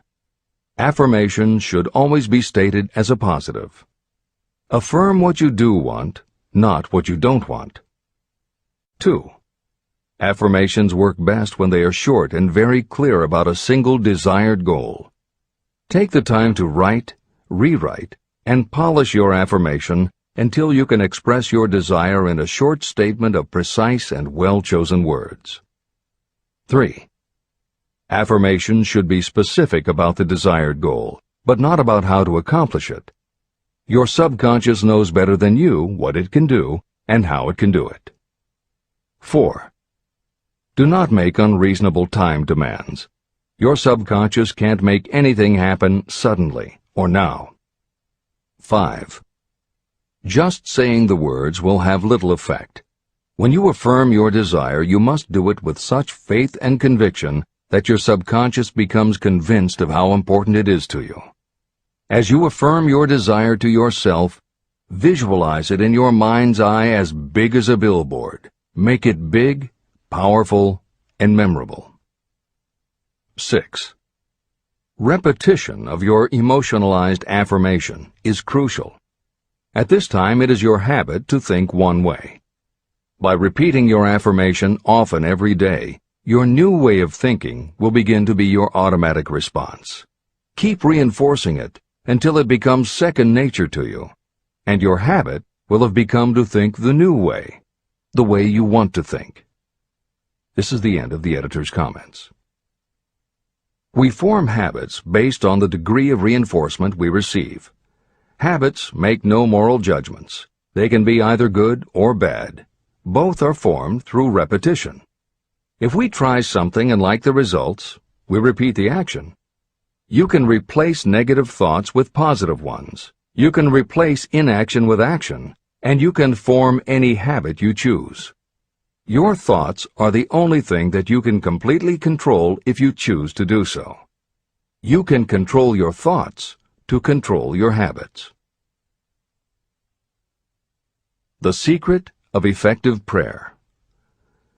Most people resort to prayer only after everything else has failed, or else they pray by a ritual of meaningless words. And because most people who pray do so only after everything else has failed, they go to prayer with their minds filled with fear and doubt. Because fear and doubt are the emotions that are mixed with their prayer, these are the emotions the subconscious mind passes on, and these are the emotions that infinite intelligence receives and acts upon. If you pray for a thing, but as you pray you have fear that you may not receive it, or that your prayer will not be acted upon by infinite intelligence, your prayer will have been in vain. Prayer does sometimes result in the realization of that for which one prays. If you have ever had the experience of receiving something for which you prayed, go back in your memory and recall your actual state of mind while you were praying, and you will know for sure that the theory here described is more than a theory. The method by which you may communicate with infinite intelligence is very similar to the way the vibration of sound is transmitted by radio waves. Sound cannot be transmitted through the atmosphere until it has been changed into a very high rate of vibration. The radio station takes the sound of the human voice and modifies it by stepping up the vibration millions of times. Only in this way can the energy of sound be sent over distances. After this transformation has taken place, the energy, which originally was in the form of vibrations of sound, is broadcast or transmitted as a radio signal. When a radio set receives the high-speed transmission, it then reconverts that energy back to its original slower rate of vibration. And when it is stepped down to its original rate, it vibrates the diaphragm of the speaker, which reproduces the original sound of the voice. The subconscious mind is the intermediary that translates prayers or desires into terms that infinite intelligence can receive. The answer comes back to you in the form of a definite plan or idea for procuring the object of your prayer. When you understand this principle, you know why mere words read from a prayer book cannot serve as an agency of communication between the mind of man and infinite intelligence. Do not expect troubles, as they have a tendency not to disappoint. Chapter 14. The Brain. A broadcasting and receiving station for thought. The 12th step toward riches. It was while I was working with the late Dr. Alexander Graham Bell and Dr. Elmer R. Gates that I first proposed the idea that every human brain is both a broadcasting and receiving station for the vibration of thought. In some way similar to the principle behind the operation of a radio receiver, every human brain is capable of picking up vibrations of thought that are being released by other brains. These are received as hunches and flashes of intuition. As was explained in previous chapters, it is your creative imagination that is the receiving set of your brain, which receives thoughts from your subconscious and, under certain circumstances, receives thoughts released by the brains of others. Your creative imagination is the interconnection between your conscious or reasoning mind and the four sources from which you receive thought stimuli. 1. Consciously from other people. 2. Your subconscious. 3. Subconsciously from other people. And 4. Infinite intelligence. When stimulated, or stepped up to a high rate of vibration, the mind becomes more receptive to thoughts that reach it from outside sources. This stepping up process takes place through either the positive emotions or the negative emotions. Through the emotions, the vibrations of thought may be increased. The brain that has been stimulated by emotions functions at a much more rapid rate than it does when that emotion is quieted or absent.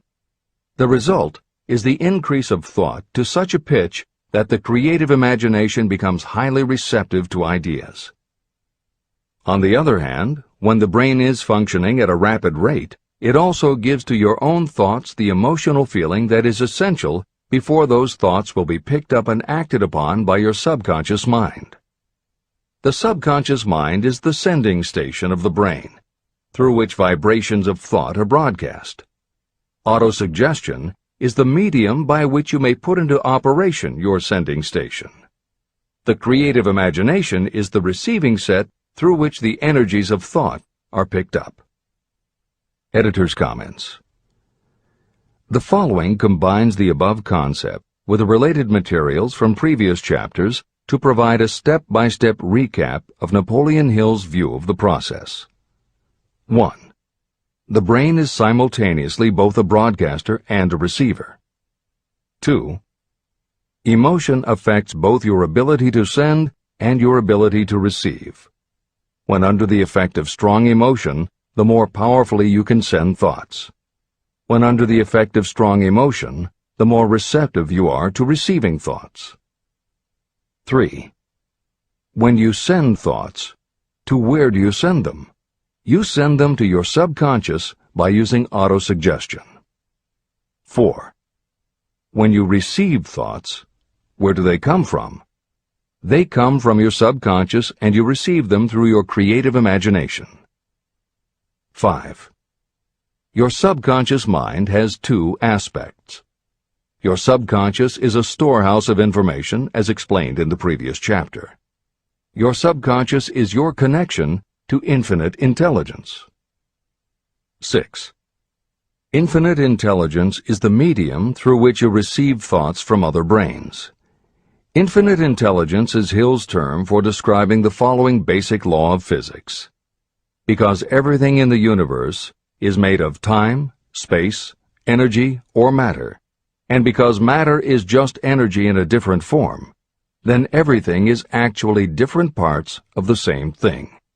This means that your subconscious mind, energy, has a common base with every other subconscious mind, energy. 7. Thoughts from other brains come to you as follows. When you are under the effect of a strong emotion and your receiver is especially receptive, sometimes its pull is so strong that it attracts a thought from the subconscious mind of another brain. It is able to do this because infinite intelligence interconnects your subconscious with the subconscious of the other brain. 8. These thoughts from other brains are what we refer to as intuition, hunches, déjà vu, and foreknowledge. Although Hill's explanation depends on the action of an intangible force that cannot be isolated and dissected in a laboratory, neither medical science nor psychology can offer a better explanation for those thoughts that depend on knowledge or information that we do not have. This is the end of the editor's comments. The greatest forces are intangible. In the past, we've depended too much on our physical senses and have limited our knowledge to physical things that we could see, touch, weigh, and measure. I believe we have entered the most marvelous of all ages, an age that will teach us more about the intangible forces of the world about us. Perhaps we shall learn that there is an other self that is more powerful than the physical self we see when we look in a mirror. Many people do not take seriously such intangibles, the things that they cannot perceive through any of their five senses. However, to belittle the idea of forces that are intangible or cannot be explained is to ignore the fact that all of us, every day, are controlled by forces that are unseen and intangible. The whole of mankind has not the power to cope with, nor to control the intangible force wrapped up in the rolling waves of the oceans. We still do not fully understand the intangible force of gravity, which keeps this little Earth suspended in space and keeps us from falling from it, much less have the power to control that force. We are entirely subservient to the intangible force that comes with a thunderstorm, and we are just as helpless in the presence of the intangible force of electricity. We do not understand the intangible force and intelligence wrapped up in the soil of the earth, the force that provides us with every morsel of food we eat, every article of clothing we wear, and every dollar we carry in our pockets. Last but not least, with all of our culture and education, we still understand little or nothing of the greatest of all the intangibles, thought. However, we have begun to learn a good deal about the intricate workings of the physical brain, and the results are stunning. We know that the central switchboard of the human brain, the number of lines that connect the brain cells to each other, is written as the figure 1, followed by 15 million zeros. Dr. C. Judson Herrick of the University of Chicago says, "The figure is so stupendous that astronomical figures, dealing with hundreds of millions of light years, become insignificant by comparison. It has been determined that there are from 10 billion to 14 billion nerve cells in the human cerebral cortex, and we know that these are arranged in definite patterns. These arrangements are not haphazard. They are orderly. It is inconceivable to me that such a network of intricate machinery should be in existence for the sole purpose of carrying on the physical functions connected with the growth and maintenance of the physical body. Is it not likely that the same system, which gives billions of brain cells the media for communication, one with another, also provides the means of communication with other intangible forces?" Editor's comments. In the time since Hill wrote the above comments, we have learned a great deal more about the physical brain and how it operates. We understand much about the chemistry of the brain. We can measure the energies it releases. We know which areas control the various functions of the body and which areas affect memory, emotions, reasoning, and many other subtleties related to the thinking process. Through surgery, medication, and other techniques, we know how to prevent the brain from having certain kinds of thoughts. And we know how to encourage the brain to produce certain other kinds of thoughts when we want it to. For instance, a specific area can be stimulated, and you will have pleasurable thoughts. But we cannot yet control what those pleasurable thoughts will be, and we have no idea what the bits and pieces of information are that go into your pleasurable thoughts. With all of our advanced knowledge about the physical brain, we still don't know how to make it have a specific thought or idea, especially not an original thought or a creative idea. And medical science offers no better theory than Hill's as to how we could have an intuition or hunch made up from information that we don't have and were never exposed to. In short, the physical properties of the brain confirm that it is where the thinking process takes place. But it does not offer the answer to the question of how it happens, or how thoughts from one brain might travel to another. In previous commentaries, we pointed to the laws of physics as they relate to Hill's theory about the interconnectedness of all things. And although this is not meant to be a science lesson, it may reassure you to know that the work of renowned scientists lends support to the idea. Quantum theory deals with subatomic particles so minuscule that they are almost at the level of the basic stuff from which everything is made. Albert Einstein developed what is called the EPR effect. Einstein, Podolsky, and Rosen. And Irish physicist John Stuart Bell proposed Bell's theorem, both of which pertain to the concept that when two linked subatomic particles are separated from each other, when a change is made to particle A, the same change will instantly happen in particle B, even though the two are distant from each other. Another related concept is called the holographic brain or holographic universe, and is named after an unusual quality of holograms. It is a fact that if you cut a hologram in half, you don't get two halves of a picture. You get two separate but complete pictures. Cut either one of those in half, and you get another two complete pictures. Cut other pieces, and again you get whole images. Every part of a hologram has the whole of the information in the original. In the 1970s, Carl Pribram, a neurophysiologist at Stanford University, announced the results of his studies which suggest that memory is not in a specific part of the brain, but is spread throughout the brain like the image on a holographic plate.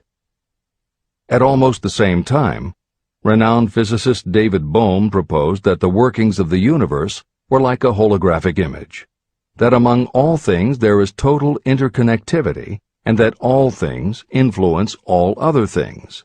In effect, every part of the universe contains the whole of the universe.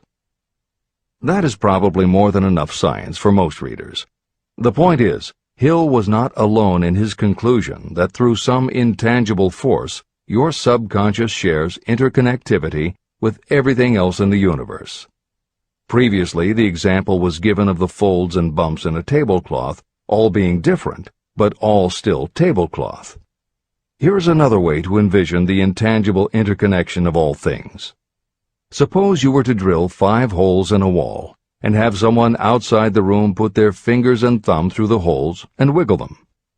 If you then bring into your room someone who only believes in tangible things that he or she can see, that person will see 5 separate objects that can move independently of each other. You may tell the person that behind the wall the objects are connected and all part of the same hand, but because they cannot see the connection and disbelieve anything they don't understand, the person will not be convinced. Neither modern medicine, nor psychiatry, nor technology can yet conclusively show us behind the wall. But the fact remains, we have all had a hunch about somebody, and it turns out to be right. A premonition that something will happen, and it does. Or a feeling that something isn't right with someone who is not there with you, and it turns out to be true. How does this information come to us? As mentioned previously, psychologist Carl Jung called the intangible connection the collective unconscious, also called universal subconscious.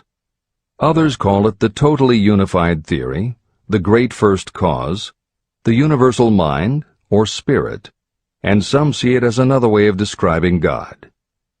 Napoleon Hill calls it infinite intelligence and offers a common-sense explanation that allows you to work with a phenomenon even if it is not completely understood. And that, after all, is what Hill was aiming for, to give you a way to access intangible forces that will help you turn your desire into reality. This is the end of the editor's comments.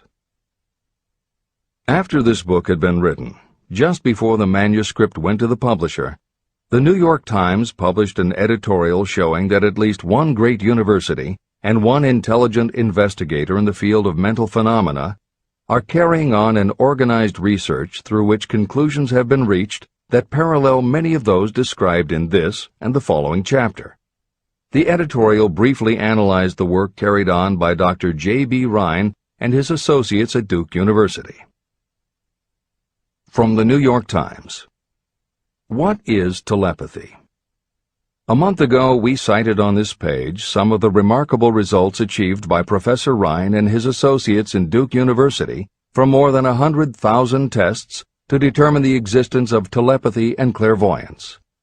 These results were summarized in the first 2 articles in Harper's Magazine. In the second, which has now appeared, the author, E.H. Wright, attempts to summarize what has been learned, or what it seems reasonable to infer, regarding the exact nature of these extrasensory modes of perception. The actual existence of telepathy and clairvoyance now seems to some scientists enormously probable as the result of Rhine's experiments. Various percipients were asked to name as many cards in a special pack as they could without looking at them and without other sensory access to them. About a score of men and women were discovered who could regularly name so many of the cards correctly that there was not one chance in many a million of their having done their feats by luck or accident. But how did they do them? These powers, assuming that they exist, do not seem to be sensory. There is no known organ for them. The experiments work just as well at distances of several hundred miles as they did in the same room. These facts also dispose, in Mr. Wright's opinion, of the attempt to explain telepathy or clairvoyance through any physical theory of radiation. All known forms of radiant energy decline inversely as the square of the distance traversed. Telepathy and clairvoyance do not. But they do vary through physical cause, as our other mental powers do. Contrary to widespread opinion, they do not improve when the percipient is asleep or half asleep, but on the contrary, when he is most wide awake and alert. Rhine discovered that a narcotic will invariably lower a percipient score, while a stimulant will always send it higher. The most reliable performer apparently cannot make a good score unless he tries to do his best. One conclusion that Wright draws with some confidence is that telepathy and clairvoyance are really one and the same gift. That is, the faculty that sees a card face down on a table seems to be exactly the same one that reads a thought residing only in another mind. There are several grounds for believing this. So far, the two gifts have been found in every person who has either of them. If you have the abilities, both seem to be of equal strength. Screens, walls, distances have no effect at all on either. Wright expresses his hunch that other extrasensory experiences, such as prophetic dreams, premonitions of disaster, and the like, may also prove to be part of the same faculty. The reader is not asked to accept any of these conclusions, but the evidence that Rhine has piled up must remain impressive. In 1927, Dr. J.B. Rhine and his wife, Dr. Louisa E. Rhine, joined Professor William McDougall, chairman of the psychology department at Duke University, to create a lab that would apply strict scientific procedures to the study of psychic phenomena. They developed scientific methodologies and procedures to study, identify, and test individuals who demonstrated unusual abilities. It was Dr. Rhine who coined the term extrasensory perception, ESP, and he adopted the word parapsychology to describe their studies. It is fair to say that the research done at the Rhine lab is some of the most advanced work on the entire subject. In 1962, they created the Foundation for Research into the Nature of Man in order to continue their studies independent of the university and to publish related works. In 1995, the name was changed to the Rhine Research Institute. This is the end of the editor's comments. How to join minds in teamwork. In view of Dr. Rhine's findings about the conditions under which the mind responds to what he terms extrasensory modes of perception, I would like to add my own observations. My associates and I have discovered what we believe to be the ideal conditions under which the mind can be stimulated so that this sixth sense can be made to function in a practical way. To begin with, I should explain that there is a close working alliance between myself and two members of my staff. Through experimentation and practice, we have discovered how to stimulate our minds so that we can, by a process of blending our three minds into one, find the solution to a great variety of problems that are submitted by my clients. The procedure is very simple. We sit down at a conference table, clearly state the nature of the problem we have under consideration, then begin discussing it. Each contributes whatever thoughts may occur, by applying the principle used in connection with the invisible counselors described in the next chapter. The strange thing about this method of mind stimulation is that it places each participant in communication with unknown sources of knowledge definitely outside their own experience. If you understand the principle described in the chapter on the mastermind, you of course recognize the round table as being a practical application of the mastermind. This method of mind stimulation, through the discussion of definite subjects between three people, illustrates the simplest and most practical use of the mastermind. When you tap into the power of your mastermind group, you will find that the more you work together, the more each member will learn to anticipate the ideas of others and to connect immediately with their intense enthusiasm and inspiration. You cannot completely control this process, but the more you use it, the more it will come into play. By adopting and following a similar plan, you will be making use of the famous Carnegie formula described in Chapter 1. If it means nothing to you at this time, mark this page and read it again after you have finished the last chapter. Great achievement is usually born of great sacrifice and is never the result of selfishness. Chapter 15. The Sixth Sense, the Door to the Temple of Wisdom, the 13th Step Toward Riches. The 13th principle is known as the Sixth Sense, through which infinite intelligence may and will communicate voluntarily without any effort from or demands by the individual. This principle is the apex of the philosophy of success. It can be assimilated, understood, and applied only by first mastering the other 12 principles.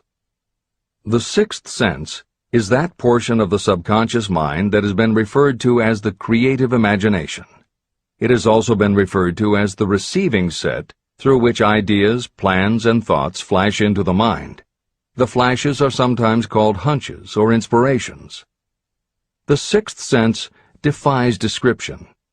It cannot be described to a person who has not mastered the other principles of this philosophy, because such a person has no knowledge and no experience with which the sixth sense may be compared. After you have mastered the principles in this book, you will be prepared to accept as truth a statement that may otherwise be incredible to you. Through the sixth sense, you will be warned of impending dangers in time to avoid them and notified of opportunities in time to embrace them. As you develop your sixth sense, it is almost as though a guardian angel comes to you to be of help and assistance, a guardian angel who will open to you at all times the door to the temple of wisdom. Miracles of the Sixth Sense. I am not a believer in, nor an advocate of, miracles, for the simple reason that I have enough knowledge of nature to understand that nature never deviates from her established laws. However, I believe that some of nature's laws are so incomprehensible that they produce what appear to be miracles. The sixth sense comes as near to being a miracle as anything I have ever experienced. This much I do know, that there is a power, or a first cause, or an intelligence which permeates every atom of matter and embraces every unit of energy perceptible to man. I know that this infinite intelligence is the thing that converts acorns into oak trees, causes water to flow downhill in response to the law of gravity, follows night with day and winter with summer, each maintaining its proper place and relationship to the other. Through the philosophy explained in this book, this intelligence can help turn your desires into concrete or material form. I know this because I have experimented with it, and I have experienced it. Step by step through the preceding chapters, you have been led to this, the last principle. If you have mastered each of the preceding principles, you are now prepared to accept, without being skeptical, the extraordinary claims made here. If you have not mastered the other principles, you must do so before you may determine definitely whether or not the claims made in this chapter are fact or fiction. Let great people shape your life. I have never completely divested myself of the habit of hero worship. While I was passing through the stage of hero worship, I found myself trying to imitate those whom I most admired. My experience has taught me that the next best thing to being truly great is to emulate the great, to try to act like them, be like them, and feel like them as much as I could. I discovered that the faith with which I tried to imitate my idols gave me great capacity to do so quite successfully. Long before I had ever written a line for publication or delivered a speech in public, I followed the habit of reshaping my own character by trying to imitate the 9 men whose lives and life works had been most impressive to me. These 9 men were Emerson, Paine, Edison, Darwin, Lincoln, Burbank, Napoleon, Ford, and Carnegie. Every night, over a long period of years, I held an imaginary council meeting with this group, whom I called my invisible counselors. This is how I did it. Just before going to sleep at night, I would shut my eyes and see, in my imagination, this group of men seated with me around my council table. Here I had not only an opportunity to sit among those whom I considered to be great, but I actually dominated the group by serving as the chairman. I had a very definite purpose in using my imagination in this way. My purpose was to rebuild my own character, so it would become a composite of the characters of my imaginary counselors. Realizing that I had to overcome the handicap of being born and raised in an environment of ignorance and superstition, I deliberately assigned myself the task of voluntary rebirth through the method I have described above. Building character through autosuggestion. I knew, of course, that we all become what we are because of our dominating thoughts and desires. I knew that every deeply seated desire causes a person to find a way to turn that desire into reality. I knew that self-suggestion is a powerful factor in building character. In fact, it is the sole principle through which character is built. With this knowledge of how the mind works, I was fairly well armed with the equipment needed to rebuild my character. In these imaginary council meetings, I called on my cabinet members for the knowledge I wished each to contribute. I would even speak out loud to each of them as follows. Mr. Emerson, I desire to acquire from you the marvelous understanding of nature which distinguished your life. I ask that you impress upon my subconscious mind those qualities you possessed that enabled you to understand and adapt yourself to the laws of nature. Mr. Burbank, I request that you pass on to me the knowledge that enabled you to so harmonize the laws of nature that you caused the cactus to shed its thorns and become an edible food. Give me access to the knowledge that enabled you to make 2 blades of grass grow where but 1 grew before. Napoleon, I desire to acquire from you the marvelous ability you possess to inspire men and will rouse them to greater and more determined spirit of action. I desire also to acquire the spirit of enduring faith, which enabled you to turn defeat into victory and to surmount staggering obstacles. Mr. Paine, I desire to acquire from you the freedom of thought and the courage and clarity with which to express convictions which so distinguished you. Mr. Darwin, I wish to acquire from you the marvelous patience and ability to study cause and effect without bias or prejudice, so exemplified by you in the field of natural science. Mr. Lincoln, I desire to build into my own character the keen sense of justice, the untiring spirit of patience, the sense of humor, the human understanding, and the tolerance that were your distinguishing characteristics.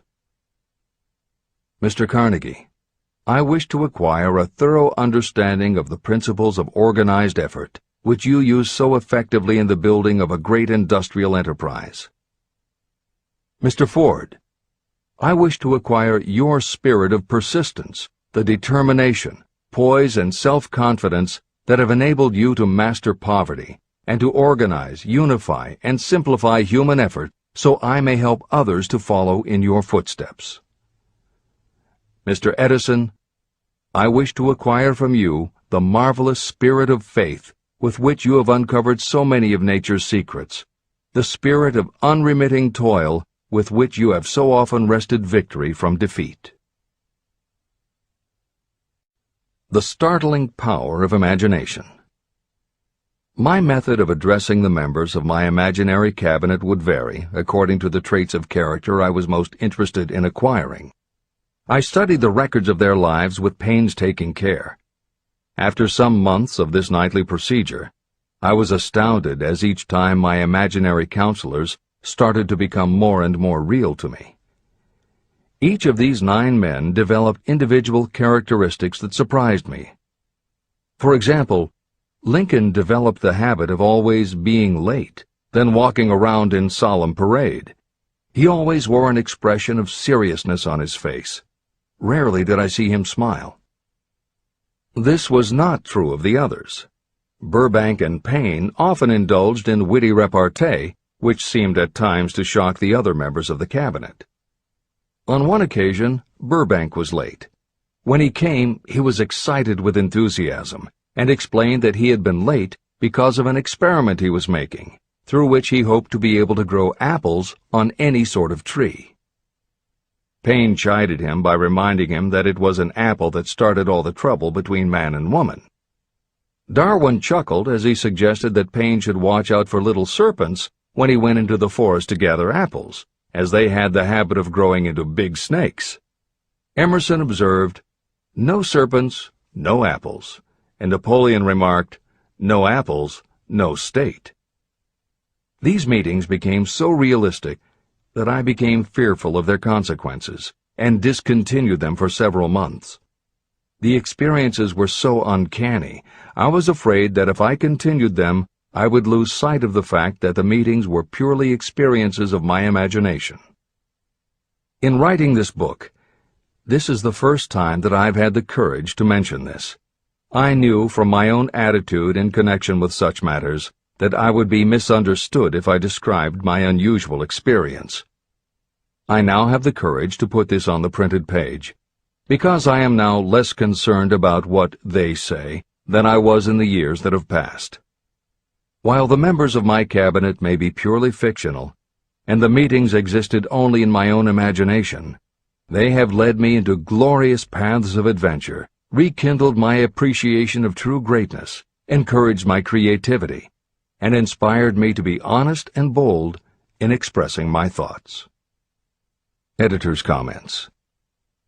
Napoleon Hill's experience with his imaginary counselors is not as uncommon as it may seem on first reading.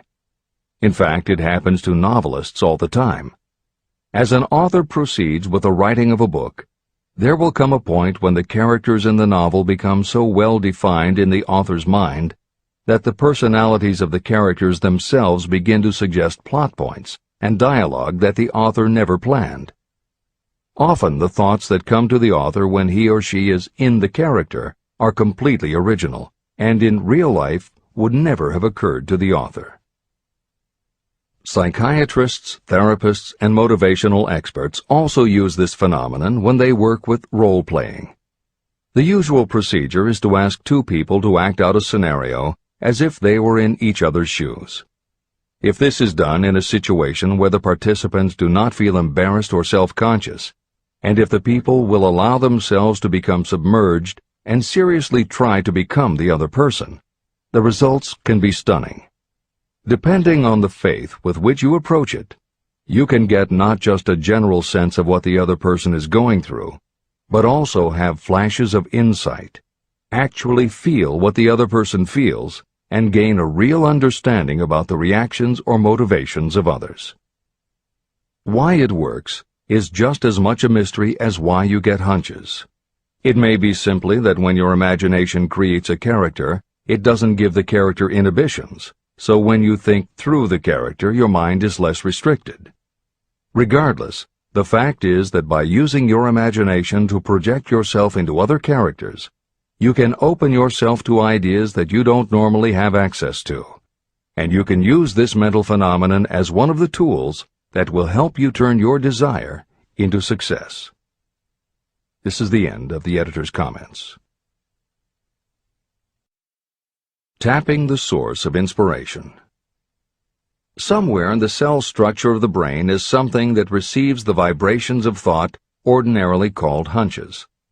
So far, science has not discovered where this sixth sense is located, but this is not important. The fact remains that human beings do receive accurate knowledge through sources other than the physical senses.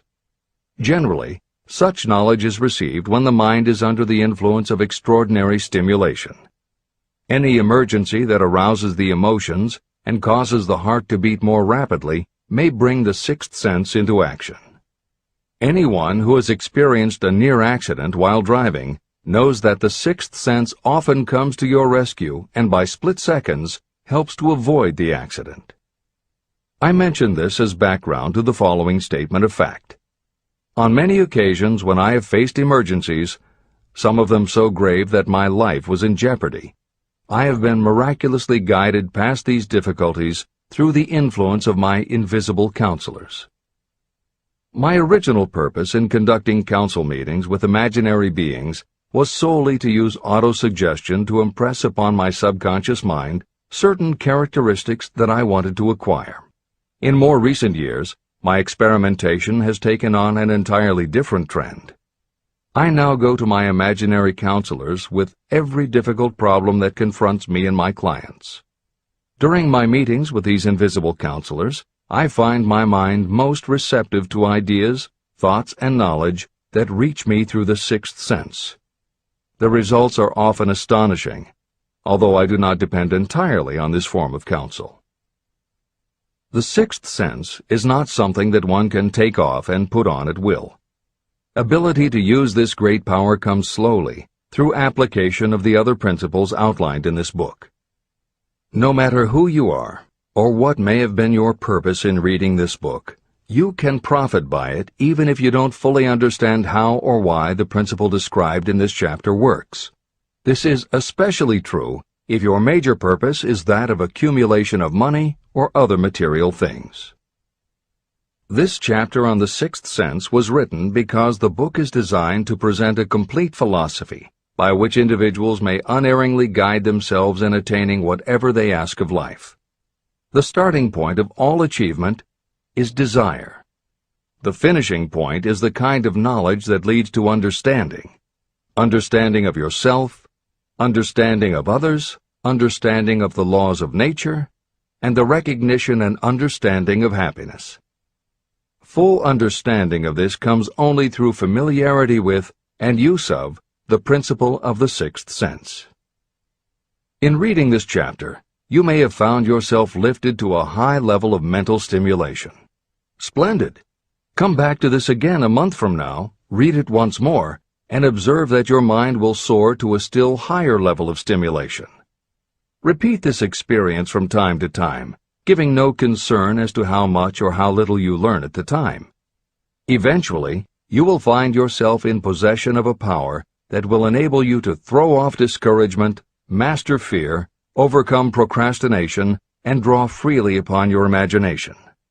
Then you will have felt the touch of that unknown something that has been the moving spirit of every truly great thinker, leader, artist, musician, writer, or statesman.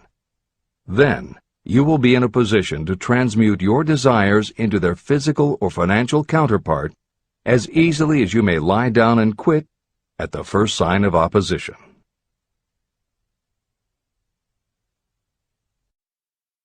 The man who actually knows just what he wants in life has already gone a long way toward attaining it. Chapter 16. The Six Ghosts of Fear. How many are standing in your way? Take inventory of yourself as you read this closing chapter, and find out how many of the ghosts are standing in your way. Before you can put any portion of this philosophy into successful use, your mind must be prepared to receive it. The preparation is not difficult. It begins with study, analysis, and understanding of three enemies that you will have to clear out: indecision, doubt, and fear. The sixth sense will never function while these three negatives, or any one of them, remain in your mind. The members of this unholy trio are closely related. Where one is found, The other two are close at hand. Indecision is the seedling of fear. Remember this as you read. Indecision crystallizes into doubt. The two blend and become fear. The blending process often is slow. This is one reason why these three enemies are so dangerous. They germinate and grow without their presence being observed. The remainder of this chapter describes a state of mind that you must attain before the philosophy can be put into practical use. This chapter also analyzes a condition that has reduced huge numbers of people to poverty, and it states a truth that must be understood by all who accumulate riches, whether measured in terms of money or in terms of a state of mind that may be of far greater value than money. The purpose of this chapter is to turn the spotlight of attention on the cause and the cure of the 6 basic fears. Before you can master an enemy, you must know its name, its habits, and where to attack it. As you read, analyze yourself carefully and determine which, if any, of the 6 common fears have attached themselves to you. And keep in mind that sometimes they are hidden in the subconscious mind, where they are difficult to locate and still more difficult to eliminate. The 6 basic fears. There are 6 basic fears. At one time or another, every person suffers from some combination of these fears. Most people are fortunate if they do not suffer from the entire 6. Named in the order of their most common appearance, they are the fear of poverty, the fear of criticism, the fear of ill health, the fear of loss of love of someone, the fear of old age, and the fear of death. All other fears are of minor importance, and are in fact just variations on these 6. Fears are nothing more than states of mind. Your state of mind is subject to your control and direction. You can create nothing that you do not first conceive in the form of an impulse of thought. The following statement is of even greater importance. Thought impulses begin immediately to translate themselves into their physical equivalent, whether those thoughts are voluntary or involuntary.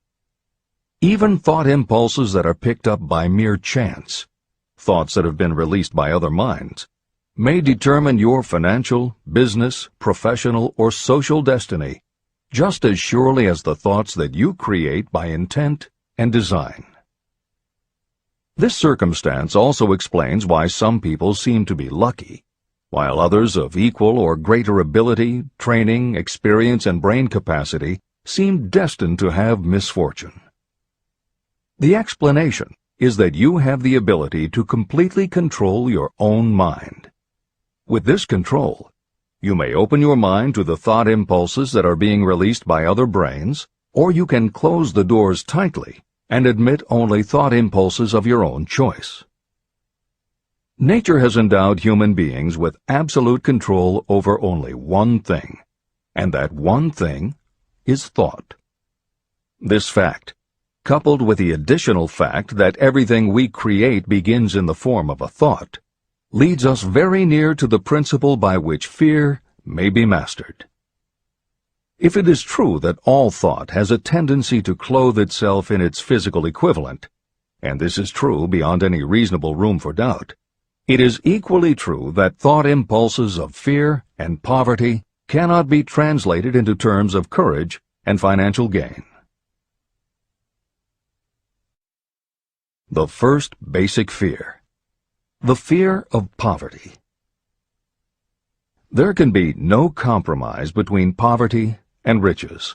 The two roads that lead to poverty and riches travel in opposite directions. If you want riches, you must refuse to accept any circumstance that leads toward poverty. The word riches is used in its broadest sense, meaning financial, spiritual, mental, and material wealth. The starting point of the path that leads to riches is desire. In Chapter 3, you received full instructions for the proper use of desire. In this chapter on fear, you have complete instructions for preparing your mind to make practical use of desire. Here is the place to give yourself a challenge, which will definitely determine how much of this philosophy you have absorbed. Here is the point at which you can tell what the future holds in store for you. If, after reading this chapter, you are willing to accept poverty, you may as well make up your mind to receive poverty. This is one decision you cannot avoid. But if you demand riches, determine what form and how much will be required to satisfy you. You know the road that leads to riches. You have been given a roadmap. If you follow it, it will keep you on that road. If you neglect to make the start, or stop before you arrive, no one will be to blame but you. This responsibility is yours. No excuse will save you from accepting the responsibility if you now fail or refuse to demand riches of life. All you need is one thing. Incidentally, the only thing you can control, and that is a state of mind. A state of mind is something that is up to you. It cannot be purchased. It must be created.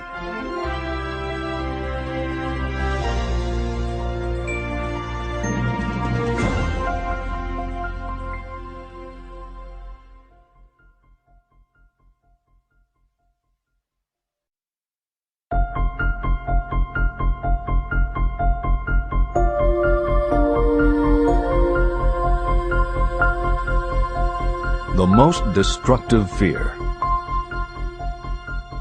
Fear of poverty is a state of mind, nothing else. But it is sufficient to destroy your chances of achievement in any undertaking. This fear paralyzes your ability to use reason, destroys the imagination, kills off self-reliance, undermines enthusiasm, discourages initiative, leads to uncertainty of purpose, encourages procrastination, wipes out enthusiasm, and makes self-control an impossibility. It takes the charm from your personality, destroys the possibility of accurate thinking, diverts concentration of effort. It defeats persistence, turns willpower into nothingness, destroys ambition, clouds the memory, and invites failure in every conceivable form. It kills love and assassinates the finer emotions of the heart, discourages friendship and invites disaster in 100 forms, leads to sleeplessness, misery, and unhappiness, and all this despite the obvious truth that you live in a world of overabundance of everything your heart could desire, with nothing standing between you and your desires except lack of a definite purpose. The fear of poverty is, without doubt, the most destructive of the 6 basic fears. It has been placed at the head of the list because it is the most difficult to master. The fear of poverty grew out of our inherited tendency to prey upon our fellow human beings economically. Nearly all animals lower than us are motivated by instinct, but their capacity to think is limited, and therefore they prey upon one another physically. We, with our superior sense of intuition, with the capacity to think and to reason, do not eat others bodily. Human beings get more satisfaction out of eating others financially. Humans are so avaricious that every conceivable law has been passed to safeguard us from one another. Nothing brings so much suffering and humility as poverty. Only those who have experienced poverty understand the full meaning of this. It is no wonder that we fear poverty. Through a long line of inherited experiences, we have learned for sure that some people cannot be trusted where matters of money and earthly possessions are concerned. So eager are we to possess wealth that we will acquire it in whatever manner we can, through legal methods if possible, through other methods if necessary or expedient. Self-analysis may disclose weaknesses that you do not like to acknowledge, but this form of examination is essential if you are going to demand of life more than mediocrity and poverty. Remember, as you check yourself point by point, that you are both the court and the jury, the prosecuting attorney and the attorney for the defense, and that you are both the plaintiff and the defendant. You are on trial. Face the facts squarely. Ask yourself definite questions and demand direct replies. When the examination is over, you will know more about yourself. If you do not feel that you can be an impartial judge, call upon someone who knows you well to serve as judge while you cross-examine yourself. You are after the truth. Get it, no matter at what the cost, even though it may temporarily embarrass you. The majority of people, if asked what they fear most, would reply, "I fear nothing." The reply would be inaccurate, because few people realize that they are bound, handicapped, whipped spiritually and physically through some form of fear. So subtle and deeply seated is the emotion of fear that you may go through life and never recognize its presence. Only a courageous analysis will disclose the presence of this universal enemy. When you begin such an analysis, search deeply into your character. The following is a list of the symptoms to look for. Symptoms of the fear of poverty. 1. Indifference. Commonly expressed through lack of ambition, willingness to tolerate poverty, and the acceptance of whatever compensation life may offer without protest. Also mental and physical laziness, and lack of initiative, imagination, enthusiasm, and self-control. 2. Indecision. The habit of permitting others to do your thinking, sitting on the fence. 3. Doubt. Generally expressed through alibis and excuses designed to cover up, explain away, or apologize for your failures. Sometimes expressed in the form of envy of those who are successful, or by criticizing them. 4. Worry. Usually expressed by finding fault with others, a tendency to spend beyond your income, neglect of personal appearance, scowling and frowning, nervousness, lack of poise, self-consciousness, and often the use of alcohol or drugs. 5. Overcaution.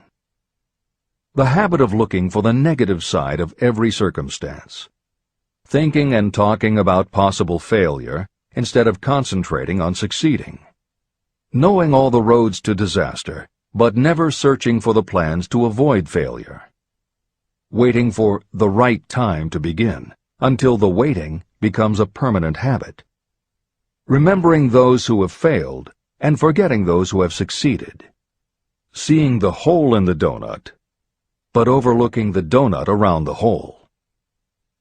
6. Procrastination. The habit of putting off until tomorrow that which should have been done last year, spending more time in creating excuses than it would take to do the job. This symptom is closely related to overcaution, doubt, and worry. Refusal to accept responsibility. Willingness to compromise rather than put up a fight. Compromising with difficulties instead of harnessing and using them as stepping stones to advancement. Bargaining with life for a penny instead of demanding prosperity, opulence, riches, contentment, and happiness. Planning what to do if you fail instead of burning all bridges and making retreat impossible. Weakness of, and often total lack of, self-confidence, definiteness of purpose, self-control, initiative, enthusiasm, ambition, thrift, and sound reasoning ability. Expecting poverty instead of demanding riches. Associating with those who accept poverty instead of seeking the company of those who demand and receive riches. Money talks. Some will ask, why did you write a book about money? Why measure riches in dollars alone? Some will believe, and rightly so, that there are other forms of riches more desirable than money. Yes, there are riches that cannot be measured in terms of dollars. But there are also millions of people who say, "Give me all the money I need, and I will find everything else I want." The major reason why I wrote this book on how to get money is that millions of men and women are paralyzed with the fear of poverty.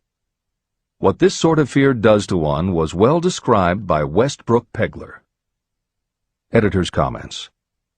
James Westbrook Pegler was a controversial newspaper columnist for the Chicago Daily News and the Washington Post. Although his career lasted into the 1960s, he was most widely read and quoted during the 1930s and 1940s. During that period, he went from being a public supporter of Franklin Roosevelt and the New Deal policies to the opposite end of the political spectrum, championing conservative points of view. Pegler was also the author of 3 books based on his columns, and in 1940 won the Pulitzer Prize for his expose of union racketeering. This is the end of the editor's comments. We continue with the article by Westbrook Pegler. Money is only clamshells or metal discs or scraps of paper, and there are treasures of the heart and soul which money cannot buy. But most people, being broke, are unable to keep this in mind and sustain their spirits. When a man is down and out and on the street, unable to get any job at all, something happens to his spirit, which can be observed in the droop of his shoulders, the set of his hat, his walk, and his gaze. He cannot escape a feeling of inferiority among people with regular employment, even though he knows they are definitely not his equals in character, intelligence, or ability. These people, even his friends, feel, on the other hand, a sense of superiority and regard him, perhaps unconsciously, as a casualty. He may borrow for a time, but not enough to carry on in his accustomed way, and he cannot continue to borrow very long. But borrowing in itself, when a man is borrowing merely to live, is a depressing experience, and the money lacks the power of earned money to revive his spirits. Of course, none of this applies to bums or habitual ne'er-do-wells, but only to men of normal ambitions and self-respect. Women in the same predicament must be different. We somehow do not think of women at all in considering the down-and-outers. They are scarce in the breadlines, they rarely are seen begging on the streets, and they are not recognizable in crowds by the same plain signs which identify busted men. Of course, I do not mean the shuffling hags of the city streets, who are the opposite number of the confirmed male bums. I mean reasonably young, decent, and intelligent women. There must be many of them, but their despair is not apparent. When a man is down and out, he has time on his hands for brooding. He may travel miles to see a man about a job and discover that the job is filled, or that it is one of those jobs with no base pay, but only a commission on the sale of some useless knick-knack which nobody would buy except out of pity. Turning that down, he finds himself back on the street with nowhere to go, but just anywhere. So he walks and walks. He gazes into store windows at luxuries which are not for him, and feels inferior and gives way to people who stop to look with an active interest. He wanders into the railroad station, or puts himself down in the library to ease his legs and soak up a little heat, but that isn't looking for a job, so he gets going again. He may not know it, but his aimlessness would give him away even if the very lines of his figure did not. He may be well dressed in the clothes left over from the days when he had a steady job, but the clothes cannot disguise the droop. He sees thousands of other people, bookkeepers or clerks or chemists or wagon hands, busy at their work, and envies them from the bottom of his soul. They have their independence, their self-respect and manhood, and he simply cannot convince himself that he is a good man too, though he argue it out and arrive at a favorable verdict hour after hour. It is just money which makes this difference in him. With a little money, he would be himself again. This is the end of the article by Westbrook Pegler. The second basic fear, the fear of criticism. Just how we originally came by this fear, no one can say definitely, but one thing is certain, we have it in a highly developed form. I am inclined to attribute the basic fear of criticism to that part of our inherited nature that prompts us not only to take away other people's goods and wares, but also to justify our actions by criticism of the character of others. It is well known that a thief will criticize the man from whom he steals, that politicians seek office not by displaying their own virtues and qualifications, but by running negative campaigns against their opponents. Designers and clothing manufacturers have not been slow to take advantage of this basic fear of criticism. Every season, styles change. Who establishes the styles? Certainly not the purchaser. It is the designers and manufacturers. Why do they change the styles so often? The answer is obvious. They change the styles so they can sell more clothes. The fear of criticism robs people of their initiative, destroys their power of imagination, limits their individuality, takes away their self-reliance, and does them damage in 100 other ways. Parents often do their children irreparable injury by criticizing them. The mother of one of my friends used to punish him with a switch almost daily, always completing the job with the statement, "You'll land in the penitentiary before you are 20. He was sent to a reformatory at the age of 17. Editor's comments. Modern psychotherapy is well aware of the circumstance that Hill describes in the preceding paragraph.